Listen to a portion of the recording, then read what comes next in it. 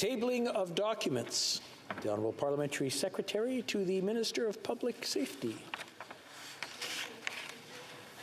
Table in both official languages the 2021 annual report of the Office of the Correctional Investigator as required under Section 192 of the Corrections and Conditional Release Act. I'd also like to thank the Correctional Investigator for his continued good work. I'm also tabling the response to 20 recommendations directed to the Correctional Services of Canada, Public Safety, Treasury Board Secretariat, and the Prime Minister for permanent referral to the Standing Committee on Public Safety and National Security. Dépôt de projet de loi émanant du gouvernement.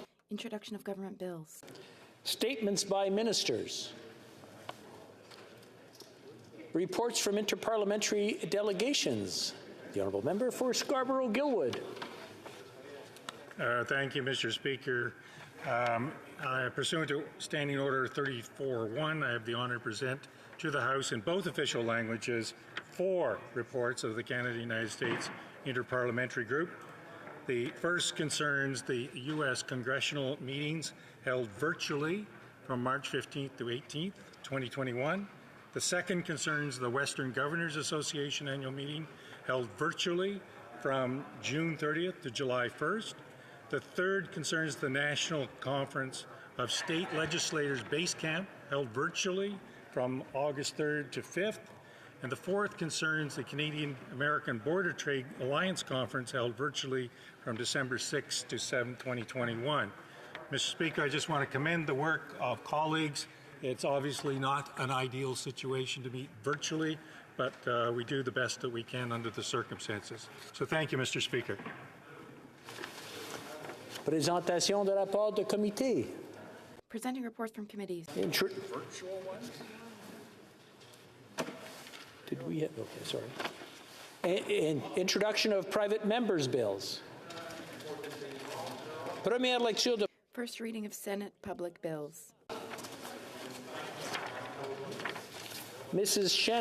Shanahan, seconded by Monsieur Seri, moves that Bill S-207, an act to change the name of the electoral district of Châteauguay-Lacolle, be now read a first time.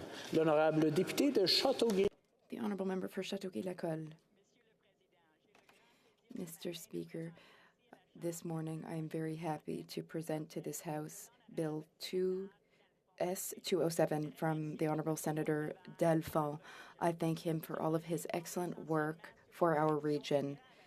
This bill seeks to rectify a major error, which is an injustice to the people of my riding. You will remember, Mr. Speaker, that 3 years ago I succeeded in having my bill approved to change the name of Châteauguay-Lacolle to Châteauguay-Les-Jardins de Napierville. I don't have time to repeat all the reasons why this change is so very important for my constituents, but the municipality of Lacolle is not even in our riding. I think that should be reason enough to convince the members that we must change the name. Mr. Speaker, now we are back in the House, and I humbly ask all of my colleagues to vote in favor of S-207 to change the name to Châteauguay-Les-Jardins, Napierville. This motion is deemed adopted. Ce projet de loi sera-t-il lu une deuxième fois? Will the bill be read a second time? Une séance de la Chambre. At the next sitting of the House.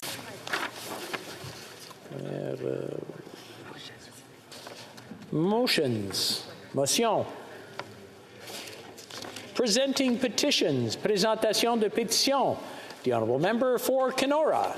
Thank you very much, Mr. Speaker. It's an honour for me to present a petition today signed by Canadians from across the country concerned about the issue of forced human organ trafficking.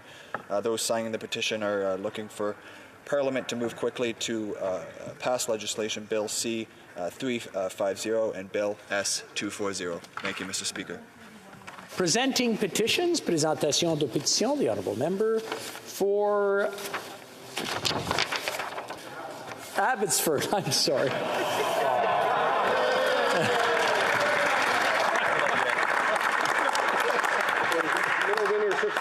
Well, Mr. Speaker, that was a moment of levity, but the petition I'm going to present is not humorous in any way. The petition I'm presenting and tabling today, Mr. Speaker, has to do with something just terrible, which is the harvesting of human organs from individuals who have not given their consent. So think about it. Any organ within your body, somebody taking that without your consent, you can understand the implications for that. So we still do not have in Canada any criminal legislation that would ban the practice of going abroad, paying for organs that have been harvested from individuals who have not given their consent.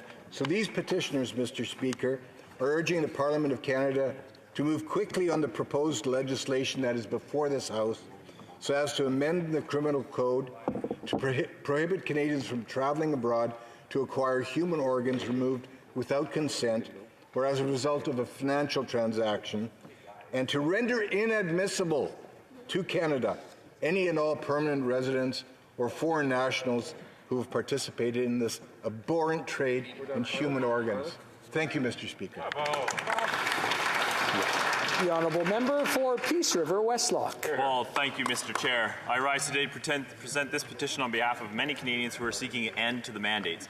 Vaccines should never be used as a political tool to wedge, stigmatize, or divide Canadians. The petitioners state that they're opposed to the vaccine mandates and want to ensure that people are not forced to decide between their job and a jab. The petitioners are calling on the House of Commons to end all vaccine mandates. Thank you, Mr. Speaker. Presenting petitions. Présentation de pétition. The honourable member for Kitchener Centre. Thank you, Mr. Speaker.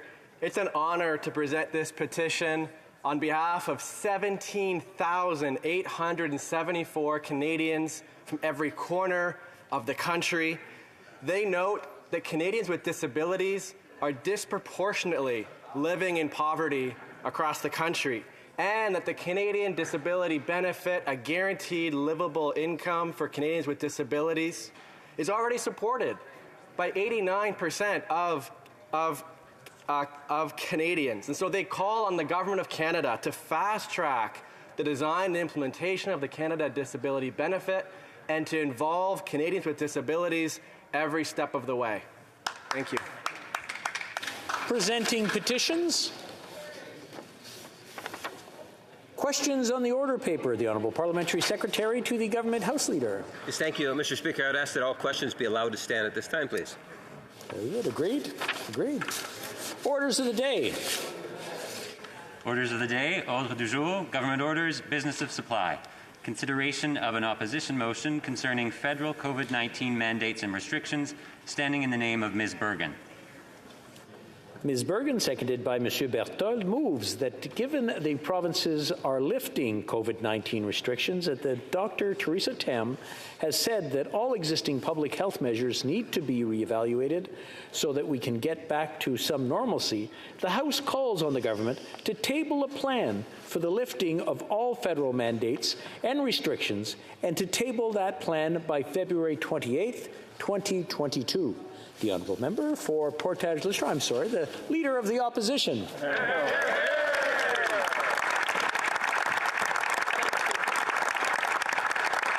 you, Mr. Speaker, and I will be splitting my time today with the member from Mégantic-L'Arabe. Mr. Speaker, I rise today in this House to support our Conservative motion to end the lockdowns and restrictions that the Prime Minister and the federal government have placed on Canadians. Conservatives believe it is time to follow the science and the evidence. Yes. We believe the government must present a plan to quickly end the lockdowns and restrictions. Other countries are doing it, provinces are doing it, and the Liberal government needs to do it. The Prime Minister has used the pandemic to wedge, divide, and stigmatize Canadians. This must stop. As parliamentarians, we must all come together, work together to transition to a post-COVID society as quickly as possible. Before I go any further, Madam Speaker, I want to speak directly to Canadians who are demonstrating here in Ottawa and across the country. Your protest began with truckers, and you have grown into an international phenomenon. Men and women, children, young and old, from every walk of life and every community of this country have been rallying to have their voices heard. You want your freedom back. To all of you who are taking part in the protests, I believe the time has come for you to take down the barricades, stop the disruptive action, and come together. The economy you want to see reopen is hurting. Farmers, manufacturers, small businesses, and families are suffering. I believe this is not what you want to do. We must all work together. You are protesting because you love your country and you want your freedom back. To the protesters here in Ottawa, you came bringing a message. That message has been heard. Conservatives have heard you, and we will stand up for you and all Canadians who want to get back to normal life. We will not stop until the mandates have ended.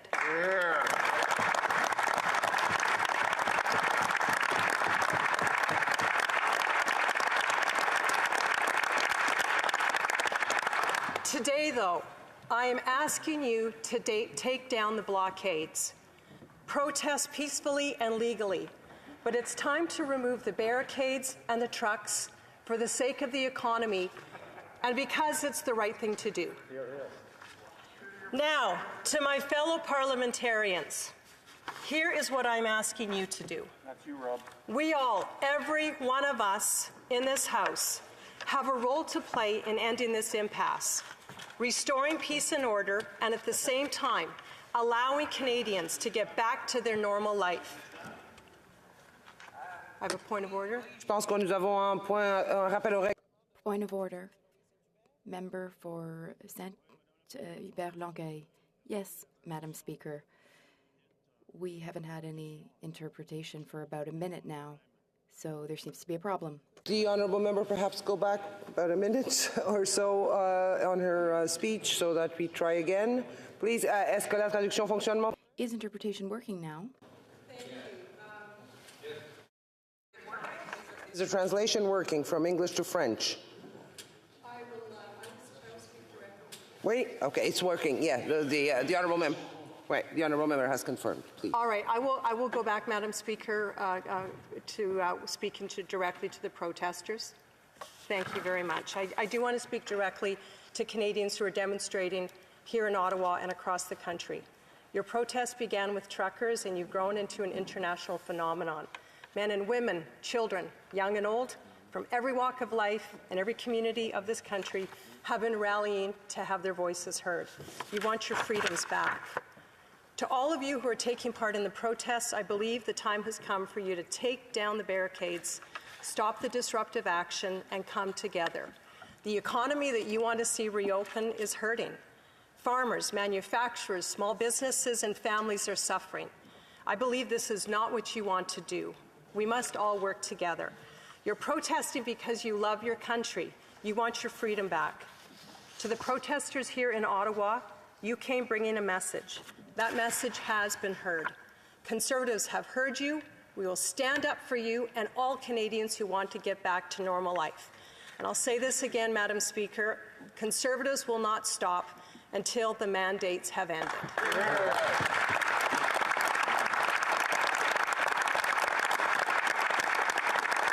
Today, though, I am asking to take down all of the blockades. Protest peacefully and legally, but it's time to remove the barricades and the trucks for the sake of the economy, and we believe it is the right thing to do. And so I now want to go to what I want to say to my fellow parliamentarians, because we have something to do. We have something that we can do here in this House. We have a responsibility. Every one of us have a role to play in ending the impasse, restoring peace and order, and at the same time allowing Canadians to get back to their normal lives. We have faith in science and evidence, and we also have faith in our fellow Canadians, faith in them to protect themselves in a way that they feel appropriate, not the way government tells them to do. Dr. Tam, Dr. Henry, Dr. Moore, Dr. Hinshaw, and Dr. Shahab all agree it's time to transition from these restrictions back to normal life. I know they have faith in science, and so should this Prime Minister. Madam Speaker, science is not a prop. It can't be pulled out and then put away only when it serves the Prime Minister's political interests.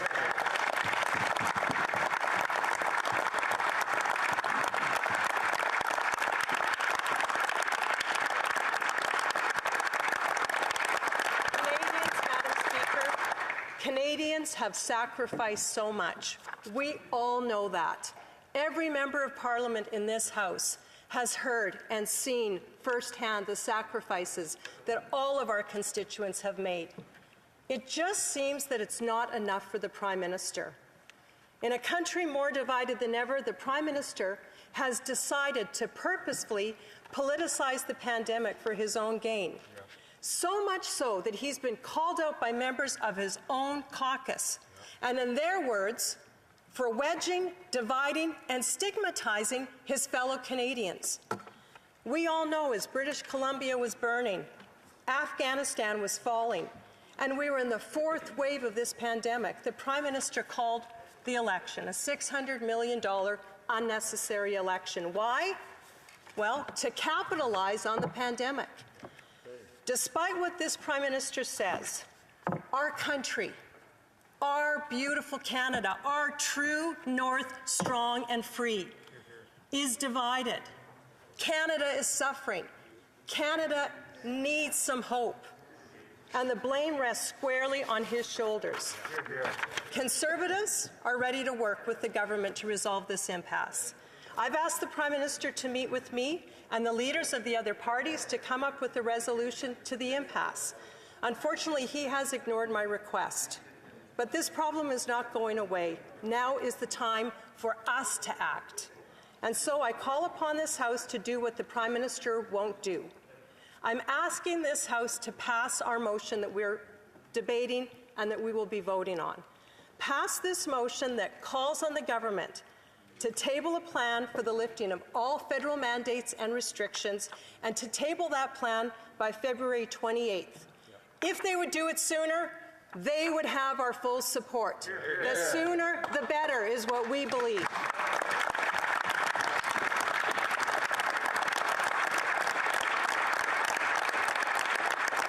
Madam Speaker, this should be a time for hope in our country. This should be a time for healing in our country. This should be a time when Canadians can excitedly look to the future, knowing the pandemic is behind us. They're going to have their freedom. They're going to have life back.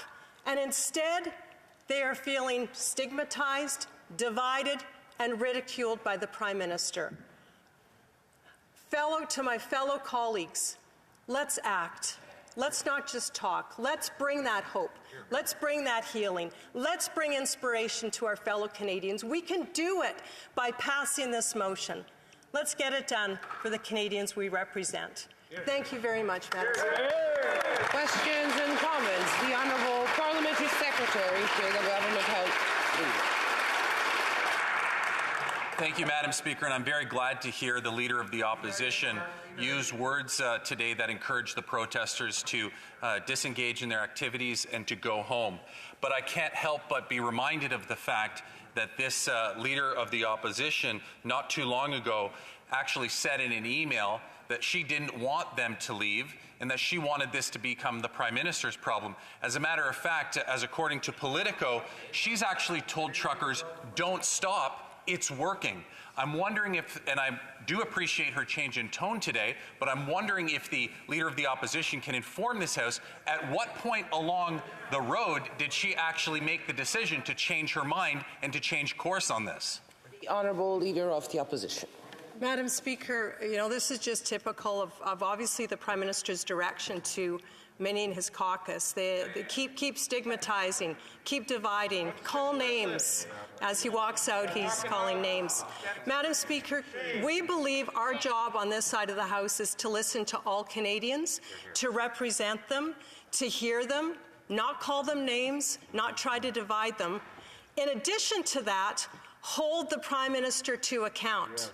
We are not here to hold Canadians to account. We are here to hold the government to account. And that's what we're doing. Honorable député de la Prairie. The Honourable Member for La Prairie. Madame la Présidente.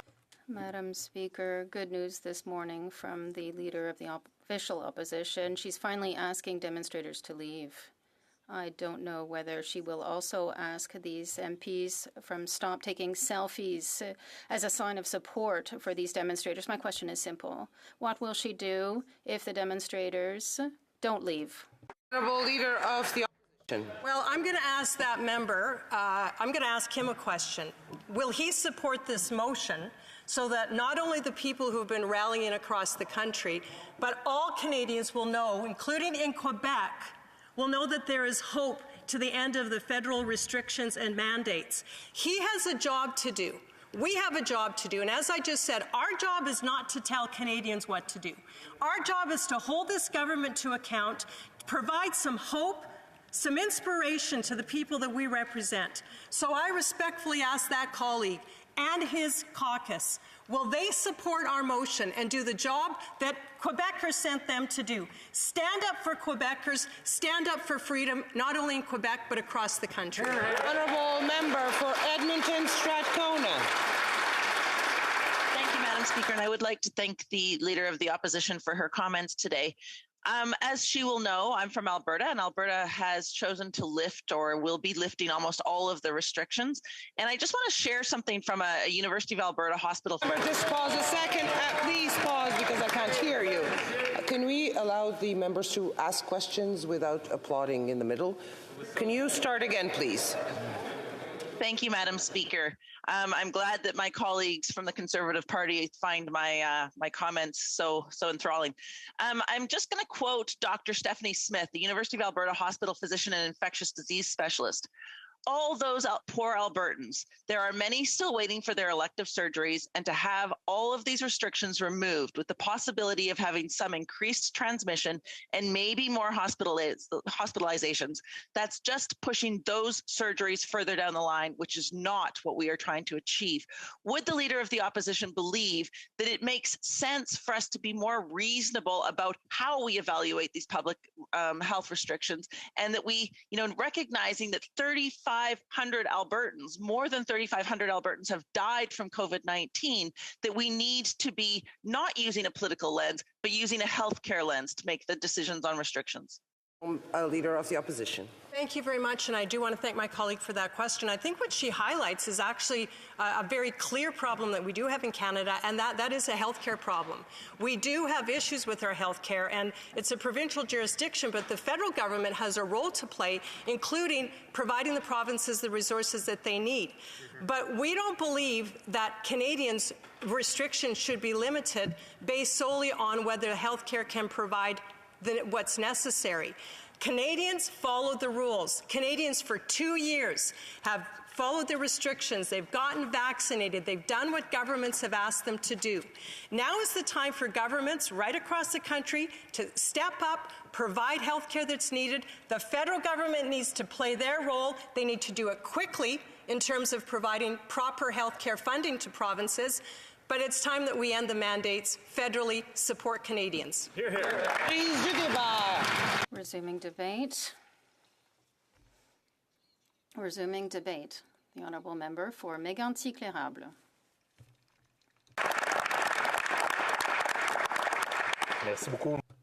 Thank you very much, Madam Speaker. 2 years of a pandemic, 2 years of efforts by Canadians, almost 2 years of health measures and quarantine. Small businesses have shut down, restaurants shuttered, opened, reshuttered, reopened. The health of Canadians, many Canadians found themselves without jobs. Life is more costly. We're talking higher prices for gas, meals, food. People have difficulty making ends meet. We also have seen the impacts of the pandemic on people's mental health. It's hard to get through it. Seniors, they're considered to be more vulnerable, yet they've been isolated from their families, their children, their grandchildren and great-grandchildren. Despite all these measures and despite the sacrifices that we've asked of them, Canadians have said that they stepped up to the plate across the country. This was a threat, and we didn't know what it was in March 2020. But we did listen to the health advisories. We stayed home. We stayed far from each other. Everybody did what had to be done. in order to try to stamp out COVID and protect ourselves and protect our neighbors and friends. We saw frontline workers deal with COVID, stand up when we were all afraid of this virus we didn't know, take care of the sick. Others stayed at work to ensure supplies, food, essential services would continue so we could continue to live without knowing really what was happening.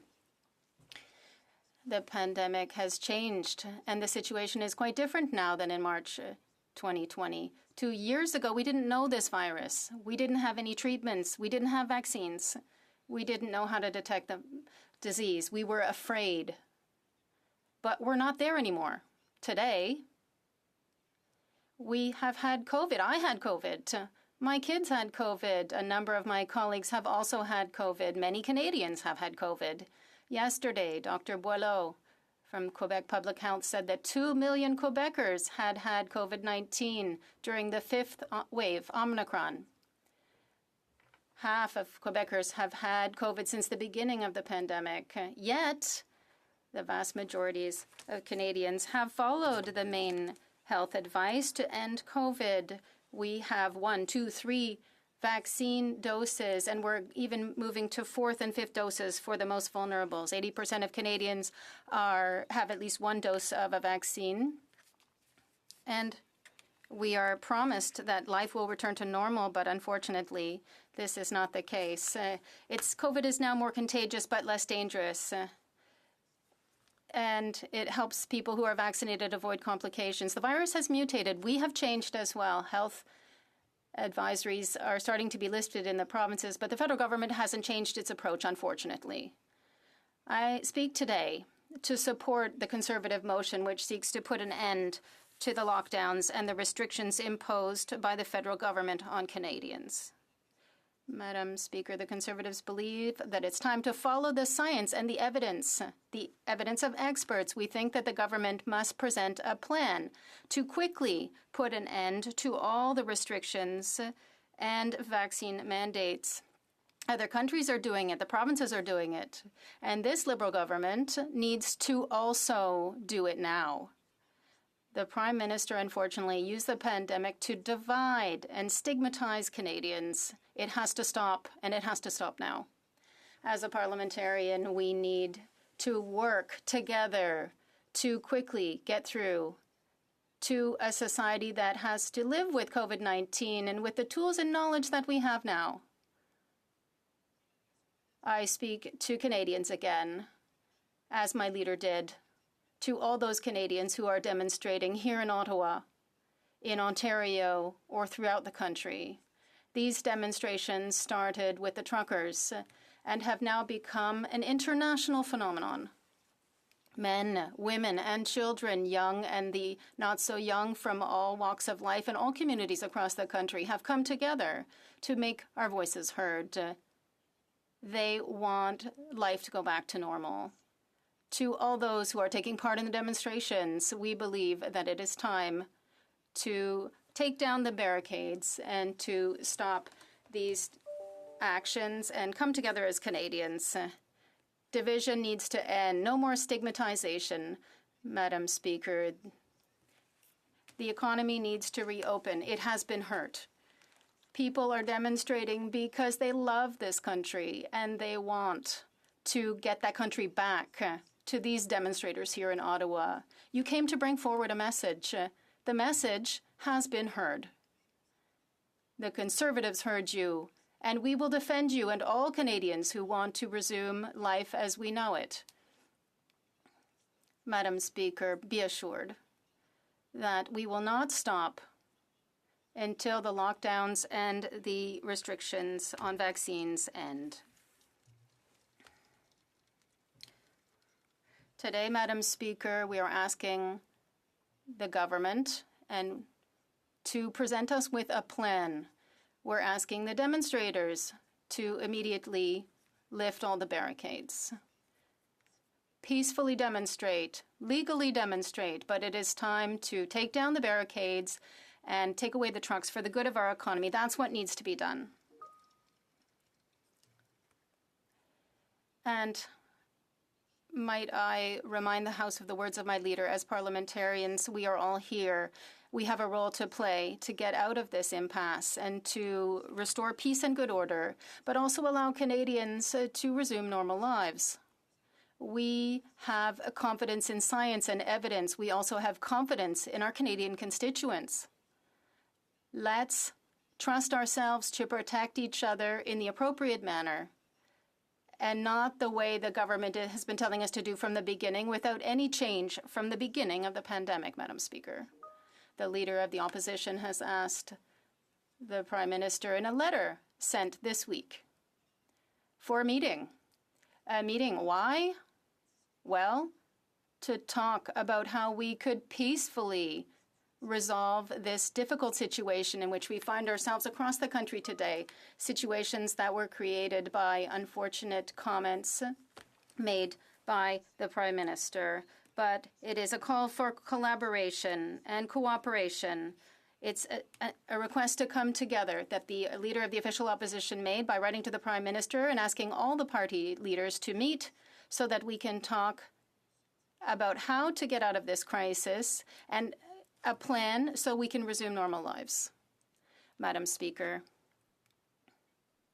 no response has come from the Prime Minister. No sign of life from the Prime Minister.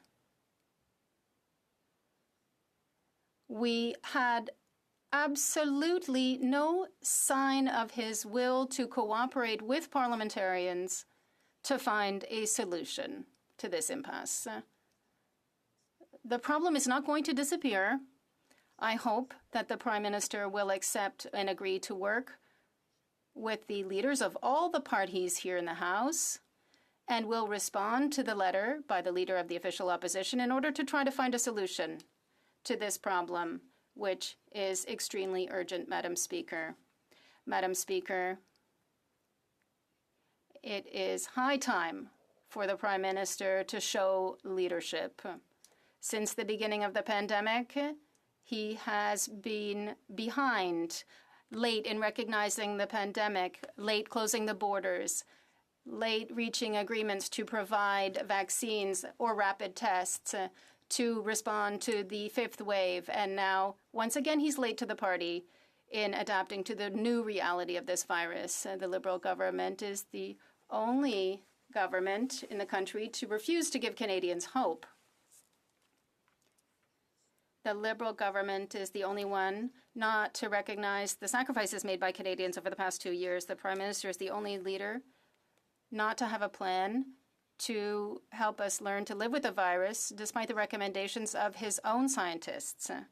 The Prime Minister doesn't have a plan to get out of this crisis. On the contrary, he even is considering more restrictions. This has to stop now, Madam Speaker, as do the blockades and the demonstrations. The message has been heard. The Leader of the Official Opposition has asked for a meeting with the Prime Minister and all the leaders of the party to talk about this, and we're asking all the other parties, even the Liberals, to support today's motion so that the government introduces in the House a plan to parliamentarians. And as the Leader said, if it happens sooner, we will support it because we all want to find a solution to this crisis. Thank you, Madam Speaker. Questions and comments? The Honourable Parliamentary Secretary to the Government House Leader. Thank you, Madam Speaker. In so many ways, the Deputy Leader of the Conservative Party is wrong. Let me talk about leadership. Leadership is when you take a look at Canada and the issue of vaccination. Canada leads the world in terms of a vaccination. That's not division. When 90% of a population is vaccinated, Madam Speaker. My question to my friend and the Deputy Leader of the Conservative Party, the last Prime Minister that was... Order! Can we show some respect? Madam Speaker, the last progressive Conservative Prime Minister of Canada, Brian Mulroney. This is what Brian Mulroney had to say about vaccination. Former Prime Minister told CTV News Question Period on Sunday that the Conservative leader go farther and show any unvaccinated MPs the door, removing them from his caucus. That's leadership. So said Brian Mulroney. the Conservatives, the Liberals, the New Democrats, the Greens, the Bloc have demonstrated leadership. Will the Conservatives today commit to showing leadership? L'honorable député de... The honourable member for Mégantic-L'Érable. Madam Speaker, we see that there is a trend from the Liberal side to throw oil on the fire. Here we're trying to find a solution on this side, together with all the members in the House, while we're trying to invite all the leaders of the parties to cooperate. Like his Prime Minister, the member who has just spoken continues to throw oil on the fire. We're far from having the Prime Minister for all Canadians, as he said he was, and even the members of his own caucus recognized that this week. Questions and comments? The honourable member for Jonquière. Thank you, Madam Speaker. I hope I'm not going to throw oil on the fire myself. God forbid. Earlier, the leader of our party asked a question to the leader of the official opposition, and she did not answer, and I can tell her immediately that we will support the motion. Now, what I would like to know is, what will the Conservatives do? Yeah, applaud me another time. What will the Conservatives do if the demonstrators do not leave? I'd like to have that answer. What will you do? What will they do if there is no leaving? The honourable member for Mégantic-L'Érable. Madam Speaker, first of all, I want to thank the members of the Bloc Québécois for supporting our motion. Like us, they feel that Quebecers have done their part. They've made a lot of sacrifices to ensure that we can get through to a next step and learn to live with the virus. Measures were announced in Quebec. A plan was announced in Quebec with specific dates to lift the restrictions. And the question that he is asking me, Madam Speaker, what will the Conservatives do? Unfortunately, Madam Speaker, the responsibility for this crisis and this situation falls on the shoulders of the Prime Minister himself. The honourable member for Rosemount-Petite. The honourable member for Rosemont-le-Petit. Thank you very much, Madam Speaker. I want to thank my colleague. Je partage certains points et d'autres un petit peu moins. On comprend que cette motion-là, elle parle aux gens, aux Québécois, aux Canadiens qui sont tannés. To Canadians and Quebecers, there's frustrations, there's... I'm sorry. Est-ce que ça commence? Is it working now? Can you hear me? The honourable member for Rosemont-la-Petite-Patrie. Thank you very much, Madam Speaker. I thank my colleague for his speech. I think he put his finger on the fatigue of Quebecers and Canadians about some measures. We've played yo-yo with them. There's frustration, exasperation. We understand that. But I find that the motion as drafted is ideological. It's quite rigid. The conclusion is written in advance. Shouldn't they have said maybe some restrictions, according to public health directives, could go on longer than others, or something to that effect? We get the impression that it's the Conservatives want a door-to-door, wall-to-wall solution. The honourable member for Mégantic-L'Érable. Thank you, Madam Speaker. I invite my colleague to read the motion carefully. We're asking the government to present a plan to direct itself towards lifting the restrictions. So we're asking the government for dates about when will they remove the PCR tests at the border, when will they remove... They have a lot of latitude. They have until February 28th to come up with a plan they should have presented months ago. So I urge my NDP colleague to read this carefully and support the motion, because it represents what Canadians want to see from their government and their MPs here in the House of Commons. Thank you, Madam Speaker. The Honourable Minister of Health. Thank you, Madam Speaker. For 2 years now, the COVID-19 pandemic has dominated our daily lives here in Canada and around the world. It has overwhelmed our healthcare systems, disrupted our economy, and transformed the way we communicate with each other every day. As the waves of the pandemic came and went, all levels of government responded with a variety of measures, from federally enforced border measures to provincial, territorial, and local mask requirements to protect Canadians and the healthcare systems that support them. The healthcare workers have been looking after us for 22 months now. These measures, based on the latest evidence, have evolved throughout the pandemic as we learn more about COVID-19 and what keeps everyone in Canada safe. To guarantee the safety of everyone. Just the hardest event we've lived through. We are all tired. Healthcare workers are exhausted. Businesses have struggled and closed down. Our mental health has declined. And there is no doubt that the most vulnerable among us, children and the elderly in particular, have suffered disproportionately.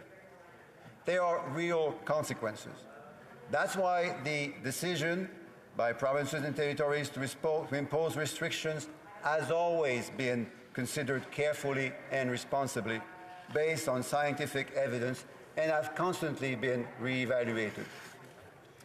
Aujourd'hui, nous trouvons. Today, we're in a very different position than where we were in March 2020.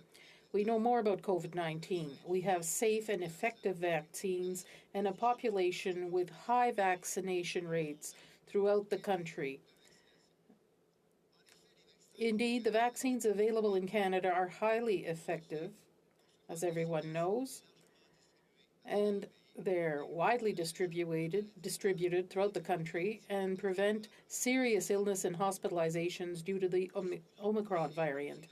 We have screening and surveillance tools that allow us to identify infected individuals and then track the trajectory of the pandemic.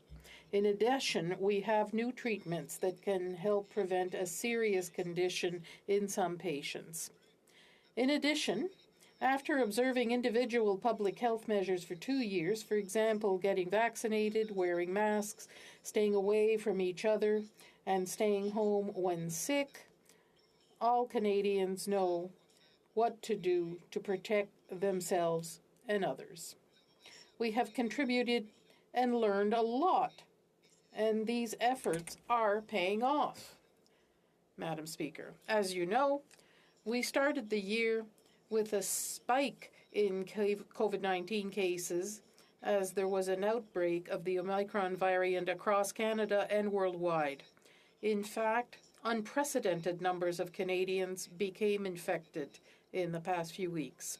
As Dr. Tam stated in her most recent update, the Omicron variant, while losing strength, is still prevalent in this country.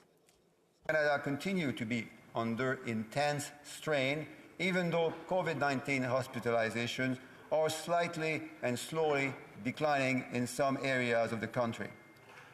Looking forward, we need to build on the measures we have used to address the Omicron wave to strengthen the approach to managing with COVID-19 while ensuring that we are prepared when a challenging new variant emerges like Omicron.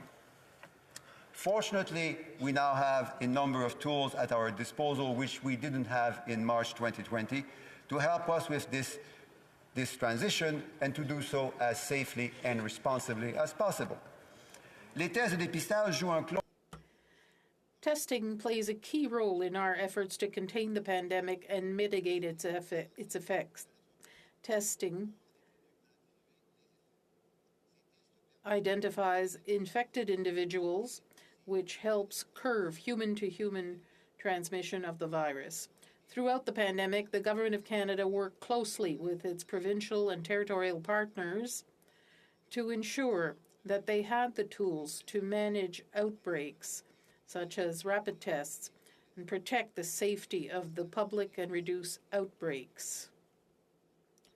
The federal government began purchasing and providing free rapid tests to provinces and territories in October 2020. To date, we have purchased over 490 million rapid tests at a total cost of almost $3.4 billion. In December alone, the Government of Canada delivered more than 35 million rapid tests to the provinces and territories, with an additional 140 million tests delivered to Canada in January. Bill C-10, an act respecting certain measures related to COVID-19. This legislation will provide Health Canada with the statutory authority to purchase up to $2.5 billion additional worth of rapid antigen tests to help significantly increase access to rapid testing across the country. This will allow schools to stay open and protect our children as well as parents and grandparents in long-term care. With this funding, the Government of Canada will put in place critical contracts in a highly competitive global market to purchase efficient and sufficient quantities of rapid tests to meet the anticipated demand across the country. Bonne nouvelle. Good news. We are also using wastewater monitoring to help understand how COVID is spreading in communities. By taking samples of a community's sewage for testing, we can determine if the virus is increasing or decreasing in that community. For example, the detection of COVID-19 in sewage can precede a major outbreak, providing an early warning to public health authorities of the presence of this virus and its variants. Government of Canada scientists are working together on a community-based wastewater surveillance program that will be implemented in 65 locations across the country. Samples collected are sent to the Public Health Agency of Canada's National Microbiology Laboratory for analysis and detection of the virus causing COVID-19 and its variants of concern, if present.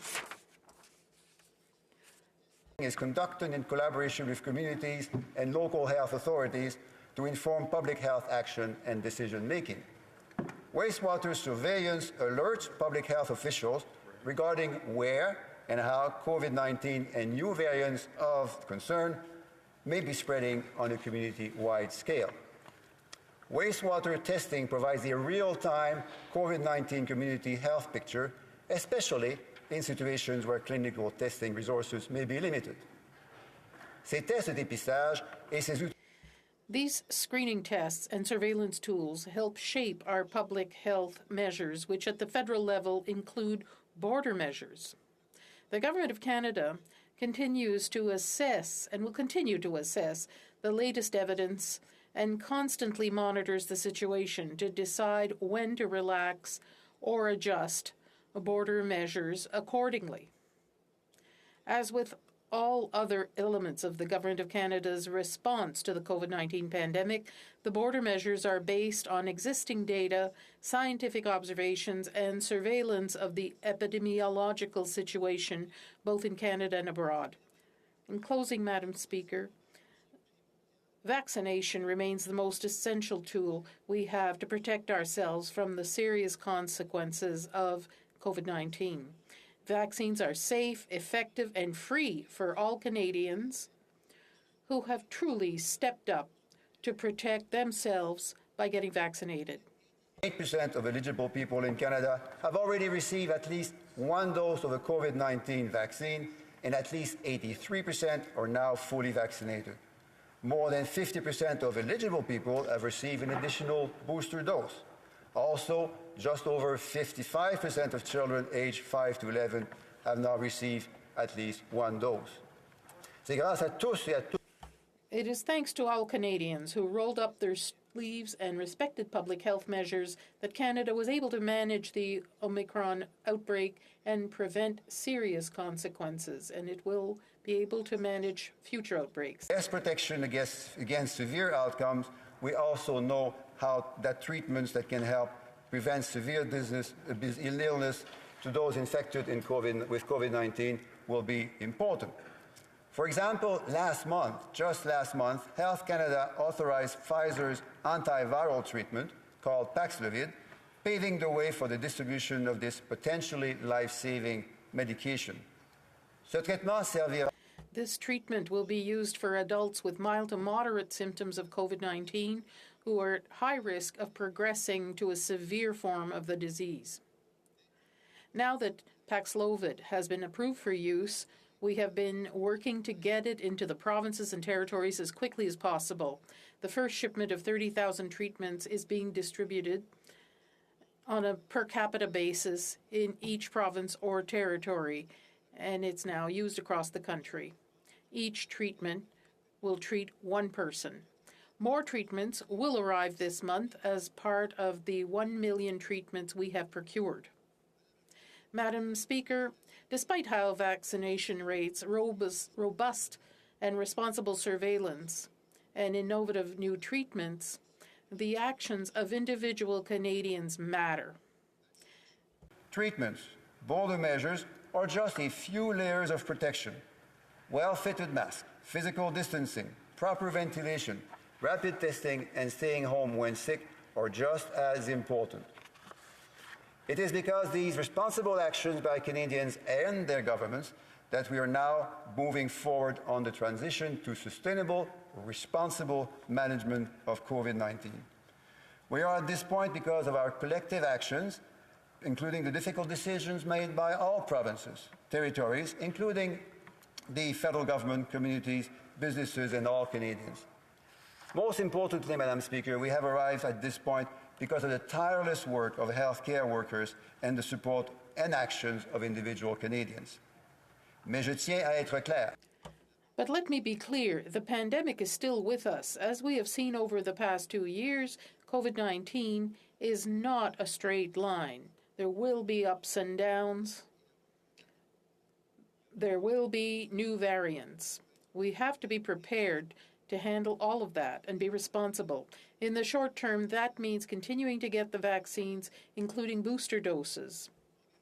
About 6 million eligible people still need to get their first or second dose of a primary vaccine series.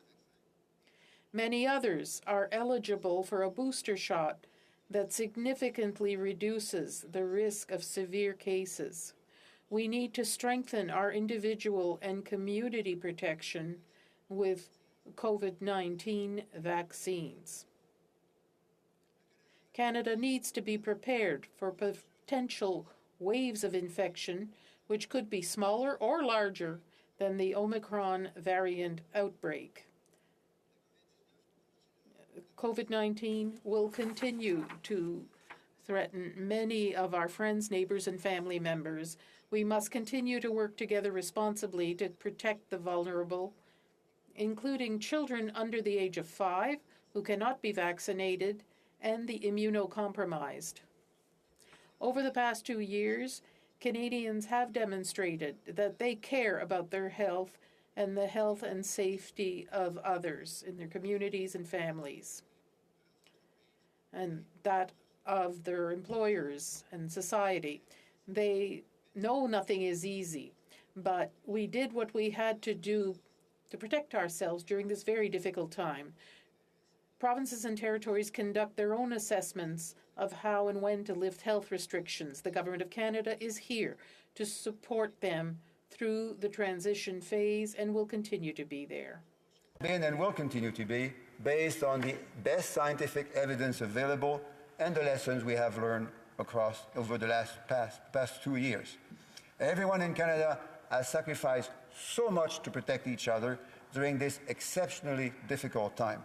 They should expect nothing less from us than a thoughtful, evidence-based approach, responsible, moving forward, that continues to protect everyone as we prepare for the next phases of the pandemic. And we will deliver on those expectations. Merci, Madame la Présidente. Thank you, Madam Speaker. The honourable member for Calgary-Nose Hill. Thank you, Madam Speaker. As the Minister mentioned, Canada now has vaccines, therapeutics, and tests. We are beyond the stage that we were in March of 2020. In fact, we're in year 3. The reality is that many restrictions are still in place as a stopgap because this government has failed to use its convening role to address a fundamentally broken healthcare system in Canada where a few hundred patients can overwhelm an ICU. As well, the government also needs to address the fact that it shuttered the early warning system, which left our borders in a state where they're trying to justify continued restrictions.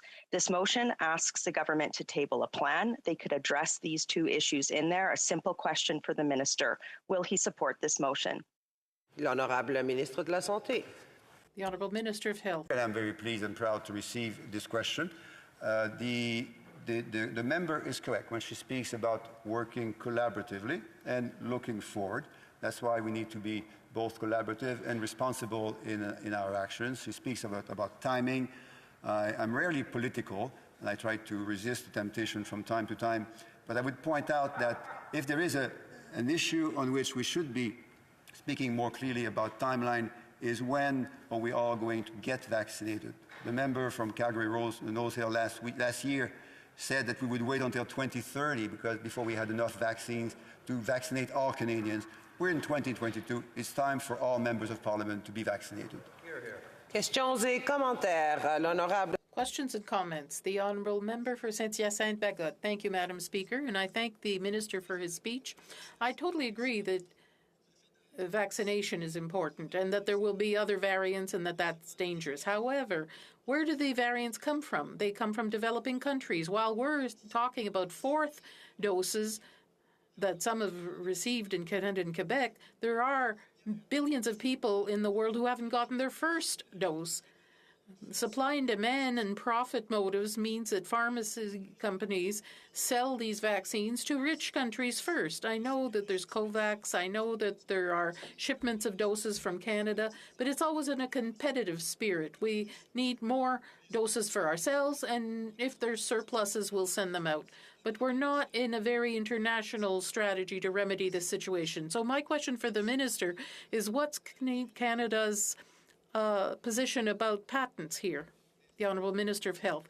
Thank you, Madam Speaker. I wish to congratulate the member for Saint-Hyacinthe-Bagotte. I'm sorry. A very good riding. I know it well. I have friends who live there.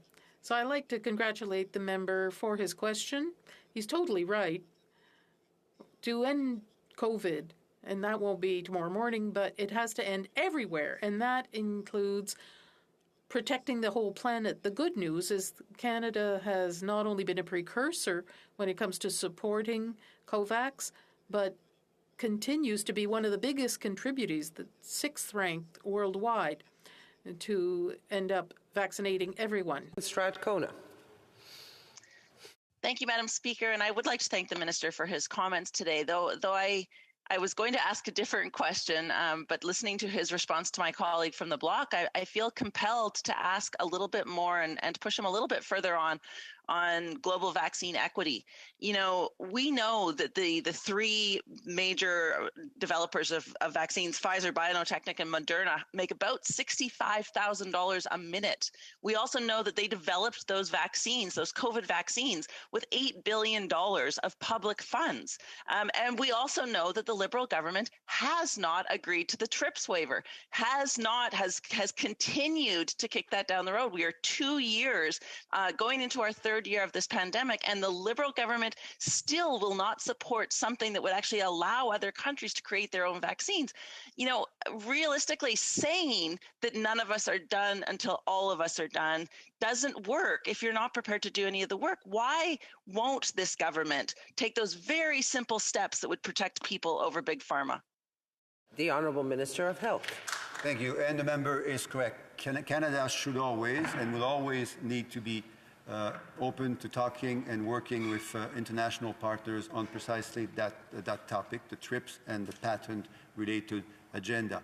What I'm going to add, too, in relationship to the previous question, is that Canada has committed 200 million doses of vaccines in 2020. Already half of those vaccines have been delivered. We, in addition, committed to $2.5 billion in additional assistance, because it's not only the product, the vaccine itself that is needed, it's also the technology, the infrastructure, the healthcare resources, the communication campaigns where there is vaccine hesitancy. So it's a combination of being strong on the products, being strong on the international agenda, and being strong on the support that is needed to make sure that everyone in the world gets vaccinated and is being protected against the serious disease.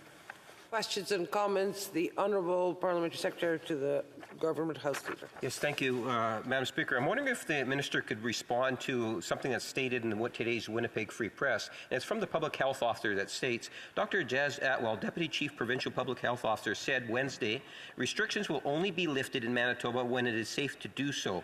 A handful of individuals who protest have no bearing on what public health recommends. Atwell said at the COVID-19 media briefing, it is as simple as that. And I'm wondering if he could just provide why it's so important that we listen to healthcare professionals. Minister of Health. Thank you to my great colleague and friend. Three things. First, now, healthcare workers have been burdened and stressed over the last 22 months. When we discuss these things, we should always have them in mind. No, we need to look after them because they care for us. The second thing is that to end restrictions, to end lockdowns, which are decided upon by provinces and territories, we need to understand that the only way to do this sustainably is through vaccination. And the third thing, therefore, is again inviting the new leader of the opposition to ask all members of her caucus to be vaccinated. The Honourable Member for Selkirk, Interlake, Eastland. Thank you, Madam Speaker, and I want to thank the Minister for his speech. And first and foremost, I want to say that I unequivocally say that it's time to end the blockades, especially at our international borders. It is hurting our communities, it's hurting our farmers, it's hurting our businesses, and our economy needs to recover. And I know that none of the people that are blockading are wanting to hurt their fellow citizens, but it is starting to be that way, and I ask them to remove those blockades. I would also say this, that I unequivocally also say it's time to end the mandates and the restrictions. As the Minister knows, this has been hard on mental health of many, many Canadians. It has divided families. It has discriminated against those on their personal health choices. And we know that this is not good for our recovery. So the Minister spoke for 20 minutes, and he never once talked about having a plan to end these very punitive restrictions, as well as these divisive and discriminatory mandates. When will there be a plan? Honourable Minister of Health. Thank you, Madam Speaker, and thank you to our colleague. I think he demonstrated a sense of leadership, which his leader just had shown earlier, that asking for the blockade to be taken down is the right thing to do, certainly now, and was the right thing to do also earlier since that started. The second thing he mentioned is mental health. About half of Canadians report that their mental health has deteriorated over the last months, and he's right. That's a sign of the tension, the fatigue that comes with moving with COVID-19. And the third thing I would mention is that as we work together and recognize that no one is able to declare, no politician is able to declare COVID-19 to end at a particular point. That's not possible. Science will tell us that. So until science tells us that, we need to keep being responsible and protecting ourselves for future waves and variants of the pandemic. The Honourable Member for Thérèse de Blainville. Thank you, Madam Speaker. I have a question for the Minister about his recent remarks. Question, can you give some predictability in your measures? The Honourable Member should speak through the Chair. Yes, thank you, Madam Chair. It's been a long time since I saw you. So this is what we want. People want predictability. We can all agree that vaccination is an essential tool and that measures have helped. Our vaccination rates are rather high in Canada. When, though, will the federal government lift some measures? What indicators will they base their decisions on? Is there any predictability? I must allow the Minister to reply because the time is running out. Thank you, Madam Speaker. There's one thing that is not certain. There's some uncertainty with regard to COVID-19. COVID-19 was an incredibly unpleasant surprise to us all, and it is not over. Vaccination is one of the many tools to help us, but it is in fact the most effective tool to help us protect ourselves from future waves. We're resuming debate. The Honourable Member for Jonquière. Thank you very, very much, Madam Speaker. I'm happy to rise to speak today.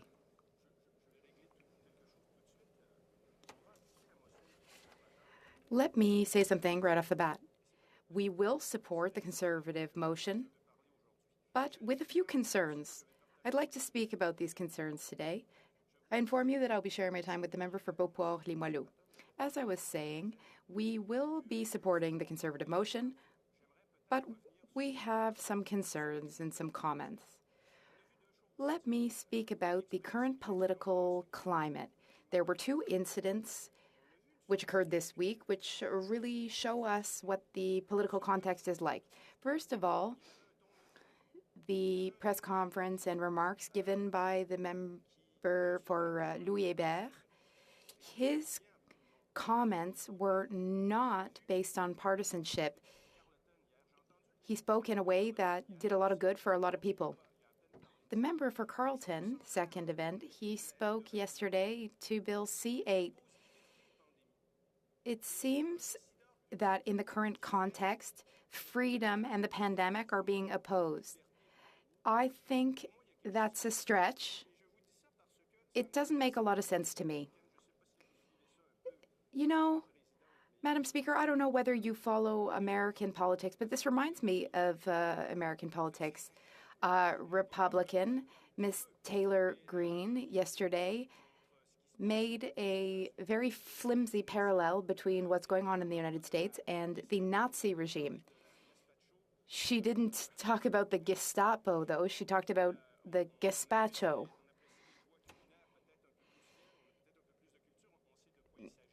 Now, we know the real terminology. We know what Gazpacho is.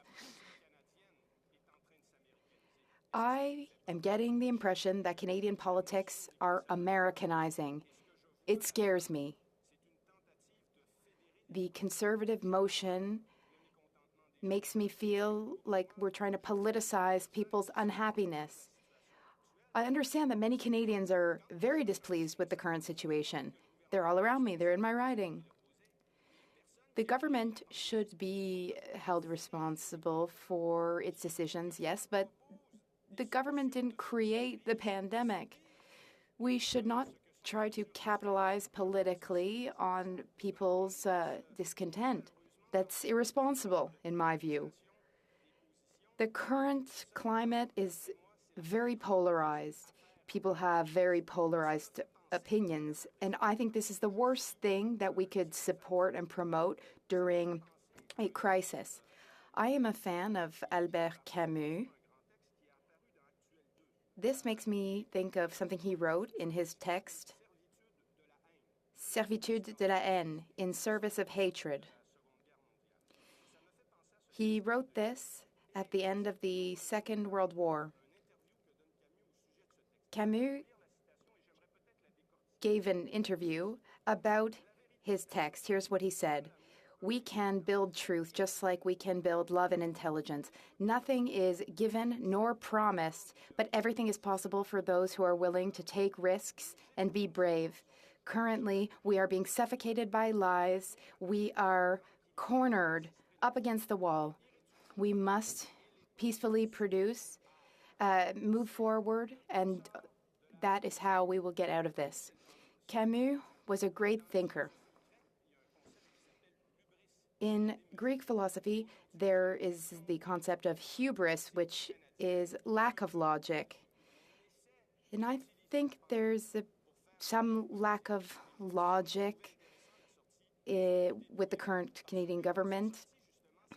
The member for Louis Hébert, though, in his conference, he tried to be reasonable, rational, logical. He said that perhaps his political party might bring forward reasonable measures.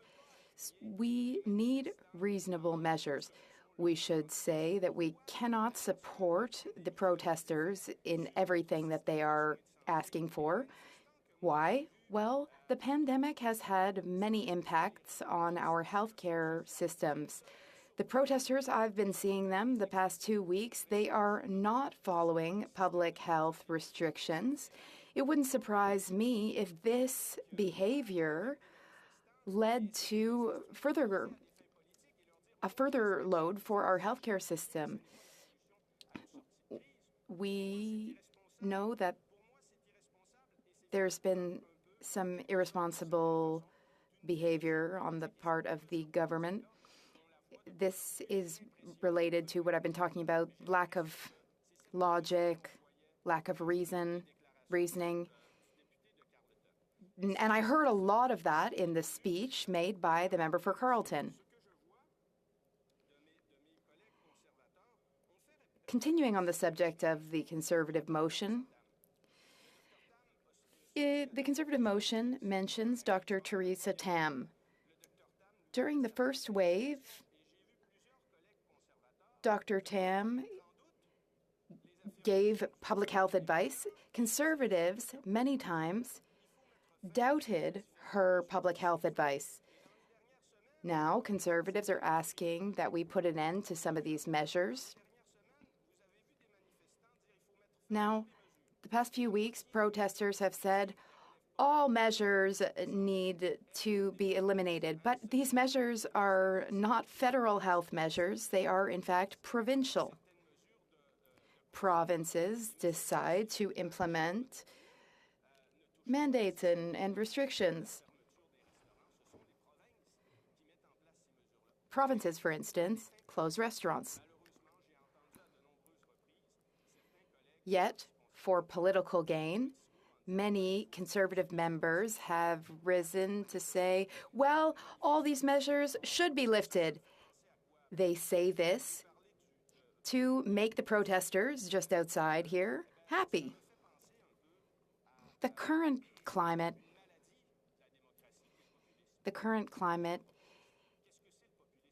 it reminds me of populism, which is a disease that democracy can catch. Populism, what is it? It is defined as proposing very, very simple solutions, oversimplified solutions to complex problems. We can't end the pandemic by standing up on the rooftop and shouting, "Freedom!" If we want to get through the pandemic, we must follow science. The very worst thing that public policy makers could do is to use science for partisan gains, to wield science for their ends. This motion from the Conservatives refers to Dr. Tam. I get the impression that the Conservatives are trying to use science for ideological reasons. Now, there are certain restrictions on our personal freedoms. It's very unfortunate, but we're in a pandemic, so we have to accept that. But the very worst thing that policymakers can do is to use science for ideological purposes. This is becoming increasingly common these days. For example, when it comes to global warming, I'd love to hear what Conservatives have to say about science in the context of global warming. Science should not be used for ideological reasons. Why not? Because it increases cynicism among Canadians. And populism feeds on cynicism. Cynicism manifests itself as doubting and distrusting our institutions. And we do see some of that these days. The Conservatives seem perhaps to enjoy that. So as I said, we will support this motion, but with great concern that the Conservatives seem to be instrumentalizing Dr. Tam. Questions and comments? The Honourable Health Minister. Thank you, Madam Speaker. I'll be very honest. I very much agree with the member for Jonquiere's comments. He says that we need to take logical measures, we need to be responsible, we need to fight populism. He chose his words well.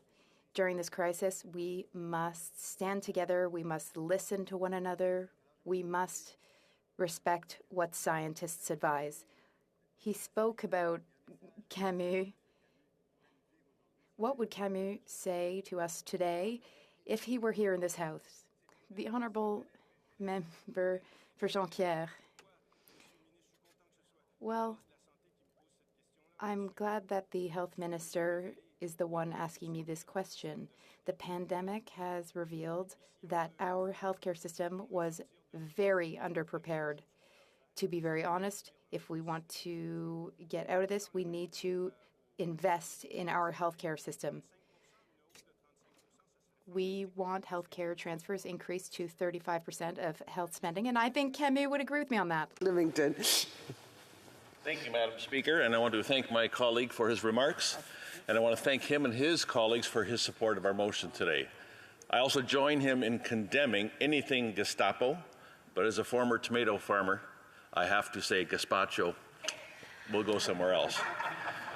Chatham-Kent-Leamington is the home of tomato production in Canada, a huge greenhouse sector, $500 million of annual farm gate production a year, and it is being interfered with dramatically by the blockade. I'll join my colleagues' voices today in calling for both the end of the blockade and an end for the mandates.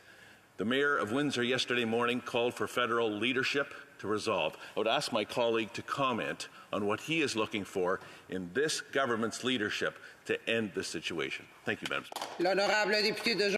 The honourable member for Jonquière. I thank my colleague for his question. There are two positions we should avoid taking, in my opinion. The Conservatives have heavily criticized the government. In their criticisms, they say that the government is insulting protesters. We should perhaps avoid that. I agree with my colleague, but we should also avoid making them very angry or fueling the flames. And when we support them, shouting freedom, freedom, we are encouraging them and doing absolutely nothing to calm down the crisis. We should take a reasonable approach. We should neither fan the flames nor insult the protesters. Merci beaucoup, Madame. Thank you very much, Madam Speaker. And I want to thank the member for his speech and his words and his tone. I don't know Camus' works very well, but I listen very attentively to Theresa Tam's statements, and I appreciate the thoughts on the subject of how the Conservatives sometimes criticize and other times support what Theresa Tam says. I would like to ask the member this question. Given that Theresa Tam said that we should reassess all the mandatory measures and federal restrictions, and today's motion does not propose a reassessment, but does have a conclusion that they need to be lifted and immediately lifted, does he think that this motion really reflects what Theresa Tam had said, or is there another step that needs to be taken before we do this to fit with what Dr. Tam proposed? The honourable member. I understand what my colleague means. I have some reservations as well with regard to lifting the mandatory measures. It must be done based on the situation. If we wind up in a new wave, if we have the difficulties that we can't foresee, well then, unfortunately, we'll have to limit the spread with measures. I would say to my Conservatives colleagues that they should be clear in the motion to take into consideration the situation. It could be interesting. My colleague has raised this concern, and I have that concern as well. Resuming debate, the honourable member for Beauport-Limoilou. Thank you, Madam Speaker. We are here today to debate a very important and very interesting motion. In fact, it's important. And yet, I'm surprised we have to debate this today. In my mind, today's topic should not have to be debated because it should have been part of the plan from the start. After all, Canada didn't have a plan to deal with the pandemic, even though epidemiologists had been warning world leaders for almost 20 years that a pandemic was coming. That's why we have to debate a motion in order to ask the government to present a plan to lift the restrictions. I want to try to respond to two questions. Why is it important to have a plan? And what should it be in the plan?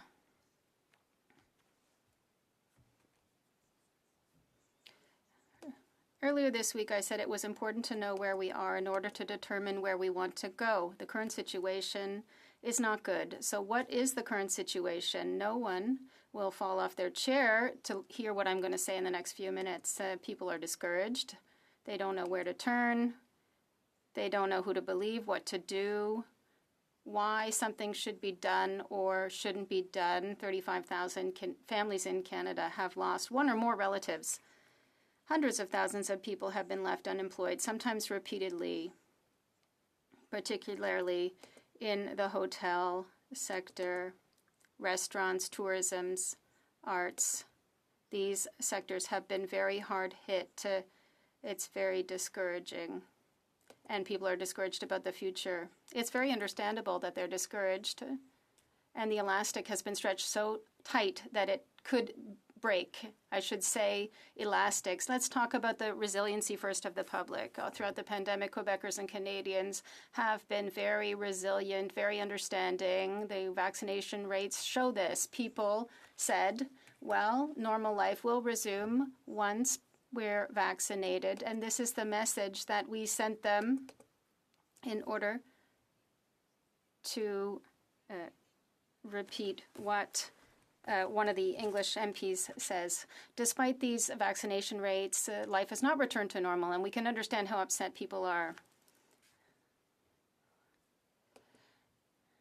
Overall, there are measures, and there is inconsistency and difficulty understanding what is being told to the public one day, and then the next day, one day, we feel like we're hearing the contrary or the opposite of what we heard the day before.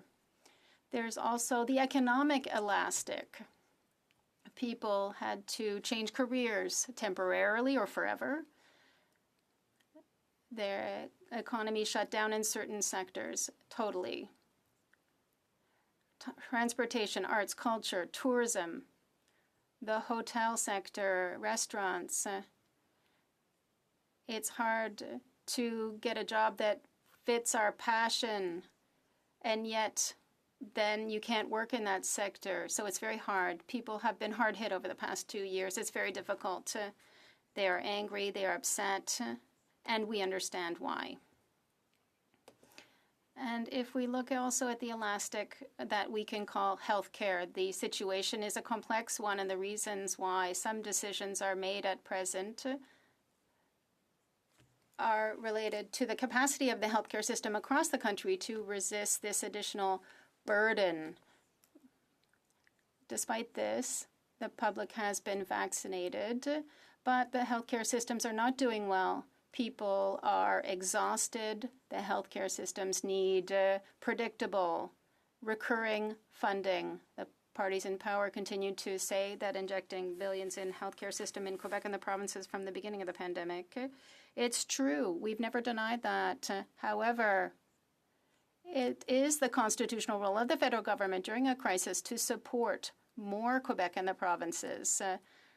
Where the rub is that for 30 years there were progressive de-investments, yet healthcare costs continue to increase year after year due to inflation, but also the aging of the population. This means that the healthcare system has been made more fragile.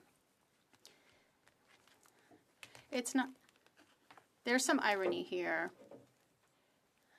People are being stigmatized and told that they didn't get vaccinated to say that that's why it's not working. Even if I encourage vaccinations, it is a choice. It's a personal choice. And it's not by stigmatizing people that the weak system of the healthcare system is going to be fixed. There is not enough money being invested by the federal government, and the federal government has not invested for the past 30 years enough. We need to look at it clearly to see the situation that exists today and admit the mistakes. In my own past, I was told, Julie, you never admit your mistakes, and that's a sign of weakness. No, it's not if we do say we're ready to work on a situation that is caused in part or in whole by our mistakes, then that's not a sign of weakness. We must have a plan with regard to healthcare transfers. The mistakes are not just made only by the party in power, but all the parties that have been in power over the past 30 years.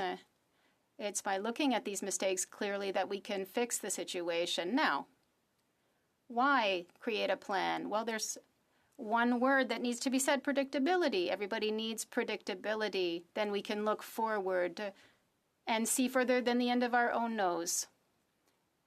And it's good to see farther. So we need to plan for the future, because this is a difficult situation. It's clear and logical and surprising that it even needs to be said. We need a plan. It makes so much sense. The motion is asking for the plan to be in place by February 28th, but a full lifting of restrictions without any planning is heading us into disaster. We need to plan. So what will be in the plan? Many, many things.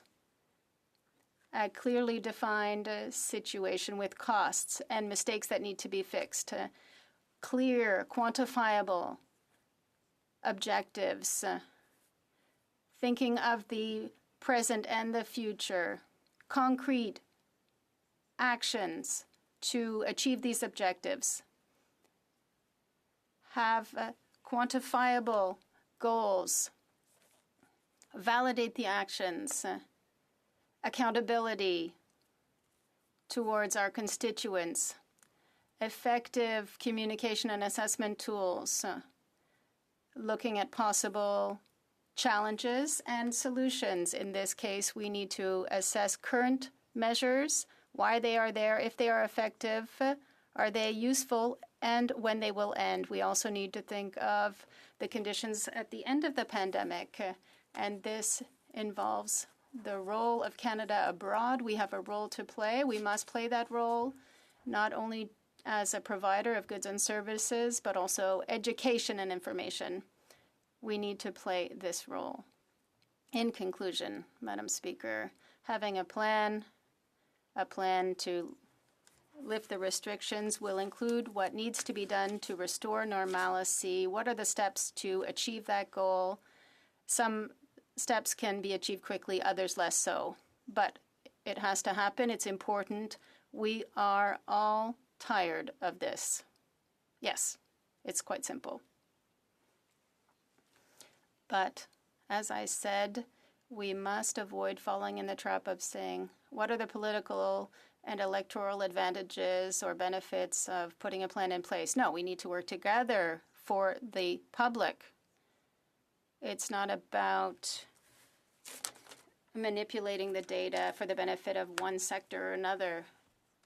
There should be no political games being played here. Thank you, Madam Speaker. Honourable member for Thunder Bay, Rainy River. Madam Speaker, the Bloc supports this motion. I can understand the opposition and the public's wanting some kind of plan and timetable.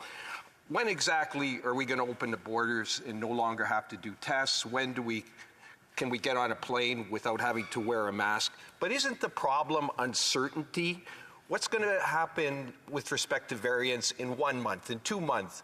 There will be other variants, but how virulent will they be? How contagious? How new will they be? Our ICUs in 1 month, how full will they be? In 2 months, how full will they be? We can't say. Doesn't it make sense that we can dial up and down the public health restrictions according to the risk at the time, not according to some preconceived timeline. Thank you. The Honourable Member for Beauport-Limoilou. Thank you, Madam Speaker. And that's exactly why I did not speak about the timeline, but rather about conditions and steps. Because, in fact, we are in a time of uncertainty, and putting a timeline is very difficult. But if we establish goals and quantifiable objectives, this will allow us to see what we're going through and what we're succeeding in doing well altogether. For Brantford Brant. Thank you, Madam Speaker. Countries around the world with lower vaccination rates than Canada are easing their COVID-19 restrictions. The trend continues in North America, where several American states are about to lessen the restrictions, and of course, we now know several provinces are doing the same. The World Health Organization recently stated that some countries can carefully consider relaxing the rules if they have high immunization rates. Canada's Chief Public Health Officer, Dr. Theresa Ham, opined that all existing health measures need to be re-evaluated so that we can get back to some normalcy. Madam Speaker, Canadians have done their part. The good citizens of my riding in Brantford Brant have done their part.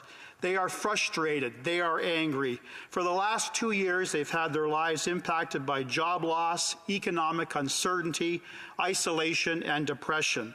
Now it's time for this government to do its part. It's time for this PM to be a prime minister for all. The member for Beauport-Limoilou needs time to respond to the question. I agree with many things my colleague has said. One, vaccination is important too.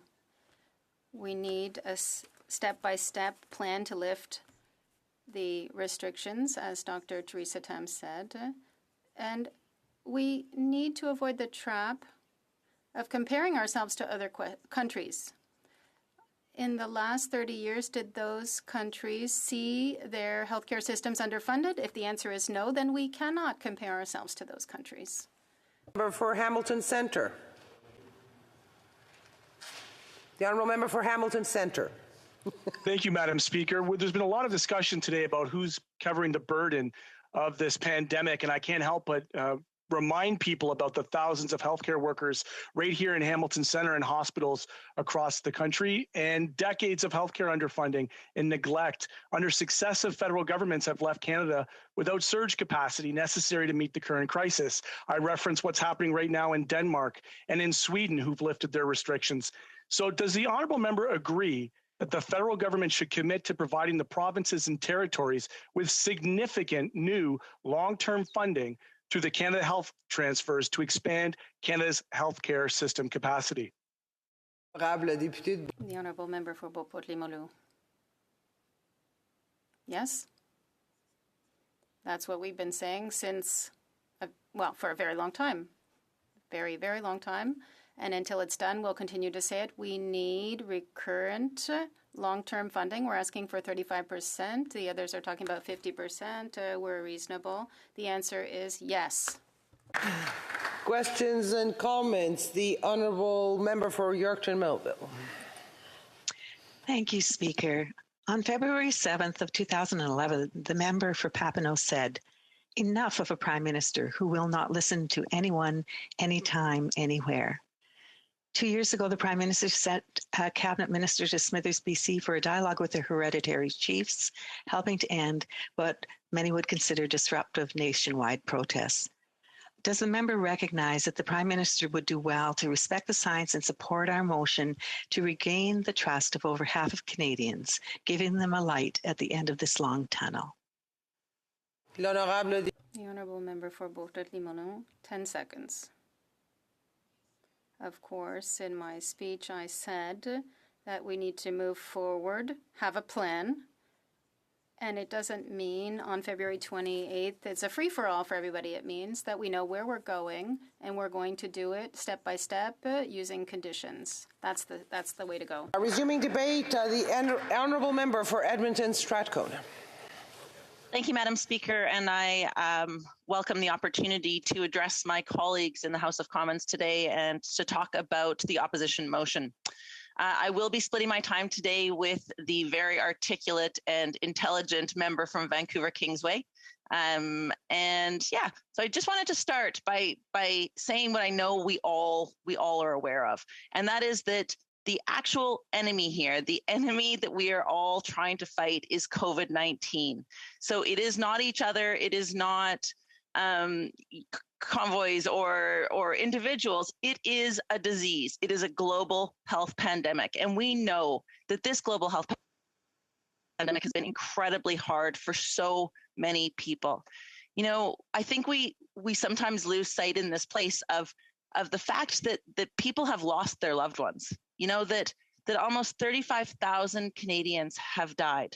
And that's 35,000 families and 35,000, you know, parents, children, brothers, sisters, friends. Over 3 million Canadians have become sick, and we still don't know what the implications of that will be for the future. You know, we are hearing from some specialists that say that 1 in 4 Canadians will have long-term impacts from COVID-19. And we have 3 million Canadians who have been sick. And that's just to date. And those are just the ones we know about. So I think it's important to remember some of these things in this place. You know, people's livelihoods have been deeply impacted.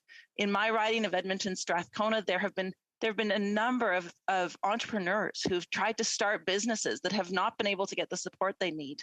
You know, workers, people that are in the artistic community. Edmonton Strathcona is the home to, you know, it is the heart of the artistic community. It's where the Fringe Festival is. It's where, you know, the Edmonton International Folk Fest is. All of these artists have not been able to earn an income, have not been able to do what they do for a living. And that is nothing to, you know, as terrible as that has been. I think we also need to consider what's happened to our teachers that we're asking to go online and offline, and the difficulties that teachers have had to deal with. The difficulties teachers have had to deal with, you know, if they have families at home that they're trying to protect. Well, they're also trying to protect our children. Healthcare workers, the immense pressure we have put on healthcare workers and other essential workers. Our overwhelmed healthcare system, the opioid crisis, our mental health challenges, all of these things are terrible, and we really do need to look at them. But we can't lose sight of the real enemy here, and the real enemy is COVID. And the restrictions, I understand, have been hard, but I honestly believe that they have been necessary. You know, a personal hero of mine is a doctor in Alberta called Dr. Vipond.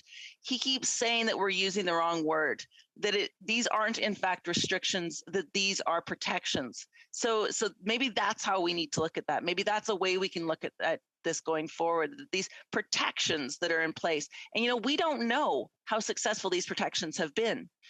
We don't know how many more people might have died if these protections hadn't been in place. We don't know how many more variants, how longer we would be in COVID-19 if these protections hadn't been there. You know, we know masks, smaller social gatherings, vaccinations, PPE, all of these things help. All of these things make it easier for our healthcare systems to continue on, make it easier for us to keep our loved ones and ourselves safe. Now many of you will know that in Alberta, well, and you know, in fact, some of my Conservative colleagues enthusiastically cheered earlier today that Alberta is lifting or will be lifting all of the protections.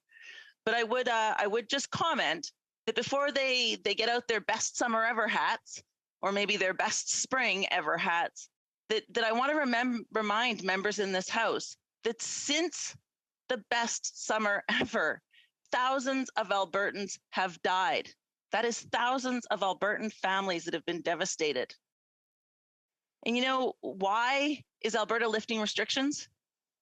Alberta's lifting restrictions because a handful of angry men have blocked our border, and the Premier cares more about what those truckers, and I use those air quotes very, very deliberately, those truckers think, rather than the health and the wellness of the people of Alberta. Madam Speaker, we have a Premier who is more concerned about his polling numbers than he is in enforcing the actual laws that he put in place. You know, Bill 1 is the first law Premier Kenney put in place. He's not interested in using it because that law was never intended to be used against people that vote for Premier Kenney. That law was intended to be used against Indigenous people. That law was intended to be used against people protecting our climate. You know, COVID-19 does not have to be a death sentence. Yet in Alberta, you are now more likely to die of COVID than heart disease, lung disease, or any other single cause except old age. And why is that? In a word, it's because of politics. Because in Alberta, we have a premier who cares more about his poll numbers than about the health and well-being of Albertans. Public health should not be a subject to the whims of politicians. Public health must be guided by science, and the science on COVID is very clear. Vaccines work. Masks work. Restrictions on indoor gatherings work. We should be using every tool we have to prevent the loss of life and long-term impacts of COVID. Because knowing that long COVID is with us, knowing that the impacts are going to be with us for a long time, our healthcare system is going to be spending resources on COVID long after this virus is gone. And you know, there are other solutions that we can look at. I've stood up in this house many, many times and talked about vaccine equity. I have talked about how important it is that Canada play a role. We all know that there is no way that we are going to get out of this pandemic in Canada while we fail to ensure people around the world are able to get the vaccines and the protections that they need. We know that. And yet we have a government right now that refuses to donate the doses that are required. You know, they're proud of the fact that they haven't even met the 50% mark of their promises almost 3 years in. They have continually failed to work with the WTO to have the TRIPS waiver waived so that countries around the world can access the recipes to make those vaccinations. You know, and they do this. I think it's so important to think about the fact that they do this to protect the profits of the pharmaceutical companies. And these pharmaceutical companies are making tens of thousands of dollars a minute. And they developed these vaccines with public dollars. You know, I saw a quote yesterday on Twitter where someone compared letting the vaccine or the pharmaceutical companies be in charge of the vaccine rollout is the equivalent of letting oil and gas companies be in charge of climate change. Think about that for a minute. We are giving the ability to make vaccines that save people's lives to pharmaceutical companies whose entire reason for being is a profit margin. So we need our government to act more on this. We need them to change the CAMR, the Canadian Access to Medicines regime. We need them to sign on to the TRIPS waiver. We need them to do more on COVAX to actually care about those vaccines and getting them out the door. We need to support people around the world to have syringes, to have cold supply chains, to have PPE. It's not the same thing to try to vaccinate someone in a rural community in Uganda as it is to try to vaccinate someone in downtown Toronto. And we need to support countries as they go through that. And you know, in addition to what we can do around the world and the role that we have to play there, we need to do more here. You know, our healthcare system in Canada has been decimated year after year after year. We should be having federal transfers that are 50% of the cost of healthcare. We don't have that anymore. That's not possible anymore.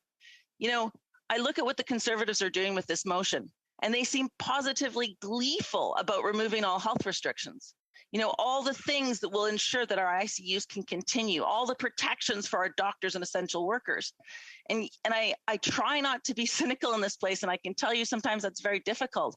But I do wonder, are the Conservatives trying to destroy our healthcare system? Do they want to see our healthcare system crumble so that they can bring in the two-tiered American-style healthcare that we've seen Jason Kenney and the UCP try to bring in Alberta? You know, we need to use science-based decision-making. We need to listen to experts. We need to see this pandemic as a global pandemic that requires a global solution. It's time to stop making this political. It's time to stop the empty words. It's time, Madam Speaker, it is far past time for us as parliamentarians to do the right thing for Canadians, for ourselves, for our children, for our parents. Madam Speaker, it is way past time for us to do the right thing for people around the world. Thank you. Questions and comments. Questions and comments. The Honourable Member for Scarborough-Guildwood. Thank you, Madam Speaker, and I thank the Honourable Member for her thoughts on this matter. I was somewhat comforted by the fact that the Leader of the Opposition said that the truckers should go home, having given for the last 2 weeks aid and comfort to lawlessness in the name of freedom. And I wonder about her thoughts about this spread of lawlessness to Quebec, to Toronto, to Windsor, to her own province, and that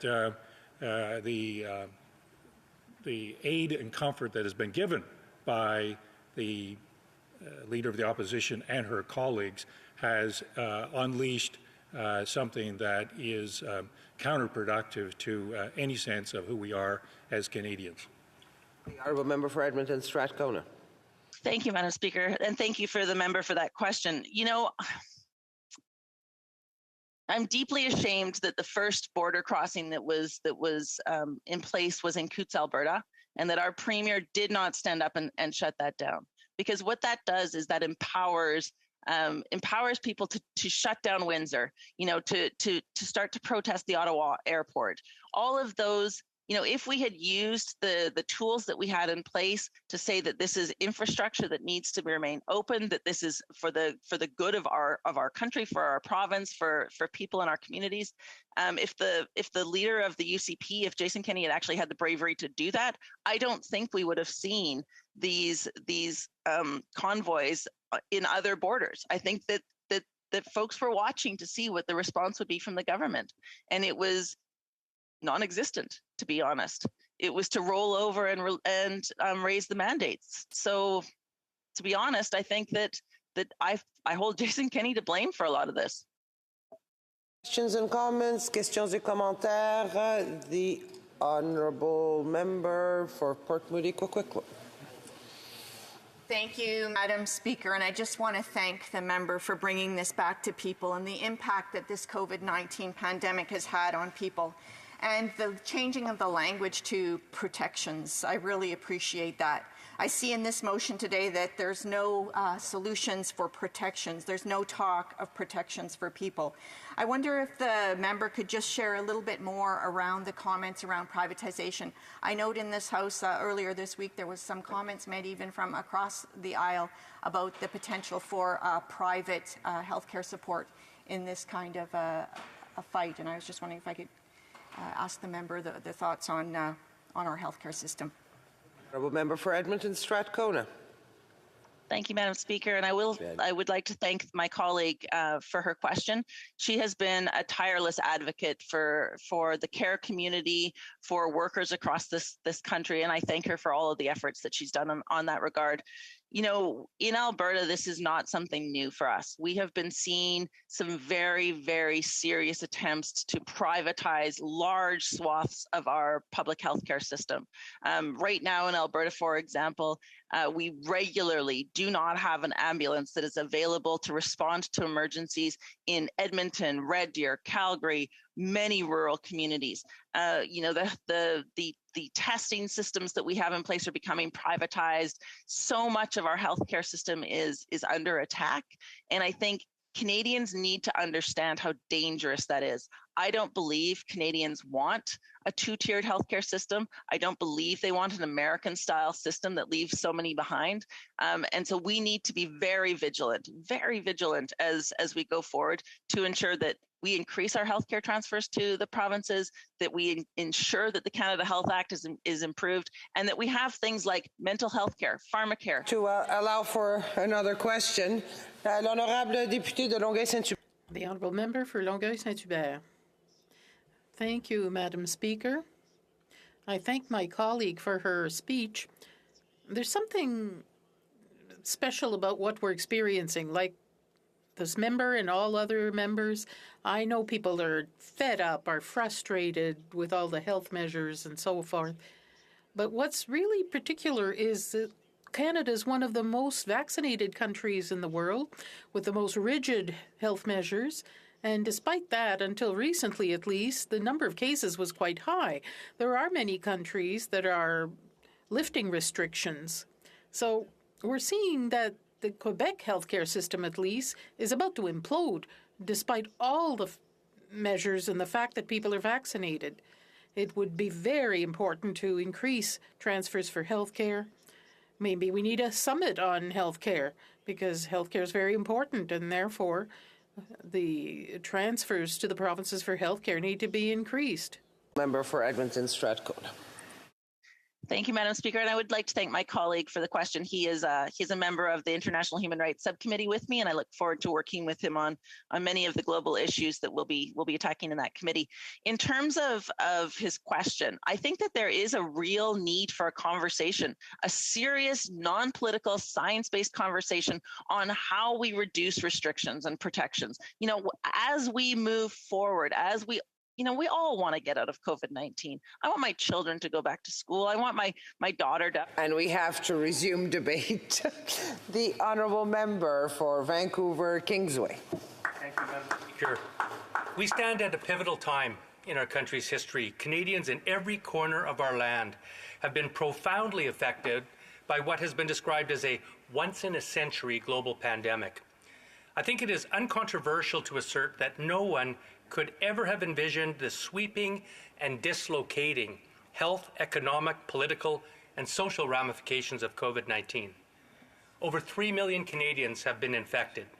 Some 35,000 Canadians lost their lives, all too frequently suffering and dying alone. Families have been separated. Important celebrations and markers in people's lives have been cancelled. Workers have lost their incomes and small business people their enterprises. Culture, education, travel, and friendships have been negatively impacted. Mental and physical health have been seriously tested. It's fair to say that Canadians are exhausted and have been challenged not only by the virus itself, but by the severe disruptions they've had to endure to respond to it. I also think it's fair to acknowledge that policymakers at all levels of government have had to act in unprecedented circumstances. We have all had to improvise at times and make the best decisions we can based on an imperfect understanding of the facts and the vicissitudes of an uncertain future.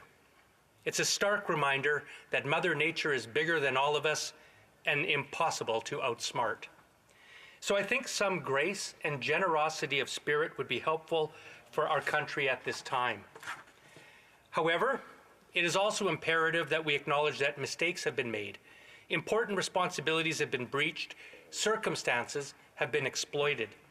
And I believe that blame is shared by every institution in our country. Government leaders have seized upon the pandemic as a political opportunity to engage in wedge politics and to seek partisan advantage. Political parties have exacerbated divisions and irresponsibly fanned the flames of insurrection. Public health agencies and officials have failed to adequately prepare our nation for this emergency, particularly unforgivable when we had previous warnings and, in fact, blueprints to do just that. Numerous policy reversals and errors were made, and certainty has been inappropriately expressed when data was unclear and developing. Large corporations have used shortages and economic vulnerabilities for excessive profiteering, and Canadians themselves have, occasionally unwittingly and sometimes deliberately, spread misinformation or hateful rhetoric online. The result? Division among citizens has rarely been so sharp. An unfortunate and irresponsible oversimplification of issues has developed. Perhaps most alarmingly, a lack of transparency has stifled scientific debate, impaired legitimate questioning, and allowed errors to persist when they have occurred. This is unhelpful, it is unscientific, and most importantly, it does not serve to improve Canadians' health or public confidence in our institutions. I believe it is time to recognize all of this and make changes where possible. We are now fully 2 years into this pandemic. Times have changed, and so have our citizens. People are much better informed and have access to data and different practices from around the world. In many cases, they can now draw upon their own experiences. They have a much sharper notion of what works and what makes sense and what doesn't. They can spot inconsistencies and identify policy reversals, of which by now there are a myriad. It's time to recognize that many Canadians have legitimate questions about the health policies and mandates that they've been asked to observe. After 2 years of the pandemic, Canadians are understandably tired and frustrated. People have been making profound sacrifices, and they want to see their federal government take leadership by telling them there's a roadmap moving forward. Now, let me be clear. Nothing justifies the spread of disinformation or the denial of science. Nothing justifies intimidating healthcare workers or holding cities hostage. While assembly, protest, and expression are cherished values in our country, we do not and cannot make policy by mob rule. Equally, we cannot abandon vulnerable people to COVID by dropping all public health restrictions overnight, as some provinces propose. That would be irresponsible and driven more by politics than by science. We know that seniors and those with vulnerable health conditions are at greater risk of becoming seriously ill if they contract COVID, and we must ensure that evidence-based public health measures are in place to protect them. While COVID is still circulating in Canada and internationally, a vaccines plus approach continues to be essential to the pandemic response. This includes layering vaccination with timed and targeted public health measures and individual protective practices. But as Canada's Chief Public Health Officer, Dr. Theresa Tam, has recently acknowledged, it is important and timely to re-examine public health measures to determine what the next step should be. New Democrats agree. We believe it is both healthy and necessary to review our current policies based on data and science and evidence, both to confirm that we are on the right track and to make course corrections where we are not. We must not hesitate to ask searching questions and follow the science. Indeed, the very essence of science is questioning. We question giants like Newton and Einstein. Surely we can question the Prime Minister and this Liberal government. Frankly, given their performance failures to date, we must do so. However, it is important to note that the motion before this House mischaracterizes what Dr. Tam stated. At a news conference on February 4th, Dr. Tam responded to questions on vaccine passports and travel restrictions by noting that the federal government is looking at a, quote, whole range of public health measures and policies, end quote, with the provinces and territories to determine what the path forward might be for a whole suite of these measures. Importantly, Dr. Tam also stated, maintaining layers of protection remains important to reduce spread, particularly as we continue to spend more time indoors over the winter and as public health measures begin to ease in areas of the country. This is prudent. We must recognize that as very high infection rates continue to challenge or exceed testing capacity, reported case numbers underestimate the true number of infections in Canada. And the ongoing high volume of COVID cases across Canada continues to place a heavy strain on our healthcare system because of increased hospital admissions and high numbers of illness among healthcare workers. This motion is fundamentally flawed. It prejudges the science by coming to a conclusion before the investigation has been completed. While all Canadians, of course, look forward to a return to normal and elimination of extraordinary public health measures, it is completely irresponsible to call for such before we know it is responsible and safe to do so. In any event, some things are very clear. In order for us to move out of the pandemic better prepared for the future, the federal government must increase healthcare transfers to the provinces and territories. This kind of federal leadership will help them address staff shortages, increase capacity in hospitals, and make sure that Canadians can get the care they need when they need it. This is a lesson of COVID that cannot wait to be implemented. We have to ensure that more beds are available in ICUs and general wards, and surge capacity is better planned. Canadians must be able to get surgeries in a timely manner and have quicker access to life-saving diagnostic tests and screenings for things like cancer. The federal government also needs to improve access to PCR and rapid antigen testing and personal protective equipment for all Canadian healthcare workers, frontline workers, educators, and households. Testing and tracing remain a core part of dealing with COVID in any scenario, as we cannot manage what we do not measure. Further, it is essential that the Liberals stop protecting the pharmaceutical industry and support waiving intellectual property rights on global COVID-19 vaccines and technologies to get the world vaccinated. Immune escape variants will continue to emerge and threaten our hard-won gains unless everyone in the world has full access to vaccination and other health technologies as they emerge. This is not just a matter of equality, Mr. Speaker. This is a matter of self-preservation and self-interest. One thing is certain. New Democrats consider ourselves to be the party of healthcare. It was through the vision, the hard work, and the determination of New Democrats across this country that our public healthcare system was conceived and built. New Democrats will never stop fighting for Canadians to have effective, evidence-based public health measures and the strong, resilient, and comprehensive public health care system that they and their families deserve. Thank you, Mr. Speaker. Questions and comments? Question et commentaire. The honourable member for Thunder Bay, Rainy River. Thank you, Mr. Speaker. The member has suggested that he supported the TRIPS waiver on patent protection for COVID-related products. This is something that I know many members of the House from all parties agree on. I thought perhaps he could speak a little bit more to that issue and its importance. Thank you. Honourable member for Vancouver Kingsway.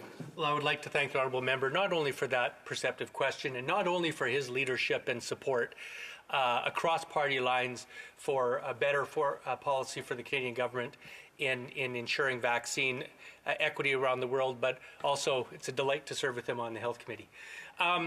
He's exactly right. Look, it is true that billions of dollars of taxpayer funds went into the development of vaccines.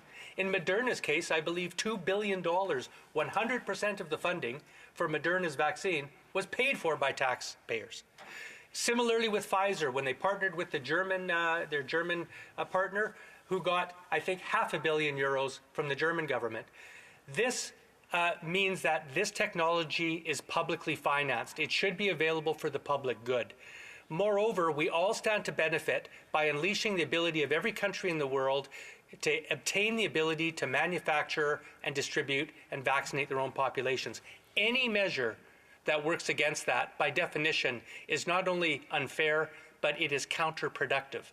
And yet Canada still, the Liberal government still, at the World Trade Organization, refuses to throw its support behind a temporary waiver of the TRIPS regulations to ensure that every country can obtain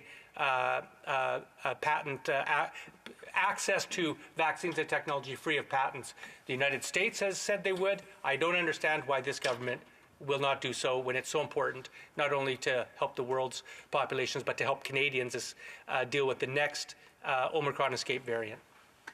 Question et commentaire. Questions and comments. The honourable member for Hastings, Lennox and Addington. Mr. Speaker, just last night I spoke again with people in my riding, a family that has made so many sacrifices and faced so many hardships. The financial, social, moral, physical and mental health of Canadians continue to suffer.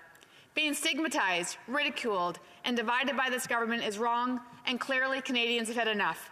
We need to listen to the science and the voices of the people that put us here and provide some hope and inspiration. That is our role as parliamentarians.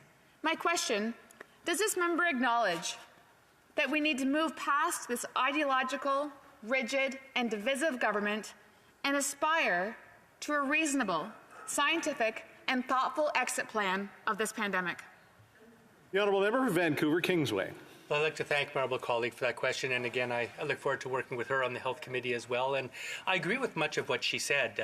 I also talk to my constituents, and I share not only their fatigue and frustration and desire to return to normalcy, but also I think a desire for a more mature discussion of the issues in this country. And I think I spoke to that in my speech, that it's time for us to recognize that there are legitimate questions about the mandates and policies that have been implemented by all levels of government. And we need to create the space for Canadians with those questions to ask them. And we also, again, have to examine these questions based on data and science. That should be our guide. Finally, I share very much my opposition colleagues' desire for an evidence-based, thoughtful government that does not exploit this pandemic, as I think this Liberal government has been accused of by their own caucus of doing.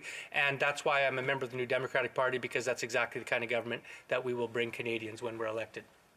Question et commentaire. Questions and comments. The honourable member for Rimouski-Neigette, Témiscouata-les-Basques. Thank you very much, Mr. Speaker. I thank the member for Vancouver Kingsway for his speech. We in the Bloc agree about health transfers. This is urgent. The federal government must act immediately to come to an agreement with Quebec and other provinces. I feel like there's a collective feeling of being fed up. My colleague explained this very well during his speech. We in the Bloc feel, of course, that to get through this, we need vaccination and we need to follow public health advice. I wonder what my colleague thinks about patents to deal with the global pandemic, because it is a global pandemic. The federal government does have a plan for border management, but if there are patents and other countries can't have vaccine access, then we might not be able to get through this. How does a colleague feel? And a short answer. Well, thank you. Well, I think I've spoken to that very important question about patents, and I agree with him that the position of the Canadian government is unconscionable in that we continue to be a barrier to waive the TRIPS waivers at the World Trade Organization. And so we're standing in the way of other countries being able to vaccinate their citizens. I do want to just speak for a moment about patents in this country. You know, at one time, the Liberal government boasted that we had the widest portfolio in the world. Well, now we have one of the narrowest. There are 4 kinds of vaccines: whole vaccines, gene therapy vaccines, composite vaccines, and another type.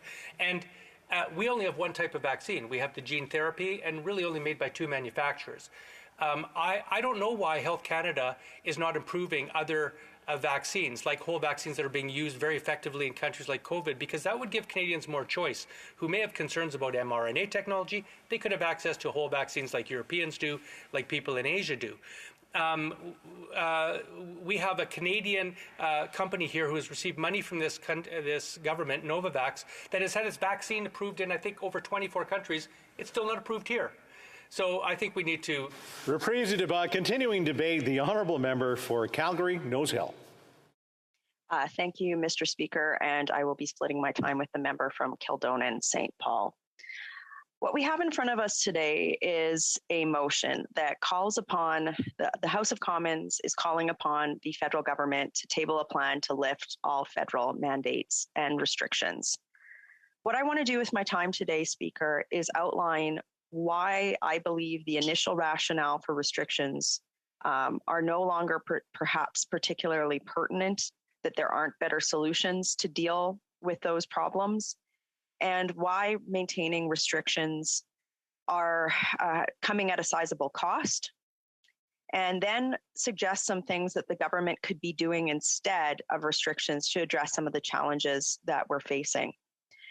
So, on the first point, most restrictions in Canada were put in place to do 5 things: figure out what COVID was, contain COVID, give us time to get vaccines and therapeutics, incent people to get vaccinated, and ensure that we had enough capacity in hospitals to deal with acute urgent care patients. So running through each of those points very briefly, we now know what COVID is. I'm sure long COVID, we need to do some research on that and the impacts, and we absolutely need to make sure that we are detecting emerging variants around the world, but we know what it is. And we have a good body of research on it. So I don't think that continued restrictions are giving us any gain or lead on that particular issue. And certainly the government hasn't presented any data to that effect, that somehow continued restrictions are needed for us to do or conduct additional research. I would argue that that would be very bad public policy. The second thing is the restrictions were put in place to contain COVID initially. I think anybody in this House would be hard pressed to say that COVID is containable. It's not. We are in an endemic state. Yes, there are variants that are emerging, and we should be in a place to monitor those variants and communicate that to first-line professionals, and ensuring that our vaccines and our therapeutics are matching those. But COVID zero is not possible. And in fact, many Canadians who were vaccinated have contracted the Omicron variant. And so we can't be operating in a COVID zero situation. The third point is the restrictions were put in place to get us vaccines and therapeutics. We have both. I am fully vaccinated and boosted. I encourage anybody who is hasn't been vaccinated to consider getting vaccinated to do that. It's the best way to prevent severe illness from COVID. But further restrictions, arguably, and we need to have this conversation in the House, are not going to incent any more Canadians to get vaccinated at this point. If Canadians have not gotten vaccinated after all of these restrictions, they likely aren't going to do so. And certainly the political polarization of the narrative on vaccination did not help with that cause. As my colleagues from Vancouver Kingsway offered some additional solutions, we should be looking at ways to understand why vaccine hesitant persons are that way and then incent them in other ways. But restrictions aren't going to move the needle on that any further. I haven't seen any data to that effect. The last point, ensure that we have enough capacity in hospitals to deal with acute urgent care patients. We're in year 3 of COVID. If the federal government has not used its convening role to urgently bring the provinces together to say how the federal government can support additional capacity within our healthcare system, additional restrictions are not going to do that. And it's completely unfair to ask the Canadian public to continue to restrict their movement, their freedoms, their access to certain areas because the federal government has failed to address this critical point. This has been a problem decades in the making. The pandemic laid it bare for every Canadian, and every member in this House has a duty to push the federal government to address the brokenness of our healthcare system, both on behalf of all of our constituents, but also for our frontline healthcare professionals. But let's not kid ourselves. Additional restrictions and asking Canadians to sacrifice are not going to address this issue. So if that's why restrictions were put in place and we don't need those anymore, what should we be doing? And the reason why I'm supporting this motion is because the government does need to provide a plan on how to fix the rest of these issues, but it can't be through continued restrictions. So first, I call on the federal government to give us what we're doing today, a firm plan on when all restrictions in their scope will be lifted. And that includes vaccine passports for air travelers, PCR testing requirements for international travelers, on-arrival testing. And I believe that the government also has a duty to look at federal employees who have been dismissed because of their vaccination status. Second, I asked the federal government to reinstate the pandemic early warning system that they shuttered, that now leaves Canada without a coherent system to detect emerging pathogens and feed that into our public health system. That should have been done a long time ago. Restrictions are not going to solve that problem. Only political will get that done.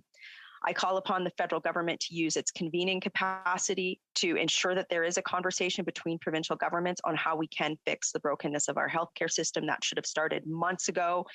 We should have been seeing results of that by now. They need to start that today. And they need to lift the provincial governments up. They need to ensure that we're adequately funded, and frontline healthcare professionals need to be leading that consultation, not just consultation, but frankly, an emergency plan. I ask that the government at all level recognize that it's wrong to use the removal of freedoms as a permanent fix to gloss over the brokenness of our healthcare system. We can't keep saying that we should be removing freedoms to address a problem that the federal government has been loath to address. We have to move forward. I also asked the federal government to realize that the way that the federal government has communicated information to the public over the course of the pandemic has been a disaster of epic proportions. At a time when the federal government was asking Canadians to trust implicitly in public health institutions, we had flip-flops on different advice. We had the National Advisory Committee on Immunization suggesting one of the vaccines wasn't safe. And at the end of the day, all that did was give fertile ground for conspiracy theories. I have stood in this place. I've stood in the House of Commons many times and asked for the federal government to address the communication failures. That needs to happen right away. It's one thing to say, you know what, we don't know right now, but here's what we're doing to find out. That is a type of language that engenders trust. Going back and forth and calling people names if they're questioning why flip-flops occurred, I think actually reduced trust in public health institutions. And that's something that immediately needs to be restored in a nonpartisan way. I ask all sides to de-escalate the rhetoric on the pandemic. Vaccination became a political wedge issue during the pandemic or during the federal election. That has to stop. We should have been focusing on ways to understand why people were vaccine hesitant and then providing solutions to their questions and their concerns, as opposed to calling them names. That's something that Conservatives always, throughout the pandemic, pushed to ensure that this government would deliver vaccines because we understand that they're a key tool in fighting COVID. But the government chose to play politics with it. And to those who may be blockading public infrastructure today, you also have a duty of care to de-escalate your rhetoric and stand down as well, too. The word rhetoric is not the right word. I rescind that, but certainly blockading public infrastructure. I have opposed Occupy movements in Vancouver and Toronto. 10 years ago, I've opposed blockades on pipelines, and this is no different. We have to ensure that public infrastructure is accessible, that doesn't remove someone's right to peacefully protest. But certainly what's happening on the Ambassador Bridge today needs to end. I also ask the government to understand that the cost of maintaining restrictions at this point is greater than any other cost. The civil unrest that we're seeing, the loss of jobs, and frankly, the fact that restrictions are acting as a Band-Aid to deal with some of these larger problems is actually making this worse in the country. We have to move forward. 2 more quick points, Speaker. I would even suggest that the government should have an emergency committee of parliament that's all partisan to figure this out. We should be doing that immediately, like getting to solutions on some of these bigger issues. We should also be ensuring that we have vaccine production in this country. We still don't have adequate vaccine supply production. There's so many things that the government could be doing. That's why we're asking for a plan and we're asking for restrictions to end. And I would hope that all colleagues in this House understand that restrictions won't fix these problems in and of themselves, and they need to stop. Thank you, Mr. Speaker. Questions and comments? Question et commentaire. The honourable member for Winnipeg North. Yes, thank you. Mr. Speaker, the Leader of the Official Opposition made it very clear, and I was quite encouraged when she had indicated that the blockades need to stop. And the member herself has also talked about the ending of the blockades. And I see that as a positive step forward. I think also of the members of Parliament of her own caucus who actually used social media and paid tribute virtually to the people that were blockading. And I'm wondering if she would suggest that maybe her caucus colleagues that so much advocated for the convoy blockades, if they should actually be promoting what the leader of their party said today through their social media, and maybe even take down some of the pictures that have been posted. The honourable member for Calgary Nose Hill. I find it unfortunate that my colleague won't commit to coming up with a plan to lift restrictions. I mean, this is probably the most serious issue our parliament has been faced with in a generation. And today, that type of a question isn't going to address any of the issues I brought forward. He didn't comment on any of the proactive solutions I suggested. Give your head a shake, not you, Speaker, but to my colleague across the way. Questions and comments? Question et commentaire. L'honorable député. The honourable member for Drummond. Thank you, Mr. Speaker. I congratulate the colleague from Calgary Nose Hill on the speech. I thought it was very interesting, some of the points that he raised, particularly with regard to the fact that there has to be some humility in recognizing that we cannot know everything and that we will learn a lot and regularly along the way throughout a pandemic. A young student in medicine in Quebec, he's called Dr. TikTok. He often publishes little videos where he shows some claims by anti-vaccine campaigns, and it's in order to educate and communicate. And I think the colleague said it, that this is what we need to do to convince people who are not vaccinated to get vaccinated. With regard to lifting the lockdowns and restrictions, is the colleague in agreement that the plan needs to be presented based on scientific evidence provided, namely by Dr. Tan and Public Health Canada, but also show flexibility because there will perhaps be things that are unknown that will happen along the way? Does she agree that this plan meets those criteria? The honourable member for Calgary Nose Hill. Speaker, I'm having a sense of deja vu because it's basically a year ago we all stood in this House and debated whether or not we should have a plan to end restrictions. a plan to end restrictions is not saying that we don't want Canadians to be healthy and safe. What we're saying is the imposition on Canadian freedom and the impacts on our economy, on our mental health as a country, those are things that need to be weighed in the course of public policy. And right now, those costs are too high. So that plan needs to ensure that we have input from average Canadians, that people who are sitting in corner offices, who are working at home on laptops, aren't the only ones providing that information. Yes, it needs to be science-driven, but it also needs to be driven by a population who is tired, fatigued, and wanting hope. So the end goal has to be to end the restrictions.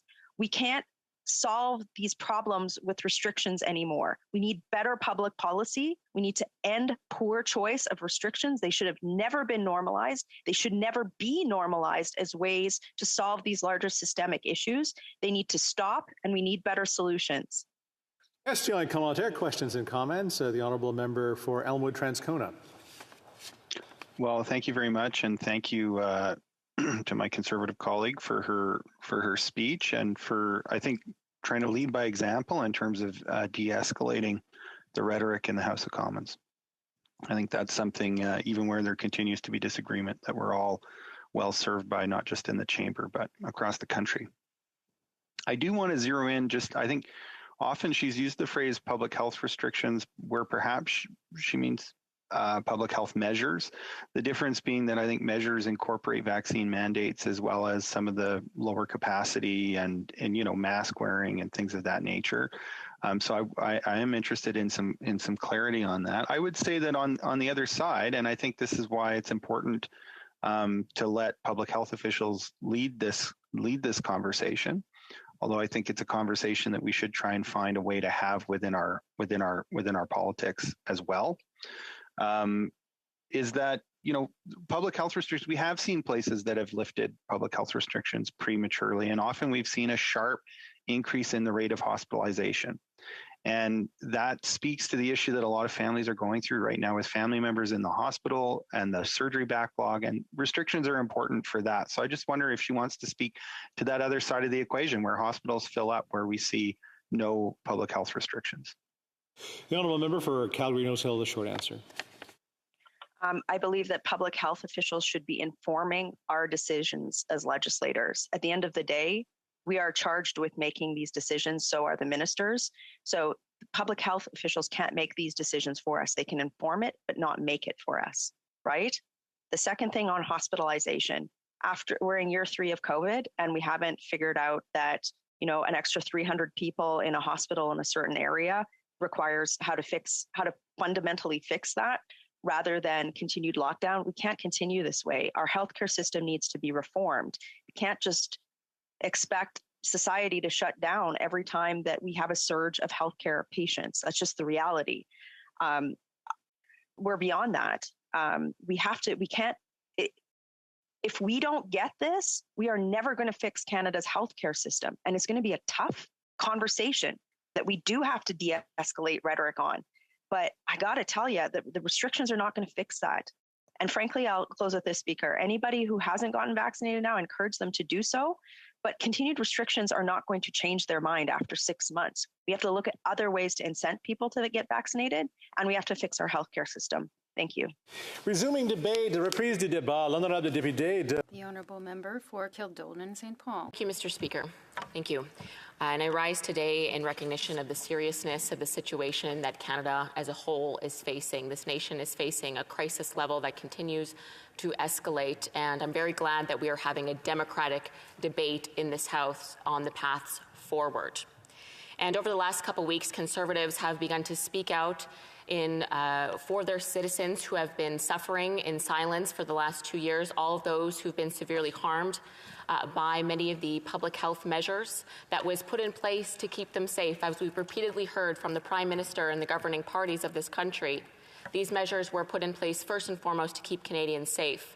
But as we're finding out, as the outpour continues to flood our MP inboxes and our offices, that there have also been consequences of the measures put in place, significant consequences. And many of us have been outlining these for a very long time, but in particular in the last couple weeks. And last week, I drew attention to a number of the very real consequences of public health measures that was, again, designed to keep them safe, that has severely harmed people. We have to remember that not all homes are safe. It's not always safe to be locked in your home. You may not have a parent who's stable or a spouse who's stable. Some people cope with isolation, with drug dependency, alcohol abuse. We've seen drug overdoses. We've seen suicides. The impact of employment loss is significant and has long-term damages. The impact of having children in and out of school will have long-term damages. We are hearing this repeatedly.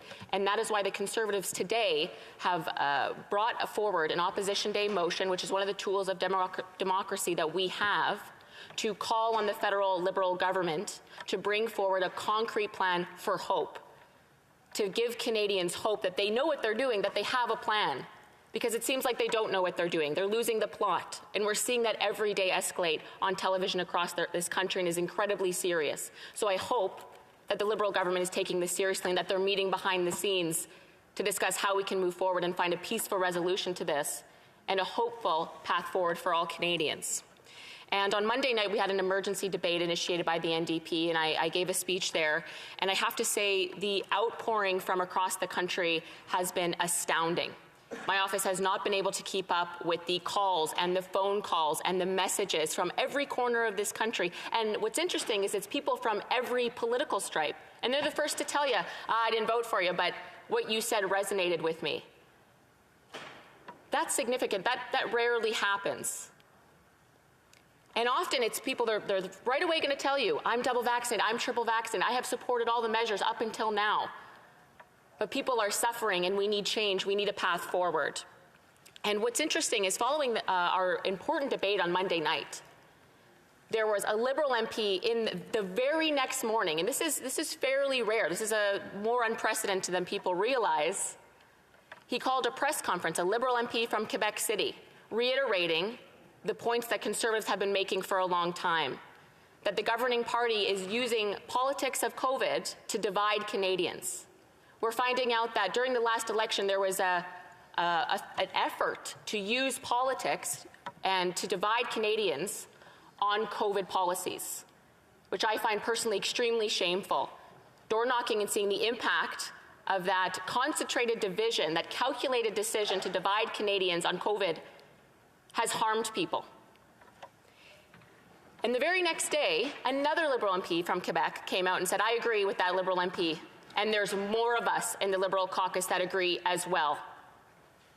So it's not just Conservatives. We're also hearing the NDP and the Bloc and the Greens express that their citizens that they represent as well are expressing that they've been harmed by this, that they want a plan for a path forward. So I think what I want to say to people outside who are demonstrating, we are hearing you. But we also need you to be peaceful and lawful. The temperature in this country is rising to an alarming degree. We are seeing illegal blockades. As a Conservative, I support legal, lawful, peaceful protests, not illegal blockades, Mr. Speaker. And that is a very important distinction to make. And I empower all those who are peacefully protesting to stay vigilant in their peaceful, lawful actions. But those that are illegally blockading, that are harming the economy and their communities, they need to go home. We hear you, we are fighting for you, and as our brave and courageous leader of the opposition, of Her Majesty's loyal opposition, said today, we hear you and we are not going to stop fighting for you until all public health restrictions are finished, until we can move forward peacefully and safely, and we have a permanent end to what's been so dividing Canadians for too long. Hear, hear. Now, the world is watching us. American news in the UK, I've heard from the BBC, they are watching us. And Monday night, our Prime Minister had the opportunity to come forward and address the nation with a plan. And instead, what did he do, Mr. Speaker? He doubled down. He doubled down on his divisive rhetoric, on what he's been using for 6 months to divide Canadians and turn them against each other, and to go to sort of this base level of fear, and to use that against Canadians and divide our country. But the world is watching. We have an obligation as elected officials to stand up for the marginalized and stand up for those who've been harmed by this. When I was walking to West Block today, a woman pushing a baby carriage that was engaged in the peaceful aspect of what we're seeing go on across the country, the lawful aspect. She had a baby carriage and she stopped me and she said, "Were you the one speaking on Monday?" And she had tears in her eyes and she thanked me for standing up for her. I never thought that just speaking up for those, that we would see what's happening. Thousands of comments, people saying, I'm in tears, I couldn't even get through your speech, thank you. This is unprecedented. All parties have to pay attention to this. These are Canadians of all political stripes, all demographics, all religions, all economic backgrounds. And instead, the Liberal government and the Prime Minister on Monday doubled down on the division. And this division is real. We could see it in the polls. A poll that came out last week is showing that over 50% of Canadians want to end to all restrictions. They want a plan. That's new. That wasn't like that a couple months ago. And at the same time, relatively the same time, a poll came out that 27% of Canadians want those who are unvaccinated against COVID put in jail. Sure. 27% of Canadians want unvaccinated people put in jail. How far are we going to push this? How far is the Liberal government going to push this? Canadians are turning against each other, Mr. Speaker. And he's just doubling down when he should be a leader and coming forward with a plan for a peaceful resolution, a plan to give Canadians hope. A plan so that all these people can go home. That's what they want. They just want a plan to move forward. And that's what our Opposition Day motion is calling on the government. It is more than reasonable. We are giving them weeks of time to call the best experts in the country, put them around the table and talk about solutions. And I've said this before, we are seeing so many other countries, highly advanced countries from around the world, say, we're opening up. We have all the tools, we've done all the work. We're listening to our citizens in the road. But he can pick up the phone. He's the most powerful man in the country. It's in his control to do this. And to me, it's shameful that he's not. He's not moving forward. He's not showing unity. I've talked about building a bridge. Now it's time for him to step forward and build a bridge.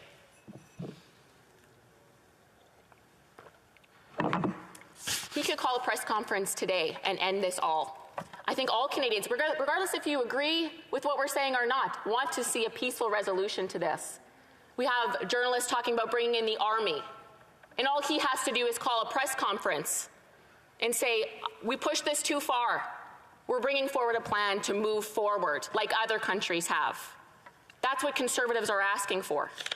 That's what Canadians are asking for in the millions, Mr. Speaker. This is not some fringe, unacceptable, un-Canadian, racist, misogynist, whatever the names he's been calling people. That's not what I'm seeing. I'm seeing women in baby carriages on the streets in Ottawa saying, thank you for standing up for us. Why can't he stand up for her? So I'm calling on the Liberal MPs, and I know there's more of them, to stand up and do what's right. Have courage. It's scary to talk about this. I was terrified the first time I was walking up to the House past the protesters saying, I'm going to actually talk about this for the first time in 2 years. Politicians have all been intimidated. Every time you open your mouth about this, we're getting intimidated and vitriol. But you have to have courage. I asked the Prime Minister to have courage, to have a heart, bring forward a plan. He can end this. He, again, is the most powerful man in this country. He can do this alone. Alone he can do this and unite us for the first time in 2 years. So I'm going to ask all members of Parliament to have courage, feel the fear, and do it anyway, Mr. Speaker. Thank you. Questions et commentaires, questions and comments. L'honorable député de Rosemont. The honourable member for Rosemont Petite Patrie. Thank you, Mr. Speaker. I want to thank my colleague for her speech. We agree on 2 points. Yes, people are exasperated and tired. Okay, we need a plan. Okay. But the motion that the Conservatives have put forward today is forcing people. There's no nuances. The conclusion is predetermined, no matter what the context. That is the lifting of all restrictions without reference to science and public health. Is this not a gift for those who stand outside, who are blocking the streets, who are threatening to overturn an elected government and funded by Trump's supporters? I thank the member for his comment, and I would encourage him to read the motion. We've actually quoted public health experts in Canada, and as our leader has pointed out, Dr. Tam, Dr. Hinshaw, Dr. Moore, many of the top public health doctors in this country have said it's time to reevaluate these harsh measures and lockdowns and mandates. It's time now. Everything is about timing. Politics is about timing. There's a groundswell happening in this country, and people are looking to members of parliament to be leaders and bring forward a plan.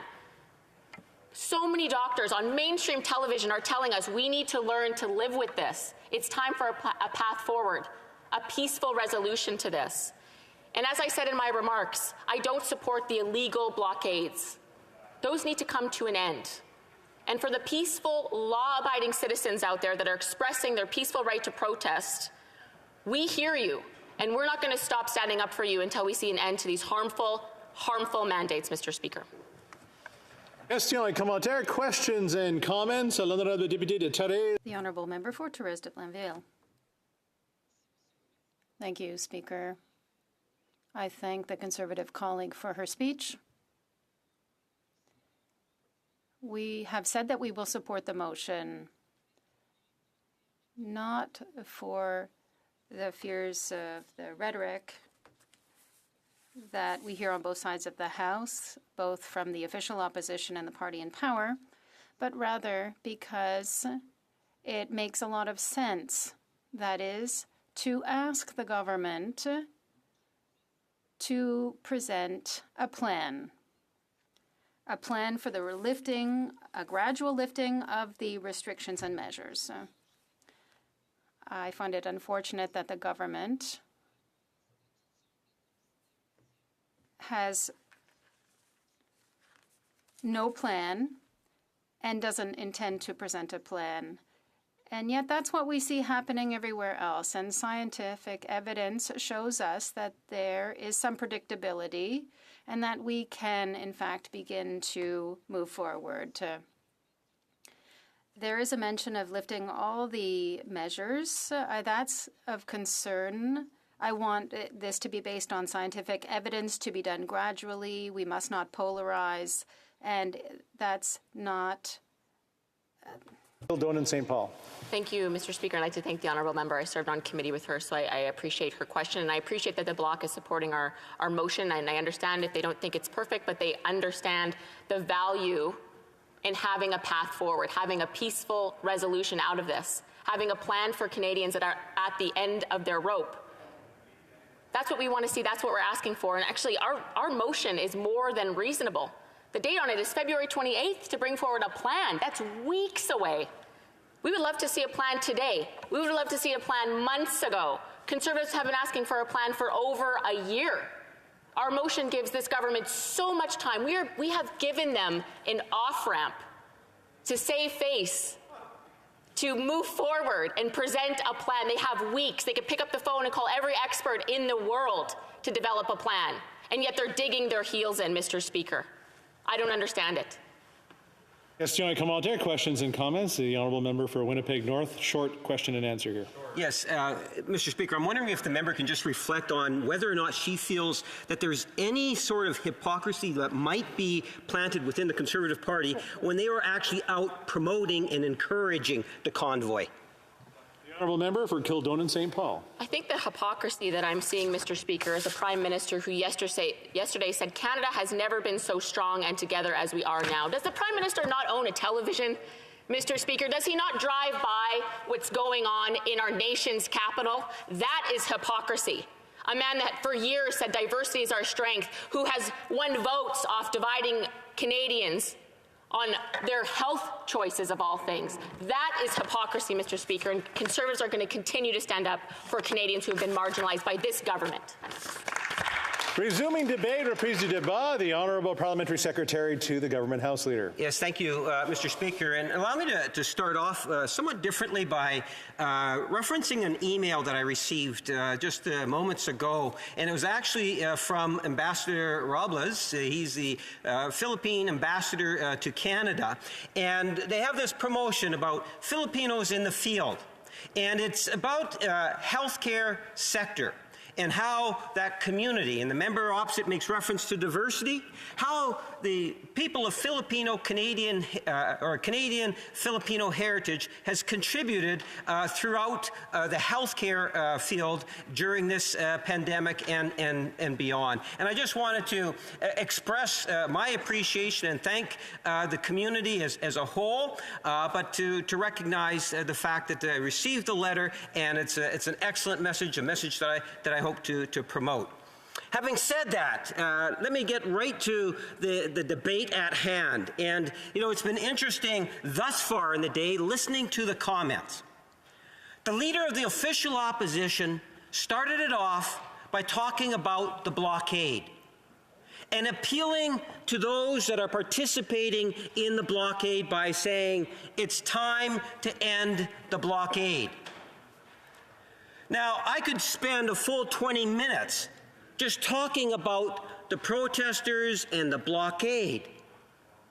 I've been a parliamentarian for many years and seen and witnessed many different forms of protests.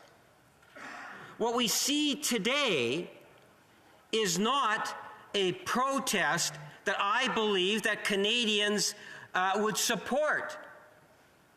There are many aspects of that protest, whether it's the preaching of hatred, racism, you name it, that extreme right, Mr. Speaker, that offends not only me, but Canadians as a whole. The blockades and the impact it's having on the municipality of Ottawa. And now we start to see, ironically, as the Prime Minister pointed out yesterday, truckers that are preventing truckers from doing what is so critically important to the Canadian economy, and that is keeping the supply chain going. We understand what was important here, and there is, as a party, unlike the official opposition, we have been consistent with a plan from the very beginning, Mr. Speaker. We have said from the very beginning that we needed to listen to science, we needed to listen to health experts, and to act accordingly. The Conservative Party, depending on the day and the week, have been all over the bloody map, Mr. Speaker. Sometimes they say they support science. Sometimes I don't know where they get their numbers from, Mr. Speaker. And I'll expand on that as I get into my comments.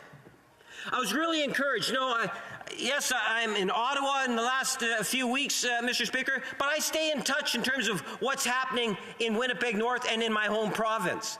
Today, in the Winnipeg Free Press, I'd like to read from the Free Press. Members can get a copy of it, go online, or anyone that's following the debate. And this is what it says in the Free Press today. The Manitoba government will stick to following COVID-19 indicators, not protesters, demands or neighboring premiers in deciding when to lift vaccination and mask requirements. Dr. Jas Atwell. Now, Dr. Jas Atwell is a healthcare expert. He's there to ensure that Manitoba is healthy, Mr. Speaker. I say that so hopefully the Conservative Opposition Party can appreciate the value of our healthcare experts. What is he saying? He is the Deputy Chief Provincial Public Health Officer, said, and this is in the Free Press, Wednesday restrictions will only be lifted in Manitoba when it is safe to do so. Quote, a handful of individuals who protest have no bearing on what public health recommends. Atwell said at the COVID-19 media briefing. It's as simple as that. The story goes on to say the province was able to safely begin lifting public health restrictions Tuesday, not because of noisy big rigs causing a ruckus by the legislative grounds, but thanks to the vast majority, and I really want to emphasize this, Mr. Speaker, thanks to the vast majority of Manitobans who have done what they have been asked to do, Mr. Speaker. I'm going to stop and pause there for a moment. When I talk about leadership and when we look for leadership from within the House of Commons, there's only one party that has consistently failed to step up to the plate. We have seen leadership going from the Bloc, from the NDP, from the Green, and obviously from the Prime Minister, Madam Speaker. We have seen that from even previous progressive Conservative members of Parliament. I would go to another quote, Mr. Speaker. I know I have it here somewhere. This is dealing with the issue of vaccination, when we should be talking and applauding not a divisive country, a country that has come together where we have 90% fully vaccinated, Mr. Speaker. That's not division. If only the Conservative Party could be 90% together. I think that would be a dream for any Conservative leader, Mr. Speaker. At the end of the day, it is about vaccination. So what does the former progressive Conservative, and I say progressive Conservative, Mr. Speaker, because I don't see progressive Conservatives on the other side. What I see is the reformers, Mr. Speaker. I see the far right wing in Canada when I look across the way.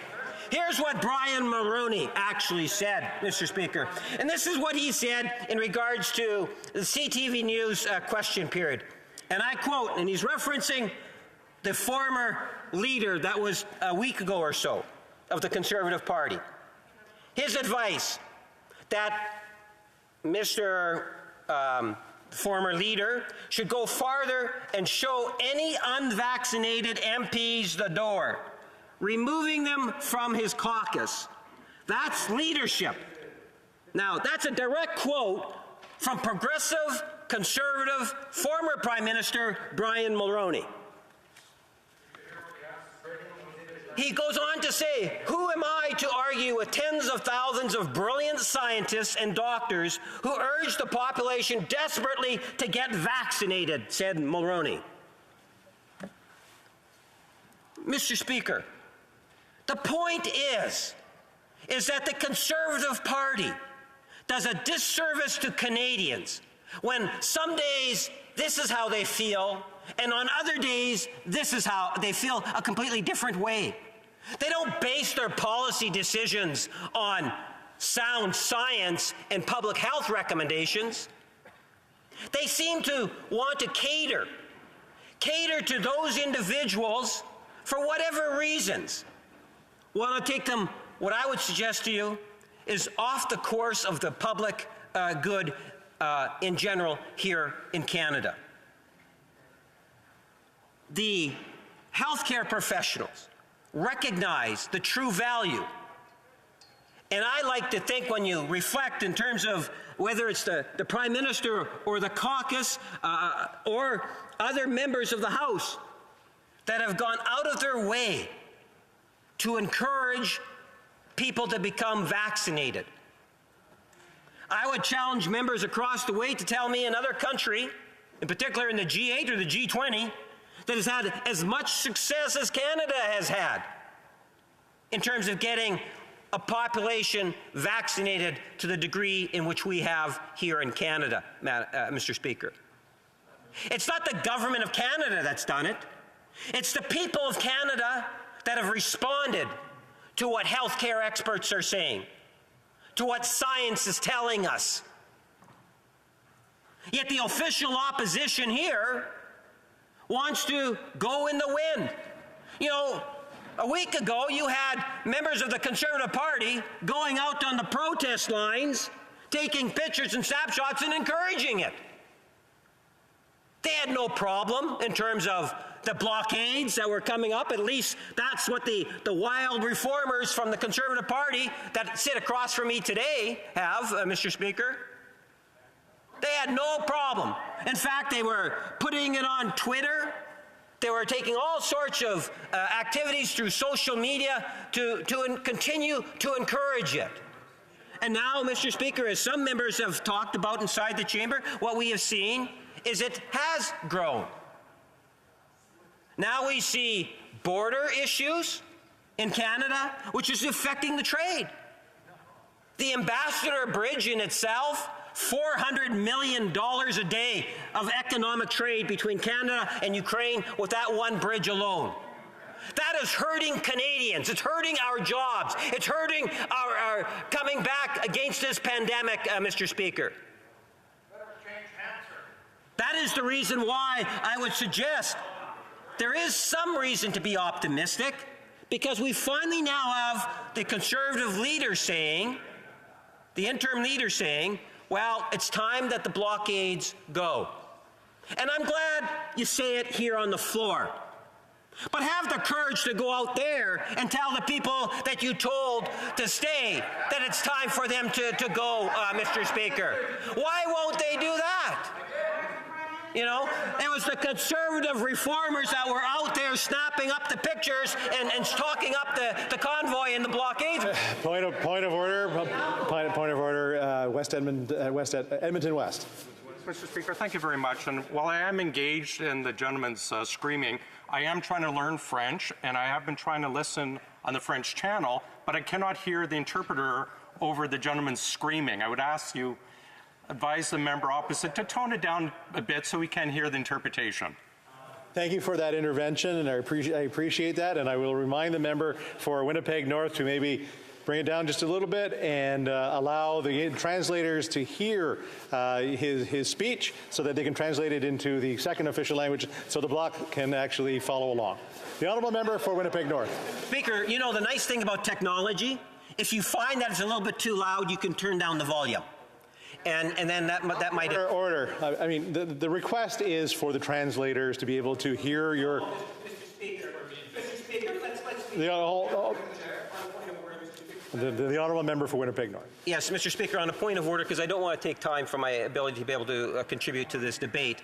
I have never had or heard from the past, whether it's the Manitoba Legislature or the House of Commons, that the level in which I express myself has been an issue. So I don't believe it is an issue at this point in time, and I would ask that you retract the comment that was actually put on the record, because I don't think it is appropriate. If I am wrong, I would hope that the translators would provide me something. They know my email, and I see other members that speak just as loud, if not louder. I do recognize that we spend a lot of time on Zoom. We spend a lot of time listening to translation, and you know, I think that is a valid issue.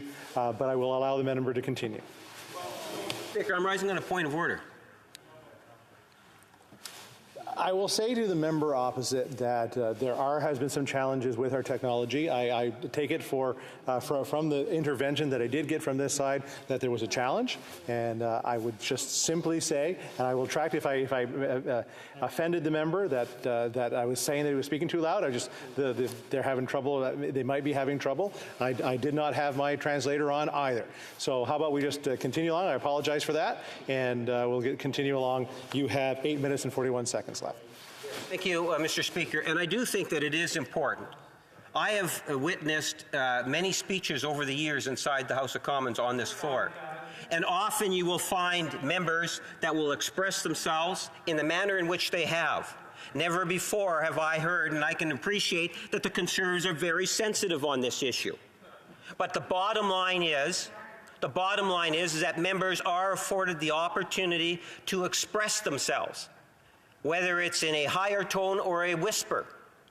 And I would expect the same courtesy that's been provided to parliamentarians over the last 20 years, Mr. Speaker, that I've actually witnessed, if not firsthand, indirectly.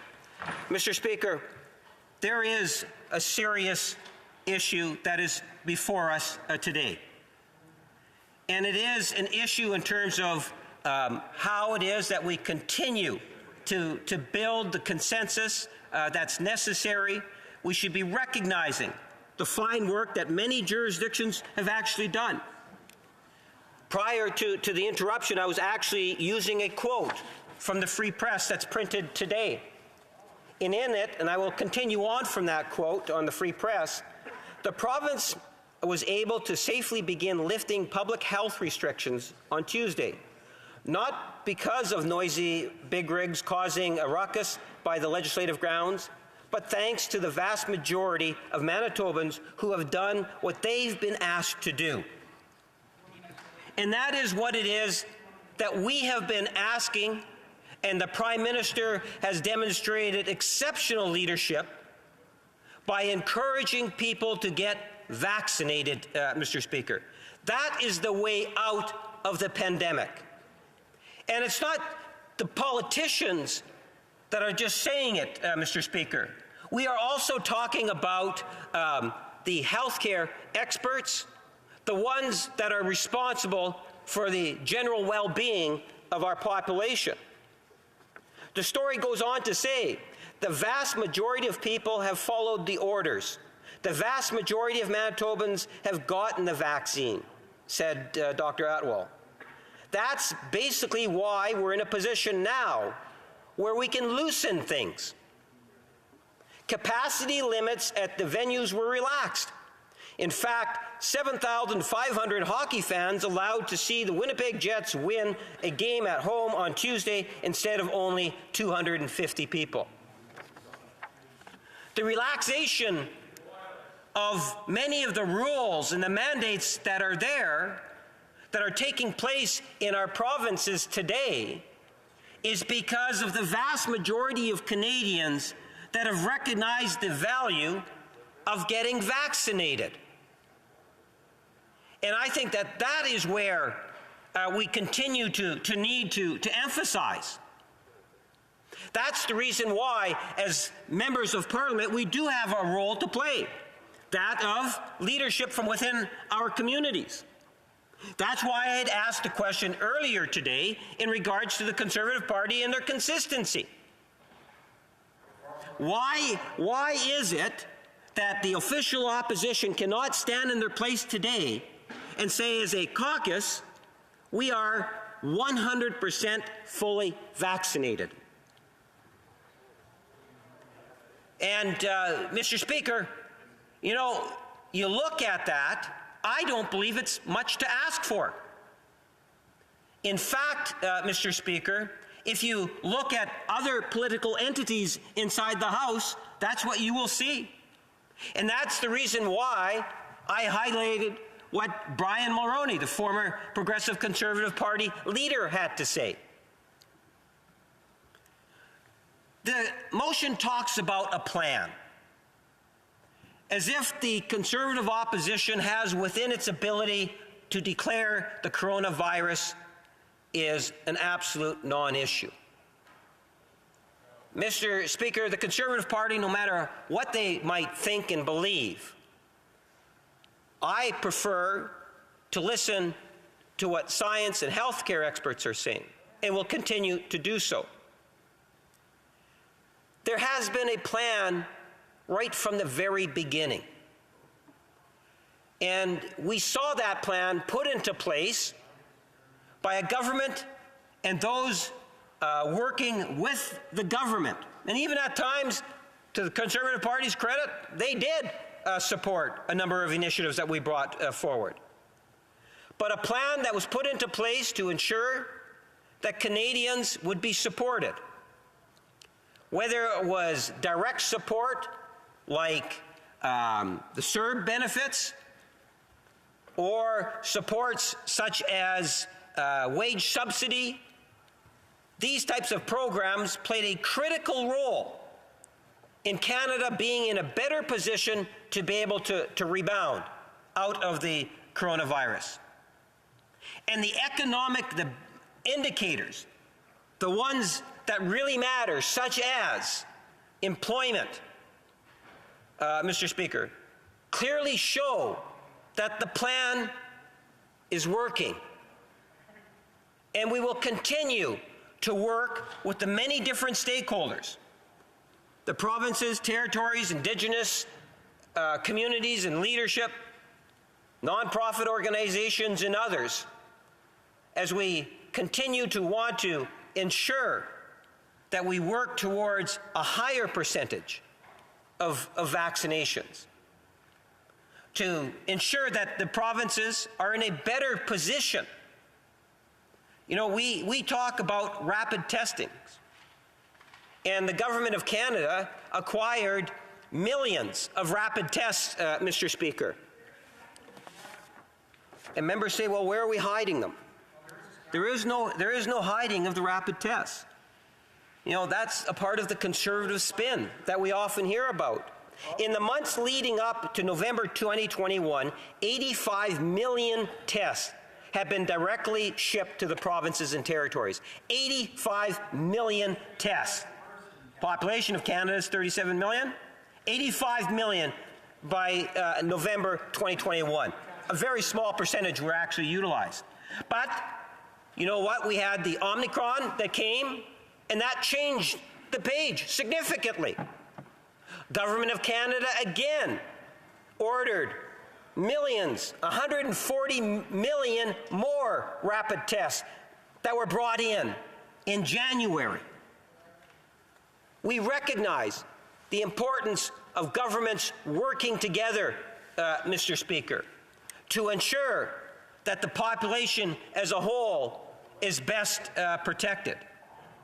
So whether it is from the very beginning of supporting our seniors, people with disabilities, people that become unemployed, businesses that would have gone bankrupt, the Government of Canada was there at the beginning, as it is today.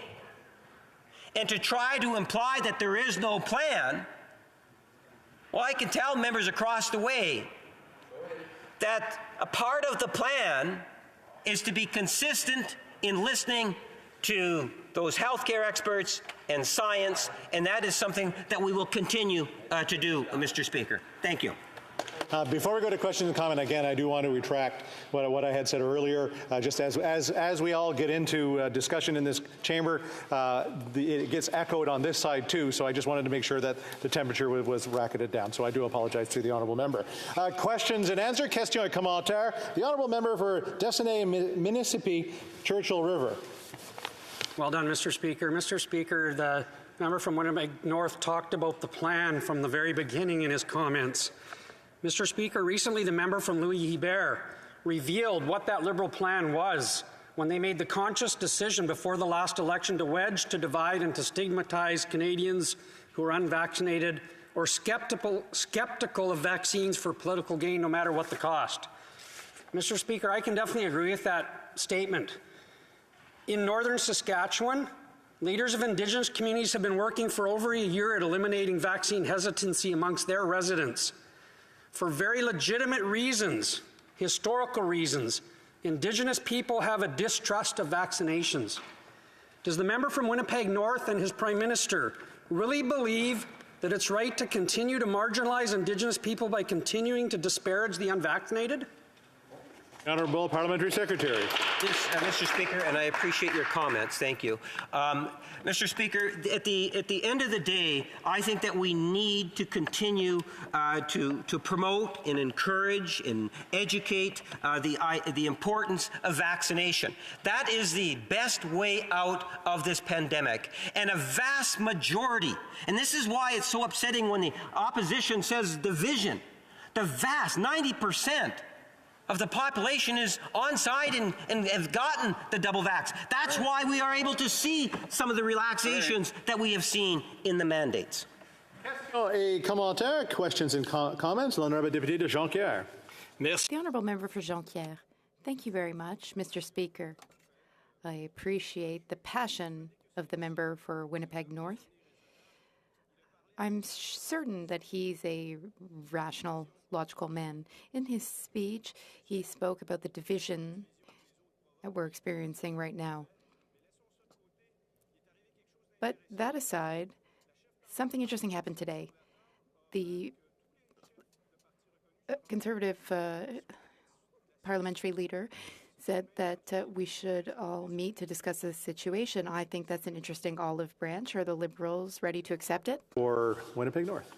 Well, Mr. Speaker, I know that there are many different types of ongoing discussions that take place between critics, shadow ministers, leaders' offices, House leadership teams, and so forth. I would always encourage that. But I think that we also, and I was pleased with the member's idea of let's end the blockades, but I would also then encourage, and I would think that the member would agree with me, for many of those Conservatives that went out to promote the blockades should now be returning to those same people in a public way on their social media to say it's time to end the blockades, and I look forward to seeing those tweets. Questions and comments? Question commentaire. The honourable member for Scarborough-Guildwood. Thank you, Mr. Speaker. On the issue that the member identified with the Conservatives going one way and then the other, and then back and forth, obviously for the last 2 weeks the Conservative Party has identified itself with the blockade. Now they stand up and say, end the blockade. Having encouraged the blockade, this expression of lawlessness, and it's not women in baby carriages, it's far more serious than that. Having encouraged it across the country, there's an element of hypocrisy now saying, don't end the blockade. The other issue is, Mr. Speaker, is that this has unleashed a wave that even the Conservative Party will not be able to get this genie back in the bottle. So how does the honourable member respond to Her Majesty's loyal opposition encouraging lawlessness from one end of the country to the other? The Honourable Parliamentary Secretary.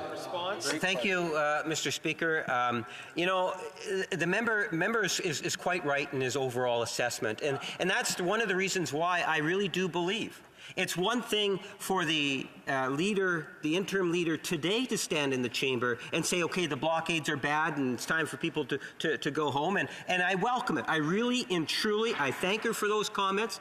But what I would like to see is those Conservative Reform members of Parliament that did the tweeting and did all the social media, that went out to the protesters, you know, shook the hands, pat on the backs, posed for the pictures, and so forth, that were applauding the blockades, to now start reversing them. Maybe delete some of the tweets that they put forward. Maybe start putting on their social medias, listen to what the new leader of the Conservative Party is saying today, Mr. Speaker. I think there's a lot of things that they can do to actually put some action to the words that the leader of the official opposition said today.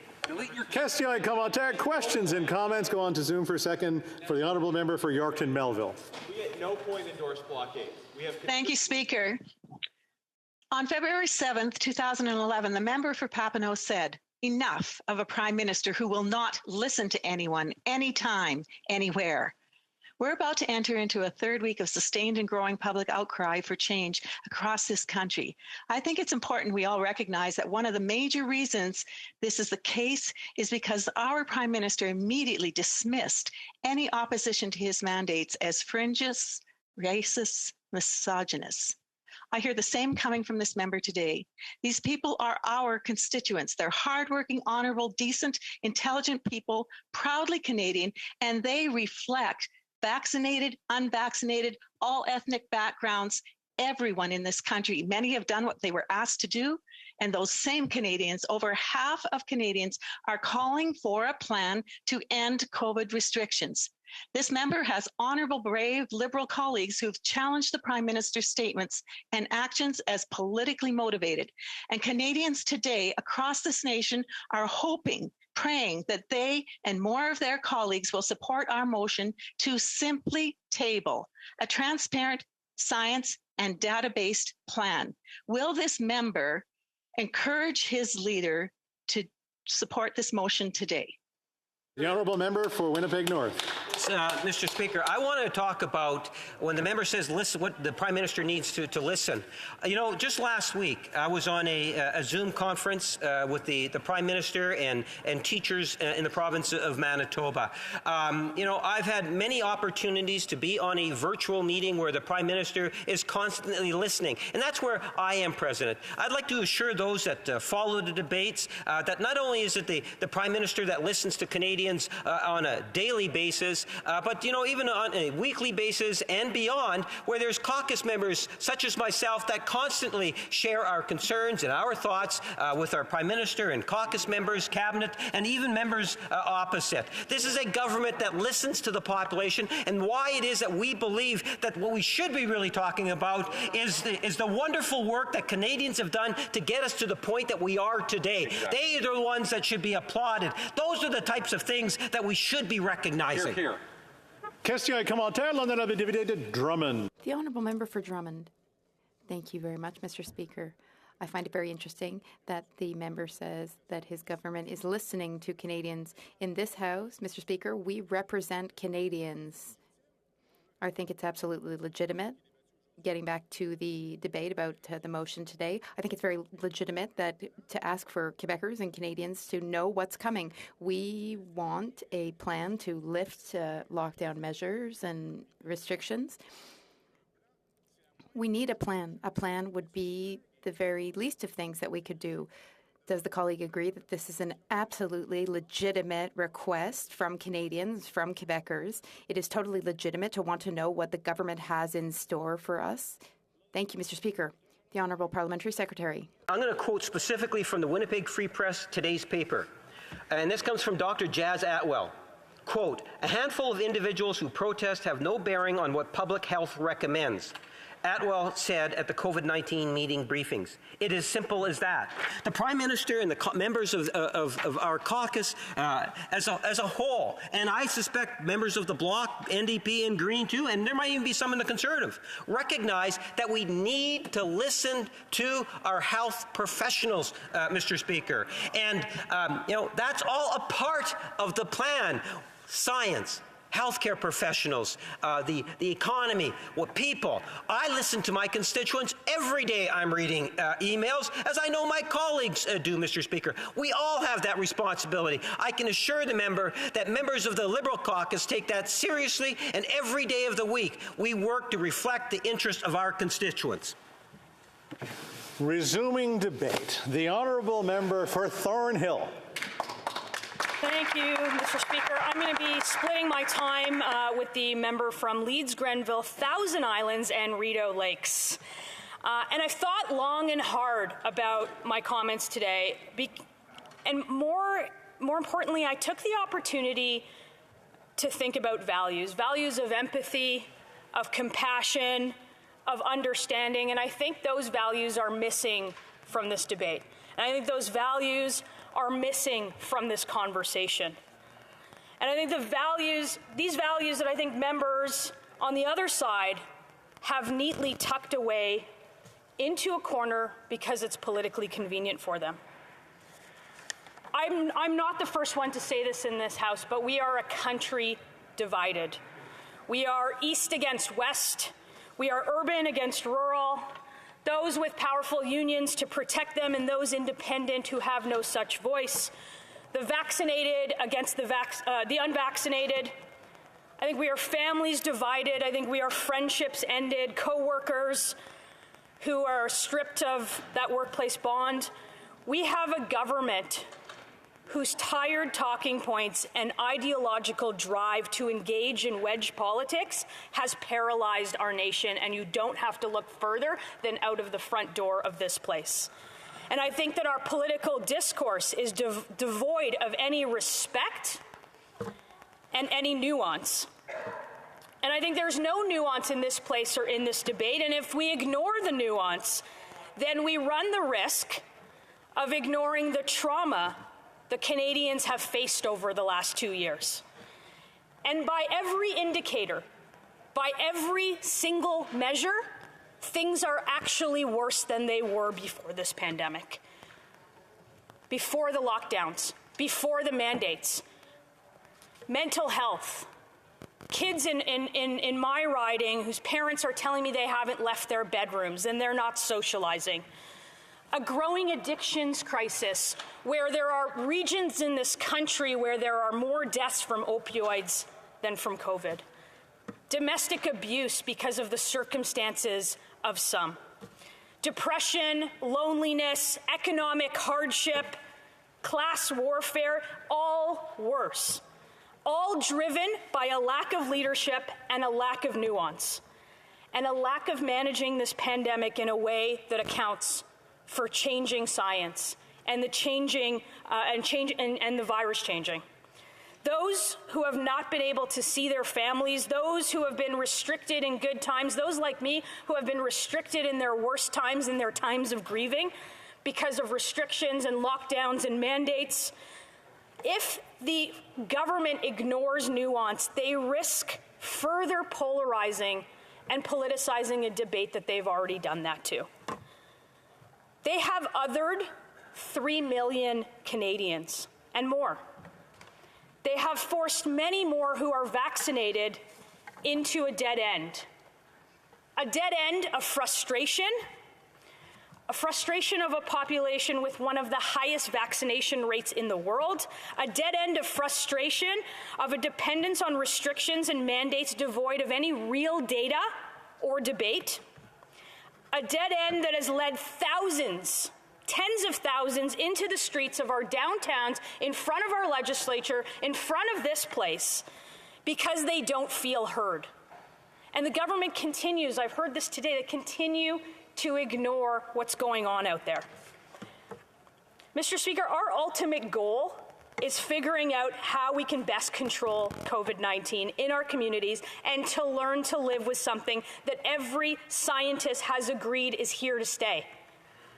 Provinces are dropping restrictions. Provincial health officers have said it's time to move on. Our chief public health officer here in Canada has said it's time to look and revisit these restrictions.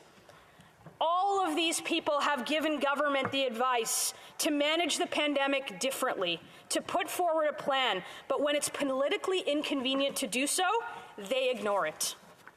We know that. We heard that from members on the other side of this House this week. Mr. Speaker, I want to take a moment to speak to the specifics, because I don't think that we've done that. I want to give members on the other side of this House the opportunity to explain themselves without disparaging Canadians, without othering them. I want them to not rely on the repetitive refrain of vaccination, which we have heard over and over again to every real question coming from this side of the House. I want to give the government the opportunity to answer this, because in this case, the case that I'm going to talk about, the constant refrain doesn't explain the restrictions on travel. I want to give the government the opportunity to remove the unnecessary, unscientific obstacles to international travel. I want them to do it today. I want them to do it right now, because that's what I hear about when I go home. Mr. Speaker, the pre-departure on-arrival PCR test for fully vaccinated travelers makes no sense. It's not science.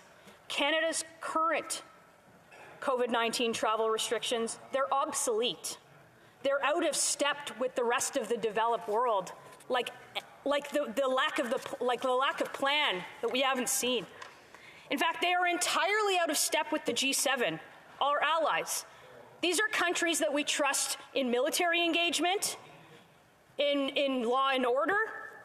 These are countries that we share values with, but apparently not science.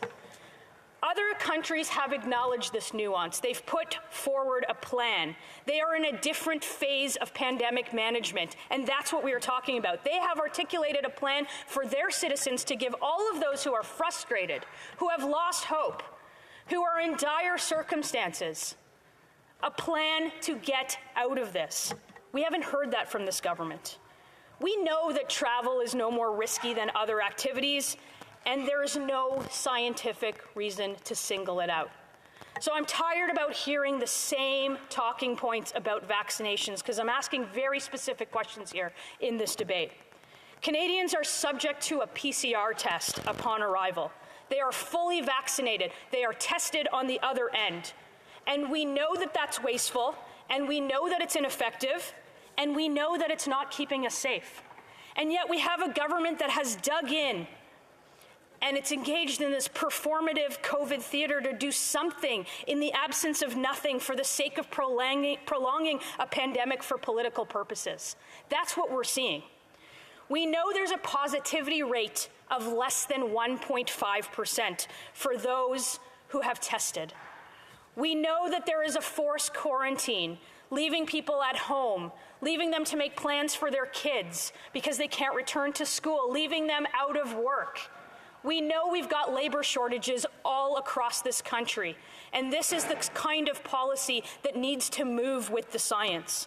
We know that this isn't science. These restrictions have singled out our travel and tourism sector the hardest hit, And it's just one of the many examples that Canadians have questions about, and this government has no answers. So like many others, I got vaccinated, so I'm tired of hearing that refrain. I believe that it was in my best interest. I believe it was in the best interest of my family. I believe it's in the best interest of my community, and I've encouraged others to do it. And I did it because it was my choice. But I won't ignore the frustration of so many who are protesting in the streets, and I will not stop demanding a plan to end these restrictions and these mandates that have torn Canadians apart, because they found it politically convenient to do so. And I won't ignore the significant negative health effects of having people unemployed, underemployed, living in poverty as a result of a partially functioning economy for the benefit of a political cheap shot from this government. The process of gradually reopening can be done in a safe manner, and the time to do it is right now. We've heard that all across the country, and we've heard that beyond our borders. So if members of this House want to engage in a conversation about the values that I talked about at the beginning of this speech, the values that I think that we've tucked away into a closet in order to politically divide Canadians and pit them against each other, to change their tone and engage in a nuanced conversation, it will have the support from this side. A plan will have the support from this side. And they will have the support from the Member of Parliament for Thornhill as well. Thanks, Mr. Speaker. Questions et commentaires, questions and comments. The honourable member for Kingston and the Islands. Thank you very much, Mr. Speaker. I appreciated the intervention today by the member from Thornhill, and I certainly appreciate her desire to seek common ground, to have conversations, and I think that's important. But I did take exception to her comment about wedge politics and suggesting that this side is trying to, score cheap political points. What we do know is that a week ago, Mr. Speaker, it was leaked by an obviously concerned Conservative staffer that the member for, or the leader of the opposition actually encouraged her side of the House not to ask the protesters to leave and to make this the Prime Minister's problem. And as reported by Politico, that member, the leader of the opposition, actually had conversations with truckers and said, don't stop, it's working. So now to suddenly come out here and try to be the saviors of the Freedom Convoy and also the residents of Ottawa seems very hypocritical given the context in which the leader of the opposition has been participating in the dialogue over the last week and a half. I'm curious if the member can try to explain to me how she thinks that she can support both sides of this, given the comments by the leader of the opposition. The honourable member for Thornhill. Mr. Speaker, and I thank my honourable member for the question. He did say one thing. I think this is the Prime Minister's problem. And this is a problem from a lack of leadership that we've seen from the Prime Minister. The Prime Minister can talk to anyone he wants. He can call a press conference. He can pick up the phone. He can dial down the rhetoric. This is wedge politics, and it's being played by the members opposite. And we've heard that from members on the other side within their own caucus. So they're not only hearing it from this side of the House, they're not only hearing it from other opposition parties, they're hearing it now inside of their own caucus. So I would encourage other members on the other side of the House, if they feel the same way, it's Thursday. We can use a third. Questions and comments? The honourable member for Drummond. Thank you, Mr. Speaker. I congratulate my colleague on her speech. Very eloquent and passionate speech. However, I have a little doubt, Mr. Speaker, with regard to the intention or the real intentions of the Conservative colleagues. On the one hand, they're demanding that a plan be presented to lift all health measures, and on the other hand, they are opposed to C-10, which would provide Quebec and the provinces with a rapid test that will allow us to lift these restrictions. So I'm trying to understand the logic in providing the tools so we can get out more quickly of the situation and asking for the lifting of all these restrictions. Thank you, Mr. Speaker. The honourable member for Thornhill. The question from the honourable colleague, I'm sort of not sure which direction he is going on in the speech. We talked about our ineffective costly travel measures when it comes to testing, and I will stand by those comments because I don't think they make a lot of sense. We are asking the government through this motion for a plan to get us out of this pandemic. We are asking them to stop the restrictions and stop the mandates and stop dividing Canadians based on their wedge politics and their rhetoric. And I think that a plan is a good first step. All right, commentaire, questions and comments. The honourable member for Edmonton, Strathcona. Thank you, Mr. Speaker, and I also would like to thank my colleague for her intervention in the House this afternoon. It was very interesting. One of my concerns that I have, though, we know that the protective measures that have been put in place across this country saved lives. It's always difficult to know how many lives they saved because, of course, prevention is just that. It is the prevention. But we do know that those things that have been in place have protected Canadians and have saved Canadians' lives. So no health expert that I have heard from is saying that we should be lifting all of these protections. I think we have heard that we can examine them. We can look at which ones would be appropriate, which ones we could ease.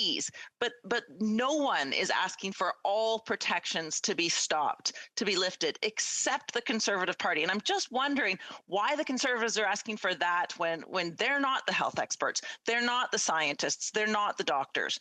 It doesn't seem very safe, it doesn't seem very reasonable, and it seems like it will cost lives. The honourable member for Thornhill, the quick answer. To thank the honourable member for the comments. We have seen provinces across this country lift restrictions. We have seen public health experts, those in the provinces, Dr. Tam in Canada, said that it's time to move on. It's time to have a reopening. It's time to drop these restrictions or at least evaluate it. And what we are asking for is a plan for a government to move forward and have us live with COVID just like every health expert has said. Thank you, Mr. Speaker. Resuming debate, reprise du débat, the honourable member for Leeds, Grenville, Thousand Islands, and Rideau Lakes. Thank you very much, Speaker. It's an honour to rise today to discuss this important motion. It comes as we approach the start of the third year of us dealing with COVID-19. And we've heard a lot of discussion this afternoon and this morning about why it's important that the government table a plan to exit us from the COVID-19 restrictions that we have, to end the mandates. We all know what Canadians have had to sacrifice over the last 2 years. Most importantly, we know that there's Canadians who've lost loved ones to COVID-19. There's Canadians who've sacrificed a great deal, missing out on time that they'll never get back. Some of them didn't get a chance to say goodbye to loved ones that they lost, not because those folks were dying because of COVID, but because of COVID restrictions. And early in the pandemic, governments rightly used all the tools that were available to them to restrict movement and implement masking everywhere. And governments around the world got to work on developing vaccines. Well, now we know an awful lot about COVID. We learn more every day. Vaccines have been developed. I made the choice to get vaccinated. I've encouraged people in my community to do the same. And anyone who's been concerned about the vaccine, who had questions about it, if the demonstration of me, saying that I was vaccinated wasn't sufficient encouragement for them, I accept that. And I encourage them to talk to medical professionals. We had and continue to have one of the highest vaccination rates in the province and in the country, in my community of the Leeds Grenville Lanark Health Unit. One of the really interesting initiatives that was done there was for folks who had questions in a time of a shortage of doctors and nurses, our healthcare system stretched to the limit. In our community, we made doctors available to stand in the parking lot outside vaccination clinics, not to vaccinate people, just to answer their questions and to talk to them. That was it. Conversations.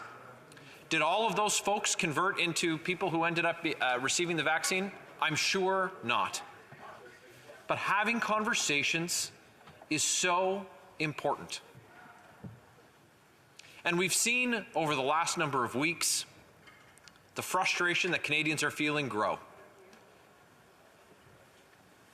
And over the last several months, we've said, and I've said, that nobody should lose their job because they're yet to be or haven't been vaccinated.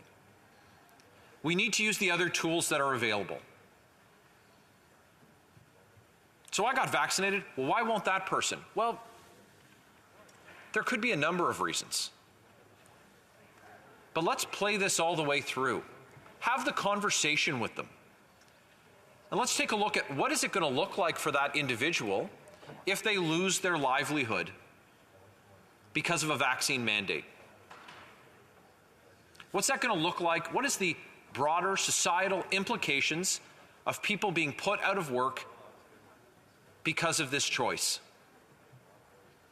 We have other tools that are available. None of them are perfect, but neither is the vaccine. It's not a cure, but it's one of the very important tools that we have. But we're now at a point where we have experts, trusted figures, who are saying that we do need a plan to exit. I want to reference a few of them, Speaker. As Canadians, I don't think 3 years ago the majority of us could have named who the Chief Medical Officer of Health for the Public Health Agency of Canada was. But now we know it's Dr. Tam. Dr. Tam said, appearing before committee just 2 weeks ago, quote, "We need to be able to address the ongoing presence of the SARS-CoV-2 virus in a more sustainable way." And she went on to say that all COVID measures must be reevaluated, saying that, quote, "I think the whole concept is we need to get back to some normalcy." In Ontario, Dr. Kieran Moore, who's the top doctor responsible for the province, said, quote, "We have let our lives be controlled for the last 2 years in a significant amount of fear. And now we're going to have to change some of that thinking."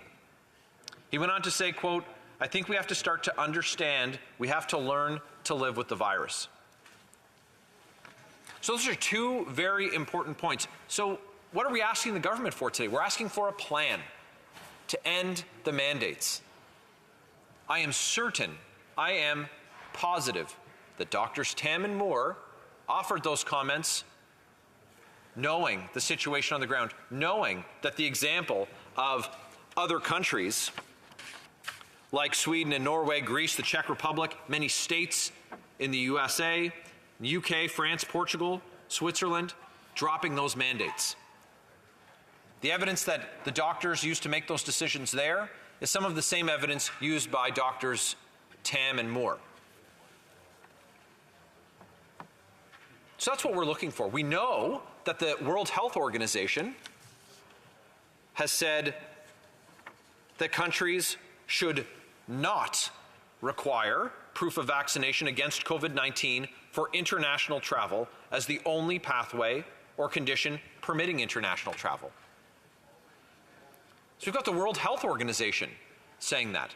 We've got to take a look at these. What is the plan? What are the benchmarks that the government is using to exit us from these mandates, from these restrictions? Were they important tools, particularly in March of 2020? Absolutely. We're a long way from then. We know so much more. And the conversations that we have to have include talking with people that we don't agree with. It's so important. We certainly shouldn't be calling them names. People who disagree with us, people who are concerned, people who have questions, they're not unacceptable. They're not deplorable. It doesn't make them misogynistic or racist. They're our neighbors. They're our community members. They're people's family members. This compassion is what is part of the fabric of our country. We can't forget it. We can't lose it. It's part of our off-ramp out of this thing. So much damage has been done to our country. The impacts of all of the restrictions We're going to be feeling that for many years, particularly with our children. Let's not make it worse by not talking to each other. Part of that communication, part of that talking comes from this government presenting a plan to Canadians to end those mandates. So that's what we're talking about today. It's incredibly important that everyone recognizes the role that they have to play and do that. We have a job to talk to people in this place. We have our role as the official opposition to challenge the government. They have the tools, they have the resources, and they're the authority to tell Canadians what it's going to take for us to exit from these restrictions. So we're going to be that voice for Canadians. We're going to be that voice. We're going to call on the government to end those mandates. In fact, we asked them for a plan a year ago. The situation certainly has changed a lot in that year. But this is a new opportunity, a fresh opportunity for the government, for the minister, to provide that information to Canadians. Instead of pointing fingers about who was the strongest advocate for these public health measures, let's just recognize that we can always do better. The government has had time to produce this information, to let Canadians know when they're going to end the federal mandates. When are they going to end the federal mandates? What needs to be triggered for that to happen? So let's do that. Let's move forward together. Let's have those important conversations. Let's talk to our friends, talk to our neighbors, and make sure that we come out of this stronger. We heard all along that we're all in this together. Let's make sure that we all get out of this together. Thank you very much, Mr. Speaker. Question et commentaire, questions and comments. The honourable member for Surrey Centre. Thank you. Mr. Speaker, I see a lot of very smart people on the other side, but my daughter the other day asked me, what is this trucker convoy? What's this protest about? And I explained it to her. She's 12 years old. She's studying the divisions of power within this government and this country. And I said, well, the truckers can't go across to the U.S. without being vaccinated. She said, well, isn't that the American government's rule? I said, absolutely. So shouldn't they be protesting in front of the U.S. consulate or the U.S. embassy? So maybe you should guide that. She said, well, I said, they're upset about putting masks on in grocery stores and going to other places. And I said, she said, isn't that provincial? I said, absolutely. She said, what about travel? I said, travel is the one that, yes, is federal. And in fact, the member opposite just said that over a year ago, they were asking for these to be ended. But the member of parliament from Durham, when it was flights from India or Pakistan that had 1 or 2% of COVID cases coming, said shut them down, and then said shut them all down. I want to hear what their stand was at that time. The honourable member for Leeds, Grenville, Thousand Islands, and Rideau Lakes. Well, Speaker, I appreciate the question. We're going to assume that the honourable member misspoke and that he was not misleading the House, because, as you know, Speaker, what we asked for a year ago and what I articulated that we asked for a year ago was a plan from this government. But instead, what we get from them is finger pointing. So if we want to point fingers, we'll point fingers at them for their absolute failure. It's nothing but moving goalposts and dividing Canadians. Hear, hear. They're calling people racist and misogynists. They're saying that they're un-Canadian, saying that they're deplorable because they have different opinions than they do. I want to remind that honourable member about my example about having those important conversations, encouraging people to get vaccinated. That's the example that we demonstrated in my community. That's the spirit in which I offered those comments. The honourable member wants to play silly games. He should talk to his honourable colleagues who had the courage to stand up to the failed policies of division of that government. Hear, hear. Question et commentaire, questions and comments. The honourable member for Longueuil-Saint-Hubert. Thank you, Mr. Speaker. My colleague's last answer follows up on my argument. I was going to congratulate my Conservative colleagues because of their nuanced tone, but partisanship seems to have taken over again in the last intervention, and that's too bad. What I'd like to underscore is that the Leader of the Opposition this morning and other Conservatives said that The time has come to follow the science. Well, at what point did we not follow the science? When we're talking about vaccinations, that's science. Social distancing, masks, even the borders, that's science. We have very high 90% vaccination rates, but most countries don't have that. I had a friend talking to me about Uganda. About 1% of the population is vaccinated. So at what point haven't we followed the science? Dan Rita Lakes. Well, that's a great question from the honourable member, Speaker. What we're looking for from this government is the benchmarks that they're going to use to exit us from the COVID restrictions that the federal government has put in place. That's what we asked for a year ago. What are our targets? What are the metrics that they're using to end the travel restrictions, to end all of the federal mandates that they've put in place? Let's just wait and see is not a science-based approach.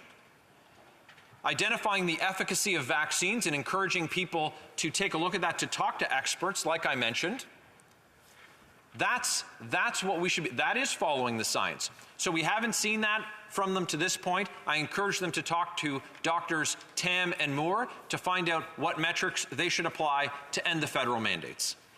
Question commentaire. I have a quick one from online. The honourable member for Edmonton Strathcona. Thank you, Mr. Speaker.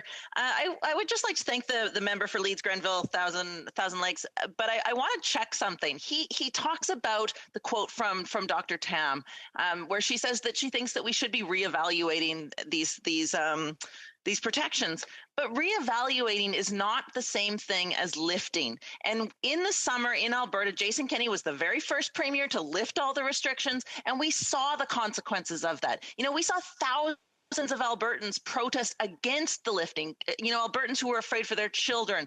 If they have people that are under 5 that couldn't be vaccinated, if they had people that were more prone to COVID. So how does he come to terms with the fact that lifting all of the restrictions is maybe not what many, many, many Canadians would like? A very quick answer from the honourable member for Leeds, Grenville, Thousand Islands, and Rita Lakes. Well, thank you, Speaker, and to the member for Edmonton Strathcona. I would just say that this motion is calling for the government to table a plan. Table a plan. That's something that they failed to do at this point.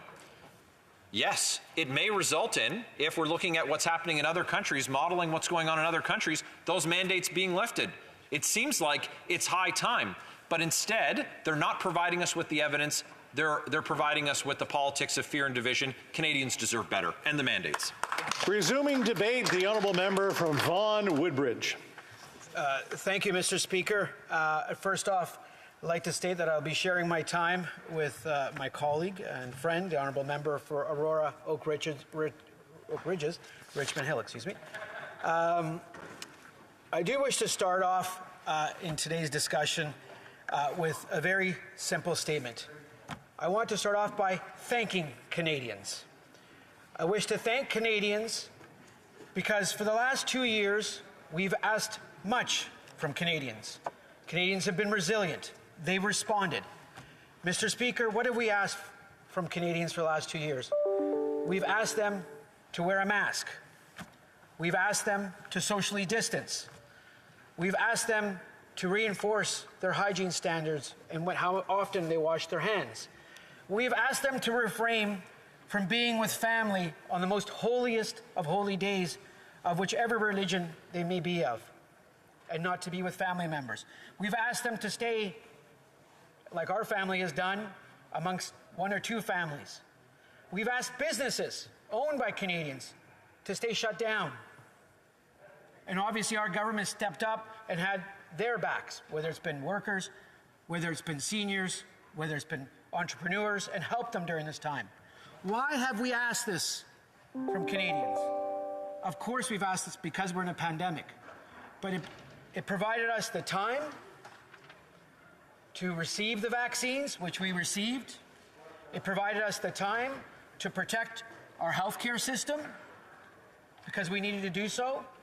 And I wish to thank Canadians for their resiliency, because that's what this debate is about. That is why we were elected to serve as 338 parliamentarians. not to be in the weeds, but to look at the big picture. We are making progress, Mr. Speaker. We are making much progress. 90% of the residents of York Region are vaccinated. The amount of boosters being given continues to rise. Our hospitalizations are down. Surgeries, as many have been canceled, are being rescheduled. Normality, a new normal, is returning. But it is due in part to the sacrifices of Canadians, to Canadians following not the government's advice, but the advice of our public health officials. And we cannot lose sight of that fact. Many lives have been delayed. Many lives have been disrupted. Many Canadians have passed away from this pandemic. We cannot lose sight of the big picture. We are going the right way. We are making progress as a country, together. Not individually, but together. And Mr. Speaker, as a parliamentarian, I believe in doing what's right and communicating to my constituents the public health advisories, what should we do to protect our families and loved ones so we can get to a better day. And it is coming. Absolutely. We are seeing changes, especially at the provincial level, on restrictions. And that is the right thing to do. 90% of Canadians are vaccinated on the double dose. That is wonderful. We should be proud. We should be proud that we're protecting our healthcare system. We should thank the frontline workers for the last 2 years of what they sacrificed. That is what we should be doing. And we should continue, yes, to reevaluate the science. We cannot put an arbitrary date of when we can lift this or lift that. That doesn't work. We've seen it. Okay? We have seen that. We've seen it in province after province. If you've lifted prematurely, what happens? Your hospital system gets overwhelmed. Your ICU capacity gets overwhelmed. Your supply chain becomes disrupted. And you're back at square one. So let's go 10 steps forward at a time and maybe 1 step back instead of 4 steps forward and 20 steps back. And that's what our government is doing. We are there to continue to assist Canadians, and we will continue to do so. But as I started at the beginning, Mr. Speaker, and I'll go to my formal remarks, I want to thank Canadians today. I wish to say thank you for doing the right thing, for getting us through this pandemic as we continue to go. And yes, I believe the light is at the end of the tunnel. I do so. I completely have confidence in that. Why? Because of vaccines, because of the science of vaccines, and because we've done the right thing. And Canadians have been resilient. Mr. Speaker, I understand that the official opposition has come on side now to say that blockade should stop. A little kind of late. But yes, they should stop. We should not be interrupting the lives of auto workers, of farmers, of our agri-food business. Many of the opposition members represent rural ridings with a lot of farmers. I don't think it's very impressive that we're blocking borders where we can't ship our farm products to the United States. I don't think it's very impressive that auto workers are being forced to stay home because of blockades, which up until 3 days ago, that party there was in favor of. That's not reasonable leadership. I would call it the otherwise. We need to do what is right for Canadians, day in and day out. We are in a pandemic, a once-in-a-100-year event. It requires maturity, and it requires leadership, Mr. Speaker. It also requires people to pay attention. Mr. Speaker, it's been more than 2 years since our border measures were put in place and to help keep Canadians safe and protected. As the most serious public health crisis in the last century unfolded, the Government of Canada acted quickly to put in place emergency border measures to reduce the risk of the importation and transmission of COVID-19 and new variants in Canada related to international travel. The border measures that have been implemented are informed by data and available scientific evidence. Yes, scientific evidence, and not just pulling dates out of thin air. They also come from the monitoring of the epidemiological situation in Canada and in other countries. Measures are adjusted as required to respond to the evidence while continuing to protect the health of everyone in Canada. Starting in January 2020 Enhanced screening measures were put in place for passengers who were arriving from areas where the COVID-19 virus was rampant. As the virus spread to other countries and became more of a danger, these screening measures were further enhanced with additional questions and referrals of incoming passengers to the Public Health Agency of Canada. Mr. Speaker, eventually stronger measures had to be put in place to protect our country, its citizens, such as the ban on foreign nationals entering Canada. Canada was not alone in closing its borders for discretionary travel at that time. Many other countries, including our neighbors to the south and largest trading partner and other G7 countries, also put in place severe restrictions on travel. As the pandemic wore on, the Government of Canada never lost its focus on the health and safety of all Canadians. Decisions around protocols and measures were taken to reduce the effects of COVID-19 on our citizens and, yes, on our economy. So, yes, we could quickly recover in terms of our Canadian economy. And it was great to see that our output is larger than it was pre-pandemic. It's great to see that employment levels are above where they were pre-pandemic. Why? Because we did what was right for Canadians. We had their backs. We put in place proper measures that we all know about, and we invested in Canadians. It was the right thing to do. Mr. Speaker, in June 2021, the government announced the first phase of its approach to easing border measures for travelers entering Canada. And the Government of Canada continues to make cautious adjustments to its border approach using the latest scientific evidence and data. These changes are possible thanks to our vaccine adoption rate and adherence to existing public health measures. The overwhelming majority of Canadians have adhered to protocols and measures, got vaccinated not only once, but twice, and for many, even a third booster. They have shown courage, resilience, compassion, and yes, have sacrificed. I thank them, as their actions have been crucial in giving us, the Government of Canada, the leeway to reduce and even remove some of the measures that were put in place at the beginning. Mr. Speaker, earlier measures have been adjusted. In August and September 2021, the government continued to reopen Canada's borders, allowing fully vaccinated leisure travelers from the U.S. to enter Canada starting on August 9th, followed by fully vaccinated travelers on non-essential trips from all other countries on September 7th. The government also eliminated the requirement to stay in government-authorized accommodation upon arrival.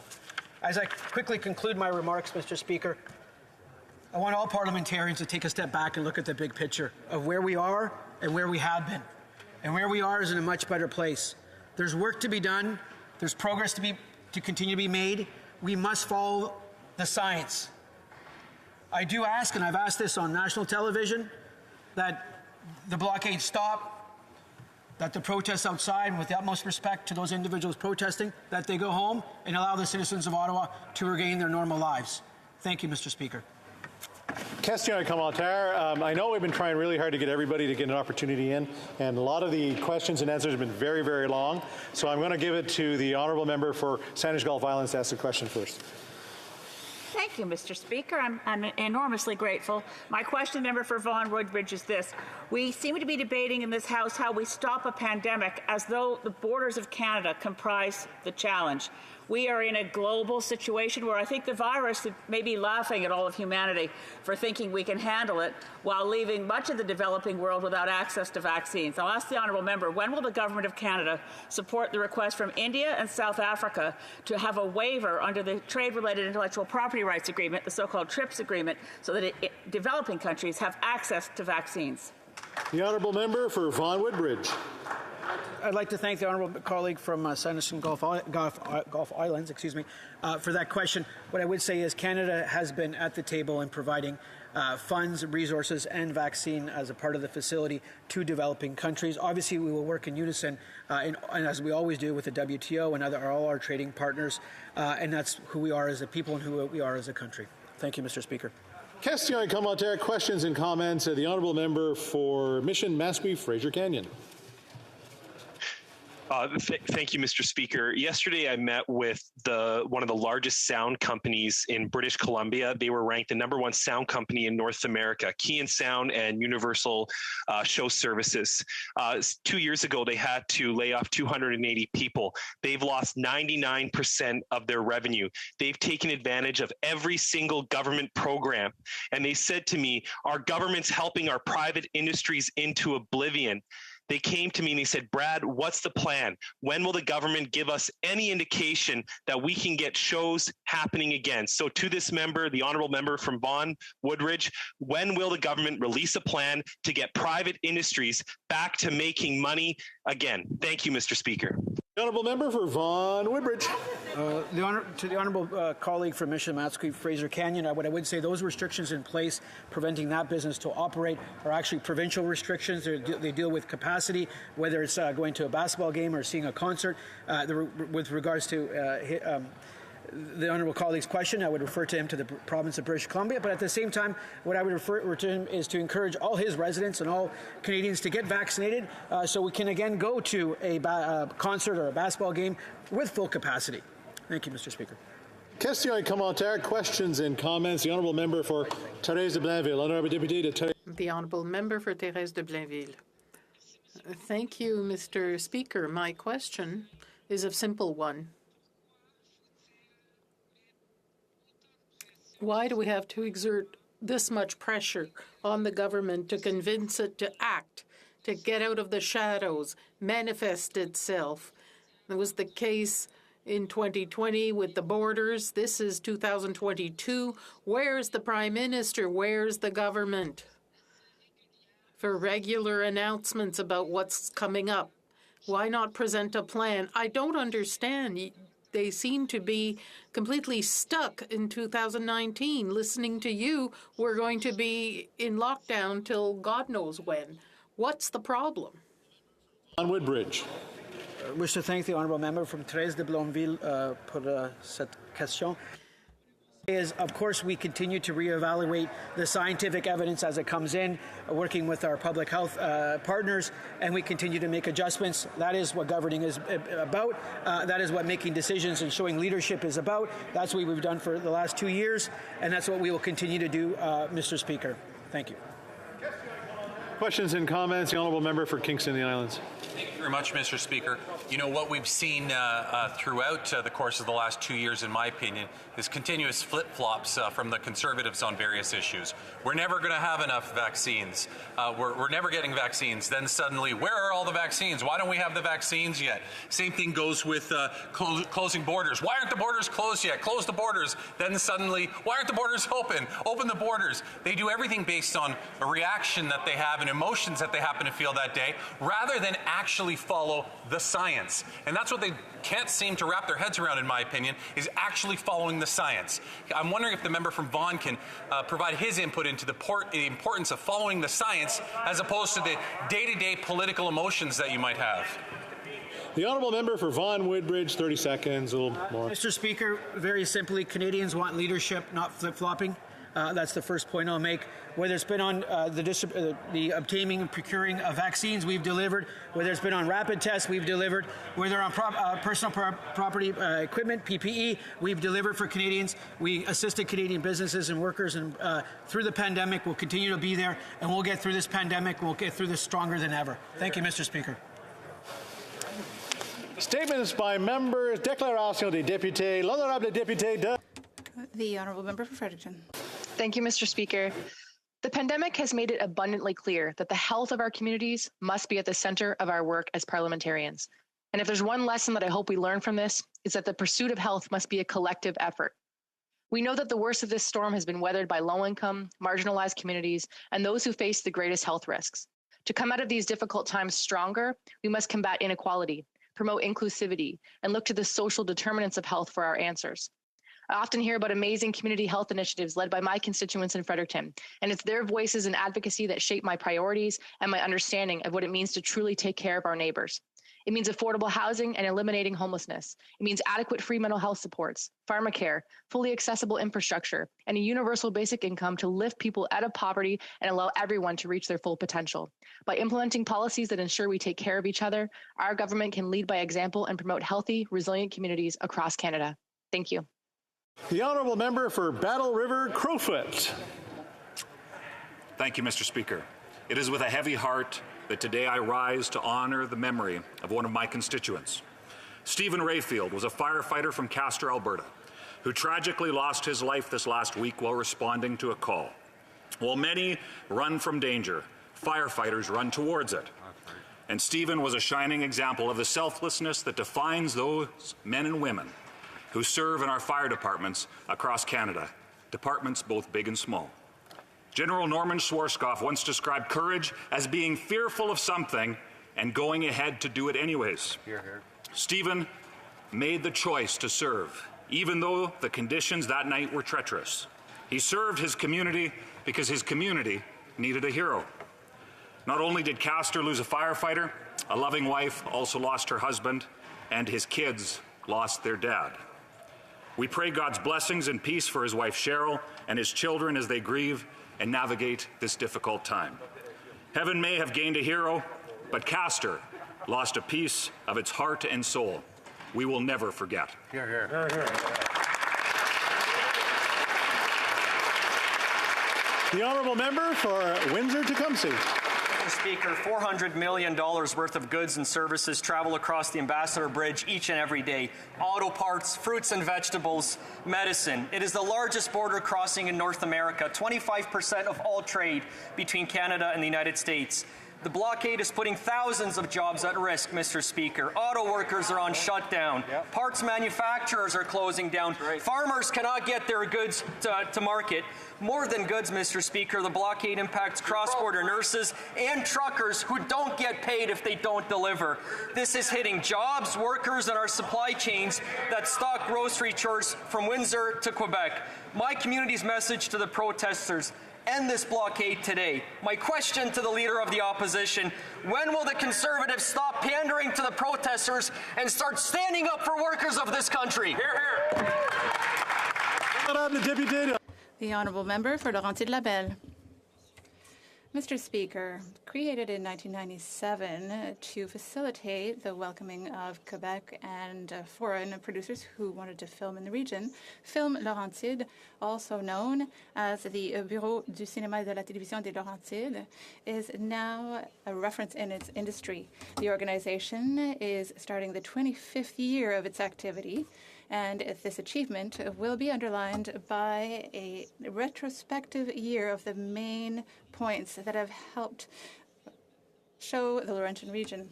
Film Laurentides generates economic, tourist, and cultural benefits, and they are notable.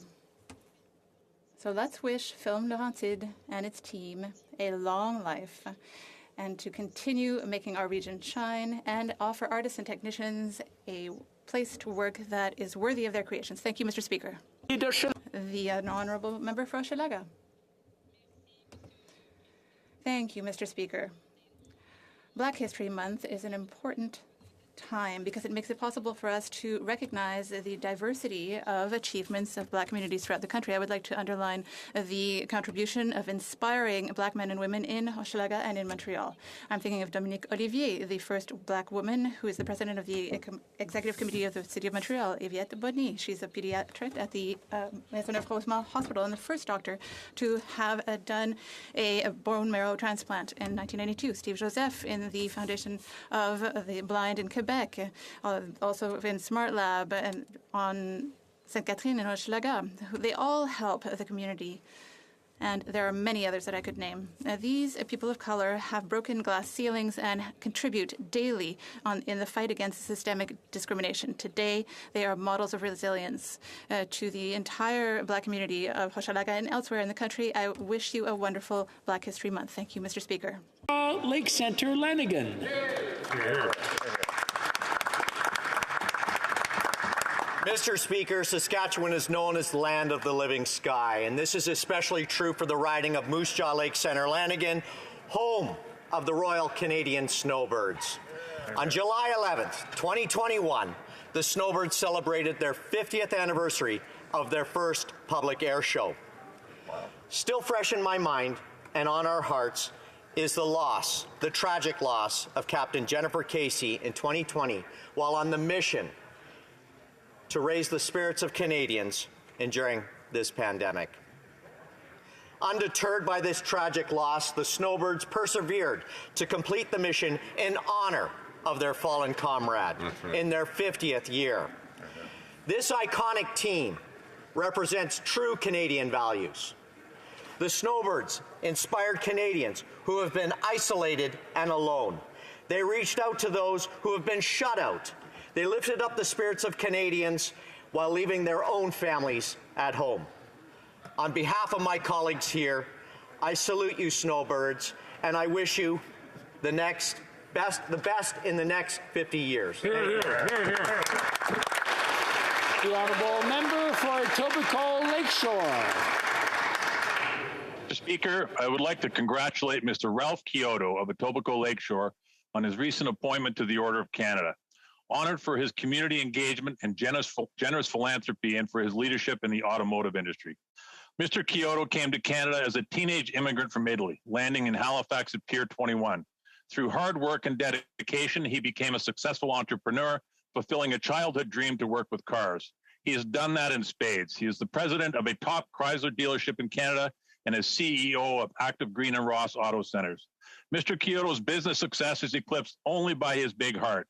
He is past president of the Rotary Club of Etobicoke, served as chair of the ever-popular Rotary Club Ribfest in Toronto, and he sits on the board of many other organizations, including Trillium Health Partners Foundation. Thanks in part to his endless generosity, Pier 21 has become the Canadian Museum of Immigration. Thank you, Mr. Kyoto, for all you do, and congratulations on your well-deserved recognition. The honourable member for Brampton North. As a mother of a young child in the Peel District School Board system, I know how much teachers have stepped up to make sure our children receive a quality education despite the challenges of the pandemic. All of our teachers deserve to be commended for their incredible work, and I want to give a special congratulations to Jason Bradshaw, a Brampton North resident and teacher at Castlebrook Secondary School. Jason received the 2021 Prime Minister's Award for Teaching Excellence, the highest award a teacher can receive in Canada. These teachers are chosen for their remarkable achievements in education and their commitment to preparing their students for a digital and innovation-based economy. Jason has been a teacher for over 14 years and strives to empower modern learners through innovative and unique approaches to learning. He encourages his students through discussion and debate while also running an after-school program called Counting on You to provide science and support and programming to students in need. Thank you, Jason, for everything you do for our students and for all of our teachers helping the next generation develop. Hear, hear. The honourable member for Calgary Forest Lawn. Thank you, Mr. Speaker. Last week, I joined in recognizing the Anishinaabe, partnering with the Shamish Culture Centre to provide vaccines to our Northeast Calgary communities. In the spirit of reconciliation, these clinics have been a huge success and have created a unique partnership between the Indigenous and the Sikh communities to serve the community at large. At the heart of these communities is a common goal and values of seva, sharing, and taking care of others. I would like to recognize this extremely successful initiative by the Shamish Culture Centre under the leadership of Amanpreet Singh Gill and the entire executive committee in partnership with the Siksika Nation, Siksika Health Services, Calgary Homeless Foundation, Aboriginal Friendship Centre of Calgary, and Okaki Health. Thank you to all the frontline health workers for all their hard work. We are stronger together, Mr. Speaker. God bless these communities so they may continue serving, and God bless a united, free Canada. Thank you. The honourable member for Milton. Thank you, Mr. Speaker. I rise today with a sense of sadness, but also profound gratitude. Last month, we lost a political giant. Julian Reid, a longtime Liberal MPP and MP for Halton, passed away at Georgetown Hospital on January 6th at the age of 85. With a career in politics that spanned nearly 3 decades, Reid was a larger-than-life personality and a hard-working, dedicated public servant. And while most knew him as a politician, he was much more. He was a salesman, a pig farmer, and he even worked in show business as an actor. Mr. Reid was a pioneer. He was talking about renewable energy, cannabis decriminalization, and greenhouse gas emissions over 20 years ago. His fierce advocacy for environmental protection has certainly been an inspiration to me, and I'll continue to work and honor his legacy by fighting to protect the green spaces here in my riding of Milton. Like my dad, Julian lived with Parkinson's disease. His life and legacy strengthens my resolve to be a better advocate for Canadians fighting Parkinson's disease. Reid is survived by his wife, Deanna, his children, Chris, Rob, and Melanie, his 4 grandchildren, and his brother and my friend, Lori. Thank you for your service, Julian. Rest in peace. The honourable member for Edmonton Mill Woods. Mr. Speaker, for 2 years, Canadians have been living with COVID-19 restrictions. Restrictions on travel, restrictions on visiting loved ones, restrictions on worshiping, children restricted from playing with other children or taking part in sports and other activities. 2 years of isolation that has inflamed Canada's mental health crisis and hurt our most vulnerable populations. Canadians just want their lives back. The Prime Minister needs to stop using the pandemic to wedge, divide, and stigmatize Canadians for his own political gain. It needs to stop. Conservatives are calling on the Liberal government to follow the evidence, follow the science, and table a plan to quickly end all federal mandates and restrictions. Canadians deserve a plan on how they're going to get their lives back, and it's time that the Prime Minister delivers that plan. The honourable member for Medicine Hat, Carson Warner. Mr. Speaker, what started with a message from truckers has turned into a cry from Canadians from across this country. They've had enough lockdowns and restrictions, enough mandates and job losses, enough of this government's overreach. Canadians want their lives and their freedoms back. Conservatives have heard the message. We will take up that fight and will continue standing up until all the federal mandates and lockdowns have ended. So the time has come for the blockades, like those of them are riding at Coots, to come to an end. The Liberals have damaged our lives and our economy enough. Let's not cause further harm. It's time for the Liberals to stop politicizing this pandemic, stop wedging, dividing, and stigmatizing Canadians. Follow the science. Follow the current advice from experts. Follow many other countries in the leadership of some provinces, end the mandates and restrictions. Today, the government has an opportunity to provide a clear plan for reopening our country, as Canadians deserve. The only question is, will the Prime Minister and his government give them one? Thank you. The honourable member for Vimy. Thank you, Mr. Speaker. February is Black History Month, and as the Member of Parliament for Vimy, I am fortunate to represent a riding that is committed to racial equality in our community and across Canada. This commitment is on full display this month as the City of Laval hosts a wide variety of activities and events that honor the Black Canadians who have shaped our city. From art exhibits and musical performances to short films and guest speakers, everyone can learn and reflect on the contributions of our Black community throughout our history. I encourage my constituents and the people of Laval to join me in participating in these incredible events, and I look forward to continuing the Black History Month celebrations throughout the month of February. Thank you. Honourable member for Vancouver East. The cost of the TMX jumped from $4.5 billion to $12.6 billion based on cost updates from 2 years ago. In the last 2 years, there's been significant delays in construction because of COVID-19, the forest fires and floods, failed HDD river crossings in the Thompson and Fraser rivers, and numerous environmental law violations. The commercial viability of TMX was on shaky grounds before, and now things could not be worse. Using the 2018 construction cost, the Parliamentary Budget Officer noted that a 10% increase in construction costs would reduce the net present value of the TMX by $453 million to over $1 billion, and a one-year delay would reduce its value by $693 million to $888 million.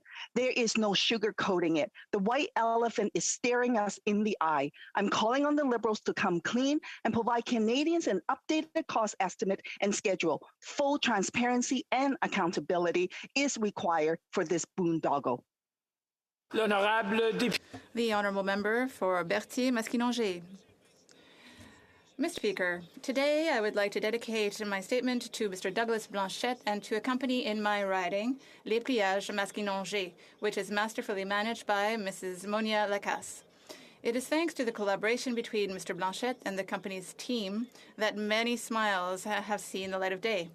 In fact, Mr. Blanchette's sleds adapted for people with disabilities have multiplied. He gave the blueprint for his invention to Pliage Masquinongé. This enabled them to respond to a growing demand from parents who were charmed by the opportunity to make this a winter joy of sledding accessible to their children, both young and old. Moreover, Mrs. Lacasse recycles old skis and old wooden skis, in fact, which gives this initiative an environmental aspect. Thank you to all of those who have been involved in this project for making happiness contagious in this difficult time. Honourable member for Essex. Mr. Speaker, Canadians across the country are saying enough is enough. Every day, new protests spring up here in Canada and around the globe. Today, we are facing the fourth day of a blockade at the Windsor-Detroit Bridge, the busiest border crossing in North America. 450 million in goods cross the border every day, Mr. Speaker. A prolonged closure will continue to cripple our economy. We need the Windsor-Detroit border to reopen, not today, not weeks from now. Canadians want their voices to be heard, Mr. Speaker. Meanwhile, our Prime Minister doubles down. Two Liberals are calling him out for his divisive rhetoric and for using the pandemic for political gain. These protests and the consequences fall squarely on the Prime Minister's lap. After 2 weeks of dithering, the solution will not be simple. The Prime Minister must accept to meet with all leaders on Parliament Hill and find solutions to end the COVID mandates, end the blockades of our critical border infrastructure, and restore peace, order, and good government. Why won't the Prime Minister listen? The honourable member for London West. Mr. Speaker, this week is International Development Week, a chance for all of us to come together and celebrate our achievements in international development. Today, I'm particularly pleased to draw attention to Nutrition International, an international organization headquartered here in Canada, which this year is celebrating 30 years of making a difference for millions of people living in vulnerable situations. Nutrition is the difference between attending school and learning. It is a difference between fighting a disease and surviving it. It is a difference between giving birth and giving life. Every day, Nutrition International works hard to create this difference and to bring improved nutrition to people of the world who need it most. Thanks to the investments from Canada and other generous donors, Nutrition International reaches millions of people each year, more than 60 countries. Canada's contribution to Nutrition International world-class vitamin A program alone has helped save 5 million children's lives worldwide. As Canada seeks to advance its commitment to champion gender-sensitive nutrition initiatives to support the most vulnerable, particularly women and girls, I hope that my colleagues, both in government and across the aisle, will continue to support organizations like Nutrition International in their fight to give people fuller, healthier, and better lives. Thank you, Mr. Speaker. Oral questions. Question orale. The Honourable Leader of the Opposition.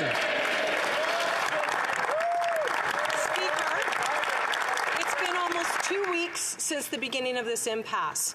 We all want the protests to end and these Canadians to feel like they've been heard and respected. But now critical infrastructure is being restricted. Why? Because of this Prime Minister's failure. I've asked the Prime Minister to meet with me and the other opposition leaders in good faith to try to find a way forward from this impasse. He didn't answer yesterday. He hasn't answered to date. I'm going to ask him again. Will he meet with us? Right Honourable Prime Minister. Mr. Speaker, the Conservative Party of Canada has spent the last 2 weeks endorsing and enabling these blockades across the country. The leader of the Conservative Party and her team have been their biggest champions, even promoting their fundraising. The consequences of these actions are having dire impacts. They're impacting trade, they're hurting jobs, they're threatening our economy, and they're obstructing our communities. I am focused on ending it. I hope the Leader of the Opposition will maintain her current position and continue to call for an end to these blockades. The Honourable Leader of the Opposition. Continues to blame others for things that he's responsible for. Today, he actually has a chance to do something for Canadians. We have a motion before this House that would tell the government to let Canadians know when they are going to end these restrictions. 2 years into this pandemic, and given the current circumstances, it's not an unreasonable request. Canadians deserve a Prime Minister who's willing to follow science and lift the restrictions. Even his own Liberal MPs agree with us. So a simple question for the Prime Minister. Will he and his fellow Liberal members of Parliament support our motion that is on the floor today? The Right Honourable Prime Minister. Speaker, everyone in this country is sick and tired of lockdowns and, quite frankly, of COVID-19. But Canadians also know that the way through this pandemic is by listening to science, is by following public health advice, and indeed by getting vaccinated. That is what we have been focused on from the very beginning, and that's why we're continuing to encourage Canadians to please get vaccinated. About 61,000 Canadians got their first dose just last week. We need more people to continue to step up, get vaccinated, get their kids vaccinated, get the booster shot. That's how we stay safe. That's how we support our frontline health workers. The Leader of the Opposition. For the Prime Minister, because he's talking about vaccinations, we all support vaccines, and 90%, as he has said, 90% of Canadians have been vaccinated. Yep. Is he suggesting that unless 100% of Canadians are vaccinated, he's not even going to consider opening up and lifting restrictions? Yeah. Is that what he's trying to tell us? 90% is good for us, and I would say other countries in the world who have less vaccine uptake. Is he saying he's not going to do anything until 100% of Canadians are vaccinated? Really? The Right Honourable Prime Minister. Speaker, not only are Canadians tired of this pandemic, of the challenges we're facing, but they are also, of course, tired of the restrictions, tired of the rules, tired of the lockdowns. That is understandable. But do you know what helps lift restrictions? Do you know what helps move beyond lockdowns? Vaccinations. When Canadians get vaccinated, including with our vaccine mandates that ensure the federal public service and anyone getting on planes or trains are vaccinated, that has helped move forward, keep Canadians safe, and most importantly, to keep our frontline health workers who've been heroes during this pandemic from being overwhelmed. The Honourable Member for Mégantic-L'Érable. Mr. Speaker, I didn't hear an answer from the Prime Minister. Canada has one of the highest vaccination rates in the world. Over 90% are vaccinated, as the Prime Minister has said himself. Does the Prime Minister expect 100% of Canadians to be vaccinated to start to think about presenting a reopening plan for our economy and for ending extreme measures? The question is clear. Is that the Prime Minister's objective, to wait for 100% of Canadians to be vaccinated to start giving people hope again? Yes or no? The Right Honourable Prime Minister. Mr. Speaker, the Conservative Party of Canada has spent the past 2 weeks approving and encouraging these protests across Canada. The Conservatives were their biggest spokespeople. They even helped to fundraise for these blockades, and this has had a disastrous impact. Our jobs, our businesses, blockades in communities have hurt families, and I hope that the Conservative Party will continue with their current position today and continue to call for an end to these blockades. The Honourable Member for Mégantic-L'Érable. Thank you, Mr. Speaker, and I hope that the Prime Minister won't hide away once again like he did for the past 2 weeks, and he will be present so that he can speak and listen and make sure that we can end these protests. We want these to end. We want the end of these protests to end, but we want him to commit to presenting a plan to Canadians. We want this Prime Minister make sure that all levels of government here in Canada present a reopening plan to the population. How come he is still refusing to listen to Canadians and to present a plan and to give Canadians a bit of hope? The Right Honourable Prime Minister. Mr. Speaker, I'm very happy to hear the Honourable Member to condemn and calling for an end of the blockades today. in this House, and I hope he will be able to convince his colleagues at the Conservative Party as well to stop supporting and encouraging these blockades and these protesters that are hurting businesses, jobs, and supply chains. And they're also hurting Canadians who live in these communities across the country. These blockades have to end. The Conservative Party has to be clear on that. The Honourable Member for Belleuil-Chambly. Thank you, Mr. Speaker. I asked the Prime Minister for a meeting. The leader of the official opposition asked the party leaders to meet. Given the troubling developments in Ottawa and across Canada right now, there are significant economic impacts and impacts for our public health and also growing public security issues. Can the Prime Minister call the party leaders together to a meeting, an emergency meeting? The Right Honourable Prime Minister. Inaudible for the interpreter.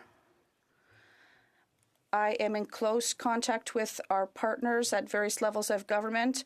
We're having conversations with other parliamentarians, and I'm very happy to hear the leader of the Bloc to give him a briefing on the situation that people are facing right now here in Ottawa and across the country. We are going to continue to remain focused on the end of these blockades and on the work we have to do to protect our economy and to support our communities across the country. The member for Belleuil-Chambly. The briefing that I would like to hear from, all of the other leaders. There is obstructions taking place at the 911 call center. There are also obstructions at the Ottawa airport, and things are growing increasingly difficult. A friend of my father's said, we couldn't put out the fire. Can the Prime Minister put out this fire? The Right Honourable Prime Minister. Mr. Speaker, this government is taking action every day to reduce our impact, the impact of these blockades on the economy. We are here working with the Ontario government, with whom I spoke a great deal last night. And we're going to continue to do the work needed to make sure that Canadians from across this country are not bothered or affected by these blockades that are illegal. For Burnaby South.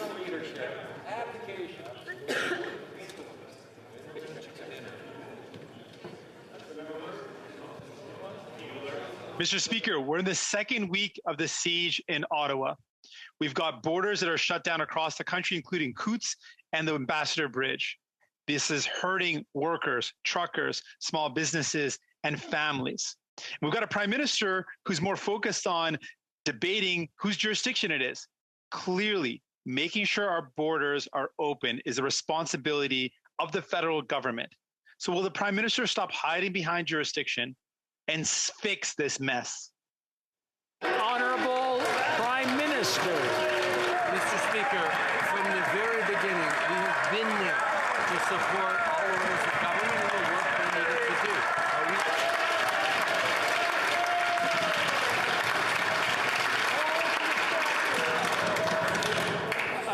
I'd like the Prime Minister to start over. They were applauding so much for his answer, I mean, they couldn't hear it. The Right Honourable Prime Minister, please go ahead.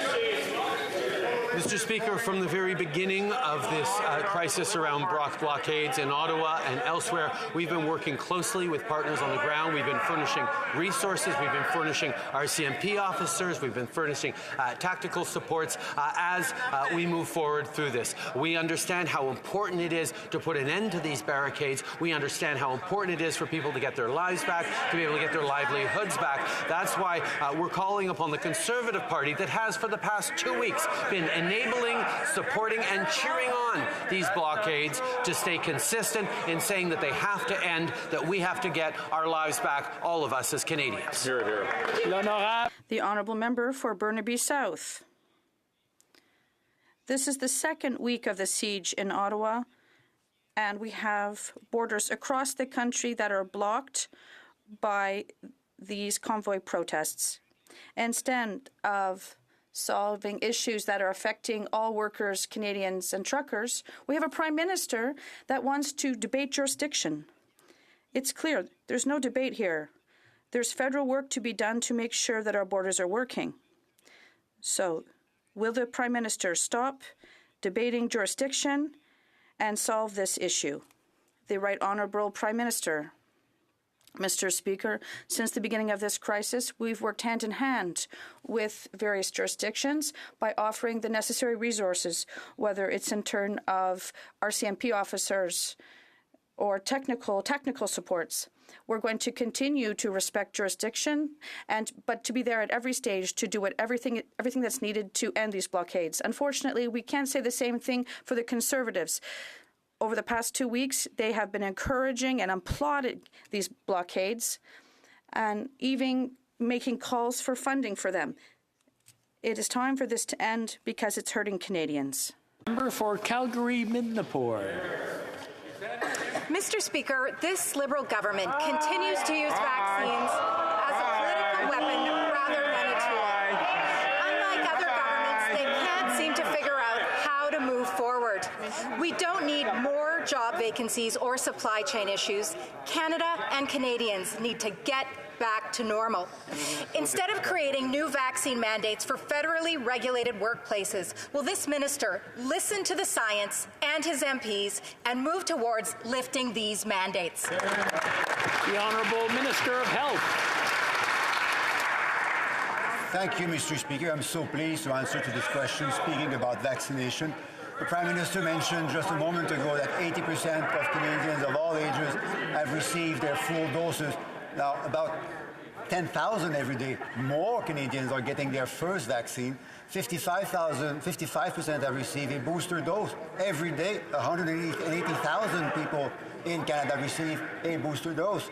And we have approximately 50% of children between 5 and 11 being vaccinated. About 6,000 of them every day receive their first dose.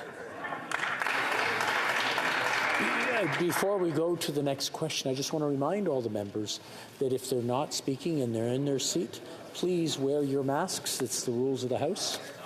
And for those of them who can't hear me, do I have to say it again? So some people, there we go. I think we have attention. Good. The Honourable Member for Calgary-Midnapore. Monsieur le Président. Mr. Speaker, 98% of federal employees have received at least one dose of the vaccine. Even PHAC has confirmed that it's time to reevaluate existing measures and not blindly keep current restrictions. Does the minister agree with the recommendation from Dr. Kam, or does he prefer to ignore science? The Honourable Minister of Health. Thank you, Mr. Speaker. She is so right for congratulating 98% of the public service that is vaccinated. Vaccination, Mr. Speaker, is not a punishment. It is protection. So when you get vaccinated, you're protecting yourself, your work colleagues, your family, your children, your community, your friends. It's not a punishment, Mr. Speaker. In fact, the only way to get through this current wave and all the other variants, and in the coming years and weeks, that's the only way. No. Mr. Speaker, Canadians have been misled. Our travel restrictions are not symmetrical with the United States. Our requirements for an arrival PCR test is the only one in the G7, and the minister knows that. PCR arrivals testing is wasteful, it's punitive, and it's ineffective. Canadians want to know, what day will this government drop these ineffective and costly travel restrictions? The Honourable Minister of Transport. Mr. Speaker, speaking of science, I want to remind every member of this House that we are still in a pandemic. We still have thousands of people in hospitals. We still have thousands of surgeries being cancelled. So we will follow the science, Mr. Speaker, and as conditions change, we will change our regulations and we will change our rules. But we cannot take advice from a Conservative Party that hasn't even been able to convince Canadians of vaccination. We will take advice from scientists and from our public health workers. Well, member for Thornhill. Mr. Speaker, can somebody update the minister's talking points? Across the country, provincial governments are listening and they are presenting plans. The Chief Public Health Officer of Canada, as well as provincial health officers, have all said it's time. 90% of Canadians are vaccinated, so I'm asking the Prime Minister when he will stop traumatizing Canadians and give us a plan to live our lives with COVID. What is the threshold? What day will he lift the restrictions? The Honourable Minister. Again, Mr. Speaker, I want to bring my colleague back to earth. We are in the middle of a pandemic. We have thousands of people in hospitals. We have surgeries being cancelled. We will adjust our measures as the circumstances change. And the way we change our measures is by listening to scientists, by listening to experts.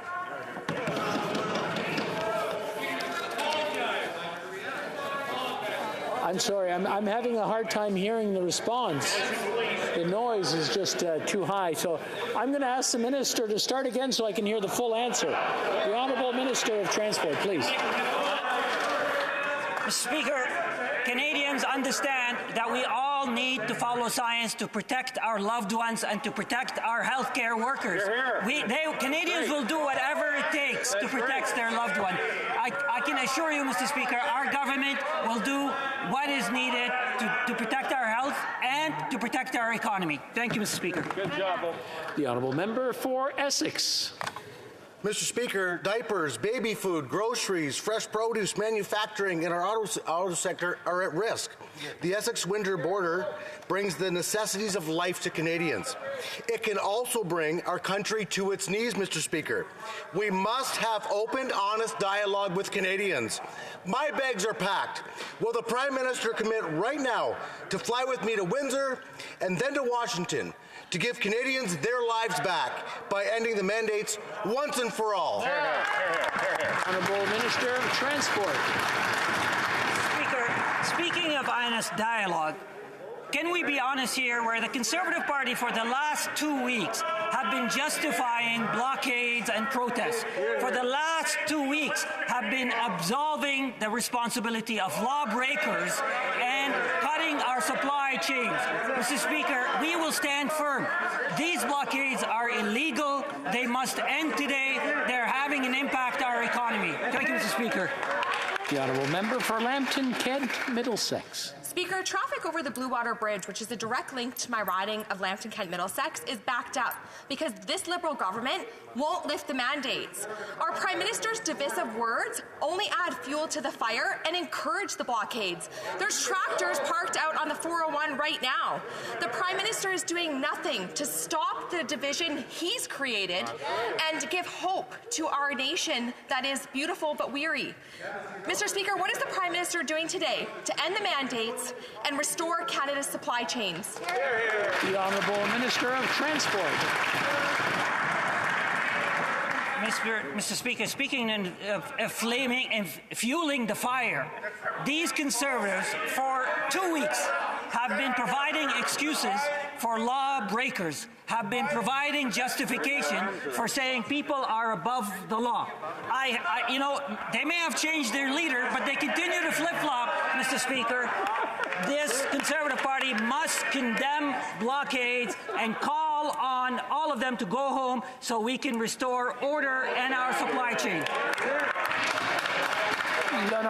The Honourable Member for Belleuil-Chambly. These crisis circumstances have prevented me from asking my question to the Prime Minister. We get the idea that the Liberals are in a election campaign. That's not what this crisis is about. We are all here, have been elected in our ridings, all of us, and we have the right to get real and serious answers to the issues that are at stake here. We have to respect the privacy that would take place at this meeting. Can the Deputy Prime Minister tell him to call for a meeting of the leaders of the parties?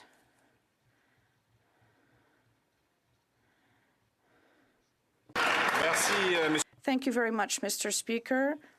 I am here and I am absolutely ready to speak with all of the other parties We have discussions every day about this situation right now, and we're going to work and try to work with every party. But I must say clearly that the Conservative Party is out with the protesters, that this is not legal. It's time to stop this right now, totally.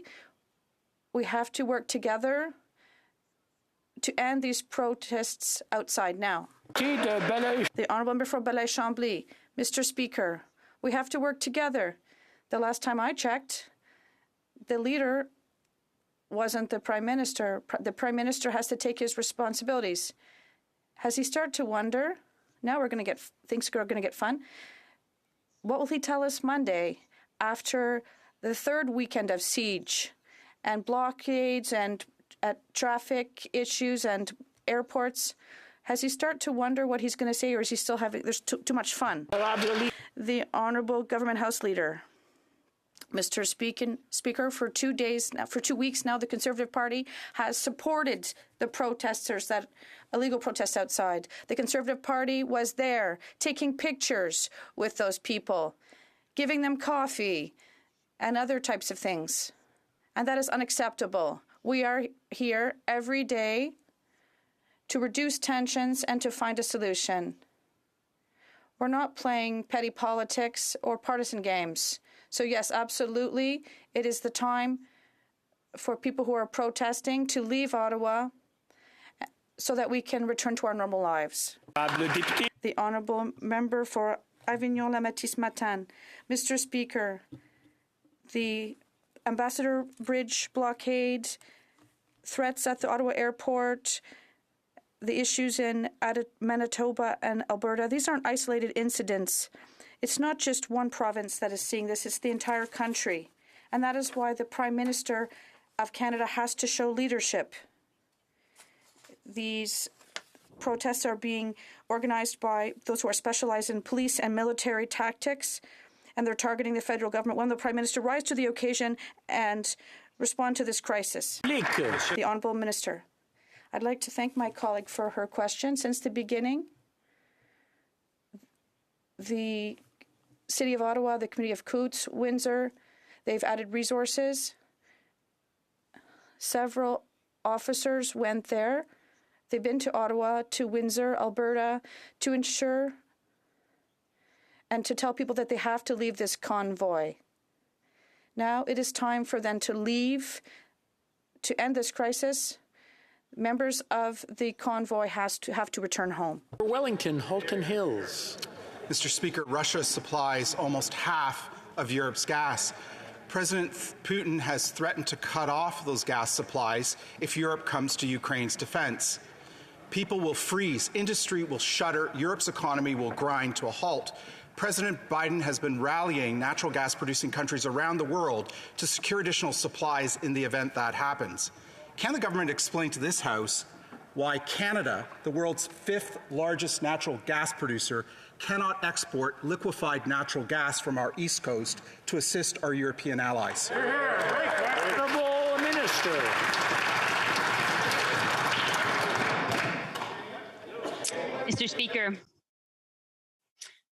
Mr. Speaker, conversations with your European allies and Americans are happening, and we're coordinating our response. And we know that any further invasion by Russia of Ukraine will make sure that there is met with severe sanctions.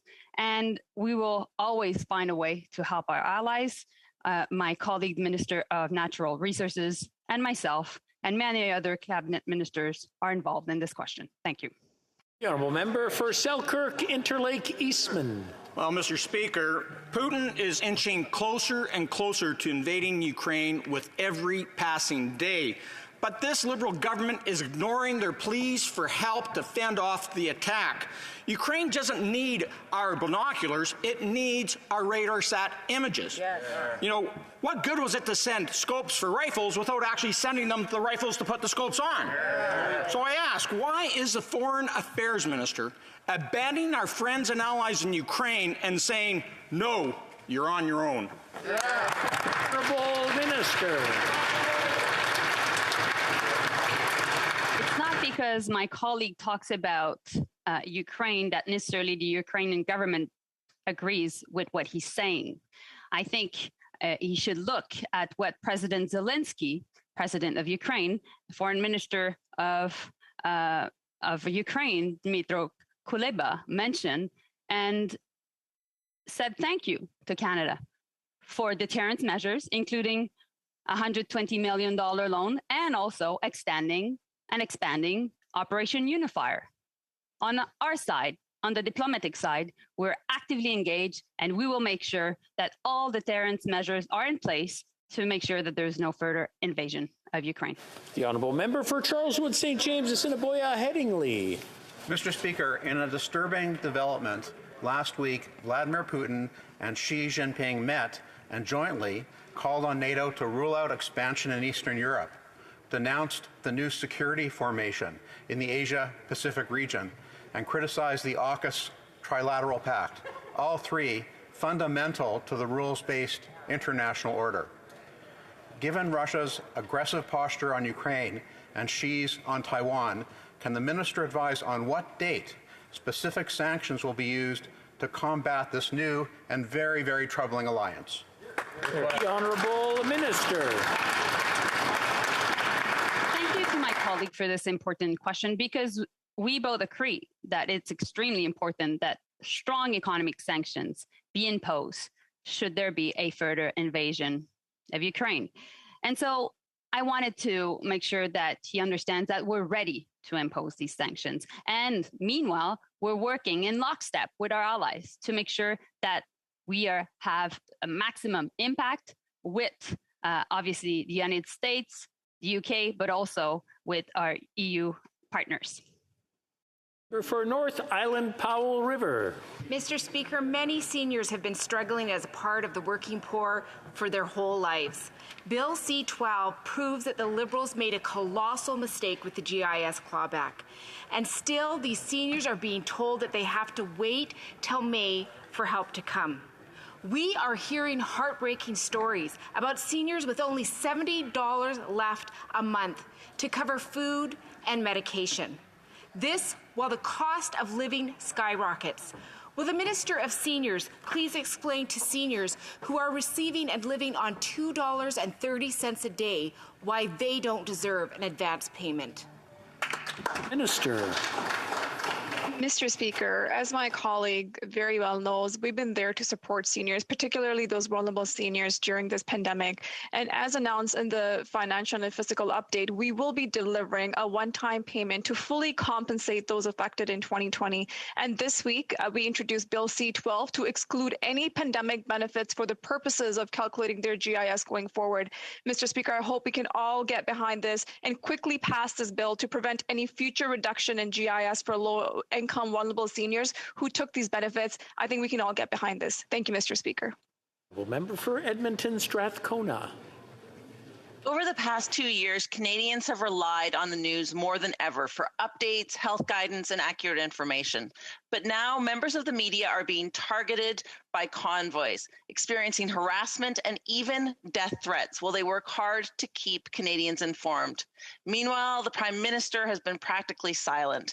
Yesterday, CTV Edmonton said that they will no longer display logos on their vehicles in order to protect their staff. What is the government doing to protect members of the media who are so vital to Canadians and to our democracy? The Honourable Minister for Public Safety. And first of all, I want to echo the concerns that were expressed by my colleague. I hope all members would join in condemning any kind of intimidation, violence, or hate expressed towards the media, who play a fundamental role in reporting on current events, Mr. Speaker. And, right now, Mr. Speaker, it is important more than ever to ensure that the Canadian public are informed about the ways in which we are going to get out of this pandemic, which means peacefully, respectfully, and by getting vaccinated, Mr. Speaker. And I just hope that the Conservatives would finally join us in asking the members of the convoy to go home. Thank you, Mr. Speaker. Well, member for Mississauga, Streetsville. Mr. Speaker, this week is International Development Week. reducing extreme poverty, advancing gender equality, and increasing access to education and healthcare for the most vulnerable are some of the many global initiatives that Canada has moved forward. While the COVID-19 pandemic has changed the lives of Canadians in many ways, globally the pandemic has a pressing impact on people elsewhere and hinders the progress of Canadian initiatives abroad. Can the Minister of International Development update this House on what Canada is doing to help their country in their vaccination campaigns? Thank you, Mr. Speaker. Well, Minister. Mr. Speaker, I'd like to thank the member from Mississauga-Streetville for this very important question. On this International Development Week, we must recognize that the COVID-19 pandemic has impacted the most vulnerable and low-income countries. This is why our government committed 200 million doses, and approximately 100 million doses have already been made available. Our contributions have supported the vaccination campaigns in Rwanda, Bangladesh, Guatemala, Nigeria, and many other countries. We will continue to ensure that vaccines and treatments reach the most vulnerable. Thank you, Mr. Speaker. Honourable member for Battle River Crowfoot. Mr. Speaker, the Liberals are on a campaign against farmers. And recently, they have said they may mandate a reduction in nitrogen fertilizer use by 30%. A decision that would inflate food prices, decrease production, break farmers' bottom lines, and put tremendous pressure on supply chains. This proposed mandate is an arbitrary number from a government that is out of touch not only with farmers, but reality. Will the Liberal government today reverse course and scrap this illogical, unscientific, and out-of-touch mandate? The Honourable Minister of Agriculture. Thank you, Mr. Speaker. If there's something you can tell us is that we are on touch with we're not in touch with farmers. I spend my whole days, week and weekends talking to farmers. And I can assure you, Mr. Speaker, that farmers are on board. Farmers care for the environment. Farmers care for their land. Farmers care for the water. And they are on board for sustainable agriculture because they know this is the right thing to do for them, for the environment, and for their consumers. Thank you. Well, member for Lakeland Stubbs. Or sorry, Lakeland. I'm sorry. Fertilizer use. Last year, I asked for evidence and about the impact on production.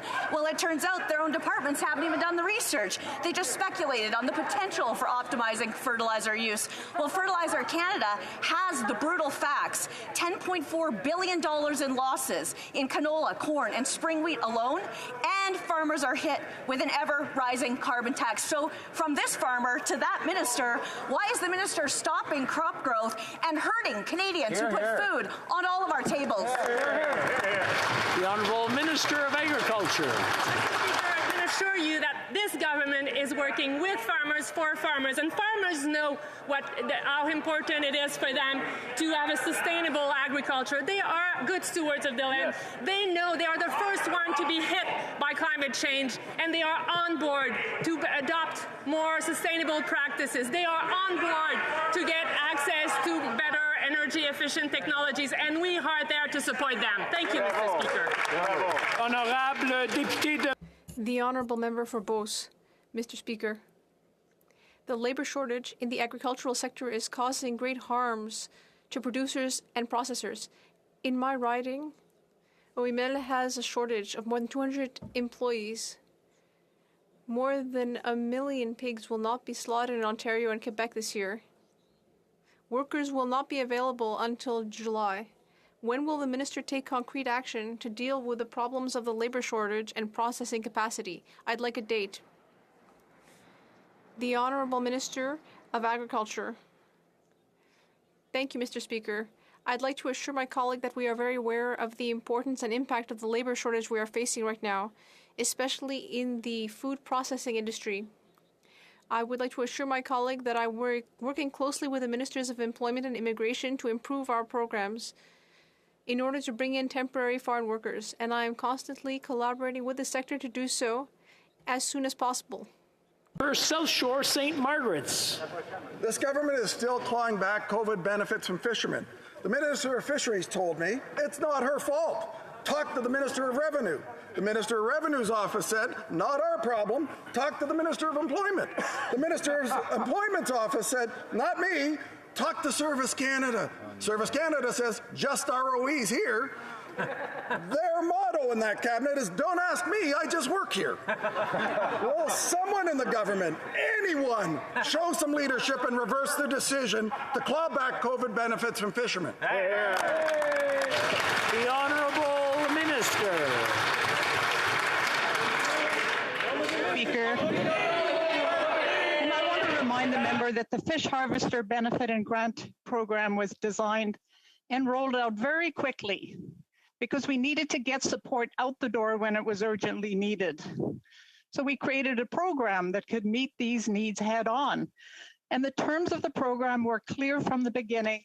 It was designed for harvesters, especially self-employed commercial fish harvesters, because they weren't entitled to CERB. Mr. Speaker, we promised to be there for the hardworking men and women of our fisheries, and that's precisely what we did. Member, l'honorable député de Salaberry-sur-Roi. The honourable member for Salaberry-sur-Roi. Mr. Speaker, the federal government needs to stop cutting GIS benefits for seniors who receive CERB. It's inhumane to make cuts in the income of these lower income seniors who need to keep working during their retirement just to be able to house and feed themselves. I know that the minister agrees with us on this, but why wait until June to stop cutting their benefits? The minister and we can work together. She knows that she can count on the Bloc Québécois because the Bloc Québécois is on seniors' side. What is stopping her from acting more quickly? The Honourable Minister. Thank you, Mr. Speaker. Mr. Speaker, we all agree just how difficult this pandemic has been for seniors, particularly those most vulnerable. And that is why we've actually worked extremely hard to strengthen income security for seniors, including increases to their GIS. And as my honourable colleague knows, we announced in the fiscal update that we will be delivering a one-time payment to those who receive benefits in 2020. And we also introduced Bill C-12 to exclude pandemic benefits for the purposes of calculating GIS going forward. And I hope we can all count on all members of this House to pass this bill extremely quickly. Thank you. The Honourable Member.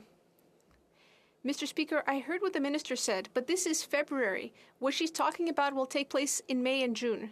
We know that the Minister will be tabling a bill, and we will support that bill. But we want her to stop cutting GIS for senior workers. We want her to do that now, today. We've been waiting for it for 8 months. The problem is that she is still, meaning that these people will have to go through months of horrible deprivation. They have to wait until May to be compensated, and they need to wait till June to see the cuts stop. Mr. Speaker, the Minister has the full support of the Bloc Québécois. Why doesn't she take advantage of that to create a more effective solution sooner? The Honourable Minister. Minister. Mr. Speaker, our government's priority from the very beginning has been there to support those most vulnerable seniors. And that's why we worked so hard to strengthen income security for seniors, including the increase to their GIS. We moved very quickly to help seniors during the pandemic. We've also introduced, as my honourable colleague knows, Bill C-12 to exclude pandemic benefits for the purposes of calculating GIS going forward, while also making a major investments through a one-time payment for those seniors affected. We're on top of this, Mr. Speaker, and we'll always be there for seniors. Member for Kamloops, Thompson, Caribou. Thank you, Mr. Speaker. Veterans Affairs Canada is set to cut hundreds of disability benefits adjudicators in March. These adjudicators, Mr. Speaker, were hired to deal with the massive backlog at Veterans Affairs. So I asked the Honourable Minister what would happen when these people were cut with respect to the backlog. His answer, the backlog would increase 50% in just 9 months. So I asked the minister, will he commit to rescinding this decision, yes or no? Well, Minister for Veterans Affairs. Thank you very much, Mr. Speaker, and I thank my honourable colleague for the question, and he's fully aware that we invested over $200 million into Veterans Affairs to make sure we're able to hire employees that in fact were fired by the previous government. And the 2021 budget included an extension of these resources so we could continue to address the backlog. We have seen a significant decrease in the backlog, in fact by 40%, and I can assure my honourable colleague that we will continue to decrease the backlog. Thank you, Mr. Speaker. The Honourable Member for Charlebourg-Saint-Charles. Mr. Speaker, in 2015, the Prime Minister promised he would help veterans. In 2018, he gave the impression that he would do something. He hired hundreds of contract workers to deal with the backlog of disability claims. These are claims made by men and women who voluntarily risk their lives to serve our country. But today, the contracts have expired, and he's refusing to renew them, even though there is still more than 34,000 in the claims backlog. Will the Prime Minister deal seriously with this problem and renew the contracts? Sure, Veterans Affairs. Thank you, Mr. Speaker. It's kind of rich to be getting this kind of question from a party that when they were in power, they fired 1,000 employees, cut funding to Veterans Affairs, and slashed budgets. In fact, they hurt veterans, and they hurt Veterans Affairs. I can assure my honourable colleague, yes, I will, I can assure my colleague that we will continue to make sure that we have the investment to continue to decrease the backlog. Our government has and will continue to make sure our veterans receive the appropriate accommodation they should get. Thank you, Mr. Speaker. Honourable Member for South Surrey, White Rock. Thank you, Mr. Speaker. Epic Class Action Services Canada, that administers the federal government's $900 million settlement with armed forces members and veterans who experience sexual misconduct, has released private information about dozens of claimants. These survivors are now carelessly re-victimized again at the highest level. This is what unacceptable looks like. And the Privacy Commissioner is now investigating. What is the minister going to do to correct this and make sure that it never happens again? Full Minister. Mr. Speaker, this is a concerning matter. Our government takes privacy seriously and with the utmost seriousness. EPIC is an independent court-appointed administrator for the misconduct class action settlement. It has advised DND CAF officials that the disclosure did not have the details or nature of any claims. DND and CAF are not involved in this disclosure, and class counsel have asked EPIC to ensure they take meaningful steps to contain and resolve this issue so it simply does not happen again. Their private information needs to be treated with the utmost care and seriousness. Thank you, Mr. Speaker. Le député de Pontiac. The Honourable Member for Pontiac. Mr. Speaker, the transition to a green economy is also an opportunity for our businesses to innovate and to safeguard Canada's economic prosperity in tomorrow's economy. Can the minister responsible for the Canada Economic Development Agency for the regions of Quebec tell this House about the new initiatives for the green recovery for Quebec SMEs? The Honourable Minister. Mr. Speaker, I'd like to thank my colleague for her leadership in Pontiac with regard to our economy's green transition. Our SMEs contribute to our economic growth and are key assets for rebuilding a stronger, more inclusive, and more sustainable economy. In February, I will announce nearly $40 million in investment for more than 20 innovative projects in Quebec. These are strategic investments for projects that aim to reduce environmental impact and which will contribute to tomorrow's economy. Bruce Gray, Owen Sound. Mr. Speaker, I'll quote an email to the government sent by the Liberal MP for Thunder Bay Rainy River at the height of the Taliban takeover of Afghanistan. Quote, I hate to tell you, but everyone on the ground considers our government's management of this, that it amounts so far to a total disaster, unquote. Afghanistan committee testimony indicates nothing has changed. Quote, at this time, it is not coming across that Afghanistan is a priority foreign policy issue for Canada. A Canadian moral stance is missing. Unquote. Mr. Speaker, why are the Liberal ministers failing to show leadership and accountability in dealing with this urgent humanitarian aid crisis? The Honourable Minister. Mr. Speaker, our Canadian Armed Forces did everything we asked of them under extraordinarily difficult circumstances. Canada was part of an air bridge with our allies that saved as many people as we could. Our armed forces worked around the clock to evacuate as many people as possible for as long as conditions permitted, including our former interpreters and local staff and citizens of allied countries. Under the leadership of my colleague, the Minister of Immigration, we are committed to bringing 40,000 Afghan refugees to Canada. Thank you, Mr. Speaker. Member for Edmonton West. Mr. Speaker, it wasn't enough for the Liberals when they paid out $9 million in CERB benefits to dead people last year. It's now been revealed that they've paid out $12 million in CERB to people abroad. Now, surely even this government realizes it's the CERB, not the oversee ERB. Will the minister guarantee to apologize to Canadians for this waste of taxpayers' money, stand and commit that they will recover every penny of these wasted funds? The Honourable Minister. Mr. Speaker, what we won't apologize for, in fact, we're extremely proud of, is having helped over 8 million Canadians who received the CERB when they needed it most at the beginning of this pandemic. Absolutely, Mr. Speaker, verifications are ongoing to identify individuals who received the CERB but may not be eligible, and claimants who are found to have received the benefit improperly will be required to reimburse the payment. Thank you. The Honourable Member for Lévis-Lobinière. Mr. Speaker, official House documents report that 1,610 people received CERB at addresses abroad, outside Canada. This was supposed to be a Canadian emergency benefit, not an international emergency benefit. No one inside this government did something to avoid losing these $11.9 million. This is yet another scandal.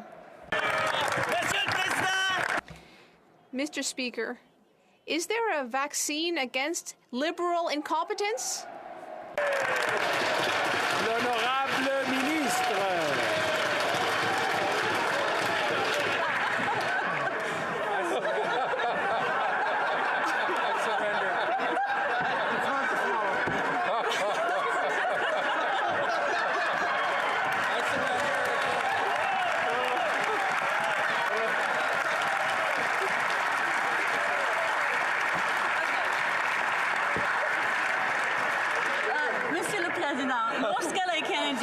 Mr. Speaker, when Canadians really needed support, we acted quickly to bring forward the CERB. Now, the CERB does require that the person reside in Canada, but occasionally it has occurred that beneficiaries worked in Canada while having a postal address abroad. For example, people working in Canada under the Temporary Foreign Workers Program, or people with permanent residency. Now, if people in this situation had met all the other requirements, they could receive the benefit. Mr. Speaker, we know the Ottawa blockade isn't about truckers. 90% of truckers are vaccinated, and they continue to play a vital role in keeping our economy running. Despite that, for the second week in a row, the residents of Ottawa have been forced to put up with unacceptable occupation, keeping local businesses closed and residents from being able to live their normal lives. Can the Minister of Public Safety provide an update to this House on the support our government is providing to help get life for the residents of Ontario back to normal? Thank you. Minister. I want to thank my colleague for the question, Mr. Speaker, and I hope all members will express solidarity with the people of Ottawa who've experienced grave disruption. People can't get to work, families can't drop off their kids to daycare, seniors can't get around. It's absolutely unacceptable, Mr. Speaker. That's why the government has worked to ensure that police have all of the resources that they need, and I'm pleased to report to members in this chamber that we've now provided 2 installments of additional resources of the RCMP. Mr. Speaker, our top priority on this side of the House is to ensure that the illegal blockades end, that we uphold the law, and that we ensure that people can get back to their lives, and I hope the Conservatives will join us in that. Thanks very much. Member for Churchill, Kiwatanuk-Aski. Mr. Speaker, Canada has lost $1.1 trillion in tax revenue in the last 20 years because of steady corporate tax cuts and flagrant tax evasion. This didn't just happen. Billionaires are laughing all the way to the bank thanks to their Liberal and Conservative friends. All the while, Canadians are left with skyrocketing costs, crippling student debt, and a growing housing crisis. When will this Liberal government stand up for Canadians and fix the rigged system designed by billionaires for billionaires and force them to pay their taxes? Honourable Deputy Prime Minister. Mr. Speaker, our government absolutely understands that everyone in Canada has to pay their fair share. Our tax base is what allows our government to provide essential programs like the early learning and childcare system that our government is delivering. And our government is absolutely committed to being tough on tax fraud.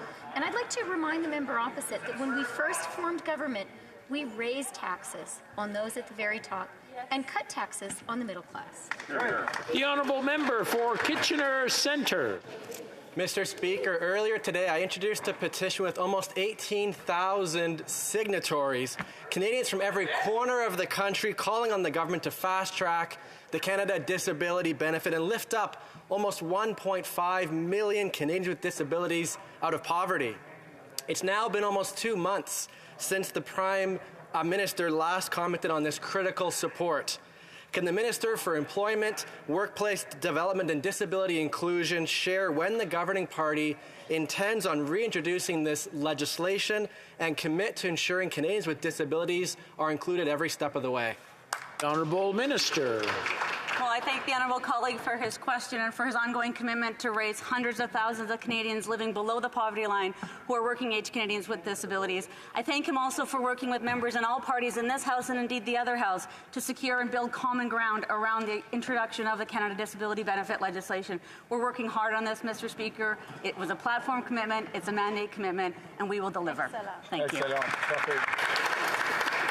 I'm afraid that's all the time we have for today for question period. C'est tout le temps que nous avons. Nous avons un rappel au règlement. We have a call to order. Edmonton Strathcona. Speaker, there have been discussions, and I hope that if you seek it, you'll find unanimous consent for the following motion. That in the opinion of the House, the government should do more to address global vaccine equity by sharing resources, doses, and knowledge by taking the following actions. A, announcing its full support for a temporary waiver of the Agreement on Trade-Related Aspects of Intellectual Property Rights, the TRIPS Agreement, in relation to products and technologies related to the prevention, treatment, or containment of COVID-19 as proposed by India and South Africa to the World Trade Organization. B, facilitating the transfer of technology to manufacture COVID-19 vaccines around the world, including financial support for regional hubs such as the South Africa Technology Transfer Hub. C, following through on its own claims of the effectiveness of Canada's Access to Medicines regime, CAMR, by taking the necessary steps of adding COVID-19 vaccines and drugs to Schedule 1 of the Patent Act. D, donating at least 200 million doses of vaccine as promised to vulnerable populations around the world through COVAX by the end of 2022, through predictable and scheduled donations where timelines and quantities are transparently available to recipient countries and the public. E, increasing assistance with cold chain logistics and supplies to low-income countries receiving vaccines. F, delivering at least an additional $1.1 billion as a net addition to the international assistance envelope and existing departmental resources to address global vaccine equity in budget 2022, including $780 million to ACT Accelerator partners to purchase vaccines, tests, treatments, personal protective equipment, and oxygen in developing countries, and I'm afraid I'm going to have to cut the honourable member off. I'm getting a lot of nays. I think we've gone far enough. They've got a gist of what it is. So I'm going to take that as I can ask the question. All those opposed to the honourable member moving the motion will please say nay. Nay, agreed. Okay, I'm sorry. We have another point of order. I'll keep this. L'honorable député de the honourable member for Longueuil Charlemagne. There have been discussions amongst the parties, and if you seek it, I think you will find unanimous consent to adopt the following motion: that the House condemns the intimidation of citizens and journalists, the incessant honking, the arson attempts, the shooting of fireworks in the downtown core of Ottawa, the flooding of emergency lines such as 911 and the local police phone numbers by fake emergency calls, the blockage of essential road and infrastructure, and the overall siege situation currently being maintained by protesters on the streets of Ottawa and elsewhere in Canada, and calls on the protesters to end the blockades and the occupation immediately. Hear, hear. Hear, hear. All those opposed to the honourable member moving the motion will please say nay. Nay. No, we don't have unanimous consent.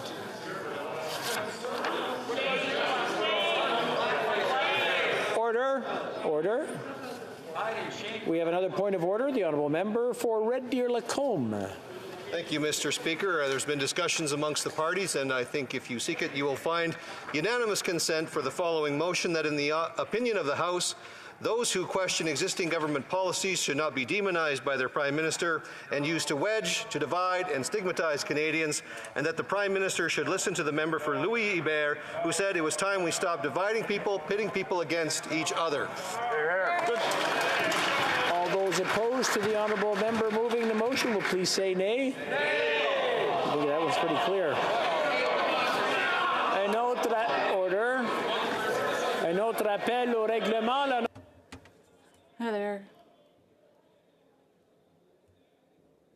Another point of order. Un rappel au règlement. Point of order, the honourable member for La Prairie. Mr. Speaker, there has been consultation among the members, and I think that if you seek it, you will find that there is unanimous consent for the following motion: that this House ask the Prime Minister to meet as quickly as possible the leaders of the three opposition parties to tell them about the situation near Parliament and to discuss possible options to end the siege of Ottawa. All those who are opposed to the motion will please say nay. No, we do not have unanimous consent.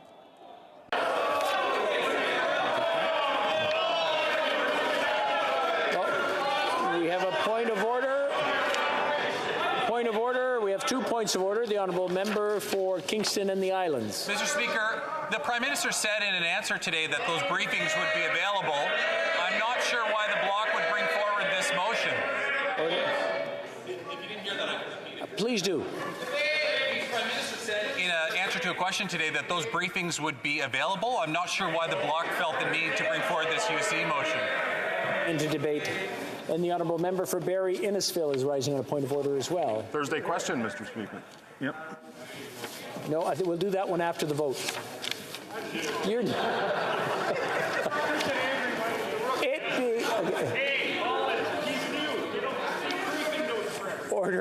Order. It being 3:17, pursuant to order made on Thursday, November 25th, 2021, la Chambre procédera. The House will now proceed to the taking of the deferred recorded division on the motion at the second reading stage of Bill C-8.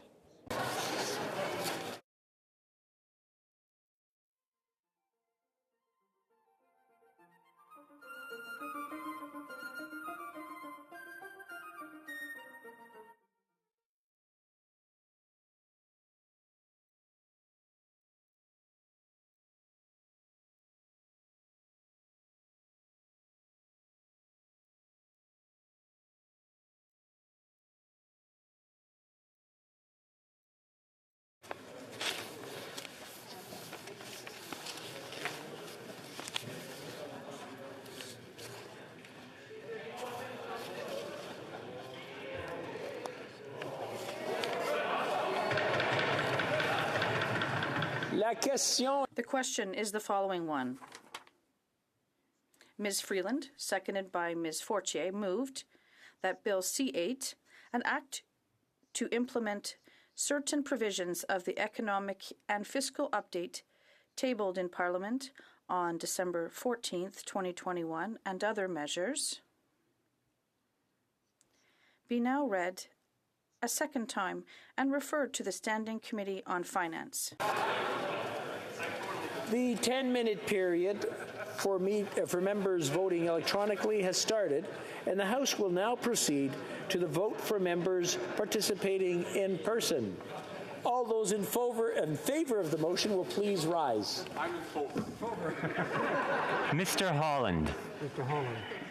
Mr. Macaulay Cardigan. Mr. Macaulay Cardigan. Mr. Sajan. Mr. Sajan. Monsieur Duclos. Monsieur Duclos. Ms. Qualtrough. Qualtrough. Ms. Freeland. Ms. Freeland. Mr. Algabra. Algabra. Ms. Hutchings. Ms. Hutchings. Monsieur Boissonneau. Mr. Boissonneau. Ms. Jazek. Ms. Jazek. Mr. McKay. Mr. McKay. Madame Saint-Onge. Madame Saint-Onge. Mr. Lamoureux. Mr. Lamoureux. Monsieur McKinnon-Gatineau. Mr. McKinnon-Gatineau. Monsieur Leblanc. Monsieur Leblanc. Monsieur Miller. Monsieur Miller. Mr. Mendicino. Mr. Mendicino. Madame Bibeau. Madame Bibeau. Mr. Hussein. Mr. Hussein. Madame Petitpas-Taylor. Madame Petitpas-Taylor. Mr. Sheehan. Mr. Sheehan. Mr. Kuzmayarchuk. Mr. Kuzmayarchuk. Mr. Fillmore. Fillmore. Mr. Gerritsen. Mr. Gerritsen. Ms. Sahota. Ms. Sahota. Mr. Varani. Mr. Varani. Mr. Oliphant. Mr. Oliphant. Mr. Ananda Sangari. Mr. Ananda Sangari. Ms. DeBrusen. Ms. DeBrusen. Ms. Zarowitz. Ms. Zarowitz. Ms. Dillon. Ms. Dillon. Monsieur El-Khoury. Mr. El-Khoury. Mr. Hardy. Mr. Hardy. Mr. Fisher. Mr. Fisher. Mrs. Romanado. Mrs. Romanado. Mr. Badaway. Mr. Badaway. Mr. Batiste. Mr. Batiste. Mr. Fragiscados. Mr. Fragiscados. Monsieur Drouin. Mr. Drouin. Madame Shanahan. Madame Shanahan. Mr. Sarai. Mr. Sarai. Mr. Sobara. Mr. Sabara. Mr. Weiler. Mr. Weiler. Madame Mendez. Madame Mendez. Mr. Turnbull. Mr. Turnbull. Ms. Bradford. Ms. Bradford. Mr. Hanley. Mr. Hanley. Ms. Hefner. Ms. Hefner. Mr. McDonald Malpeck. Mr. McDonald Malpeck. Ms. Taylor Roy. Ms. Taylor Roy.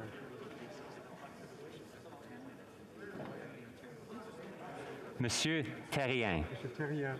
Madame Normandin. Madame Normandin. Madame Gill. Madame Gill.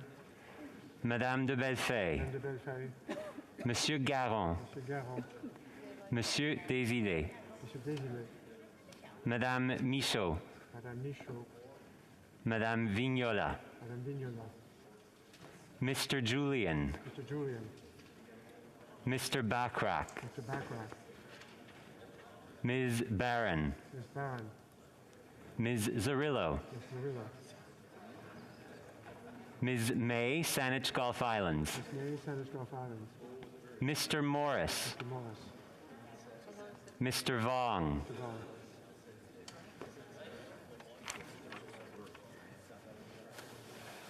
All those opposed to the motion will please rise. Ms. Bergen. Ms. Findlay. Ms. Findlay. Mr. Nader. Mr. Nader. Mr. Broussard. Mr. Broussard. Monsieur Berthold. Mr. Berthold. Mr. Fast. Mr. Fast. Mr. Albus. Mr. Albus. Mr. Hoback. Mr. Hoback. Ms. Dancho. Ms. Dancho. Mr. Macaulay, Edmonton West. Mr. Macaulay, Edmonton West. Mr. Schmale. Mr. Schmale. Mr. Vidal. Mr. Vidal. Mr. Baldinelli. Mr. Baldinelli. Mr. Lloyd. Mr. Lloyd. Mr. Duncan, Stormont Dundasso Glengarry. Mr. Duncan, Stormont Dundasso Glengarry. Mrs. Gray. Mrs. Gray. Mr. Kimmich. Mr. Calkins. Calkins. Mr. Upal. Mr. Upal. Mrs. Kuzi. Mrs. Kuzi. Mr. Malillo. Mr. Malillo. Mr. Aitchison. Mr. Aitchison. Mr. Lobb. Mr. Lobb. Mr. Zimmer. Mr. Zimmer. Mr. Perkins. Mr. Perkins. Mrs. Gallant. Mrs. Gallant. Mr. Workington. Mr. Workington. Mr. Small. Mr. Small. Mr. Caputo. Caputo. Ms. Ferrari. Ms. Ferrari. Monsieur Gould. Mr. Gould. Ms. Rude. Ms. Rude. Mr. Ellis. Mr. Ellis. Mrs. Goodridge. Mrs. Goodridge. Mrs. Kramp-Nyman, Mrs. Kramp-Nyman, Mr. Halan, Mr. Halland, Ms. Lewis Haldeman Norfolk, Ms. Lewis Haldeman Norfolk, Mr. Seaback, Mr. Seaback, Mr. McGuire, Mr. McGuire, Mr. Arnold, Mr. Arnold, Monsieur Deltel, Deltel, Monsieur Godin, Mr. Godin, Monsieur Reyes, Mr. Reyes, Mr. Kelly, Mr. Kelly, Mr. Kitchen, Mr. Kitchen, Mrs. Stubbs, Mr. Stubbs, Mr. Leipert, Mr. Leipert, Mr. Shields, Mr. Shields, Mr. Waugh, Mr. Waugh, Mr. Weber, Mr. Weber, Mr. Motts, Mr. Mott, Mr. Barrett, Mr. Barrett, Mr. Davidson, Davidson, Mr. Cram, Mr. Cram, Mr. Currick, Mr. Currick, Lewis Essex. Mr. Lewis Essex, Mr. Lewis Essex, Monsieur d'Entremont, Mr. D'Entremont, Mr. Mazer, Mr. Mazer, Mr. Morrison, Mr. Morrison, Mr. Patzer, Patson, Mr. Redekop, Mr. Redekop, Mr. Shipley, Mr. Shipley, Mr. Soroka, Soroka, Mr. Van Popta, Van Popta, Mr. Ruff, Mr. Ruff, Mrs. Roberts, Mrs. Roberts, Mr. Tolmie. Mr. Tolmie.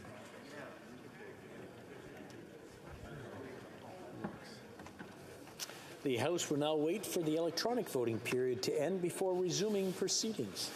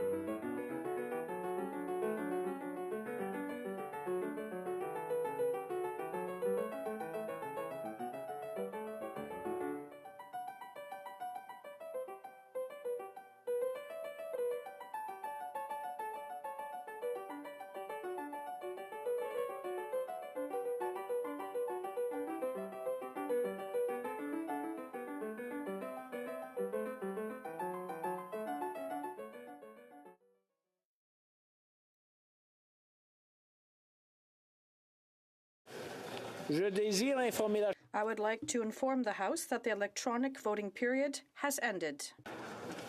If members were not able to vote due to technical difficulties, they may use the raise hand function and the chair will recognize them. Ms. Zahid. Able to vote. I'm online with the IT. I would like to vote in favor. I'm sorry, could I get the honourable member to put her headset on? I'll go to the next person, then come back. I can't hear what she's saying. I would like to vote in favor. In favor. Can't hear. Okay, I'll come back to Ms. Zahid. Mr. Isasi. Thank you, Mr. Speaker. I'd like to vote in favor. Mr. Sassi, yea pour. Ms. Blaney. In favor, Mr. Speaker. Ms. Blaney, yea for. Mr. Barlow. I vote against the motion. Barlow, against, contre. Now we'll go back to Ms. Zahid. Yes, favor. For, pour. Okay. Very good. Oh, Mr. Poliev has raised his hand. Oh, Mr. Poliev. Vote against. Poliev, against. That's it. That is everyone. The table will now compile the results of the vote.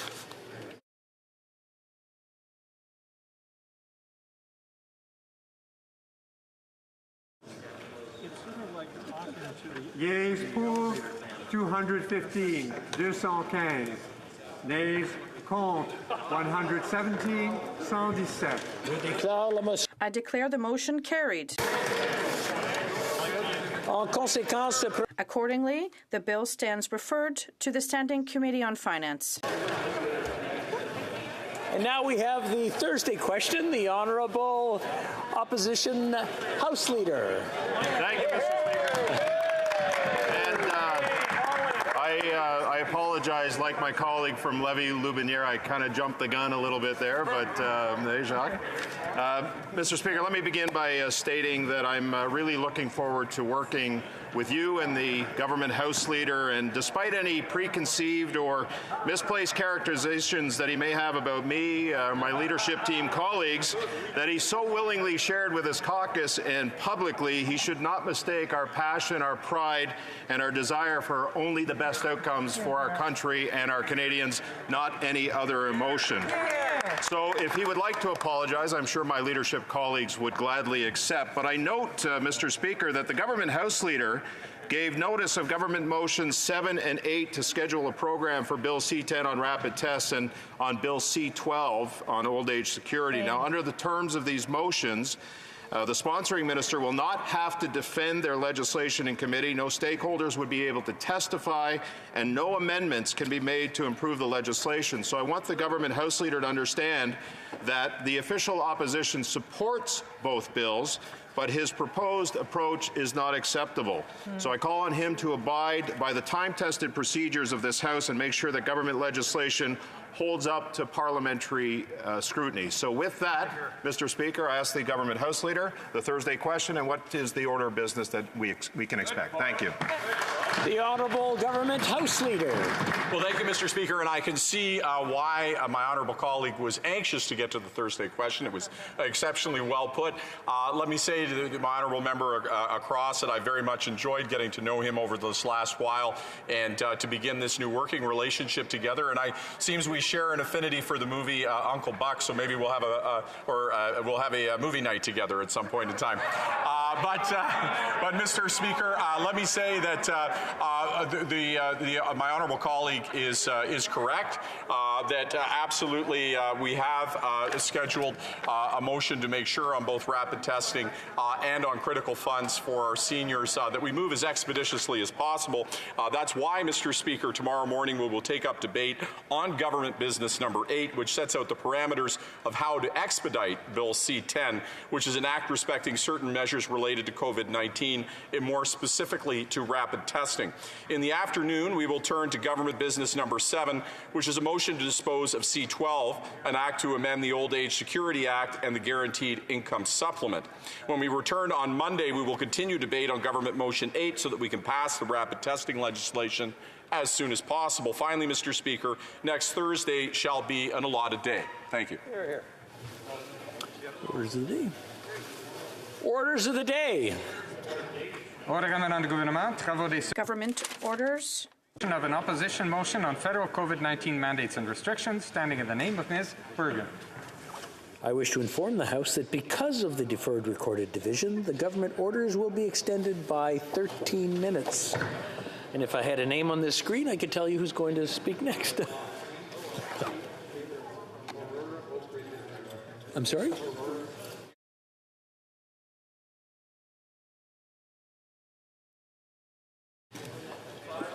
Resuming debate, the Honourable Member for Aurora Oak Ridges, Richmond. Merci, Monsieur le Président. Thank you, Mr. Speaker. Merci pour. Thank you. Opposition motion requesting that our government table a plan for COVID. Let me be clear. Throughout the pandemic, the Government of Canada has prioritized the health and safety of Canadians. We have followed a plan to do this, informed by science and data, and we will continue to follow this plan. The public health measures that we have implemented have been and will continue to be based on the best public health advice, data, and projections available. This is the plan we've been following and will continue to follow. This plan has had some of the best outcomes in the world. Canadians have stepped up and done their part. And I'd like to join my colleague from Vaughan Woodbridge in thanking all Canadians for doing their part in combating COVID.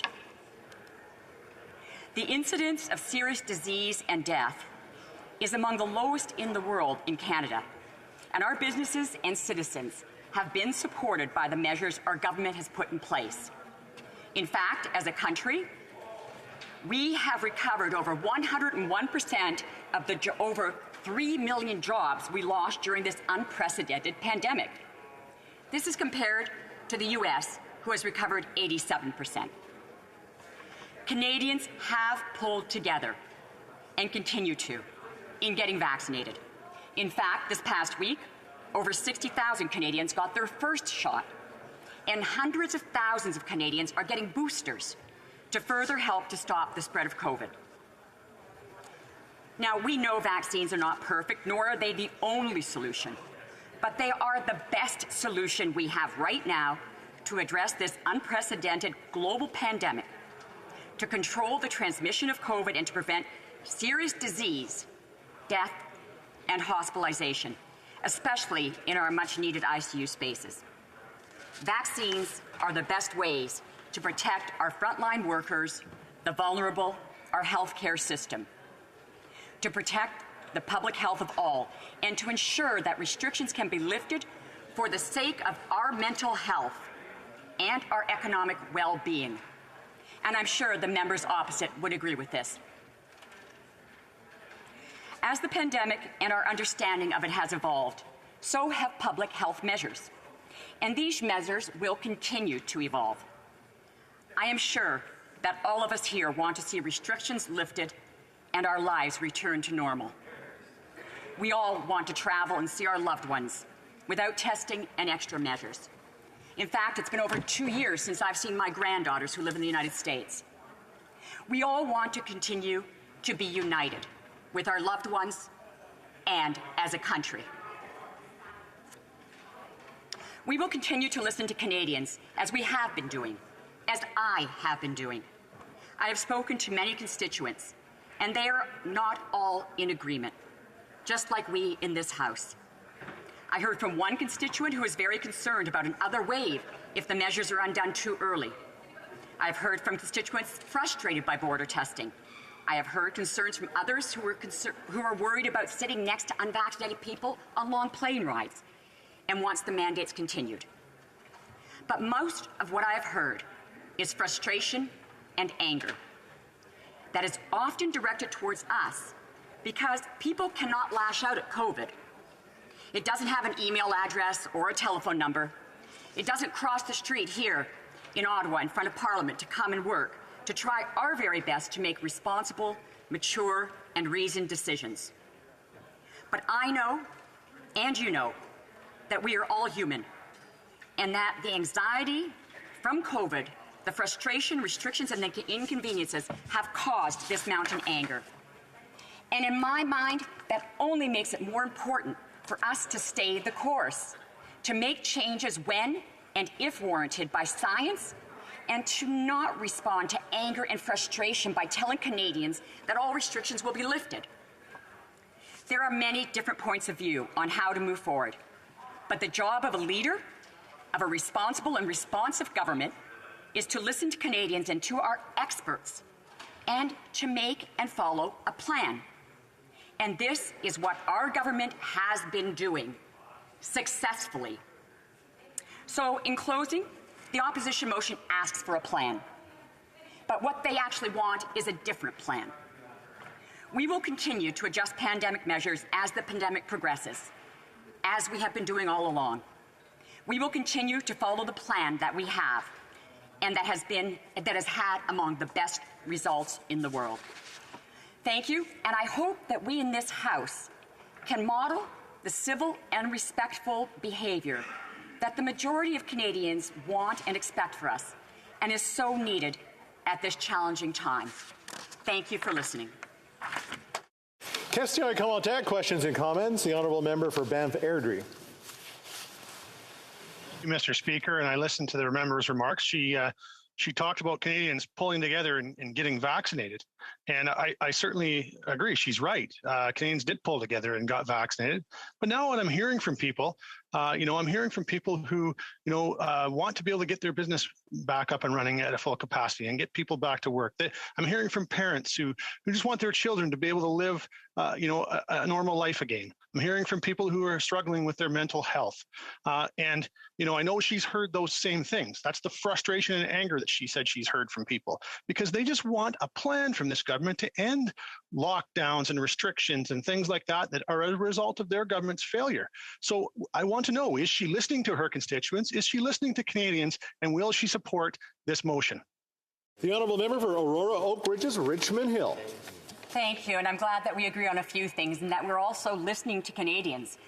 And we're listening and we're hearing a variety of views. So while I agree that we have to have a plan, as I said, we have had a plan and we're following it. For us to be able to tell Canadians that we have an exact timetable or plan for how to end all these restrictions would require that we end COVID. And I don't know how to do that. I hope you would, but I would say if we do as a government in Canada, that we would be very popular worldwide. Question and commentaire, questions and comments. The Honourable Member for New Westminster Burnaby. Thank you very much, Mr. Speaker. And I thank my colleague for her speech. We've seen a government that's been I think it's fair to say rudderless over the last course of the last few weeks and months. They ended CRB abruptly, cutting 800,000 Canadians out of any supports, any method of putting food on the table or keep a roof over their head. There has been profound income and wealth inequality that we've seen exacerbated by COVID. The government has done nothing about. And so I'm wondering if the member can comment on what has been a rudderless reaction as well to this crisis. We have now 3 border crossings shut down. The Ottawa airport shut down this morning. There's a siege of Parliament Hill, and yet the government and the Prime Minister just seem to be missing in action, doesn't seem to know how to respond. Could the member comment on why this government has been so rudderless through this crisis? The Honourable Member for Aurora Oak Ridges, Richmond Hill. Thank you for your question. I have not seen a rudderless government. I actually have seen a government that has a plan and has stuck to it, that has followed, we have had a plan that has given us some of the best results in the world, and we are continuing to follow that plan. We have provided supports for Canadians more than many, many other countries, and we have better economic results. In fact, we have had fewer small business bankruptcies during the pandemic than we did the previous year. Canadians have been supported, and we had the foresight to pass legislation in the fall to allow for supports to be put in place if provinces enacted lockdowns because of another surge in COVID. And those have been in place. So I do not agree that we've been rudderless at all. In fact, I think we have been very calm and have stayed the course in continuing along a plan that has given us very, very good results that we should all be proud of. Question et commentaires, questions and answers. L'honorable député de... The honourable member.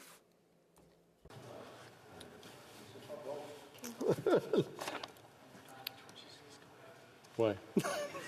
Député Témiscamingue. The honourable member for Abitibi-Témiscamingue. I know that you know, Mr. Speaker. You know it, Abitibi-Témiscamingue. Now, I have a question for my honourable colleague. She can't ignore what's happening outside, and she can't ignore what's happening during question period either. Of course, we're going through a health crisis, but we also know there are people protesting right now. Every party has been clear. We need a leaders' meeting between party leaders in order to come up with concrete solutions, maybe even a private meeting. It's been talked about between the various opposition parties and the governing party. What does my colleague think of such an idea? Excuse complètement là. I'm so sorry. For Aurora Oak Ridges, Richmond Hill. I'd like to thank the member for Abitibi-Témiscamingue. I have not ignored, one cannot ignore what's going on outside, and nor has our government. However, we had a member here earlier asking for unanimous consent for a motion to end the blockades. And the honourable members of the opposition didn't agree. They said nay to that motion.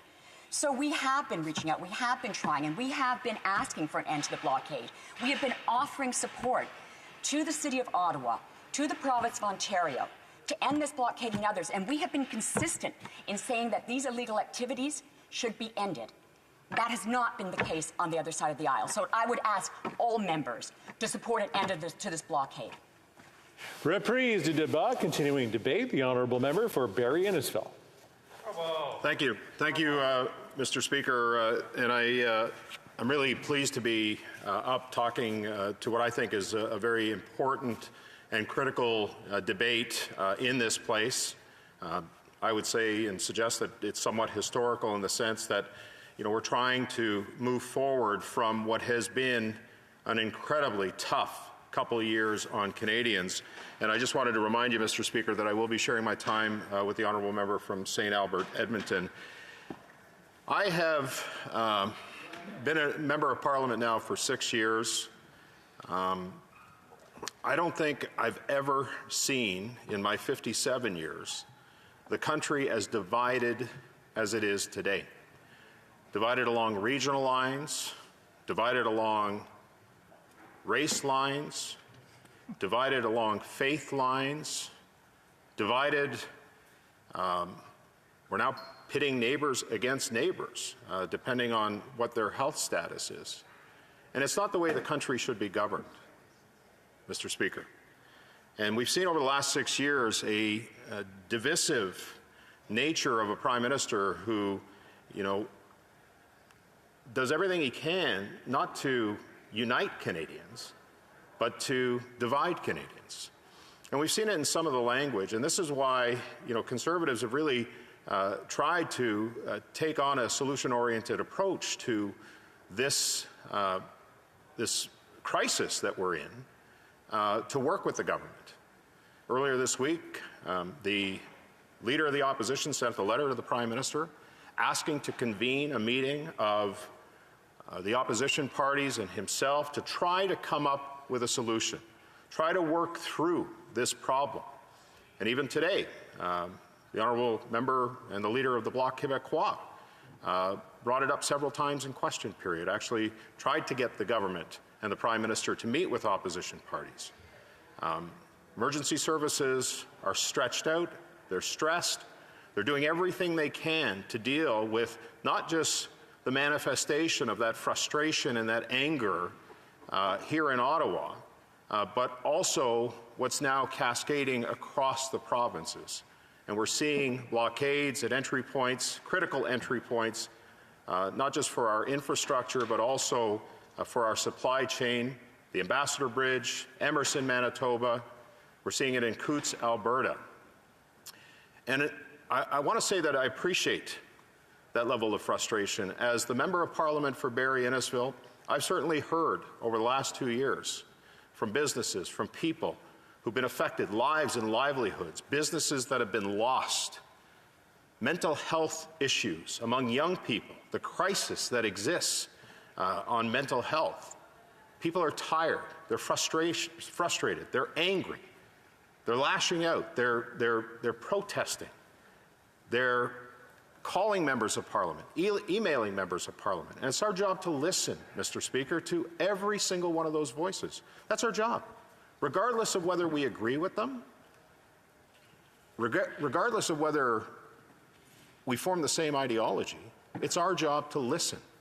And I think in listening to all of this frustration that's being manifested through these protests, we need to come together as leaders in Parliament to find a solution, to work together to do that. And I will say that the Leader of the Opposition this morning, Mr. Speaker, called out and made a plea for the protest to end. We've heard what people are going through. We know what they want. And it's up to us as leaders in this country to work to find those types of solutions so that people can go home, so that they know that their political leaders are working together. And that's what this motion is all about, Mr. Speaker. It's about creating a plan, a strategy, an exit strategy so that we can get back to some sense of normalcy. 90% of Canadians are vaccinated at this point, and I understand that, there's still some issues and some challenges. But restrictions and lockdowns, the types of things that we're seeing that's being implemented by this government, continued by this government, whether it's border testing and any other measures that they've been implementing, people are tired and they're weary of it. And so we need an exit strategy. We need to make sure that our economy is functioning on all cylinders. We can't just go to restrictions and lockdowns by default. We have to use every tool that we can in our toolbox. Vaccinations are one, rapid tests, masking. I think it's up to Canadians now to make their health choices, to determine how we're going to get back to some sense of normalcy. And government can facilitate that, Mr. Speaker. Government can do that by ending the lockdowns, ending the restrictions, ending the mandates. And I've been dealing with a situation in the Ethics Committee where we're seeing what is a pattern of massive overreach from a privacy standpoint on Canadians and the collection of data without the consent of Canadians. And if you start, as I said yesterday in a question period, start connecting the dots, it's becoming increasingly concerning to Canadians what's happening with respect to their privacy rights. And so we have to take down the temperature. We have to stop the inflammatory language, the incendiary language that oftentimes is coming from this government. In fact, we had one of their MPs earlier this week talk about a concerted effort to stigmatize Canadians, to create this division. This is not a time for us to be divided. This is a time for us to be united, Mr. Speaker, in our cause. And that cause is to ensure that these lockdowns and these mandates end so that Canadians can get back to some sense of normalcy in their lives, so businesses can function, so that lives and livelihoods aren't lost. That's what we're talking about today. We need a plan and we need that exit strategy.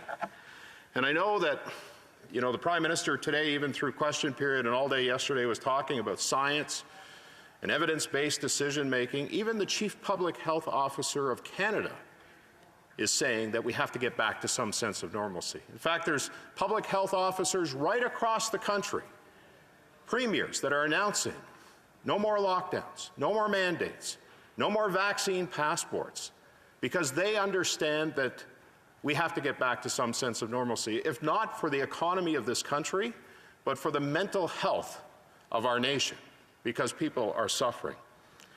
And sadly, as I sit here and I listen to the Prime Minister speak day in and day out about science and evidence-based decision-making, the reality that the Prime Minister, his knowledge of science, the only science he understands is political science.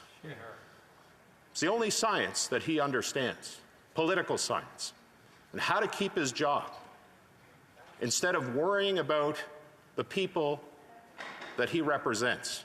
And he doesn't just represent people who agree with his ideology, doesn't agree with, if people don't agree with you, you're the Prime Minister of the entire country. You're not supposed to just represent those people who agree with you and those people who don't. You're the Prime Minister of all Canadians. And that's, I think, what's seriously lacking here. And I don't know why. Despite the calls of the opposition, all of the opposition parties, even the leader of the NDP today, talked about convening a meeting so that we can work together to find a solution to this crisis that is not just seizing our country. I would suggest that it's starting to paralyze our country, Mr. Speaker. And yet, still, more political games. Unanimous consent motion today by the Liberals, just to pour more fire on the gas, or more gas on the fire. I'm sick of it, and Canadians are sick of it. And they want their leadership, they want leaders in this country to be working together. And so today's motion to direct the government to create this exit strategy, to create this exit plan, I think is one of prudence. It's one that's necessary, and it's one that Canadians are desperately hoping for, Mr. Speaker. Desperately hoping for. I know the people I represent in Barrie Innisfil are fed up. They're tired. They're angry. They want to get back to some sense of normalcy. They want to be able to travel again. They don't want to have to pay $600 for a family of 4 for a PCR test. We need to get back to some sense of normalcy, Mr. Speaker, and I pray and I hope that the government is listening to what we're proposing, because it's done with sincerity and it's done on behalf of Canadians, the same Canadians who sent us here. Thank you. Question and commentaire, questions and comments. The Honourable Parliamentary Secretary to the Government House Leader. Yes, thank you, Mr. Speaker, and I appreciate the comments from the Opposition House Leader. Having said that, when the Leader of the official opposition stood up and said, well, we want to see an end to the illegal blockades, that's a great thing to say. But actions do speak louder than words. For the previous couple of weeks, they have been supporting in many different ways, in particular through social media and many of the actions that have been taken by Conservative members of Parliament. That's what's led us in good part to the blockades that we're now seeing at our borders and causing horrific economic damage, jobs losses and so forth.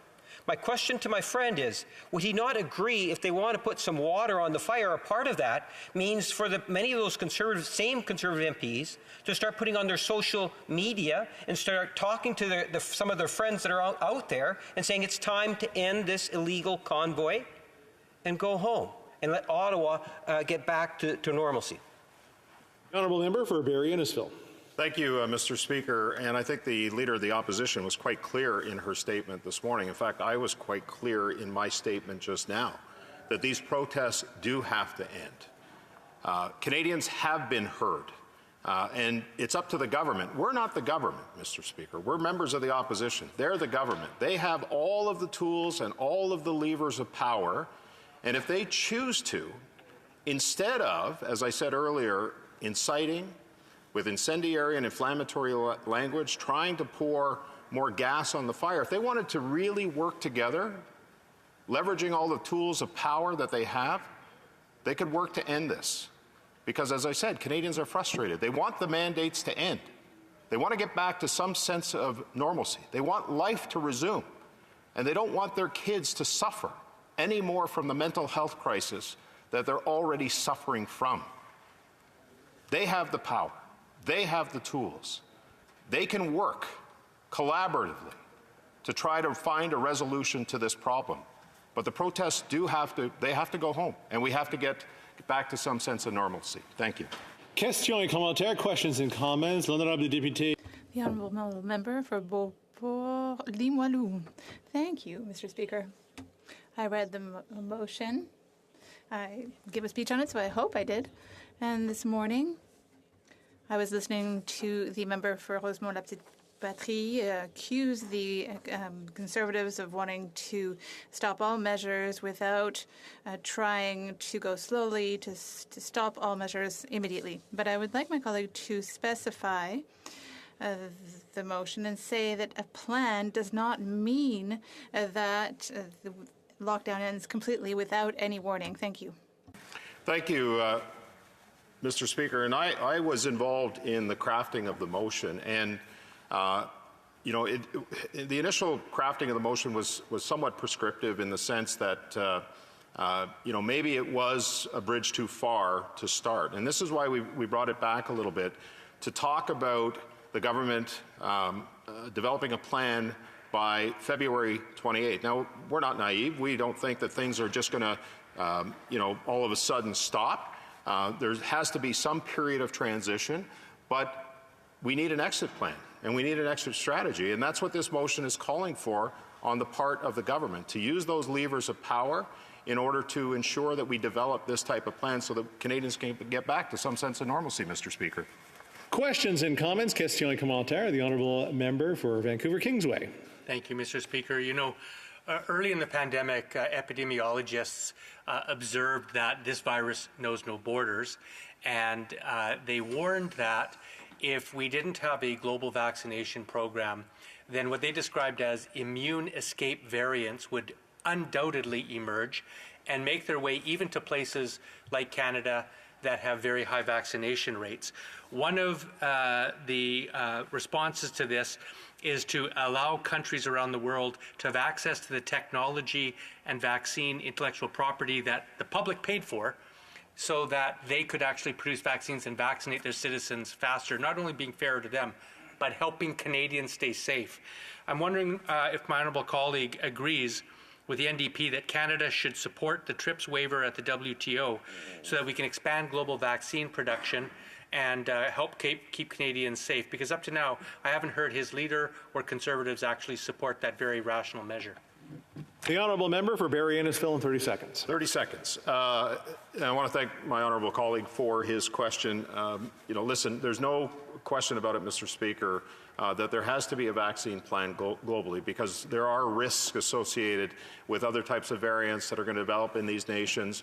It's up to the global community to come together and make sure that those countries that are vulnerable and susceptible to the development or these types of variants from manifesting themselves, to come together and really work as a global community to make sure that those countries are safe, and by extension Canada becomes safe as well. But we do need domestic capacity as well, and I really want to emphasize the need for biopharma, pharmaceutical technology in this country needs to be developed, not just talked about, but actually done. Thank you, Mr. Speaker. Resuming debate, reprise du débat, l'honorable député de St. Albert, Edmonton. Thank you, Mr. Speaker. I rise in strong support of the Conservative motion before this House this afternoon, calling on this government to finally come up with a plan to end the federally related COVID restrictions and mandates, including this government's punitive and discriminatory vaccine mandates. Mr. Speaker, when it comes to the mandates, the Prime Minister says he's merely following the science. Well, if the Prime Minister was really following the science, he would listen to public health officials across Canada, including Canada's Chief Public Health Officer, Dr. Theresa Tam, who has stated that all existing public health measures need to be re-evaluated, including vaccine mandates. But make no mistake about it, Mr. Speaker, the Prime Minister is not interested in the science. He's interested in politicizing the pandemic, dividing Canadian society, and demonizing Canadians for making a personal health choice. Repeatedly, the Prime Minister has used incendiary and hateful rhetoric against his fellow Canadians for merely making a personal health choice. He even went so far as to say, do we tolerate these people? Do we tolerate these people? Those are the words of the Prime Minister against his fellow Canadians. Needless to say, history will not judge the Prime Minister kindly for his recent hateful words or his recent actions. Mr. Speaker, the Prime Minister's mandates have not done much to keep Canadians safe, but they have destroyed lives, they've destroyed livelihoods, they've eroded personal freedoms, they've pitted one Canadian against another, and they've infringed upon the rights and freedoms of Canadians, including privacy rights. And it is on the issue of privacy rights that I wish to spend the balance of my time, Mr. Speaker. Mr. Speaker, in a free and democratic society, governments respect the privacy of their citizens. To underscore the importance of privacy rights, earlier this week, when the Privacy Commissioner appeared before the Ethics Committee, he stated that privacy is a human right. In May 2021, the Privacy Commissioner of Canada, along with all provincial and territorial privacy commissioners, issued a joint statement on what they had contemplated would be vaccine mandates imposed by governments. In the joint statement, the privacy commissioners warned that vaccine mandates would encroach upon civil liberties, that there were significant privacy risks involved, and that the government should not proceed without careful consideration. And having regard for those significant privacy risks, the joint statement stressed the importance of the government doing its due diligence in seeing that before any such mandate be introduced, that all applicable privacy laws would be complied with and that privacy best practices would be adopted.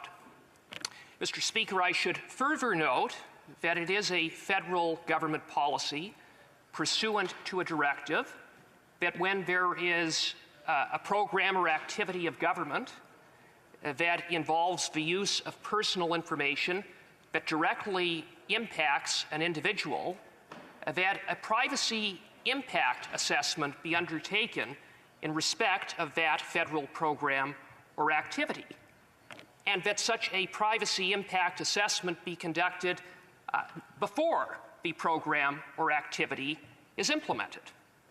The purpose of such an assessment is clear: to ensure compliance with the Privacy Act and to address other privacy-related issues. So, Mr. Speaker, in light of the warning of all privacy commissioners across Canada, one would have thought that this government would have reached out and worked with the Privacy Commissioner at the earliest opportunity before vaccine mandates were implemented. In light of the federal directive respecting privacy impact assessments, one would have thought the government would have worked on and completed such assessments before the implementation of such mandates. In order to learn more about what this government has done or failed to do with respect to protecting the privacy rights of Canadians, my colleague, the Honourable Member for Oshawa, and I wrote to the Privacy Commissioner. And the letter of response that we received is deeply concerning. It is clear in the Privacy Commissioner's response that the government did not consult the Office of the Privacy Commissioner at the earliest opportunity. Indeed, in many cases, the Privacy Commissioner was contacted at the 11th hour. For example, with respect to the vaccine mandate that affects the public service. The Privacy Commissioner was given 4 hours to review the mandate. 4 hours, Mr. Speaker.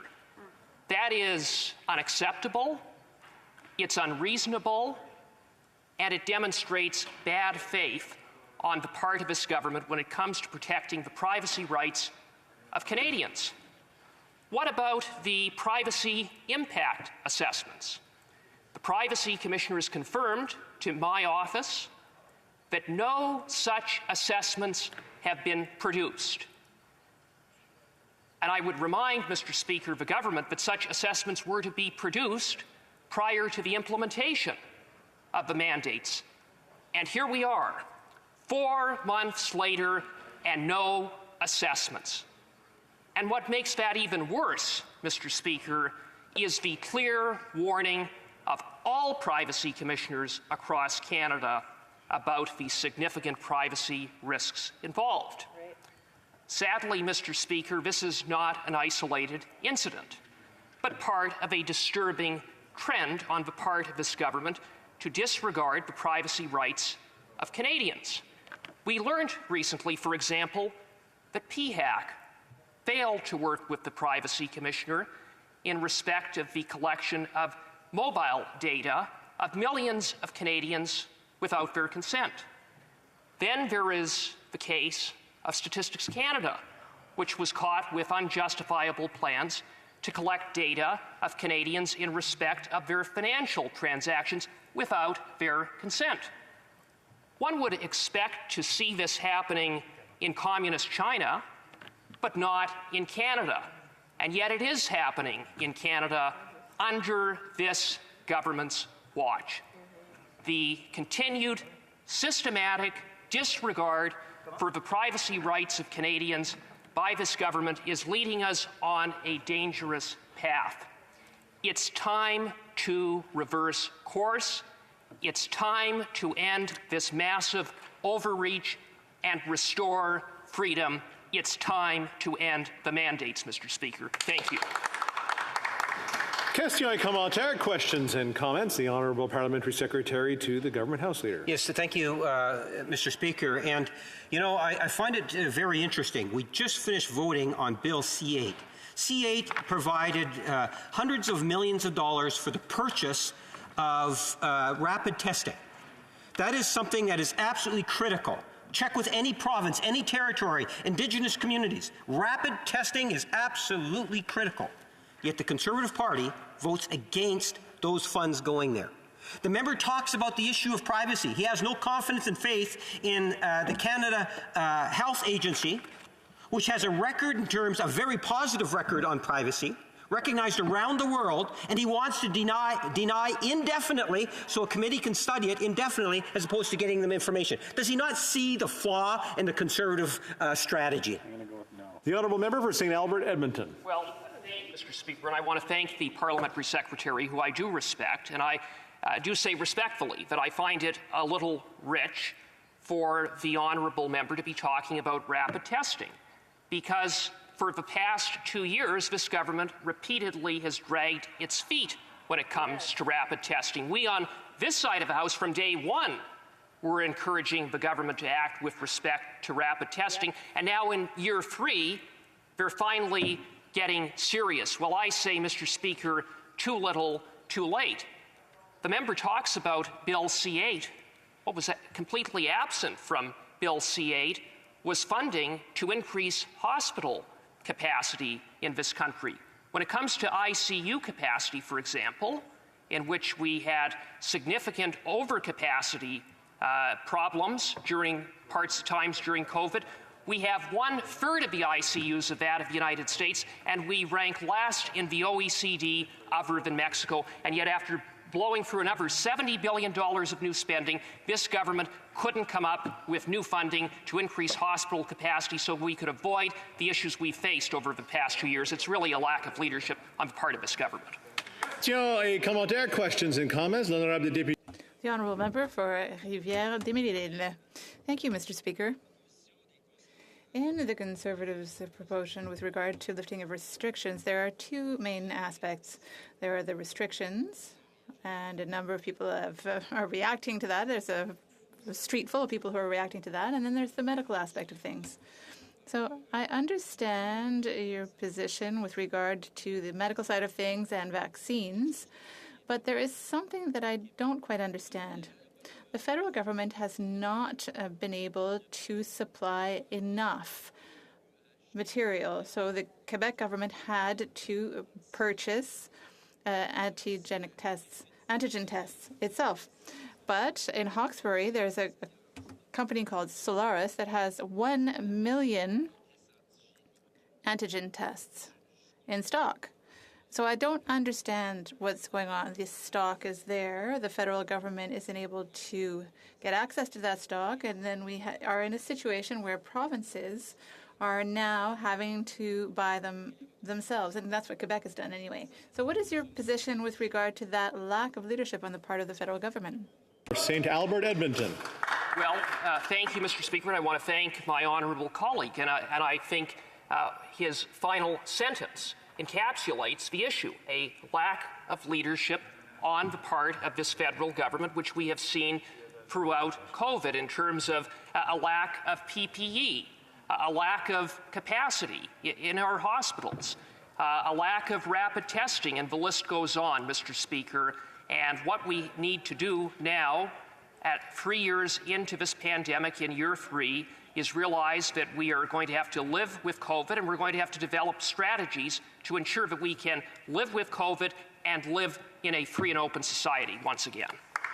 We have time for a quick interchange here. The honourable member for Lakeland. Thanks, Mr. Speaker. I'd just like to thank my colleague from Alberta for his very typical, thoughtful, and comprehensive comments. Certainly the people that we represent are no strangers to being attacked and dismissed by this government, as they have been for at least the 6 years that we've been here. But after the past 2 years of government restrictions and rules, I just think it's clear that Canadians right across the country, small businesses, kids, families, entrepreneurs, are suffering. They're losing their livelihoods and relationships. There are increased mental health struggles and substance abuse, and people are going to extraordinary lengths to fight for values like freedom and unity and the ability to work and to make decisions about one's own lives and about one's own families and for privacy. And of course, 90% of Canadians are vaccinated. Provinces and other countries are showing a clear pathway forward. Why exactly does he think that this government, this Prime Minister, chooses the path of division and insults and degradation instead of meeting with leaders to come up with a plan forward to end restrictions and mandates and lockdowns, which will end the protests? The honourable member for St. Albert, Edmonton. I want to thank, Mr. Speaker, my friend, the member for Lakeland, for that important question. And I think the short answer is because this Prime Minister sees short-term political gain in dividing Canadian society. The member noted that 90% of Canadians have been vaccinated. That's a good thing. But if 90% of Canadians have been vaccinated, then what is the government seeking to achieve with the continuation of these vaccine mandates other than to punish Canadians and divide Canadian society? It's time to get on with it. It's time to let Canadians take back control of their lives. And as a starting point, it's time to lift the mandates. Reprise du débat, continuing debate. The Honourable Parliamentary Secretary to the Government House Leader, Senate. Thank you very much, Mr. Speaker. And I'm pleased to rise today to speak to this Opposition Day motion. I've had the opportunity to listen for the majority of the day to the debate, and I wanted to address a few points. A couple nights ago when we had an emergency debate, I started off with some facts, and I'm going to do the same thing today, Mr. Speaker, because I think it's very important. The fact is that almost 90% of adults over the age of 18 in Canada have been fully vaccinated. 82.7% of 5-year-olds and older have been fully vaccinated. And remember, that's just 5 to 11, only recently became eligible. And just under 50% of adults 18 and over have already received a booster. In my province of Ontario, it's similar, where just under 84% of 5 years and older are fully vaccinated. 45% have received a booster, and even more. And I'm even more proud to say that in my health region of Kingston, Frontenac, Lennox, and Addington Health Unit, 88% of those that are 5 years and older are fully vaccinated, and 67% have already received their booster. And I would note that my riding, I share a health unit with the member from Leeds, Grenville, Thousand Islands, and Rideau Lakes, and I think that that's something that we can be extremely proud about locally. I want to take a few minutes, Mr. Speaker, to go back to the introductory comments that we heard this morning from the Leader of the Official Opposition as it related to her comments about the blockade and the protesters and everything that's going on outside, which I found to be quite interesting to be raised in a debate that really didn't address that. This debate is about developing a roadmap, which I'll get to shortly. It's about developing a roadmap, but for some reason, she spent a great deal of time with a personal appeal to the protesters, asking them to leave. And I was delighted to hear that.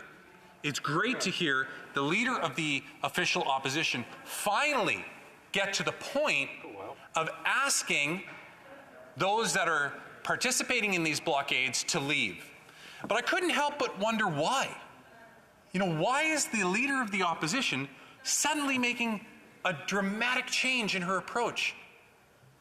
The Leader of the Opposition, a week ago, an email was leaked by what I can only assume is a very conscientious and concerning Conservative staffer, where she had asked the former Leader of the Opposition, I know it's hard to keep track, we're going through them pretty quickly right now, but she had asked the former Leader of the Opposition not to do anything about the blockaders and to make it the Prime Minister's problem.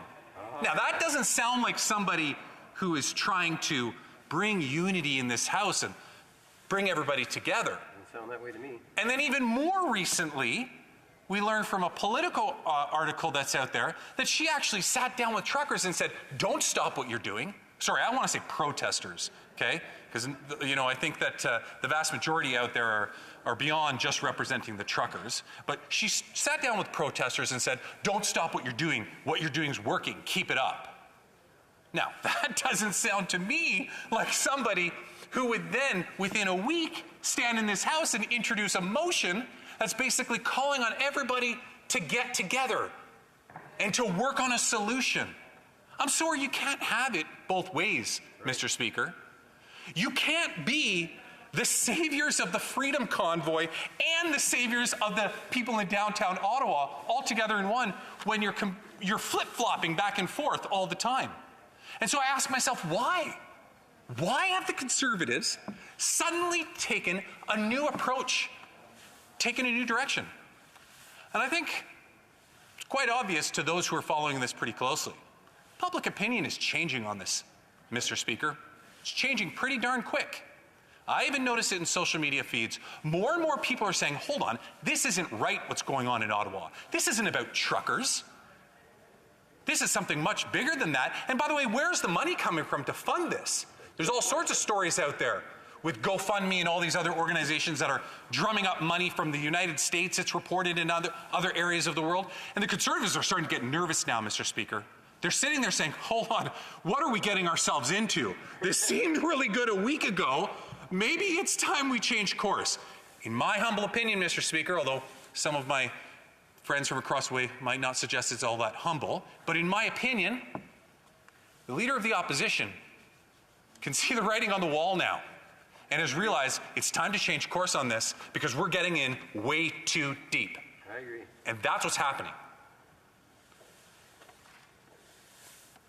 And so they realize that they've gone too far.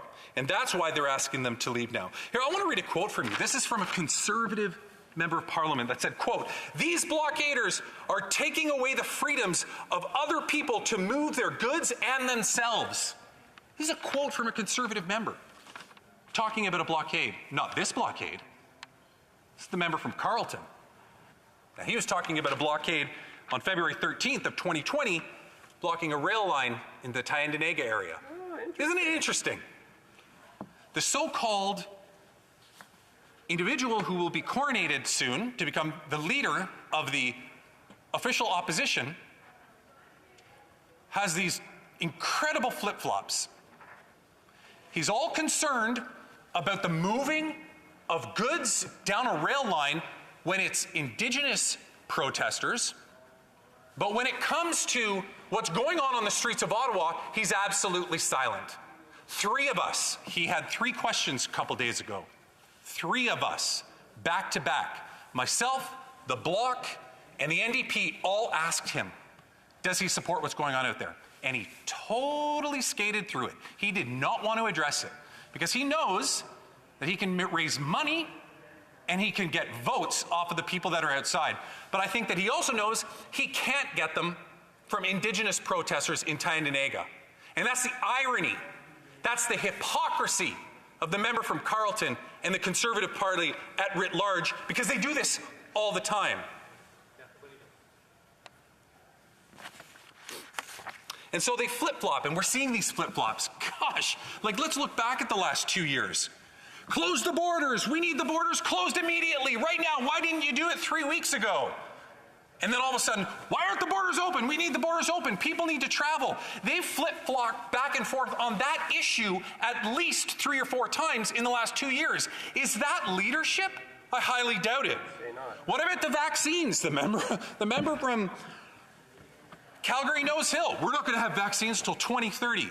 We're never going to get vaccines. Vaccines will never be around here. And then all of a sudden, where are the vaccines? Why don't we have vaccines? Why aren't there vaccines everywhere? Is that leadership? No. But we hear it, another flip-flop. How about rapid tests? Oh my goodness. We need rapid tests. Where are the rapid tests? Rapid tests don't work. Nobody needs rapid tests.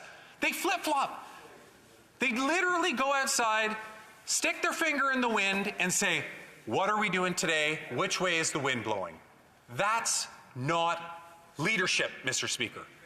And so we get to what we're debating today. You know, it's ironic. We had a unanimous consent motion not even an hour ago in this House when the vast majority of members are paying very close attention to what's going on in here. A unanimous consent motion. What did it say? I'll tell you what it said. It said that the House condemns the intimidation of citizens and journalists, the incessant honking, the arson attempts, the shooting of fireworks in the downtown core of Ottawa, the flooding of emergency lines such as 911 and local police numbers by fake emergency calls, the blockade of essential road infrastructure, and the overall siege situated currently being maintained. Hear, hear. Now, when we do a unanimous consent motion, Mr. Speaker, we sent this to them ahead of time, which is the proper procedure when we do this. Yep. They knew what they were saying no to. And you know what? No. One lone Conservative over there, obviously set up by the whip's desk, probably with their head down, said no, and rejected the unanimous consent motion on behalf of the leader of the opposition. And this is the same person that says we need to come in here and work together. We need to be unanimous, work together. And by the way, I want the protest to end right now. And it's clear that she does not want the protest to end for the same reasons that the rest of the country does. She wants it to end because she realizes it's a political liability now. And that's the conundrum that they put themselves into, and they do it routinely. So this motion's calling for a roadmap, Mr. Speaker. It's asking the government to set out a path and to put measurables in place to determine at what point certain things will happen. Makes sense, eh? Makes sense. Does that make sense to you guys? Well, guess what? Ontario's done it. And guess what? They keep changing it. No. 3 months ago, we didn't know about the Omicron virus. We had no idea. So we're getting new things thrown into the equation all the time. So you want, Mr. Speaker, what the opposition is asking for is that we develop a roadmap when there are so many variables. They want to be able to tie something down when it's literally impossible to do it. Ontario has been trying to do it unsuccessfully. They keep having to change it because it's impossible to do. So how will we do it? We will do it by listening to science. And I'll get to Dr. Tam and Dr. Moore's points in a second. We'll do it by listening to the science. We'll do it by listening to the experts that advise us at the various different points, rather than trying to do it based on the political wind that the leader of the Conservative Party and her caucus, who are heckling me right now, insist on so much. And we're going to do it by using the proper ways that we should allow for things like this to unroll, which is by listening to the medical experts. And so we talk about Dr. Tam and Dr. Moore, who, by the way, I have a huge amount of respect for. I was on the Kingston, Frontenac, Lennox, and Addington Public Health Unit before Dr. Moore was even the medical officer of health for Kingston. I've known the gentleman since 2006. We've had a number of conversations on this and many other health-related matters in my riding. I have the most incredible amount of respect for him. He and Dr. Tam have said, we need to, no, see, they didn't say open up. And that's what they're heckling me from the other side. And this is my point, is that they're misrepresenting the comments that they've made. What they've been saying is they've been saying we need to establish at some point how we will move out of this. They need to do it. Yep. They need to do it, not politicians in this room. And you know how I know that to be the fact? And you know how I know that the Conservatives know that to be the fact, Mr. Speaker? It was because the member from Leeds, Grenville, Thousand Islands, Rideau Lake referenced Dr. Tam coming to the Health Committee and making this comment, which she also made in a press conference. So my question for my Conservative colleagues is, did you ask Dr. Tam if we should make the roadmap? Probably not.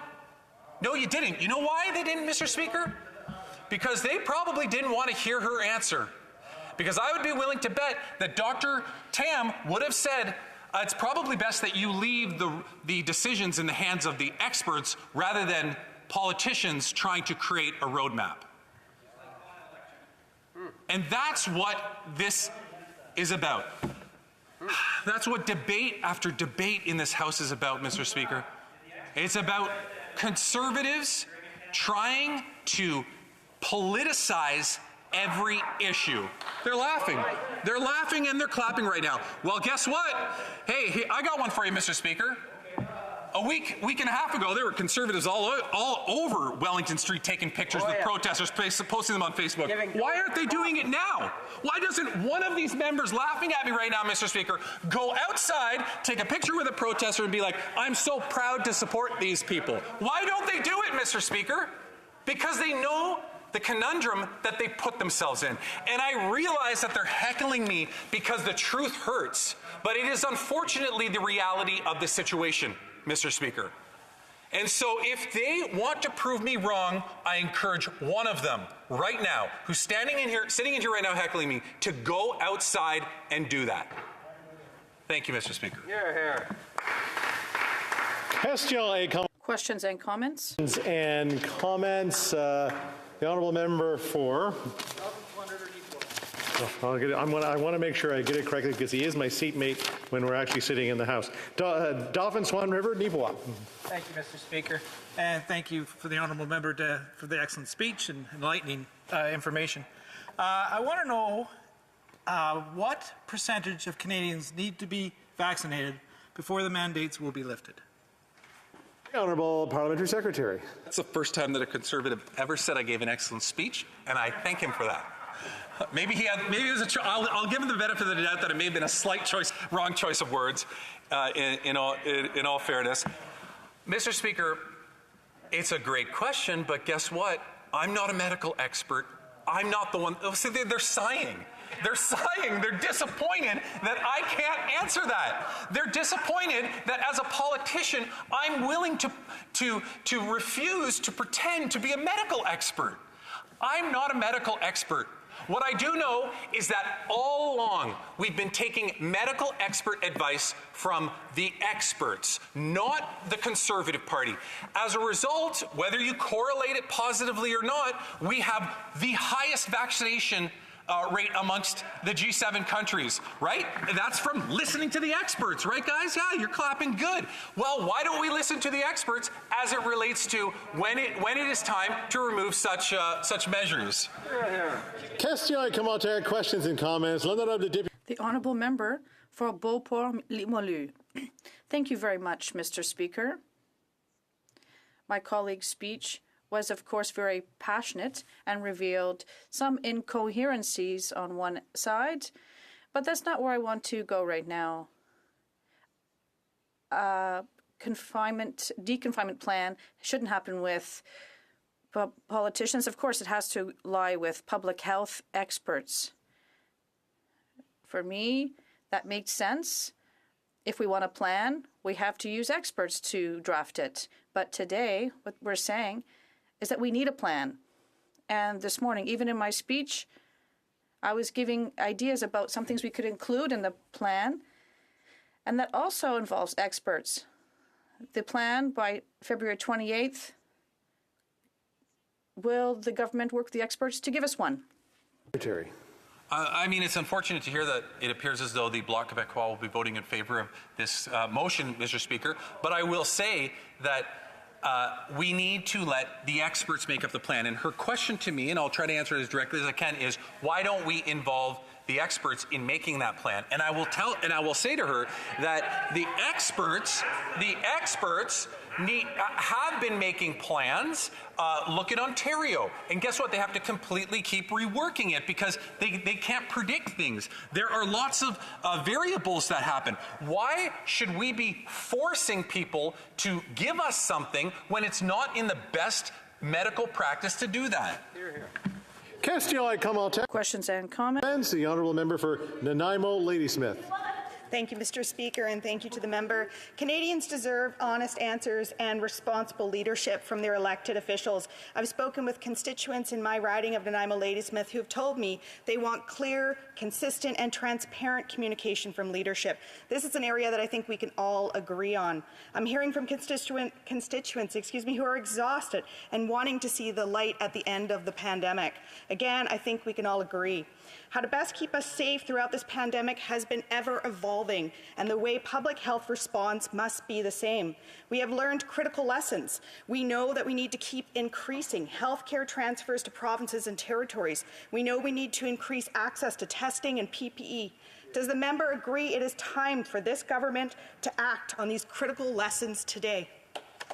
The Honourable Member for Kingston and the Islands. I always think there's an opportunity to learn in terms of lessons and doing better wherever we can. To her comment about Canadians deserve clear information, I couldn't agree more. It's unfortunate that my office has to spend a lot of time correcting misinformation that's out there.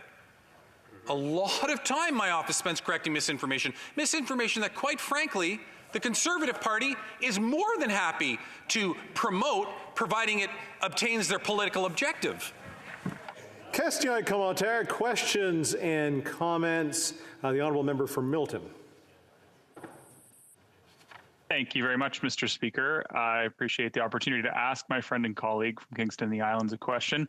But before I do, I just say, like him, I've been absolutely mystified, and frankly, I think I'm suffering from a little bit of whiplash from the Conservative Party just not being able to decide what side of the conversation they're on. I don't know if they're outside handing out coffee to anti-vax protesters, or they're in the House telling them that they need to go home.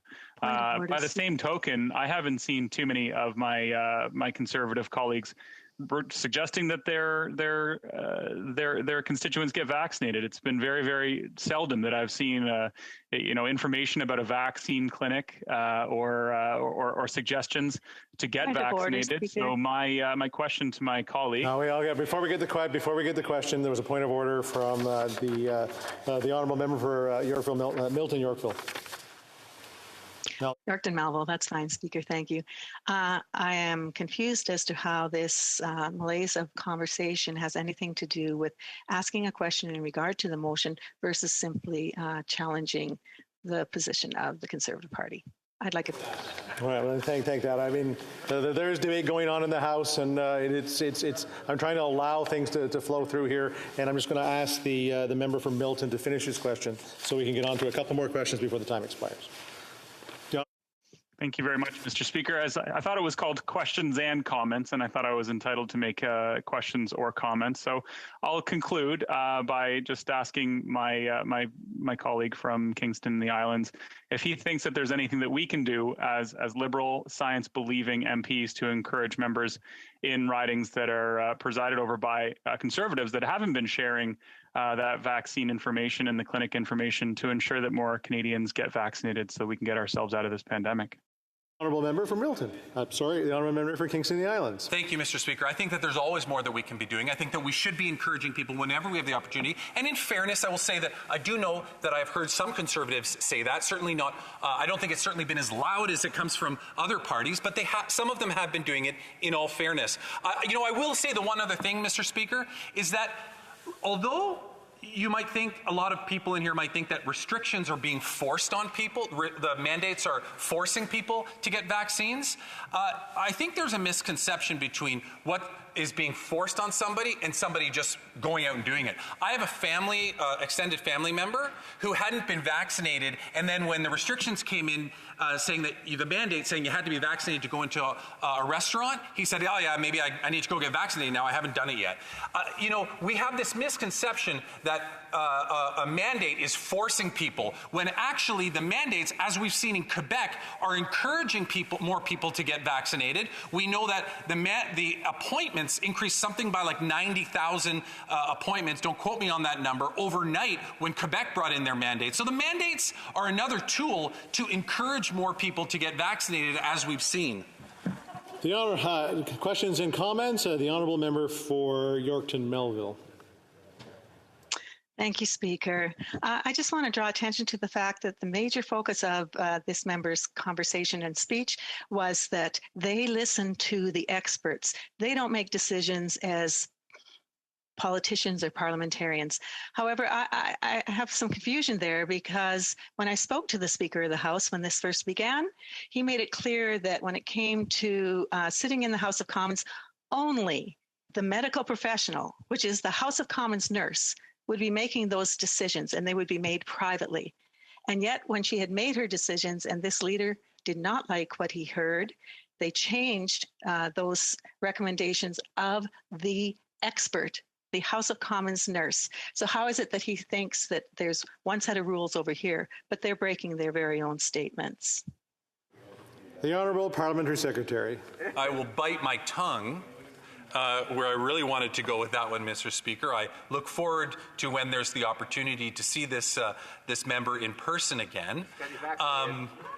But Mr. Speaker, the reality is that when we listen to the experts advise us, and then we make decisions based on that expert advice. This member seems to have an axe to grind with one particular issue with somebody in the House of Commons. I'm sure she can, go through the proper channels to do that. Question et commentaire, questions and comments. The honourable member for Beauport-Limoilou for a second round. Merci, Monsieur. Thank you very much, Mr. Speaker. Mr. Speaker, I'm someone constructive who always wants to help. Partisaneering and political games are not my strength. And therefore, I think that we need to consider with flexibility how to make an action plan. We need to have clear, quantifiable goals. We also need clear steps, before and after comparisons, the conditions for moving from one step to another. We have people responsible for making these things happen, including experts. We need accountability. We need communication assessment and validation tools. And we also need ways to overcome possible obstacles. Could we create a plan like that with the Honourable Parliamentary Secretary? Mr. Speaker, she lost me at not wanting to play partisan games and not wanting to do a partisan approach, when she's choosing to side with the Leader of the Opposition, who literally a week ago was calling for the protesters to keep up the fight out there, and now suddenly comes in here and tries to be the savior of this place. Point d'ordre du député de Beauport-Louis. A point of order. I never said that I agreed with what's happening. Protesting, yes.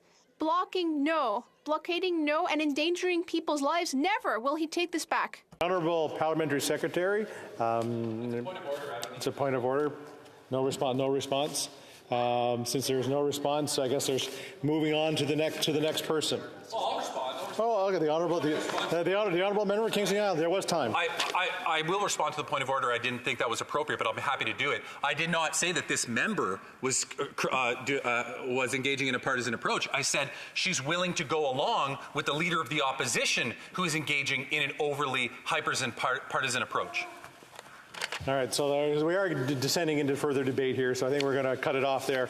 Order is my duty pursuant to Standing Order 38 to inform the House that the questions now be raised tonight at the time of adjournment to be as follows. The Honourable Member for South Okanagan West Kootenay, Disaster Assistance, the Member for Nanaimo Ladysmith on Indigenous Affairs, and the Honourable Member for Dauphin Swan River Neepawa on Small Business. Continuing debate, the Honourable Member for Cumberland Colchester. Well, thank you, Mr. Speaker. I'd like to split my time with the member from Lethbridge as well, if that's okay with you, sir. Once again, Canada's Conservatives are called out to speak on behalf of all Canadians.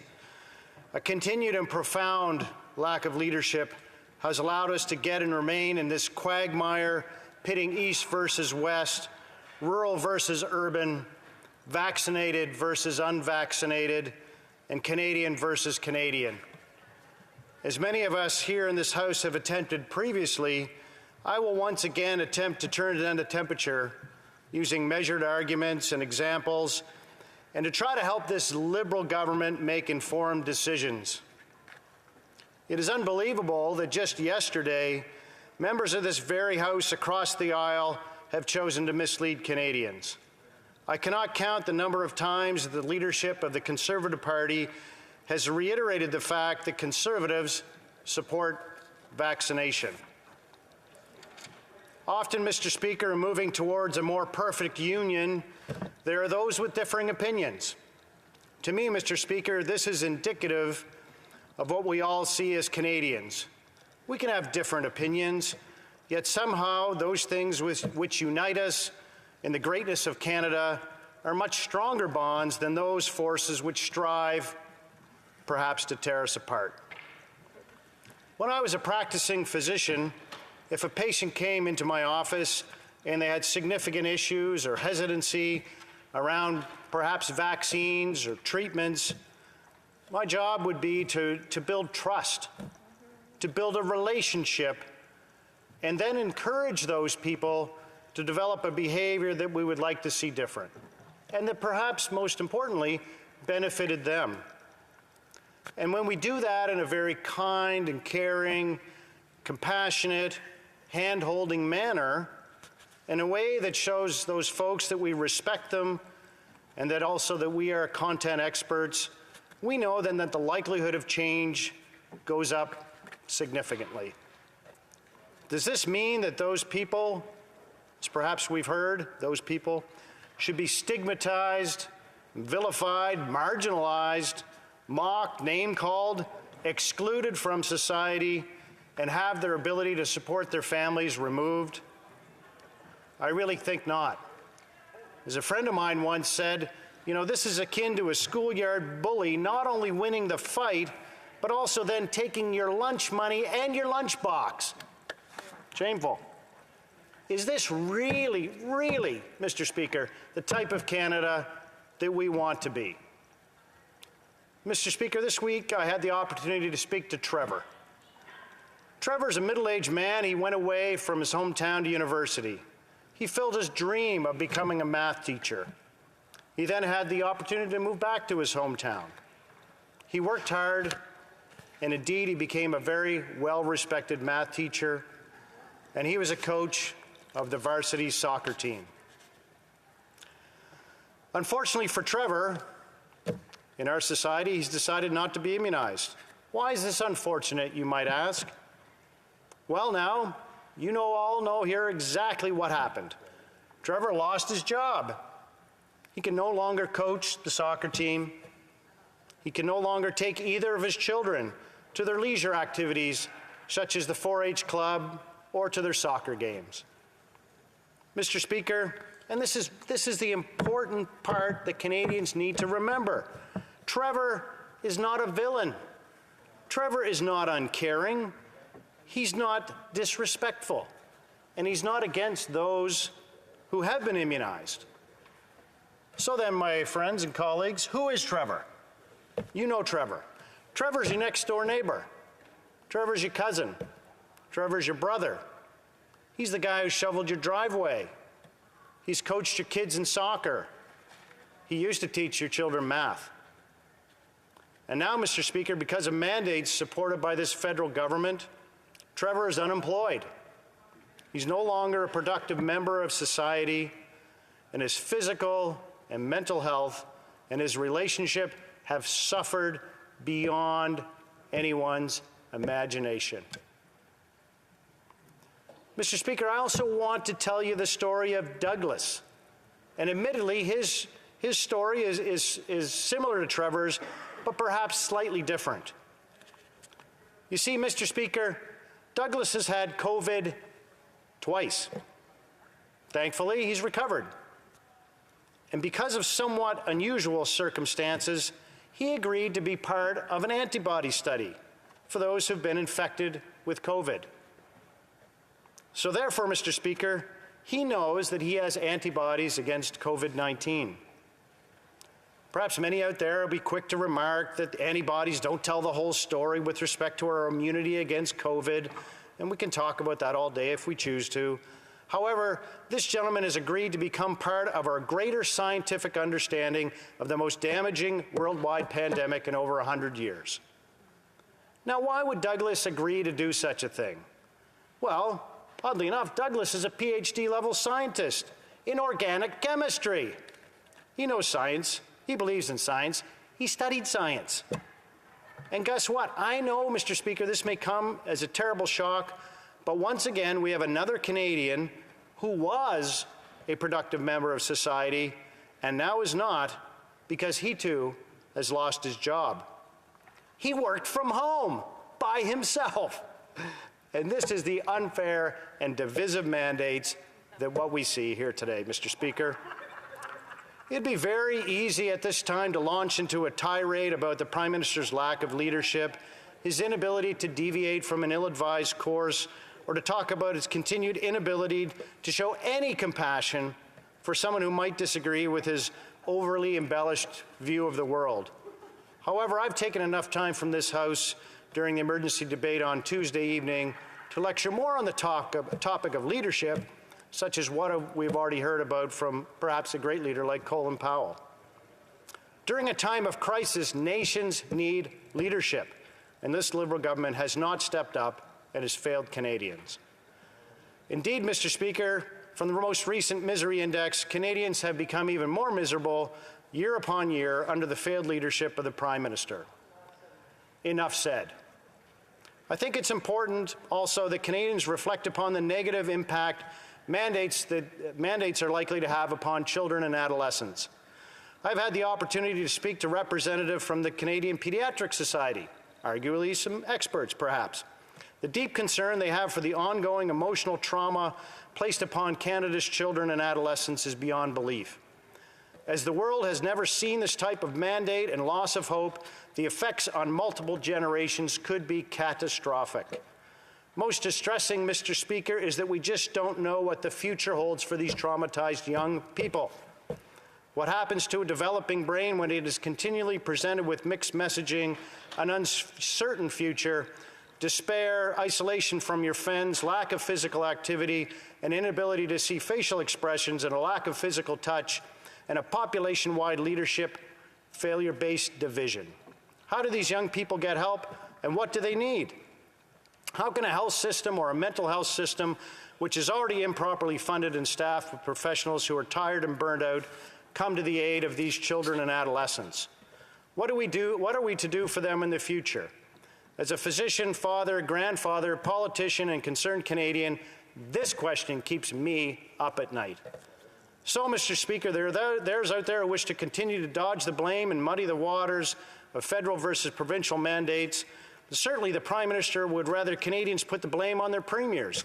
This is not leadership. I think many Canadians in this time of crisis would echo those words used by President Truman: buck stops here. And as I begin to close my remarks, I think it's important for all Canadians to reflect upon this pandemic has been an unprecedented crisis affecting the entire world. It's been a situation which has led scientists and physicians and indeed everyday Canadians to look at scientific studies and statistics. This pandemic and the accompanying data and statistics have changed, and it's important that good public policy changes with the science.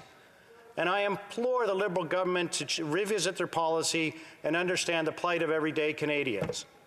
Finally, Canadians need to have a plan to end the COVID-19 federal mandates. Once again, let me be clear. We need to talk about science, not political science, and we need to hear from medical doctors, not the spin doctors. Thank you, Mr. Speaker. Question commentaire, questions and comments. The Honourable Parliamentary Secretary to the Minister of Health.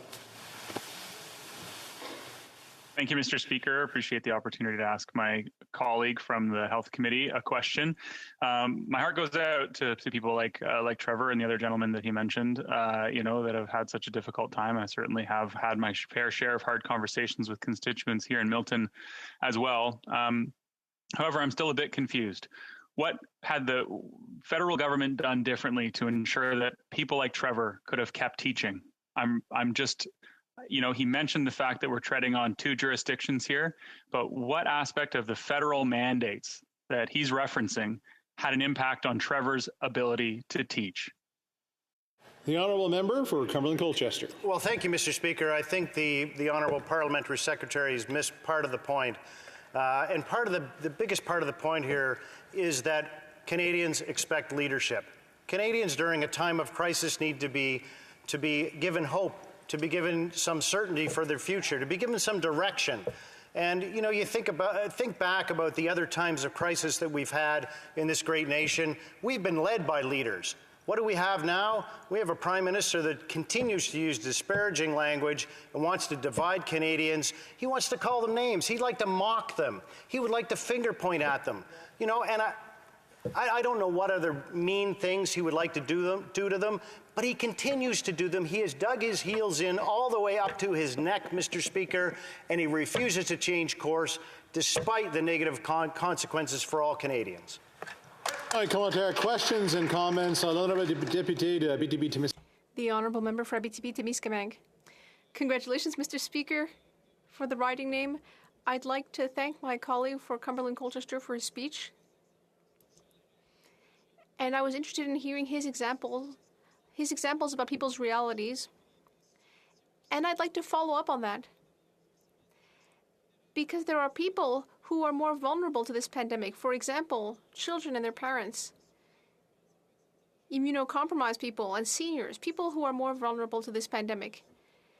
And so in this current context, these people aren't happy to see these protests and are not happy to see that health measures might be loosened. What message should we send to these people? Shouldn't it be for these people, too, that the federal government should have a clear plan? Yes, sir. Mr. Speaker, I thank my colleague for his question. I think it important that what we're asking here from the government is to have a plan. They continue to refuse. All they want to do is continue this idea that this pandemic is going to continue on incessantly. And that is what leads Canadians to have no hope going forward. I think that regardless of whether people are vaccinated or unvaccinated, they're old or they're young, everybody wants to hear what the government has for a plan. Whether they're Conservatives or Liberals or NDP, they still want to hear from Canada's Prime Minister, Mr. Speaker. They don't want to hear from the Prime Minister for the Liberal people or the people who are simply vaccinated or who believe what he has to say. They want to hear from Canada's Prime Minister. Question commentaire, the honourable member for Vancouver Kingsway. Thank you. Well, it's an honor to serve with my honourable colleague on the Health Committee. And as a physician, I think I'll be interested in this. This is a quote from Dr. Catherine Smart, the president of the Canadian Medical Association. She says, "The lack of equitable access to COVID-19 vaccines raises significant ethical concerns in addition to increasing the risk of new variants. Vaccines are critical to our exit from this pandemic. By protecting other countries, we're protecting everyone, including Canadians." Now, for many months, experts have been issuing warnings that vaccine-resistant variants like Omicron are likely to emerge from regions with low access to COVID-19 vaccines. The median vaccination rate in the 92 countries identified by COVAX, the vast majority in sub-Saharan Africa, is just 11%. So given that this pandemic won't be over anywhere until it's over everywhere throughout the world, can the member explain why the Conservative Party refuses to support the TRIPS waiver at the WTO to expand vaccine production in developing countries? The honourable member for Cumberland-Colchester, 45 seconds. Mr. Speaker, I thank my colleague from the Health Committee for his question. You know, I think the question, or perhaps the answer that's more important, is why did this Liberal government steal from the COVAX program? Why did they take vaccines that were already there and waiting for the developing nations who need them so dearly and take them from that program? And why have they only funded half of the doses that they said they were going to send to the COVAX program? Again, failed leadership. That's why, Mr. Speaker. Resuming debate, reprise du débat, the honourable member for Lethbridge. Thank you.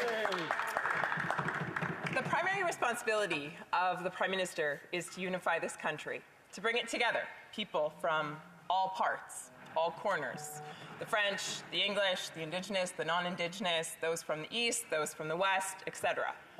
The purpose of the Prime Minister, first and foremost, is to bring us together around a unified vision. This is what ensures our prosperity as a nation. It's dumbfounding, then, as to why our Prime Minister would look to do the exact opposite.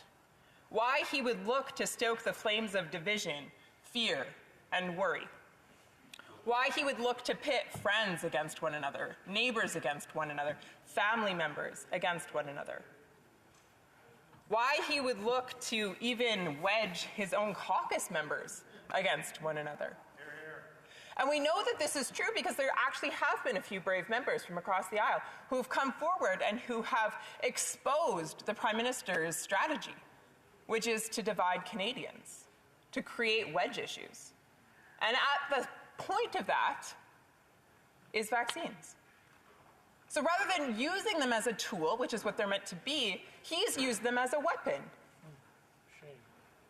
That's incredibly sad. He's used them to pit one group against another. So instead of acting as a Prime Minister, instead of being a statesman, he's been a gamesman. Instead of showing statesmanship, he's simply showing gamesmanship. It's divisive, it's exploitive, it's cold, it's cruel, it's calculated, and it's wrong.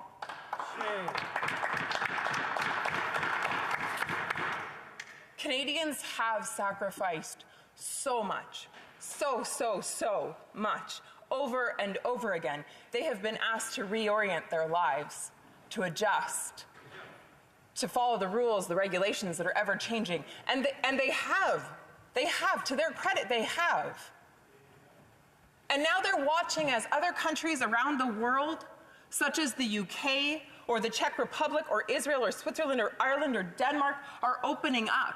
They're watching as provinces such as Alberta and Saskatchewan or United States are opening up. And they're saying, well, wait a minute. We followed the rules. We did what we were told to do.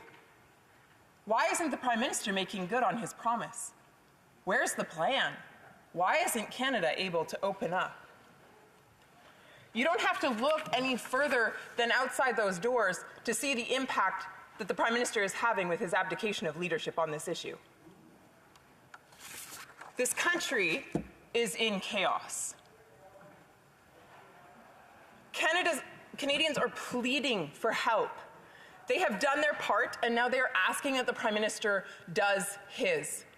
So is it any wonder, then, that these individuals do not trust the government, that they have big questions about whether or not follow-through will actually take place. I mean, out of one side of his face, the Prime Minister says one thing, and then out of the other side, he says another. Sometimes within the same sentence, he contradicts himself. Canadians have lost trust. And with losing trust, their hope is also waning. But that is not their fault, as the Prime Minister would like to point. No, that is the Prime Minister's responsibility.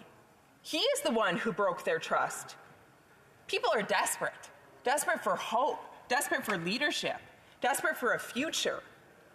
Their ask isn't out of this world. They're just asking the Prime Minister to do what he promised he would. Canadians, they're absolutely incredible. I love this country, and I love representing the people of it. As Canadians, we persevere because that's who we are. We're incredibly adaptive, we're innovative, we're creative. We find solutions, we solve problems, we're tenacious, we're resilient, we're courageous. But the hope is waning, the confidence is waning. Because of the trauma, the pain, 2 years worth. Isolation, lockdowns, ever-changing goalposts. I have received thousands of emails and phone calls. I'll share a few. James contacted me. He's a university student. And he wrote to me saying this. He said, following the summer, much of learning has been disrupted. From canceled classes, in-person social experiences, and now completely remote learning. This has taken a serious toll on the way I view education. I used to look forward to going and participating in class, and now I dread spending hours of time a day watching pre-recorded videos alone. I plead that you will consider the harmful effects that these mandates can have on all the people of Alberta and Canada. There is a plea being made by the people of this country. Domestic violence is up. Opioid use is through the roof. Cancers being undiagnosed because people can't get in to see their doctor in time. Maria wrote to me, she works with adolescents in mental health. And she wanted to make sure that I understood that she is seeing a drastic increase in young people with mental health issues. And she said, quote, it is extreme. I had a desperate call from a mother just a little while ago. Her child is suffering from an eating disorder, and for 1.5 years, they waited to see an expert. They waited for help while their daughter wasted away. There have been canceled surgeries and treatments, and there has been isolation that has taken a significant toll on our elderly. I talked to one nurse, and she shared with me that the number of euthanasia requests has gone up. And the number one reason that she is noticing is because of isolation, loneliness.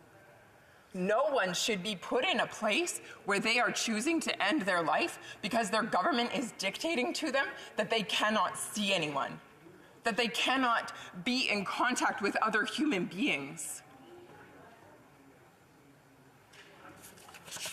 There are countless emails that I have received with regards to loss of livelihood, postal workers, truckers. One person who wrote to me said this. She said, this crisis has been exasperated, and this individual is a health practitioner. This crisis has been exasperated by, quote, imposing lockdowns, separating families and support systems, enforcing vaccine passports, segregating people, and making it socially acceptable to regard vaccine-free citizens as selfish, uneducated, irresponsible murderers. These are just a few of the things that I have been called in the workplace.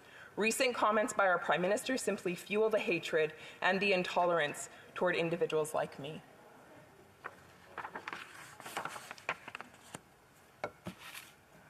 The Liberals will try to slough this off as if the majority of what we're talking about today is the responsibility of the provinces. But make no mistake, the federal government has a significant role to play.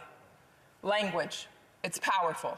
When the Prime Minister decides to demonize a certain section of this society, a certain portion of our population, that's wrong. And he incites violence. Travel on a plane or a train or public transportation. public sector employees, many of whom are working from home, and yet they lost their jobs because they didn't choose to be vaccinated. Truckers and other essential service workers, they stay in their truck. Please tell me the science behind that decision. How are they spreading the virus? The Prime Minister, he likes to use science, but only when it serves his desire to hold power. But if it requires him to grant people their freedom, then he wants to ignore it altogether. That's wrong. Dr. Tam has said, and I quote, all policies need to be examined. She goes on to say, we need to recognize this virus will not disappear, and we need to address the ongoing presence of the virus in a more sustainable way, end quote. The World Health Organization has advised that vaccine passports should not be required to enter or exit a country. Why is the Prime Minister ignoring the science? It's time for leadership. It's time for action. It's time to put together a plan. It's time to be compassionate towards the Canadian people.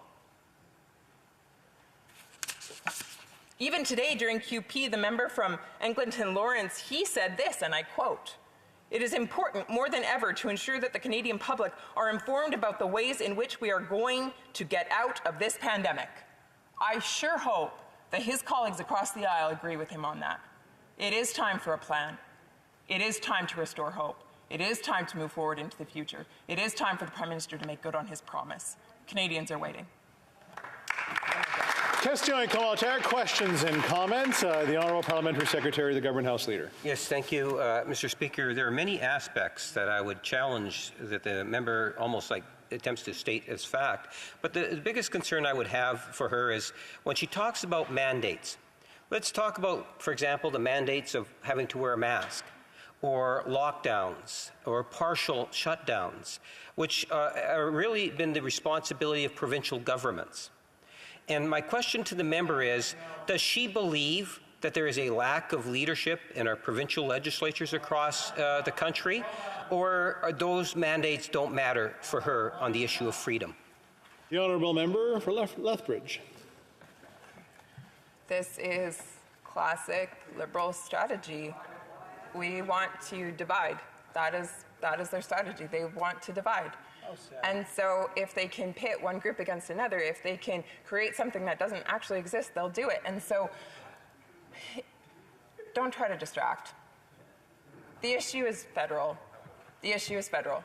The Prime Minister has a responsibility in the language that he uses, and he has been inciting hate and violence across this country for quite some time now. The issue is travel restrictions. That is a federal issue. The issue is federally regulated employees. That is a federal issue. Yeah, got that? You're a smart one. Wasn't sure given the question, so just thought I'd clarify. I just had to keep it to the chair. Question et commentaire, l'honorable député de Manicouagan. The Honourable Member for Manicouagan. I would like to thank my colleague for Lethbridge for her speech. I have a few questions for her. And for me, there's a bit of a mix of things when we talk about the jurisdictions of the provinces, for example. But she mentioned two things, and she used two terms that I appreciated: courage and solution. And that is the word that everyone should really have ready to say. And she talked about two things, but she talked about the provinces, and of course provinces are struggling because they do not have enough funds from the government for health. The federal government doesn't even want to talk to the premiers of the provinces. So for me, that is a lack of leadership, and I want to know if she agrees with that. And then earlier today, we talked about the same thing. She said that this government divides. And so I would wonder whether there could be a meeting between the leader of the Conservatives and the Bloc Québécois. Would she agree that those would be examples of leadership that would make it possible for us to get out of the crisis? Rich. Thank you, Mr. Speaker. There was a lot there, so I'll do my best. Sure. You know, I think this pandemic has certainly highlighted that the healthcare system is fragile. And a lot has been left up to the provinces in the abdication of federal leadership. And that is very sad. and much more can be done and should be done. When we were in the middle of the election, which of course was an unnecessary election and, put forward by the Prime Minister only to divide Canadians further. But nevertheless, during that election, we made a commitment that we would contribute $60 billion to the healthcare system in order to advance it, grow it, make it better. That was our commitment. I haven't seen the government make a similar commitment. I haven't seen them follow through on helping the provinces meet the demand that is on them right now within their fragile healthcare systems. And that is in desperate need of attention. Question commentaire, the honourable member for Vancouver Kingsway. Thank you, Mr. Speaker. Well, I appreciate my honourable colleague's comments that we are dealing with a federal mandate, and I appreciate that. But the opening words of the Conservative motion say this, that given that provinces are lifting COVID-19 restrictions, it goes on to use that as a basis. So I know that my honourable colleagues from Alberta, and we know that Alberta Premier Jason Kenney is moving to remove restrictions very soon.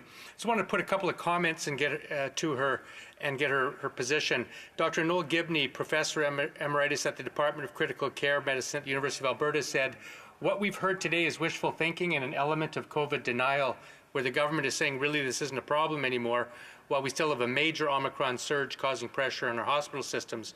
Heather Smith, President of the United Nurses of Alberta, said, "I think it's way too premature. It's not evidence-based. It's irresponsible and reckless. I'm very concerned that it is not only unsafe, but it's asking for more deaths, more ill health here in the province." And finally, Dr. Stephanie Smith, the University of Alberta hospital physician and infectious disease specialist, said, "There are still many waiting for their elective surgeries, and to have all these restrictions removed with the possibility of having some increased transmission, maybe more hospitalizations, that's just pushing those surgeries further down the line, which is not what we're trying to achieve." I just have a straightforward question. Does she support lifting restrictions in Alberta now? We are at a time, and I'm going to let the member for Lethbridge answer. Okay. The motion before the House today has to do with the federal level. It has to do with lifting the mandates that are currently on travel, that are currently on federal employees, that are on truckers and other essential service workers being able to cross the border. And I am talking about the vile language that is coming out of the Prime Minister's mouth ad nauseum, and it needs to stop. That's what we're talking about today. Reprise du débat, l'honorable député de Avignon, La Métis, Matane. The member for Avignon, La Métis, Matane, Matapédia. Thank you, Mr. Speaker. I am very pleased to be here this evening to take the floor on this very important issue. I will start by saying that I will be sharing my time with the member for Salaberry-sur-Roi, our wonderful whip. And I will read the motion, the Conservatives' motion. It's quite short and clear because I want people to understand clearly what we are talking about today. I would like to talk to the people back home with my comments today because people are fed up. We've heard it. People are just, they've had enough of the restrictions and they would like to move on. I hear that at home and I hear it elsewhere, but I really want to speak to them today. I'll read the motion. That given that provinces are lifting COVID-19 restrictions and that Dr. Theresa Tam has said that all existing public health measures need to be re-evaluated so that we can get back to some normalcy, the House call on the government to table a plan for the lifting of all federal mandates and restrictions and to table that plan by February 28th, 2022. So it's not a bad motion. It's a very good motion, in fact, to have some predictability. We haven't had predictability in about 2 years in everything that the federal government has put in place. And we understand that it's a special situation. And I'd like to refer to a tweet by Louis Tabe, a Quebec comedian, and he says that asking for a concrete plan is like asking the weatherman to tell us exactly how cold it'll be in the next few days so that all unforeseeability will be done with. And then we can put our shorts on. So I think it may be a bit of an exaggeration to ask exactly what will happen because we ourselves cannot know. We saw that when Omicron hit us just before the holidays. Things were going well. Parliament was full. And we just were hit again. And I was affected by COVID-19 during the holidays, and it was not at all fun. I can tell you that. I was pretty sick for about 10 days. So it's impossible to predict what will happen. And we understand the government when the government tells us, listen, we have to be cautious. We have to listen to public health authorities. We agree with that completely. And that's what we are asking too. Let us listen to public health authorities and let us reassess measures if they are no longer up to date. And that's what the provincial governments are doing now. We've seen it in Quebec as well. They're moving gradually. The Legault government did not announce that all restriction will be lifted tomorrow morning. That's not how it works. He said, well, we can expect that there will be a reopening of restaurants and shows, and then there will be more people allowed in private gatherings, that kind of thing. So that gives us more of an idea of what's down the road, and that is what gives hope to people who are fed up. It brings back a little bit of joy and life. And I know that just the thought of being able to see family members makes us more optimistic. So the request here is not saying give us a date for the lifting of federal measures. We want to have a plan to know where we're heading, and I agree completely with the Conservatives on that. We need it. The people in our ridings need it as well. And this week, we saw that it wasn't just the Conservatives or the Bloc Québécois who have that opinion. The Green member also thinks and said clearly that the government should establish a clear plan about what is coming. And this reminds me of what's happening outside, because at the beginning, at least, people were saying that perhaps people don't know really why the public health measures are in place. Perhaps that they haven't been explained sufficiently. And in Quebec, we have Premier Legault, who gives press conferences constantly to explain why the measures are in place, when they might be lifted. But I didn't really see the federal government do that. I haven't seen it in the last months or years of the pandemic, saying, here is measure X. And we are setting it up. We're not really basing ourselves that much on public health authority advice, but we're doing this. And so people don't really know what's going on, and it's not very reassuring. So I think that we have to explain why we need restrictions at the border, and then perhaps in 3 weeks it would be fine to lift them. Because we don't want people to think that they've been working for 2 years and that it's all been for nothing because the case count is high, and that we've ended them because everybody's fed up. I really I've heard the Minister of Intergovernmental Affairs say that we really have to listen to public health officials and not give way to pressure. I was thinking about the truckers' convoy right now. That's not a health guidance that we're listening to right now. I don't always agree with what Liberal ministers say, but we really have to look at what public health officials are saying and base our decisions on that and reevaluate what's been established. And I was listening to a few speeches today from my Conservative colleagues who have seized this opportunity to talk about rules put in place by provinces. They talked about vaccines, those who are against it. I don't think that's the right opportunity to do that here today, but we really do need a clear plan. Federal measures, there aren't that many of them, actually.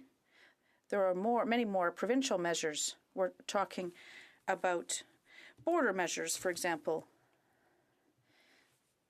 The use of ArriveCan, vaccination for travelers and for truckers at the borders as well, testing, PCR tests, quarantine measures as well. Remember, they established quarantines at hotels, and the need for vaccine proof when you want to use the plane or the train, and mask wearing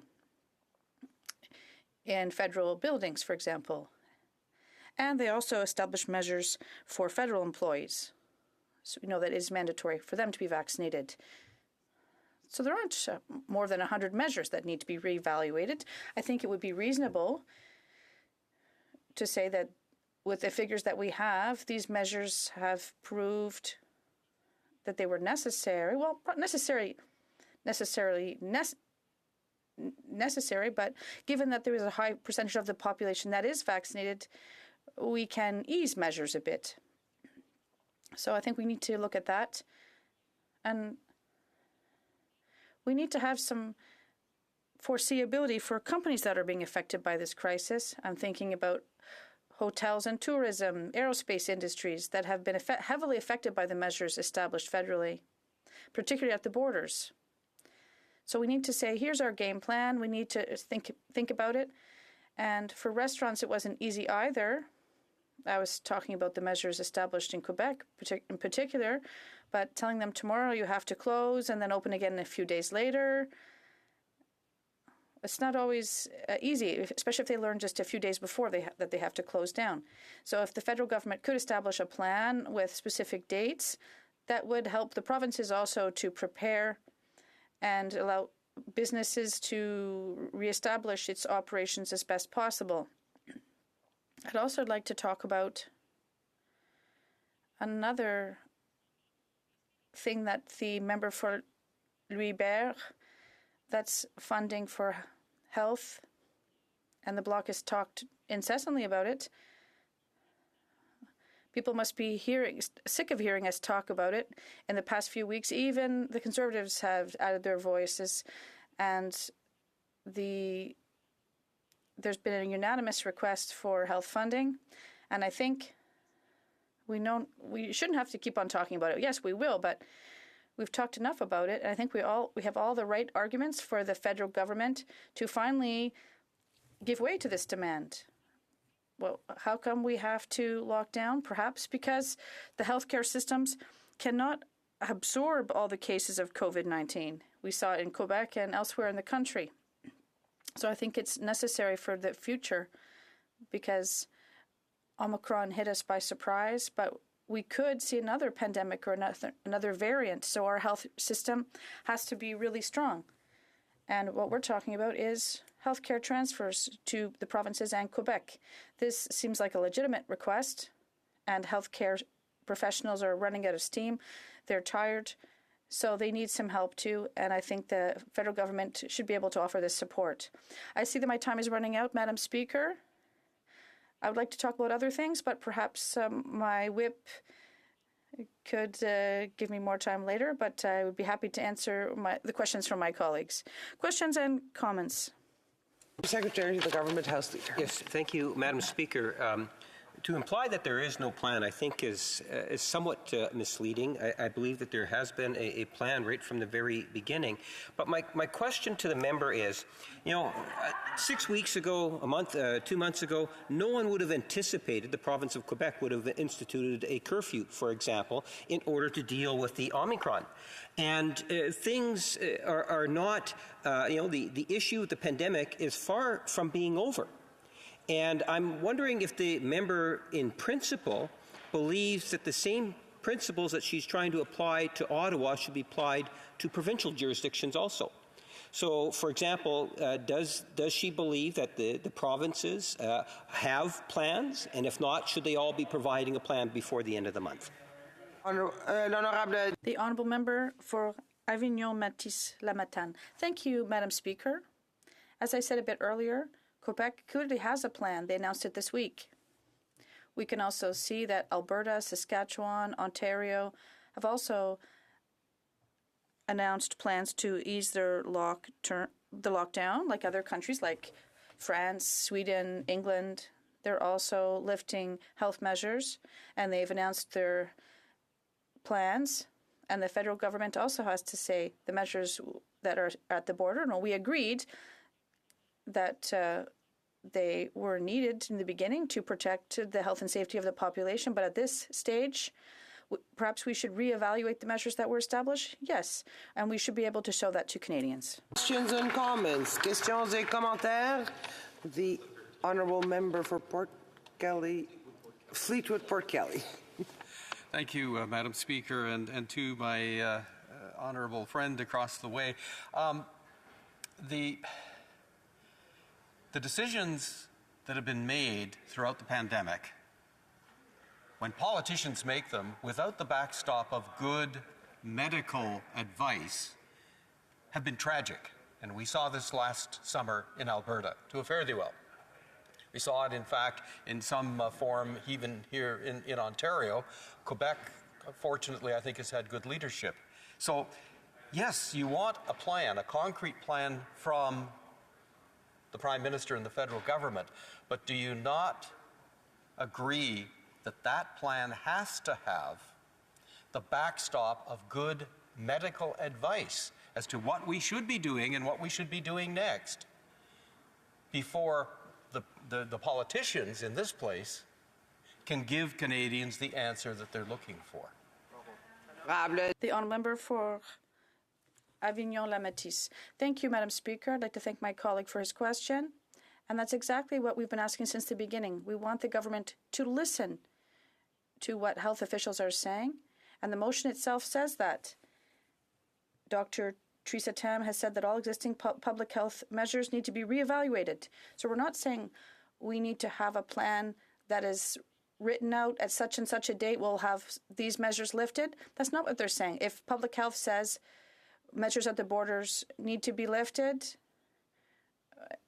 in a couple months, we need to write that in the plan. But we really need to know what to expect in the shorter, medium term. That's what we're asking the government.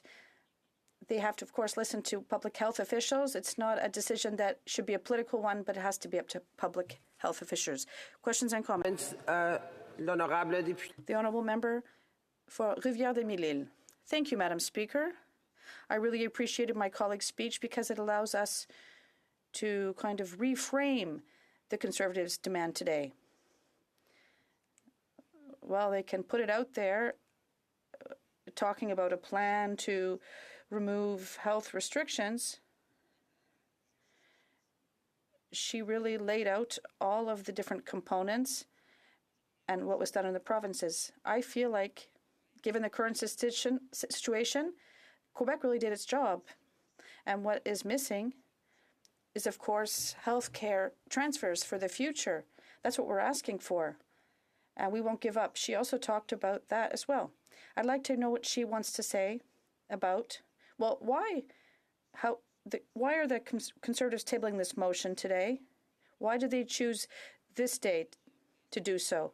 Is it public pressure or the trucks in the streets? What was behind that, in your opinion? The honourable member for Avignon-Lamétis Matane-Matapédia. 5 seconds. Thank you, Madam Speaker.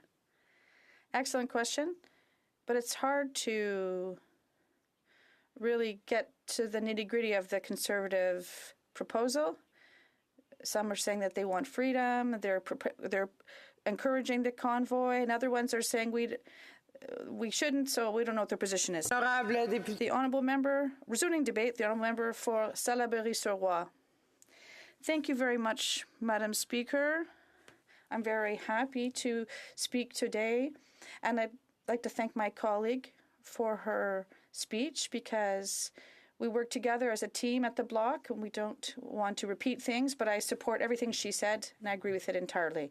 But I would like to take the time, Madam Speaker, and I'm not sure if we did so, to offer my condolences and sympathies to the 35,000 families that have lost a loved one over the past 2 years to COVID-19. We forget that people have experienced the loss of loved ones. 35,000 families did lose people during the COVID crisis. I'd also like to thank the healthcare workers in community settings and public settings.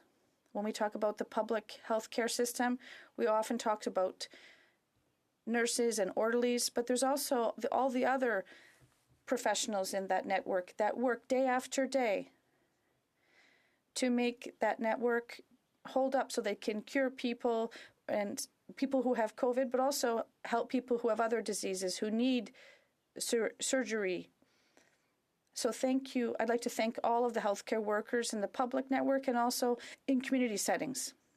And I would like to particularly thank, well, because I have a riding that borders with the U.S., I would like to thank the border agents, the border officers, CBSA, all the different people in Hemmingford and elsewhere. I've spoken with some of these officers who have to deal with unclear directives or healthcare measures that they have to implement without the necessary tools, and they're not prepared for these measures. Some people wanted to cross the border, and their job wasn't easy. And there are people who live on the borders. There are some in my riding. They have family in the state of New York, and they had a hard time seeing their families. So there are a lot of people who have lived and are still going through problems and have faced very difficult situations because of their family or geographic situations at the border. So I'd really like to thank the border officers, and also for people in my riding. Some of them had to face the pandemic in addition to all the border challenges. Sometimes they had to help a person in their family who was sick.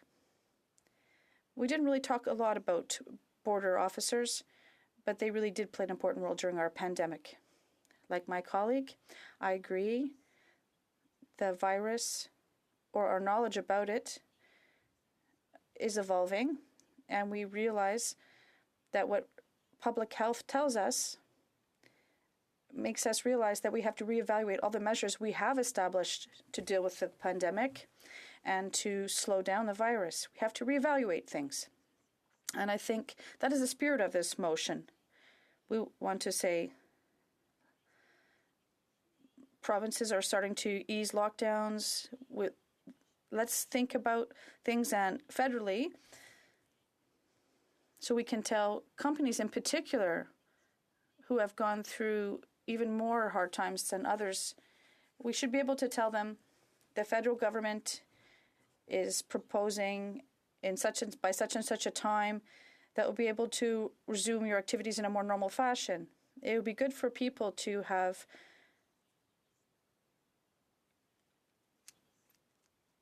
access to services or see the lifting of certain measures by such and such a time. So that is the spirit behind this motion. And like my colleague says so well, it's not like everything will be stopped on February 28th. That would be irresponsible. And even after reevaluating things and establishing a plan, some measures I think will have to stay in place. For example, wearing masks. If you want to take a plane without a mask, even if we did do so, I would be uncomfortable with that. I think we have to kind of learn to live with wearing masks. But I do think we should reevaluate different issues. And how come we were talking about this today? Because there's something I've noticed, and I think several people here have too. We're having a hard time with the current government in terms of its proper communication of these health directives. What we've seen over the past 2 years, we've had to push the government to announce measures, first to establish them, and then to explain them. And right now, there is confusion between federal measures and provincial measures, and things are getting lost.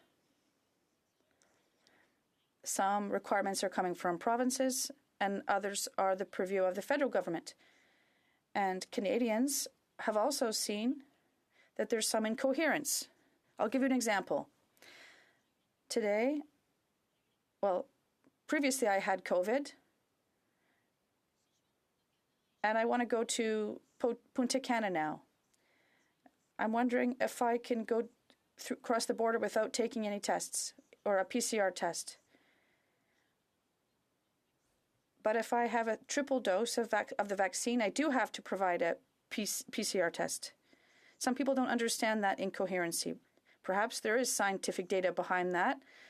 Perhaps if you had COVID, you no longer have to be tested, but if you had 3 doses of the vaccine, you do have to continue to be tested so that you can go across the border. Perhaps there is solid scientific data behind that. I'm not a scientist, but what I do know is that because of the confusion, we don't understand that requirement.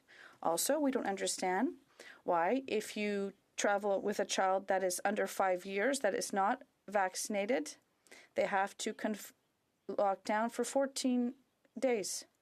In Quebec, a child with COVID symptoms is only in lockdown for 5 days. So there are some requirements that seem incoherent to Canadians. And this pandemic fatigue that people are feeling also stems from that incoherency. People are overwhelmed, as my colleague has said. In Quebec, in particular, the vaccination rate is over 80%, more than 2 doses, or at least 2 doses rather. So people did do their duty, and right now the current climate is tense. It's as if there were 2 camps, the vaccinated and the unvaccinated. And we start to feel that the unvaccinated are the bad and the vaccinated are the good camp. And I don't agree with that. There is room for nuance. Some people can't get vaccinated. I've seen people who came to my office and explained that they're waiting for a medical evaluation to be able to receive a vaccine exemption. And those who are unvaccinated feel wrongly judged, and it creates a poor social climate, that the one we're seeing right now. So we really have to reflect and present a plan. But I also think it's important. Well, I've heard many MPs say in their speeches today, they talk about health measures that are provincial jurisdiction rather than health measures that are under federal jurisdiction. The measures we're talking about today don't really necessarily affect you in your daily life, if you exclude federal employees. These are measures that affect you if you cross the border by train, or if you take a train, or you want to travel, or it's a whole border issue. So the fatigue that people are feeling is much more in terms of health measures that are provincial jurisdiction. So there is some confusion there. And once again, I think that if the provinces and other countries have presented a plan, it's time for the federal government to also do so that there is some coordination in place there and that things are coordinated. I dream of a country that manages its own borders, that takes its own full responsibilities in managing its borders. We have the jurisdiction, and it would be much more simple because there'd be less confusion.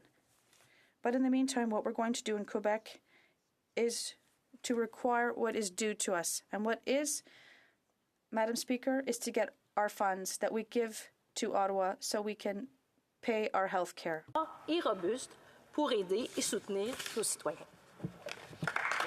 So we can have a strong and robust system to support our citizens. Questions and comments. L'honorable député d'Abitibi. The Honourable Member for Abitibi-Témiscamingue. Thank you very much, Madam Speaker. I found it very interesting what my colleague was saying when she talked about being able to manage our own borders and the advantages that would bring when it comes to the strength of the healthcare system. Of course, during a pandemic, if Quebec had been independent, it would have been very advantageous in previous waves. She also mentioned the issue of healthcare transfers. So very concretely, when you talk about bringing health transfers to 35%, that means at least 120 million in a region like mine, a predictable transfer. And then we could take action for our healthcare system.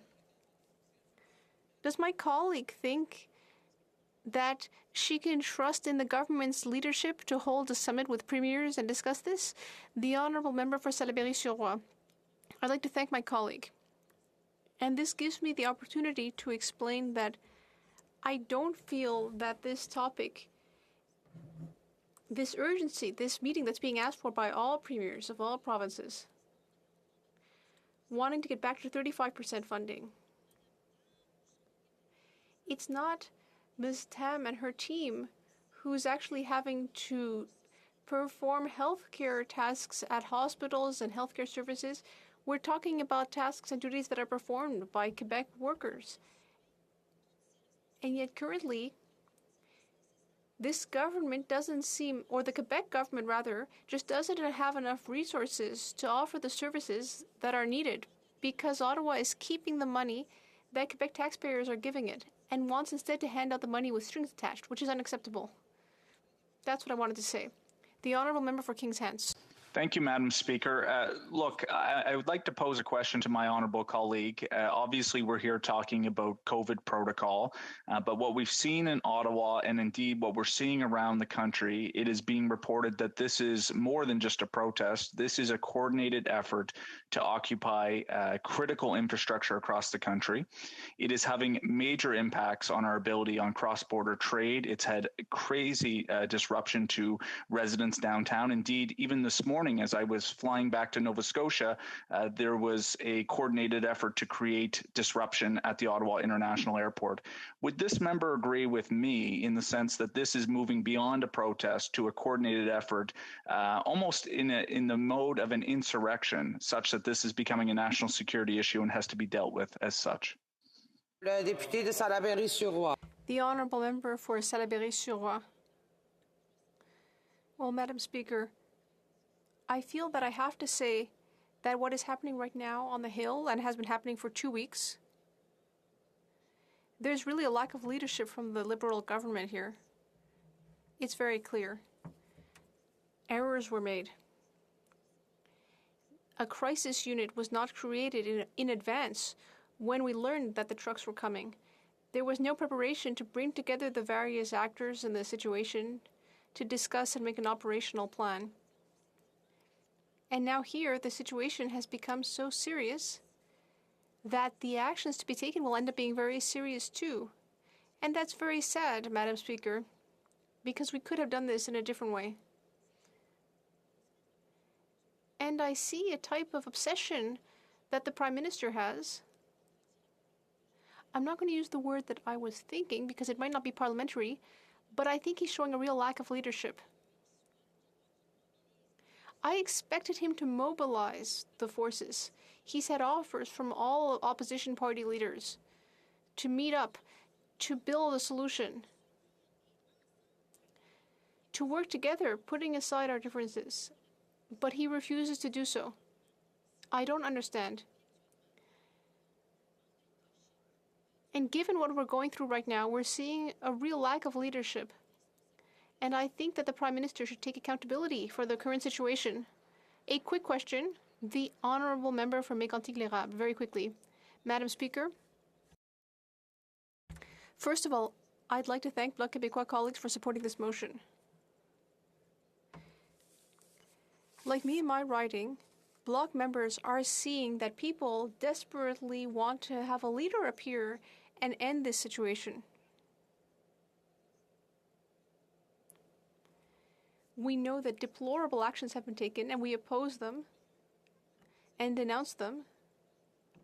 But a great deal of misinformation has been spread in the House today, saying a very brief question. Unfortunately, it wasn't brief, so I will let the Honourable Member for Salaberry-sur-Roi reply.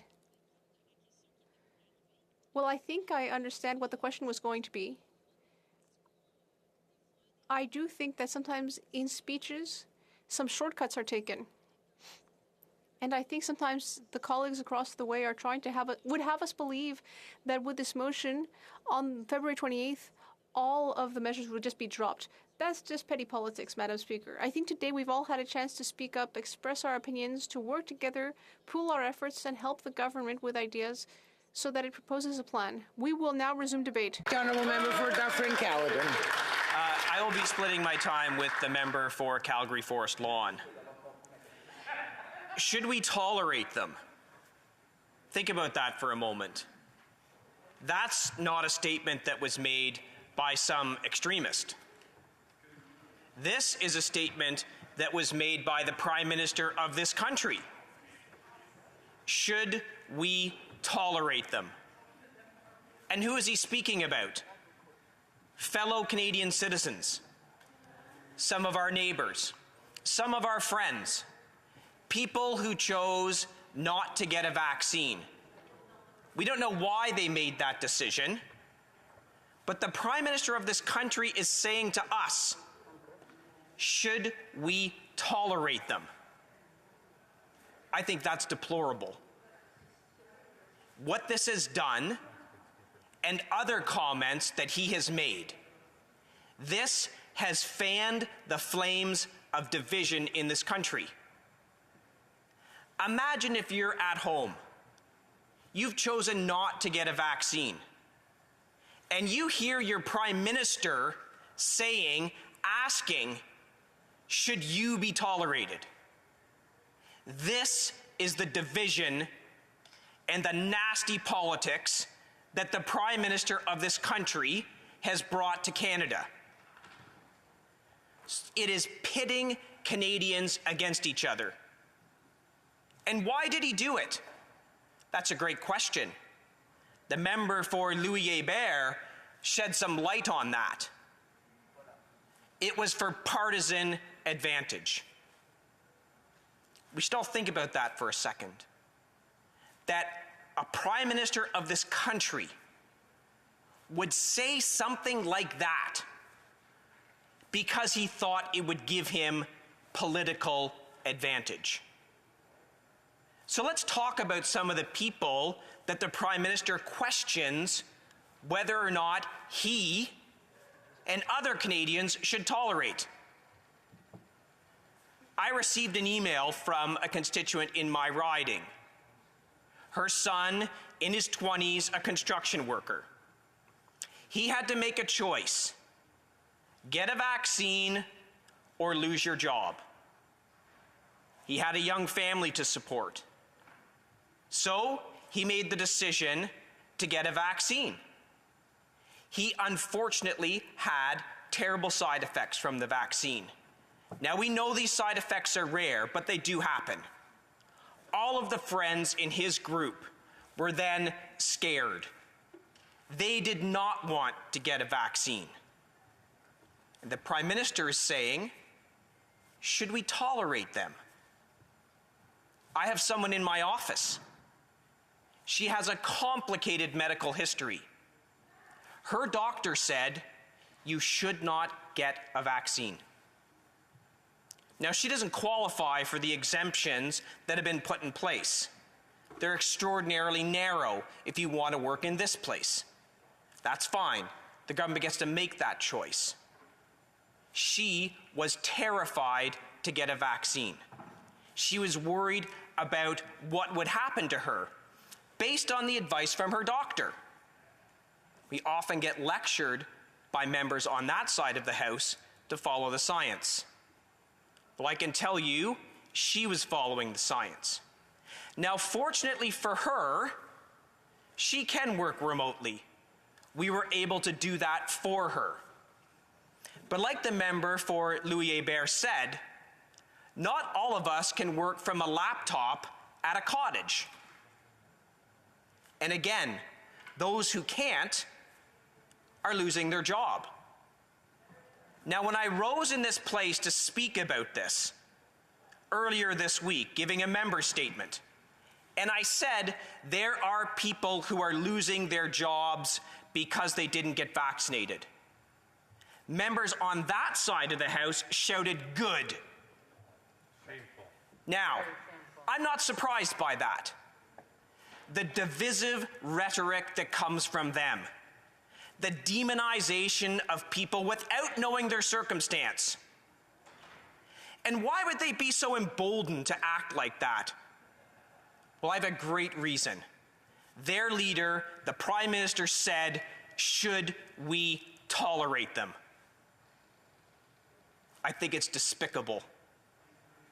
And where are we now as a country? There was a recent poll that came out. 25% of Canadians would support putting unvaccinated people in jail. 37% of Canadians would say it's okay that they don't get public health if they're sick. Why do they feel that way? Because words matter. And words from the most powerful position in this country, they matter even more. And so Canadians have been told by this Prime Minister, if you don't get vaccinated, you are a racist or a misogynist. And should we tolerate you? And that's where we've ended up in this country. Divided, angry, pitting neighbor against neighbor. This is not how this country should be run. It's not how this country should be led. It's not how we are in it together in this pandemic. When we talk about this motion, what we're asking for is a plan. It's a plan that's going to give people hope that there's an end in sight. We're not asking for something radical. We're asking for a plan to lift restrictions. Now, if nobody else was doing it, or no other country in the world was doing it, perhaps there could be some questions. But guess what? That's not the case. Countries around the world are doing this because they're recognizing this is now an endemic. And we're going to have to live with the virus.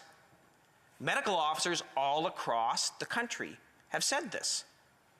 This is not some radical conservative idea, as much as that is how they'll try and paint it. Countries like Sweden, Denmark, Norway, the Czech Republic, the UK, Spain, Israel, they're all putting forward plans to lift restrictions, or they have lifted restrictions. So why are we not doing it? Why are we not planning? I've heard the speeches from the members opposite today. Well, you know, it's impossible to make a plan because things change. We should talk to the experts. Yes, do. Talk to the experts who are saying we now have to make the decision to live with this. And let's plan for that. If it's so hard for them to say, well, we've made plans before, provincial governments have made plans and have to change them, their answer to that is, well, I guess it's really hard to make these plans, so we're not going to do it. Canadians deserve better than that. Canadians deserve leadership. Leadership starts from the Prime Minister, and not the kind of leadership he's displayed over the last several months. Vilification, demonization, pit Canadians against each other. So what I say to my friends on that side of the House is this: you have an opportunity now to actually lead. Show some leadership. Come up with a plan. Let Canadians know there's actually hope at the end of the tunnel. Be a unifying factor for us.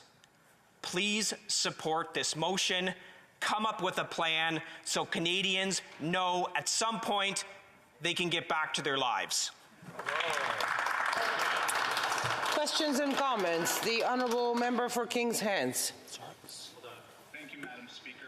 Look, I'll address the member directly. I think it's clear, as he mentioned, that jurisdictions are... I remind the Honourable Member that he cannot do that. He has to talk through the Speaker.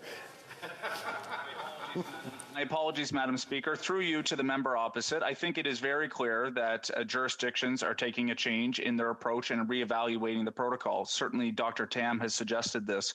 I want to ask the member, through you, of course, Madam Speaker, about the occupation that we're seeing in Ottawa, and indeed about the blockades that we're seeing at critical infrastructure across the country. We certainly know that the organizers for the protest have called for the overthrow of government. We've talked about coalitions and meeting the Governor General. Will the member go on record today to join me in condemning this type of behavior that is shutting down critical infrastructure that matters to all Canadians? Surely he can do that with me right now. The Honourable Member for Dufferin-Caledon. Madam Speaker, we've been very clear today. Our leader was clear today. We should not be blockading the international crossings and travels. Those things need to stop. We agree with that. But what I'd like to ask this member is this. Today in the chamber, we saw something extraordinary. We saw all members of the opposition parties, all the leaders stand up and say, we want a meeting with you, Prime Minister, so we can try and come together and solve this. And the response from the Prime Minister was effectively no. Will this member go and speak to the Prime Minister and say, let's collaborate, let's find a solution? Questions et commentaires. L'honorable député de Beauport-Limoilou. The honourable member for Beauport-Limoilou. Thank you very much, Madam Speaker. I like today's motion because it leads to cooperation and active participation. It leads to setting up a plan to lift restrictions without dates, but just stating what the steps have to be. And of course, the public health situation can change. We've heard words and accusations about what was done last week. But I think that we have to look forward. And I would like to ask my colleague, do you think that a plan that would actually make it possible to look toward the future and let recommendations by the wayside? Thank the member for the question. Yes, we are asking for a plan, and I don't think it's an unreasonable request.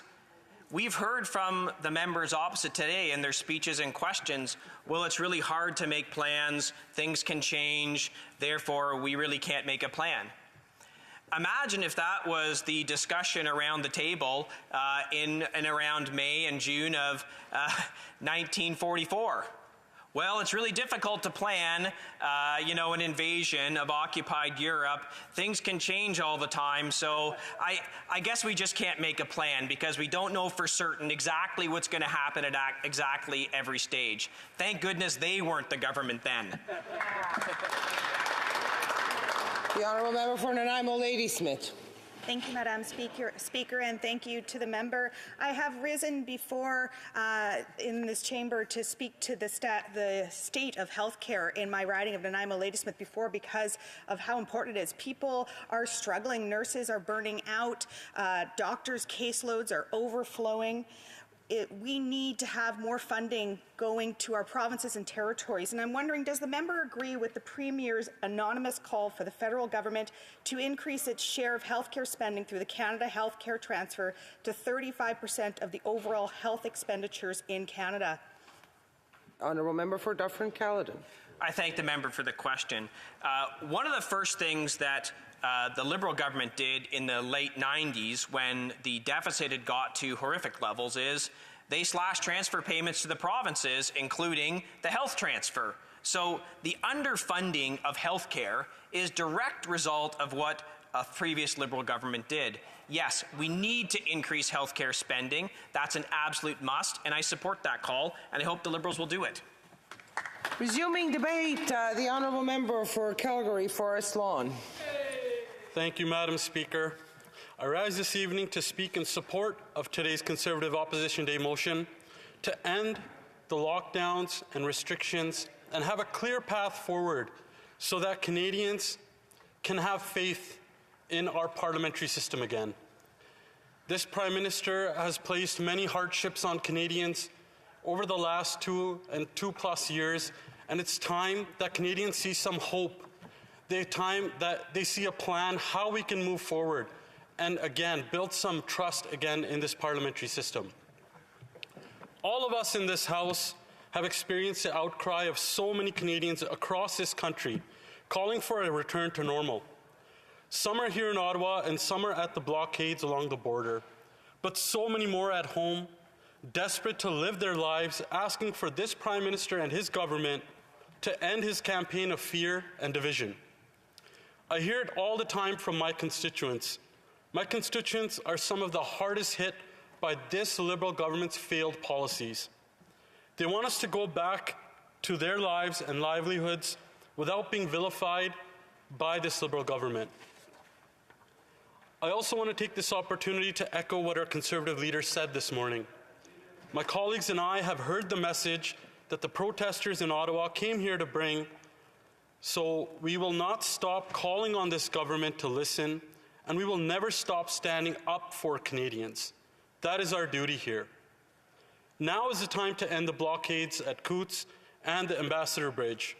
For the sake of businesses and people, they don't deserve to suffer financially any longer.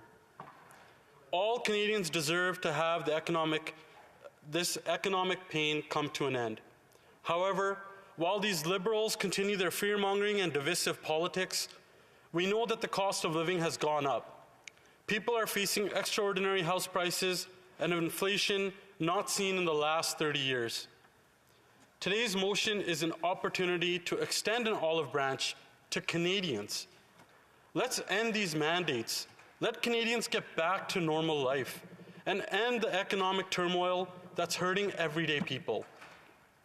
Madam Speaker, as my colleagues and I have been saying all along, we condemn the use of hate symbols, and we don't tolerate the desecration of our national monuments. What else needs to be made clear is that those people who did those things... Honourable member to take whatever device is there, please. Thank you very much. Please proceed. Sorry about that, Madam Speaker. What also needs to be made clear is that those people who did those things don't represent the vast majority of the people that are concerned about these lockdowns and want these mandates to end. Those calling for an end to the mandates are ordinary Canadians. They came from across Canada with diverse backgrounds and different political parties. They are simply asking for a clear path forward out of this pandemic so they can get on with their lives. However, if you were only listening to the Prime Minister's rhetoric, you would think there are angry hordes of people storming Ottawa and trying to overthrow the government. How would he know what is going on when he's hiding at the cottage with his MacBook? More importantly, how would he know the true intention of Canadians when he refuses to listen? He opens his mouth, pits everyone against each other for political gain, and ignores the voices of the masses when they ask him to stop. True leadership unites people, no matter their views. Still, the Prime Minister demonizes anyone who disagrees with his ideology. He would rather call people racist and misogynist instead of sitting at a table with people from different views to help unite this country. My colleagues and I from Alberta know all too well that it's get on board or get out of the way with this Prime Minister. Why can't he stop politicizing the pandemic and start listening to Canadians who have suffered enough?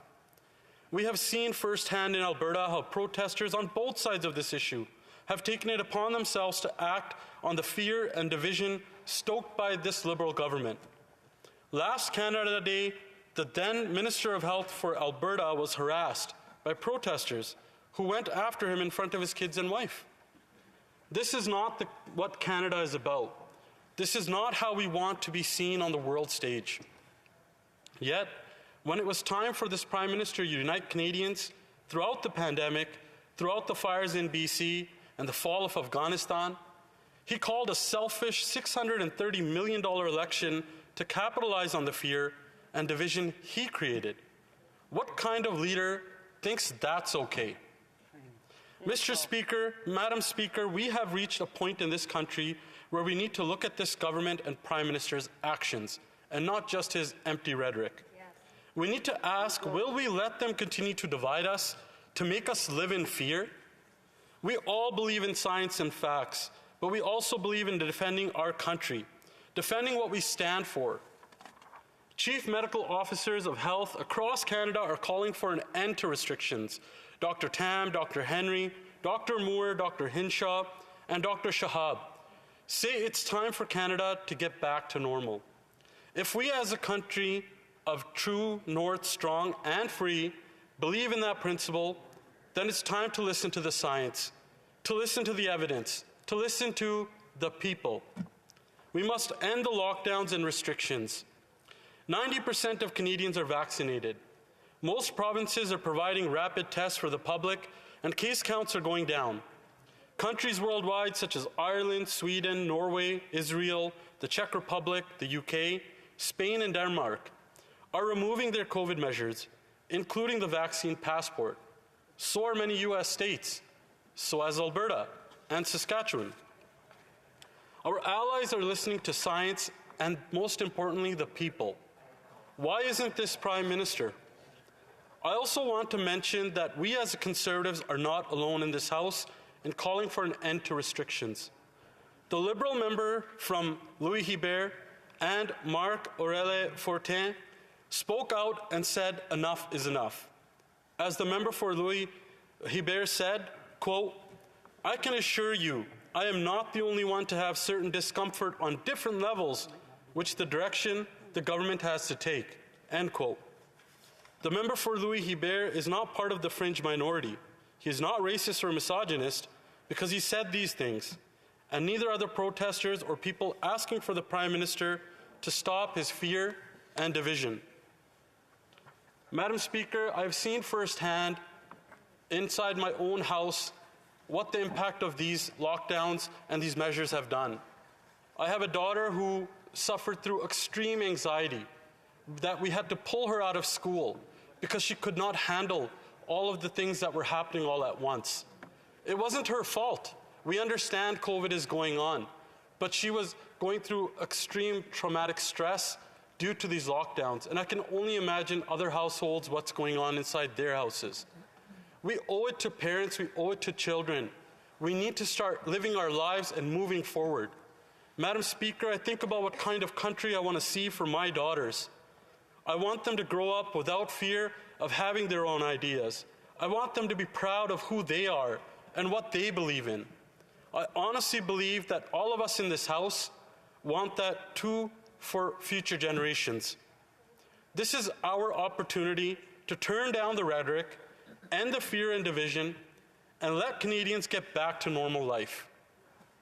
It is time for this Prime Minister to stop politicizing the pandemic and start listening to Canadians, to hear the people. Canadians need hope now more than ever. They need leadership. They need to be united. They need to stop being called names. And they need real leadership now. They need a plan forward. They want to see that light that will help take them out of this darkness. Now is the time to stand up and keep our land united, strong, and free. Thank you, Madam Speaker. Questions and comments? The Honourable Member for Kings Hants. Thank you, Madam Speaker. I'd like to correct the record. I can certainly appreciate, Madam Speaker, that Dr. Tam had never suggested that we would get rid of all vaccine mandates or protocol, but of course that there can be a revision and looking at the current measures. So I think that's important to note. But through you to the member opposite, his colleague today from Lambton, Kent, Middlesex, during question period, told the Prime Minister essentially this: why don't you get rid of vaccine mandates? That will allow these illegal blockades and the protesters to go home. He mentioned in his remarks, Madam Speaker, that this is not what Canada is about. Does he suggest that Canada is about allowing mob rule and illegal protests, and that's what should dictate government decisions? Notwithstanding the fact that, yes, we are moving to a different direction on COVID, but on the idea that we just drop everything right now, he suggests that the government should just acquiesce and basically bend to mob rule in this country. That's the type of country he thinks Canada is. Member for Calgary First. Thank you, Madam Speaker, and I thank PMO for that question. What I heard in this question period today was the Minister of Transportation saying, I want to remind Canadians that we're still in the pandemic. Well, to that member asking that question and to the Transport Minister, why didn't that stop the Prime Minister from calling an unnecessary, selfish election that caused the most expensive election in Canada's history for a shuffle change in their cabinet? Maybe that member can go back to the PMO and ask them that on behalf of all Canadians, because they deserve to know, while when the fourth wave of this pandemic was raging, and the Prime Minister was okay in campaigning in Brampton and running around. For more questions, questions et commentaires, l'honorable. The Honourable Member for Beauport-Limoilou. Thank you, Madam Speaker. I would like to come back to the plan to lift restrictions. All of Canada, Quebec, and all of the provinces make decisions based on the state of their healthcare systems. They are fragile, and they are fragile because of the 30 years of low investment. Wouldn't it be possible to increase the health transfers to up to 35%, which is even less than the constitutional agreements? Thank you to the member for her question. And we need to have a really serious conversation about healthcare in this country, because in the last 6 years, things have not improved whatsoever. We all, as a group here from all parties, should be working together. Instead of politicizing this pandemic, we should have been finding ways to improve things in this country. And what we're asking for is just a plan. Give us some metrics, give us something. You know, the Prime Minister stood up in question period today and keeps talking about vaccines. We're already at 90%. Tell us, what's the threshold? When does this end? When can Canadians have confidence back in this House that's been broken by this Liberal government? Give us some metrics so we can at least give hope to Canadians. The Honourable Member for Vancouver Kingsway. Thank you, Madam Speaker. You know, there's been just a legion of policy reversals from the federal government since the beginning of the pandemic. I'll just itemize a few. In January 2020, Dr. Tam told the House of Commons Health Committee that asymptomatic transmission is a rare event, and epidemics are not driven by that kind of transmission. In February 2020, then Health Minister claimed that closing the border was not effective at all at controlling the spread of disease. In March 2020, Dr. Tam advised against universal masking practices. Canada has been among the slowest countries to acknowledge and act upon evidence showing airborne aerosols as a primary means of transmitting COVID-19. In January of 2021, the Prime Minister said he was opposed to the idea of mandating vaccine passports, saying it would have divisive impacts on the community. And finally, in May of 2021, Dr. Tam suggested that if 75% of Canadians have at least one dose of COVID-19 vaccine and 20% had two, provinces could begin safely easing restrictions. My question is this: with that degree of change and flux in policy, does my honourable colleague think that we can come up with a plan given the variability of Omicron and the developments in this disease? The Honourable Member for Calgary Forest Lawn. Thank you, Madam Speaker. Thank you to my colleague for that question. I think what he's highlighting is just what I've been talking about in my speech about trust. I think Canadians lost a lot of trust because of all the failed policies and back and forth that they kept seeing from this Liberal government. I mean, this is the same government that the Prime Minister said last year, I will not call an election. I mean, we passed a motion in this House, and he turned on that. The Honourable Parliamentary Secretary to the Minister of Public Services and Procurement. Thank you very much, Madam Speaker. I very much appreciate the opportunity to speak today to my constituents and to Canadians on this issue and to share my thoughts. This is an important issue and worthy of serious substantive debate. There has been far too much partisanship on this issue, including today on all sides. Like most issues before us, this is a gray issue. It is not black and it is not white. There are those Canadians who feel very strongly that all mandates and all restrictions should be dropped. And there are many other Canadians who completely disagree with that premise. I had the opportunity to speak in the emergency debate. And so while a lot has been said today about the protests and the blockades, I just want to say this. Peaceful assembly is a constitutional right.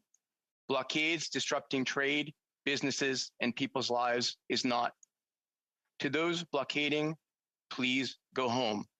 And I call on all levels of government to provide police the support and resources needed to immediately end these illegal blockades. The rule of law still needs to exist in Canada. With respect to the issue before us today, a pandemic is an unusual situation. This is the first one we've seen in our entire lifetime. Governments have done their best over the last 2 years. When I say governments, I mean all governments, internationally, the federal government, the provincial governments. They have to listen to science and then make decisions. The virus has evolved and things have changed. Governments always need to adapt and communicate. And they do their best, even though we don't always agree with their decisions. One of the reasons that Canada has a much lower death rate than the United States is because we have a slightly different conception of freedom. We know that freedom and liberty is important, but it also comes with responsibility. When your freedom clashes with someone else's, it needs to sometimes be limited. Someone absolutely has the right to remain unvaccinated if that's what they choose. But did they retain the right to work with the frail elderly? These decisions are not easy ones to make, and it's up to elected governments to make them. Canadians throughout this pandemic have at various times been unhappy with measures taken by their federal and provincial governments. I myself, at the beginning of this pandemic, protested outside a long-term care center in Quebec when the Quebec government declared that caregivers and family members were no longer able to visit their frail elderly relatives. I knew that my dad in that long-term care facility would not be adequately cared for, no matter how hard the staff tried, if his family, his wife, his sons, his caregivers couldn't be with him. The policy was a harsh one. When I finally saw my dad months later, he hadn't been taken out of bed for months. Before the pandemic, he could walk. He could walk all the length of the floor from one side to the other. After the pandemic, couldn't walk. I've heard from Canadians who have had kids with mental health issues because the schools were closed. I have friends who own gyms. I have a friend who owns a basketball league. And these sports are so important to the mental and physical health of Canadians. And how do I justify to them why these are closed when other businesses that are comparable are open? How do we explain to our churches and synagogues why they need to close when other things can remain open? Most of these are provincial restrictions. They're not federal, but there are federal restrictions that have greatly impacted people. When people couldn't have their loved ones come visit them in Canada for over a year. When people have to be tested multiple times, even though they're vaccinated and they want to cross the border. I want to let everybody understand that I've really heard what demonstrators, what people have said. I understand there are people who are deeply upset, especially after living through this for a couple of years. But I've also heard from healthcare workers who have been working heroically with almost no break over the last 2 years. And we have had more people in hospitals in January 2022 with COVID than we did throughout the entire course of the pandemic.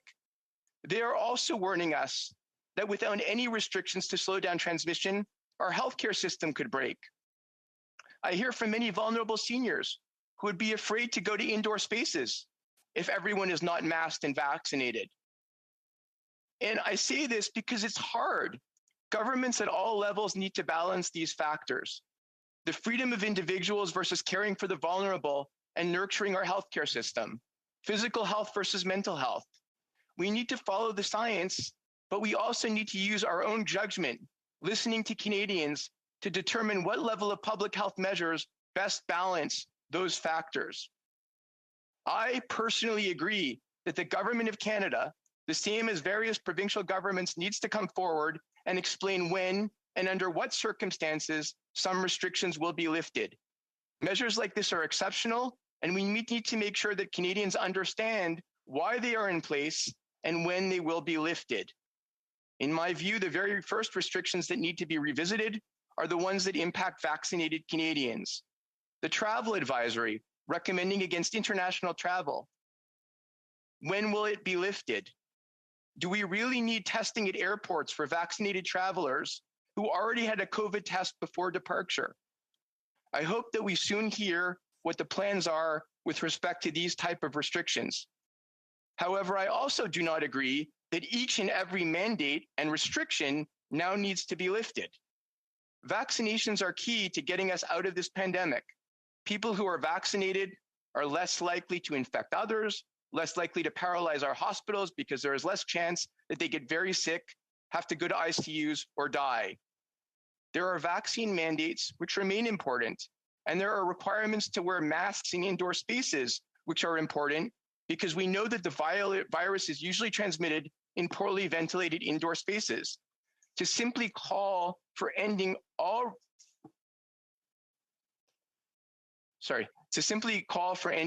restrictions and all mandates all at once is not following the science. I agree that we need to move forward with easing restrictions, But we also have to understand that if there is a highly transmissible and deadly variant that emerges, measures may need to be reinstated. But what I do agree with is that every level of government needs to effectively communicate with the population what its plans are with respect to all restrictions, and needs to explain why they are there and at what point they will be removed. And that is an important thing that all levels of government need to do. Madam Speaker, I want to conclude my speech with one additional point that I think is important and has been raised by many of my colleagues today, and that is surge capacity in our hospitals. One of the reasons that we've had to resort so many times to measures such as the curfew in Quebec that were highly unpopular and highly disruptive to the population is because we don't have the surge capacity that other jurisdictions do. Our hospitals are overwhelmed when they reach a certain number of patients, both in the regular wards and in the ICU. And the federal government needs to show leadership.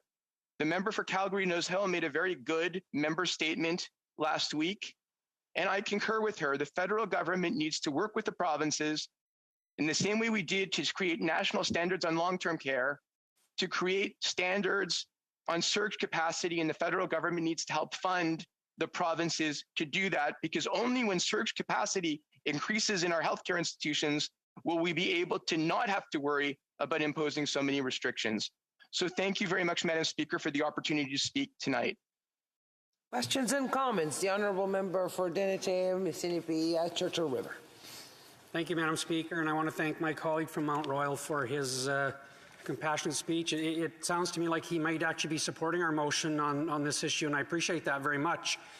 Madam Speaker, recently the member from Louis-Hébert revealed that the Liberal leadership made the decision before the last election to wedge, to divide, and to stigmatize Canadians. That was for political gain, no matter what the cost. A poll taken just after the election showed that 77% of Canadians felt the country was more fractured than ever. Make no mistake, Madam Speaker, that will be the legacy of this Prime Minister and of his government. My question to my colleague from Mount Royal is quite simple. Does he agree with his Quebec colleagues that the legacy of this government will be one of division and fracture? Honourable Member for Mount Royal. Thank you, Mr. Speaker. No. I was trying to make a point in my speech that we should be not partisan but substantive on this issue, and that was unfortunately a very partisan question.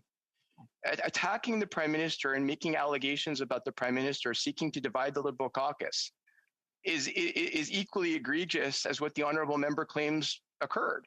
There is no basis to believe that there's anybody in this place that wants to harm Canadians.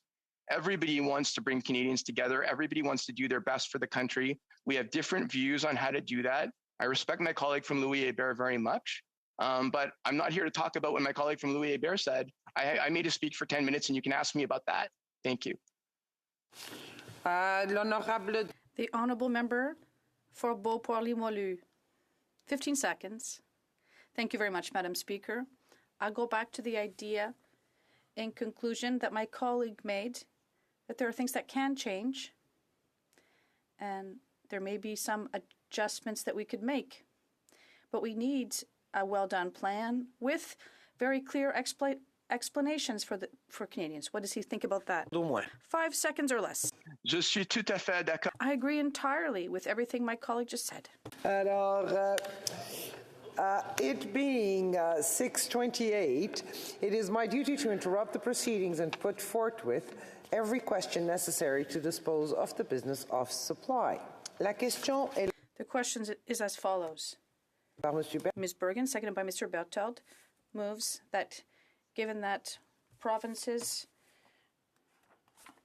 are lifting COVID-19 restrictions, so that the Dr. Theresa Tam has said that all existing public health measures need to be reevaluated so that we can get back to some normalcy. The House call on the government to table a plan for the lifting of all federal mandates and restrictions, and to table that plan by February 28th, 2022. If a member of a recognized party present in the House wishes to request a recorded division or that the motion be adopted on division, I would invite them to rise and indicate it to the chair. I would like to ask for a vote. Pursuant to order made on Thursday, November 25th, 2021, the division stands deferred until February 14th, 2022 at the expiry of time provided for oral questions. Yes, the Honourable Parliamentary Secretary to the Government House Leader. Yes, thank you, Madam Speaker. I suspect that if you were to canvass the House, you would find unanimous consent to call it 6:43 at this time, so we can get on to adjourn. Does the Honourable Member have unanimous consent?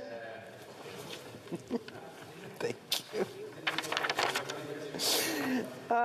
In accordance with Standing Order 38, a motion to adjourn the House is deemed to have been made and seconded at this time. Therefore, the question is that this House do now adjourn.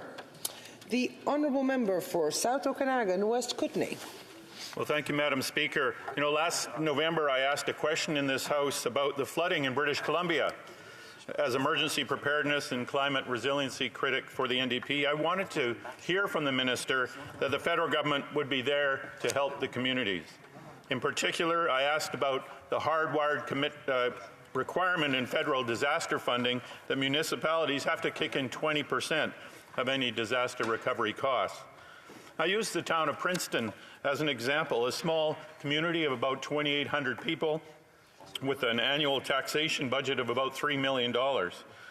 300 people in Princeton lost their homes in recent floods when the Tulameen and Similkameen rivers overflowed.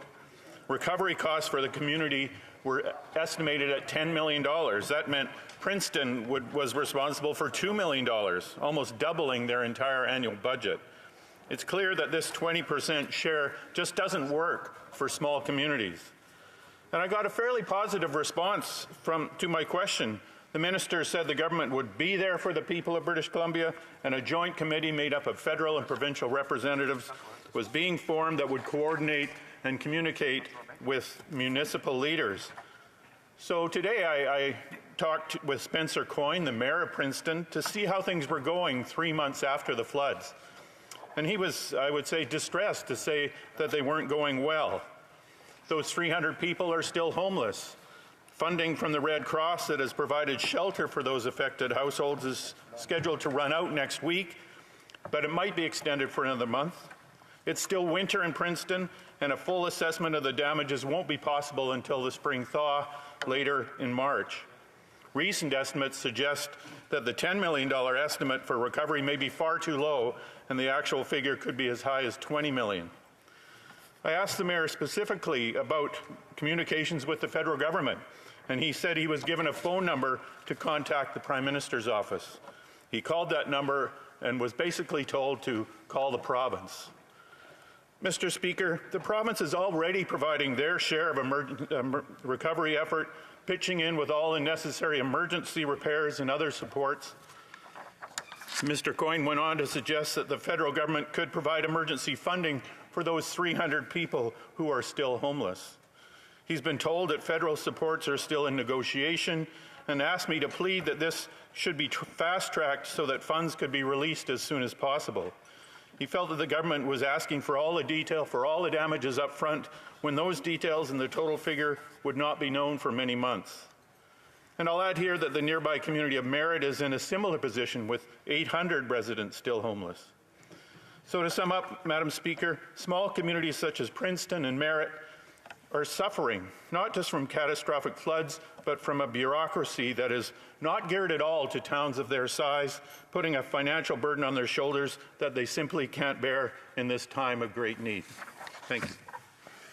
The Honourable Parliamentary Secretary to the President of the Treasury Board. Thank you very much, Madam Speaker. Merci beaucoup, la Présidente. Thank you very much, Madam Speaker. I very much appreciate the comment by the Honourable Member from South Okanagan, West Kootenay. Our government absolutely recognizes the profound consequences November's flooding has had on local communities in the members' region. Our thoughts remain with all those who were impacted by this tragic disaster and our government is committed to being a strong federal partner in the response and recovery from this event. Since day one, we have been there for British Columbia whenever the province reached out for help. We approved a request for federal assistance from the provincial government on November 17th, 2021, the same day that they declared a state of emergency. At the peak of the response, just under 750 Canadian Armed Force personnel were deployed in British Columbia. The CAF assisted with evacuations, offered logistical support, and helped with flood mitigation efforts to protect critical infrastructure and properties. Our government also announced in the immediate aftermath of this event that we would match every dollar Canadians donated to the Red Cross British Columbia Floods and Extreme Weather Appeal. With provincial support, that meant that every dollar turned into $3 for the people of British Columbia.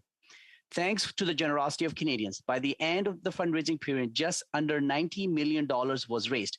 I'm pleased to inform the member opposite that as of January 17, 2022, the Red Cross has already distributed more than $17 million in evacuation-related emergency financial assistance to more than 7,200 eligible households.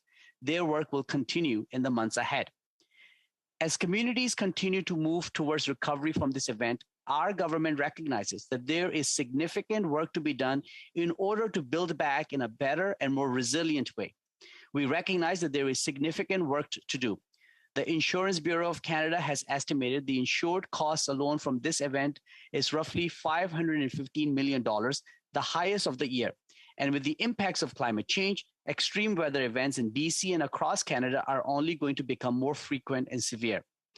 That is why we have established a joint committee with the province of British Columbia to move forward on these issues together. Through the committee, our governments will work with Indigenous leadership to build back in a way that better protects British Columbians from future climate events, creates cleaner and healthier communities, and supports Canada's efforts in reaching our climate goals. This committee, Madam Speaker, is chaired by my colleague, the Minister of Emergency Preparedness, and his provincial counterpart, Minister Farnsworth. The committee had its first meeting in December, where it laid out some of the key priorities to guide its work going forward. The committee held its second meeting earlier this week, in which members again discussed the importance of enhancing capacity and more resiliency into our infrastructure and communities. This work will require a collective effort and an integrated approach that will recognize the important work of Indigenous partners. I thank the honourable member again for raising this important issue. Our government remains committed to ensuring the well-being of its constituents and everyone in British Columbia, and will continue to work with all partners as we continue on this path towards recovery. Thank you. Honourable member for South Okanagan West Kootenay. Thank you, Madam Speaker, and I appreciate that response. And I would just ask the Parliamentary Secretary, or perhaps his Minister, to get in touch with the mayors of Princeton and Merritt once again to hear from firsthand their trials and tribulations. You know, and I'd like to broaden the discussion, as he did, into the future here. You know, in my short time as MP, I've seen serious flooding occur several times in my riding alone. And those floods are happening more and more often across the country, as he said. Wildfires are happening with increasing frequency and increasing levels of destruction. The heat dome last summer killed hundreds of Canadians. We've talked in this place about the future cost of climate change, the cost of inaction. Well, we're living that cost right now. And those costs won't be going down in our lifetime, they will only continue to rise. So it's time the government realized we must not only fight climate change, but also set aside significant funds for communities large and especially small to protect their... The Honourable Parliamentary Secretary to the President of the Queen's Privy Council. Thank you, Madam Chair. I again want to thank the member for the important point he's making. On the first point, I just want to assure him that through the disaster financial assistance arrangements, we're working very closely with Government of British Columbia. We have received an initial assessment from them, and our officials are now reviewing that assessment in terms of supports that would be available. I also agree with the member opposite that climate change is real, and climate change is having a huge impact on our weather patterns, and we need to work together, work smarter and harder to make sure that we are building resilient infrastructure. And if the member opposite look at the mandate letter that the minister has received, you will see there is a very important emphasis emphasis being put by the Prime Minister to the Minister that we build that resilient infrastructure so that our communities can sustain these. The honourable member for Nanaimo Ladysmith. Thank you, Madam Speaker. It is a privilege to rise again this evening to discuss the devastating flooding we saw this fall in British Columbia. I know there is a lot of work still to be done to repair infrastructure and rebuild from this extreme flooding situation. For many people across the country, last year's forest fires and flooding were a wake-up call that we're living with the consequences of the climate crisis.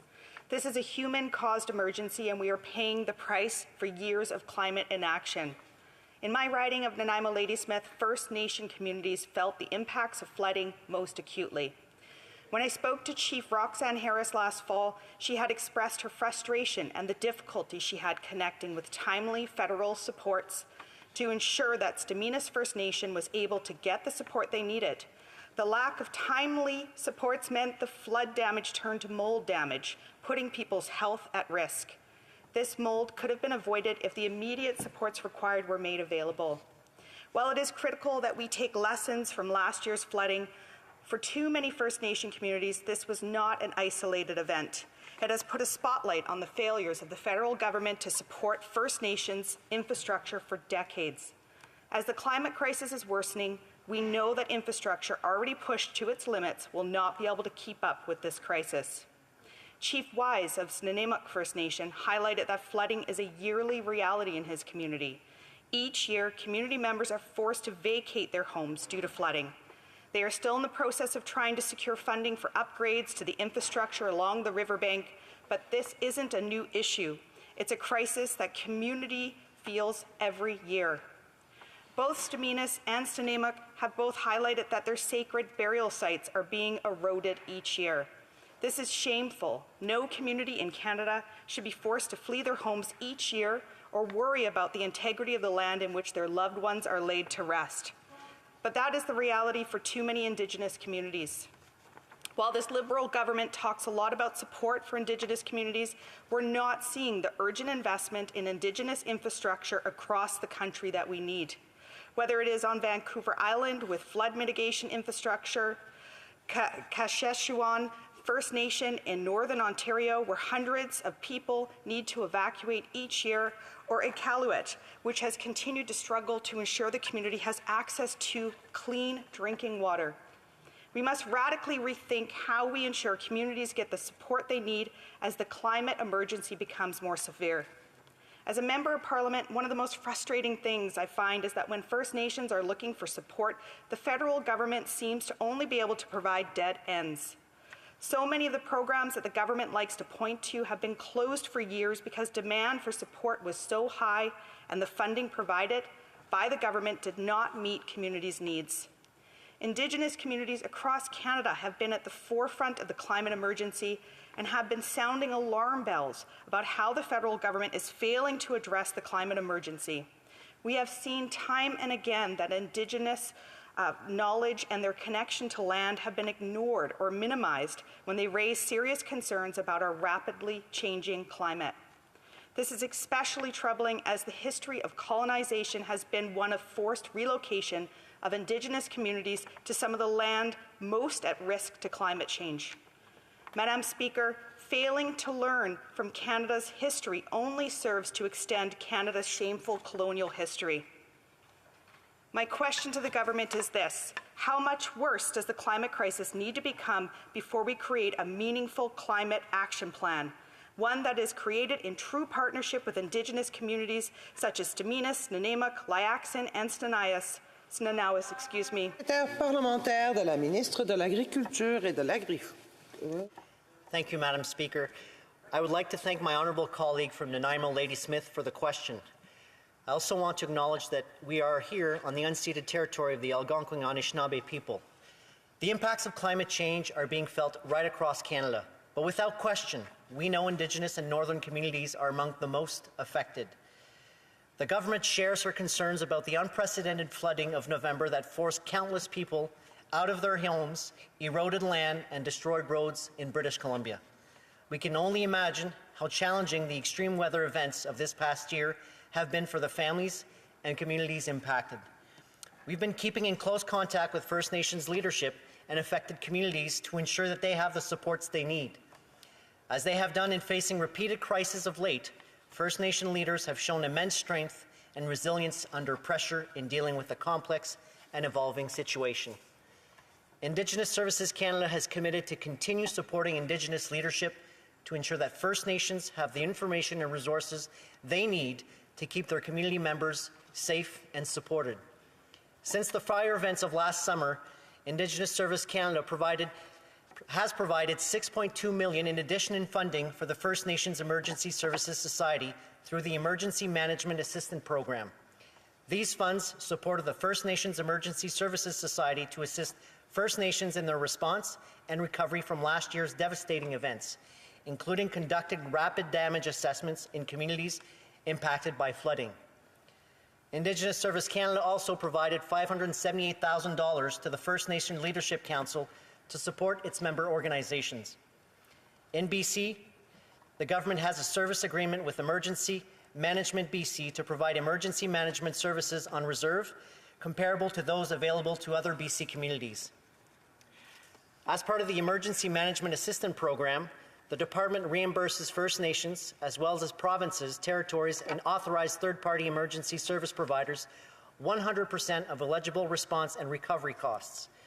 We will work diligently with Emergency Management BC to ensure the funds are released quickly to communities. A tripartite memorandum of understanding on emergency management services with the First Nations Leadership Council, the Province of British Columbia, and Indigenous Services Canada also sets the stage for a trilateral approach.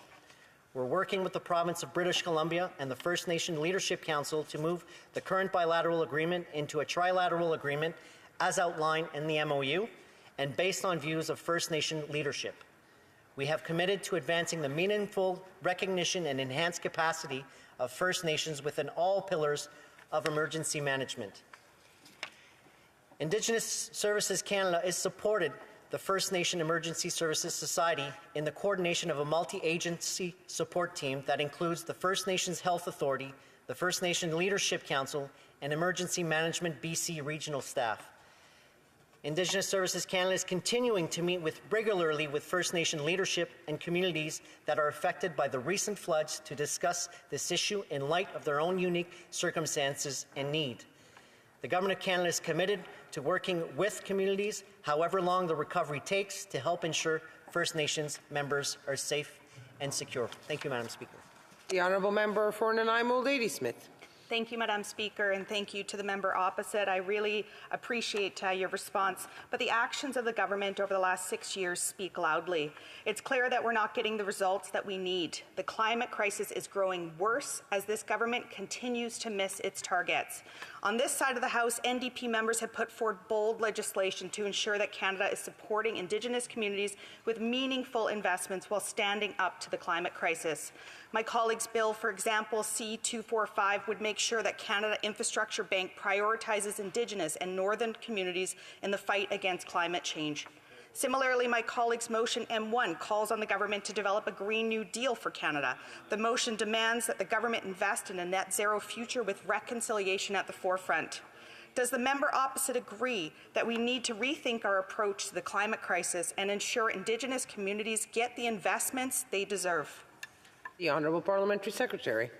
Madam Speaker, absolutely. And that's why, from day one, on November 26, 2021, the Prime Minister and the Premier of British Columbia announced a committee of federal and provincial ministers to work with Indigenous leadership to guide support to British Columbia families, businesses, and communities affected by the recent extreme weather events linked to climate change. We're working with partners to improve economic and social conditions for Indigenous people so that they can invest in infrastructure in other areas to ensure the well-being as they respond to climate change. Thank you, Madam Speaker. The Honourable Member for Dauphin-Swan River-Nipawin. Thank you, Madam Speaker. Madam Speaker, farmers are worried, and rightfully so. I've been trying to get some certainty out of this government for Canadian farmers.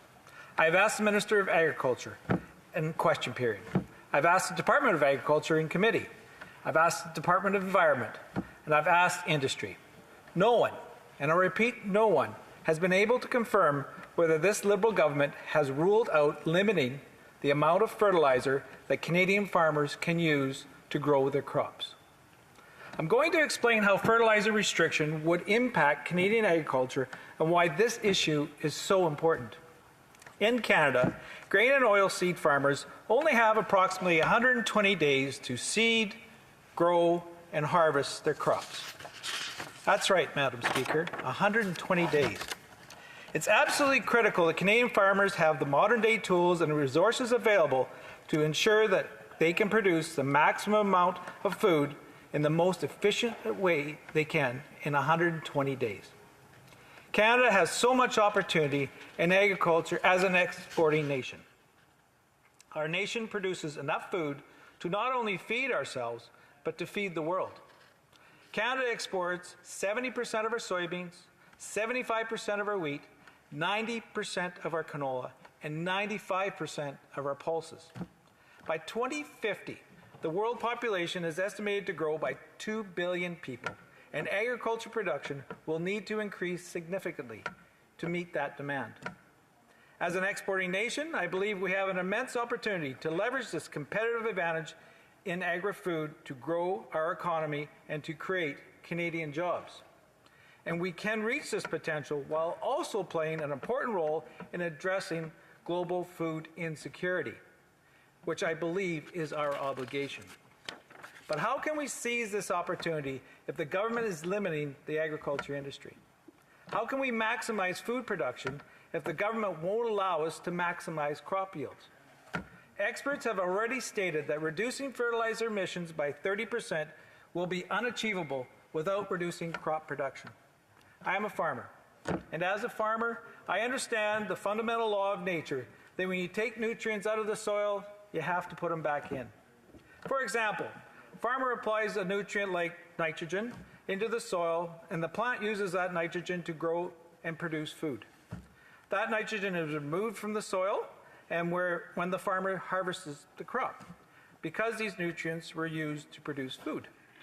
If the farmer does not apply the nutrient again, the soil is left with less nutrients and therefore less production potential. When crops grow, so does Canada, Madam Speaker. We should be proud of this, not ashamed. Madam Speaker, I hope this government understands that when the amount of food that a farmer can produce decreases, so do their paychecks. I hope this government also understands that when paychecks of Canadian farmers decrease, so do the paychecks of rural towns and communities. Agriculture policy has always been rooted in the shared belief of maximizing outputs and minimizing inputs. I seriously wonder if this government believes in the same philosophy. If they don't, they should be honest and tell Canadian farm families, because their livelihoods do rely on this. So, can the government tell this House and all Canadian farmers if they have ruled out limiting the amount of fertilizer that Canadian farmers can apply to their crops? Yes or no? Honourable Parliamentary Secretary. Thank you, Madam Speaker. In the wake of extreme weather events and rising global temperatures, it is more important than ever for all of us to safeguard our soil, our air, and our water. We must ensure that our agricultural lands are healthy and productive for generations to come.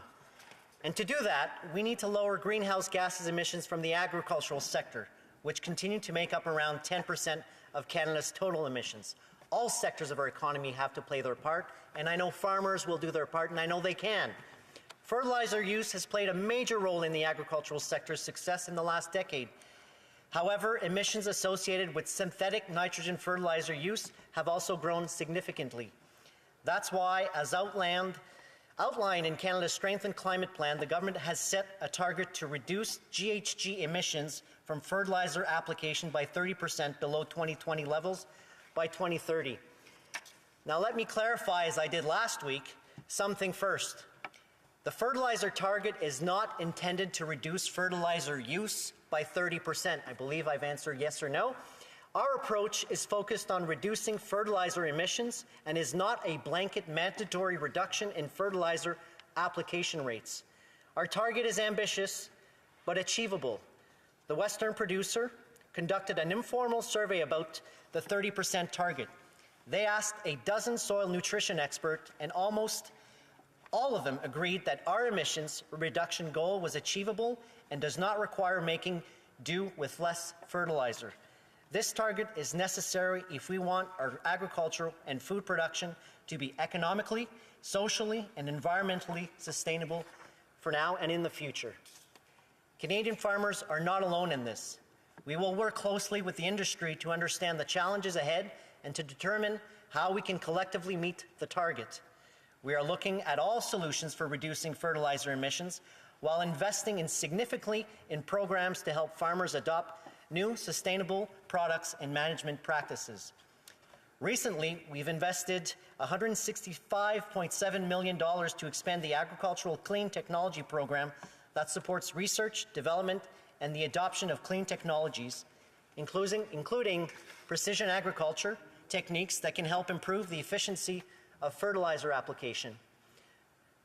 $185 million for the Living Lab program under Agricultural Climate Solution that brings together farmers, scientists, and others to co-develop new climate-smart practices and technologies. And $200 million for the On-Farm Climate Action Fund to support the immediate adoption of practices that sequester carbon and reduces greenhouse gas emissions directly on farms, including nitrogen management. Supporting sustainable agriculture is our #1 priority. We are confident that the fertilizer target will build on the practices, innovation, and expertise that Canada's farmers and scientists are already using and developing to improve nutrient management and reduce emissions, while maintaining the quality that Canadian agriculture is known for around the world. Thank you, Madam Speaker. The Honourable Member for Dauphin, Swan River, Nipawin. Well, Madam Speaker, this is part of the problem, and I think the agriculture industry, while the member has come a long ways in acknowledging what good farmers do, there's still a lot of words there that are very unclear. And there's still really no clear answer of whether producers, they're the ones that know the best what to do on their land, what to do for the crops, how they're testing, how they know what's going on with their soil. And this farmers are, as the member has acknowledged, that they are the part of the solution. They want to be part of the solution. And by the way, they are probably the main ones. They're the only few industries that can actually be part of the solution and offer that to government. But instead of what this government does, and they've done it for years, is instead of working with the stewards of the land, they just ignore them. And we've seen this over and over again. They'll talk about a good game and how they're going to help them, but they really just do not listen and work with governments. So I will ask for clarification again. Will this government... The Honourable Parliamentary Secretary. Madam Speaker, I reject the premises that farmers are not innovators. If farmers produced that or farmed just the way that our grandfathers farmed today, we'd all be out of business. Farmers have always been at the cutting edge of technology, and I'm confident that the Government of Canada, in partnership with farmers across Canada, will be able to reach that target. Thank you, Madam Speaker. Oh, la motion portant. The motion to adjourn the House is now deemed to have been adopted. Accordingly, this House stands adjourned until tomorrow at 10 a.m., pursuant to Standing Order 24-1.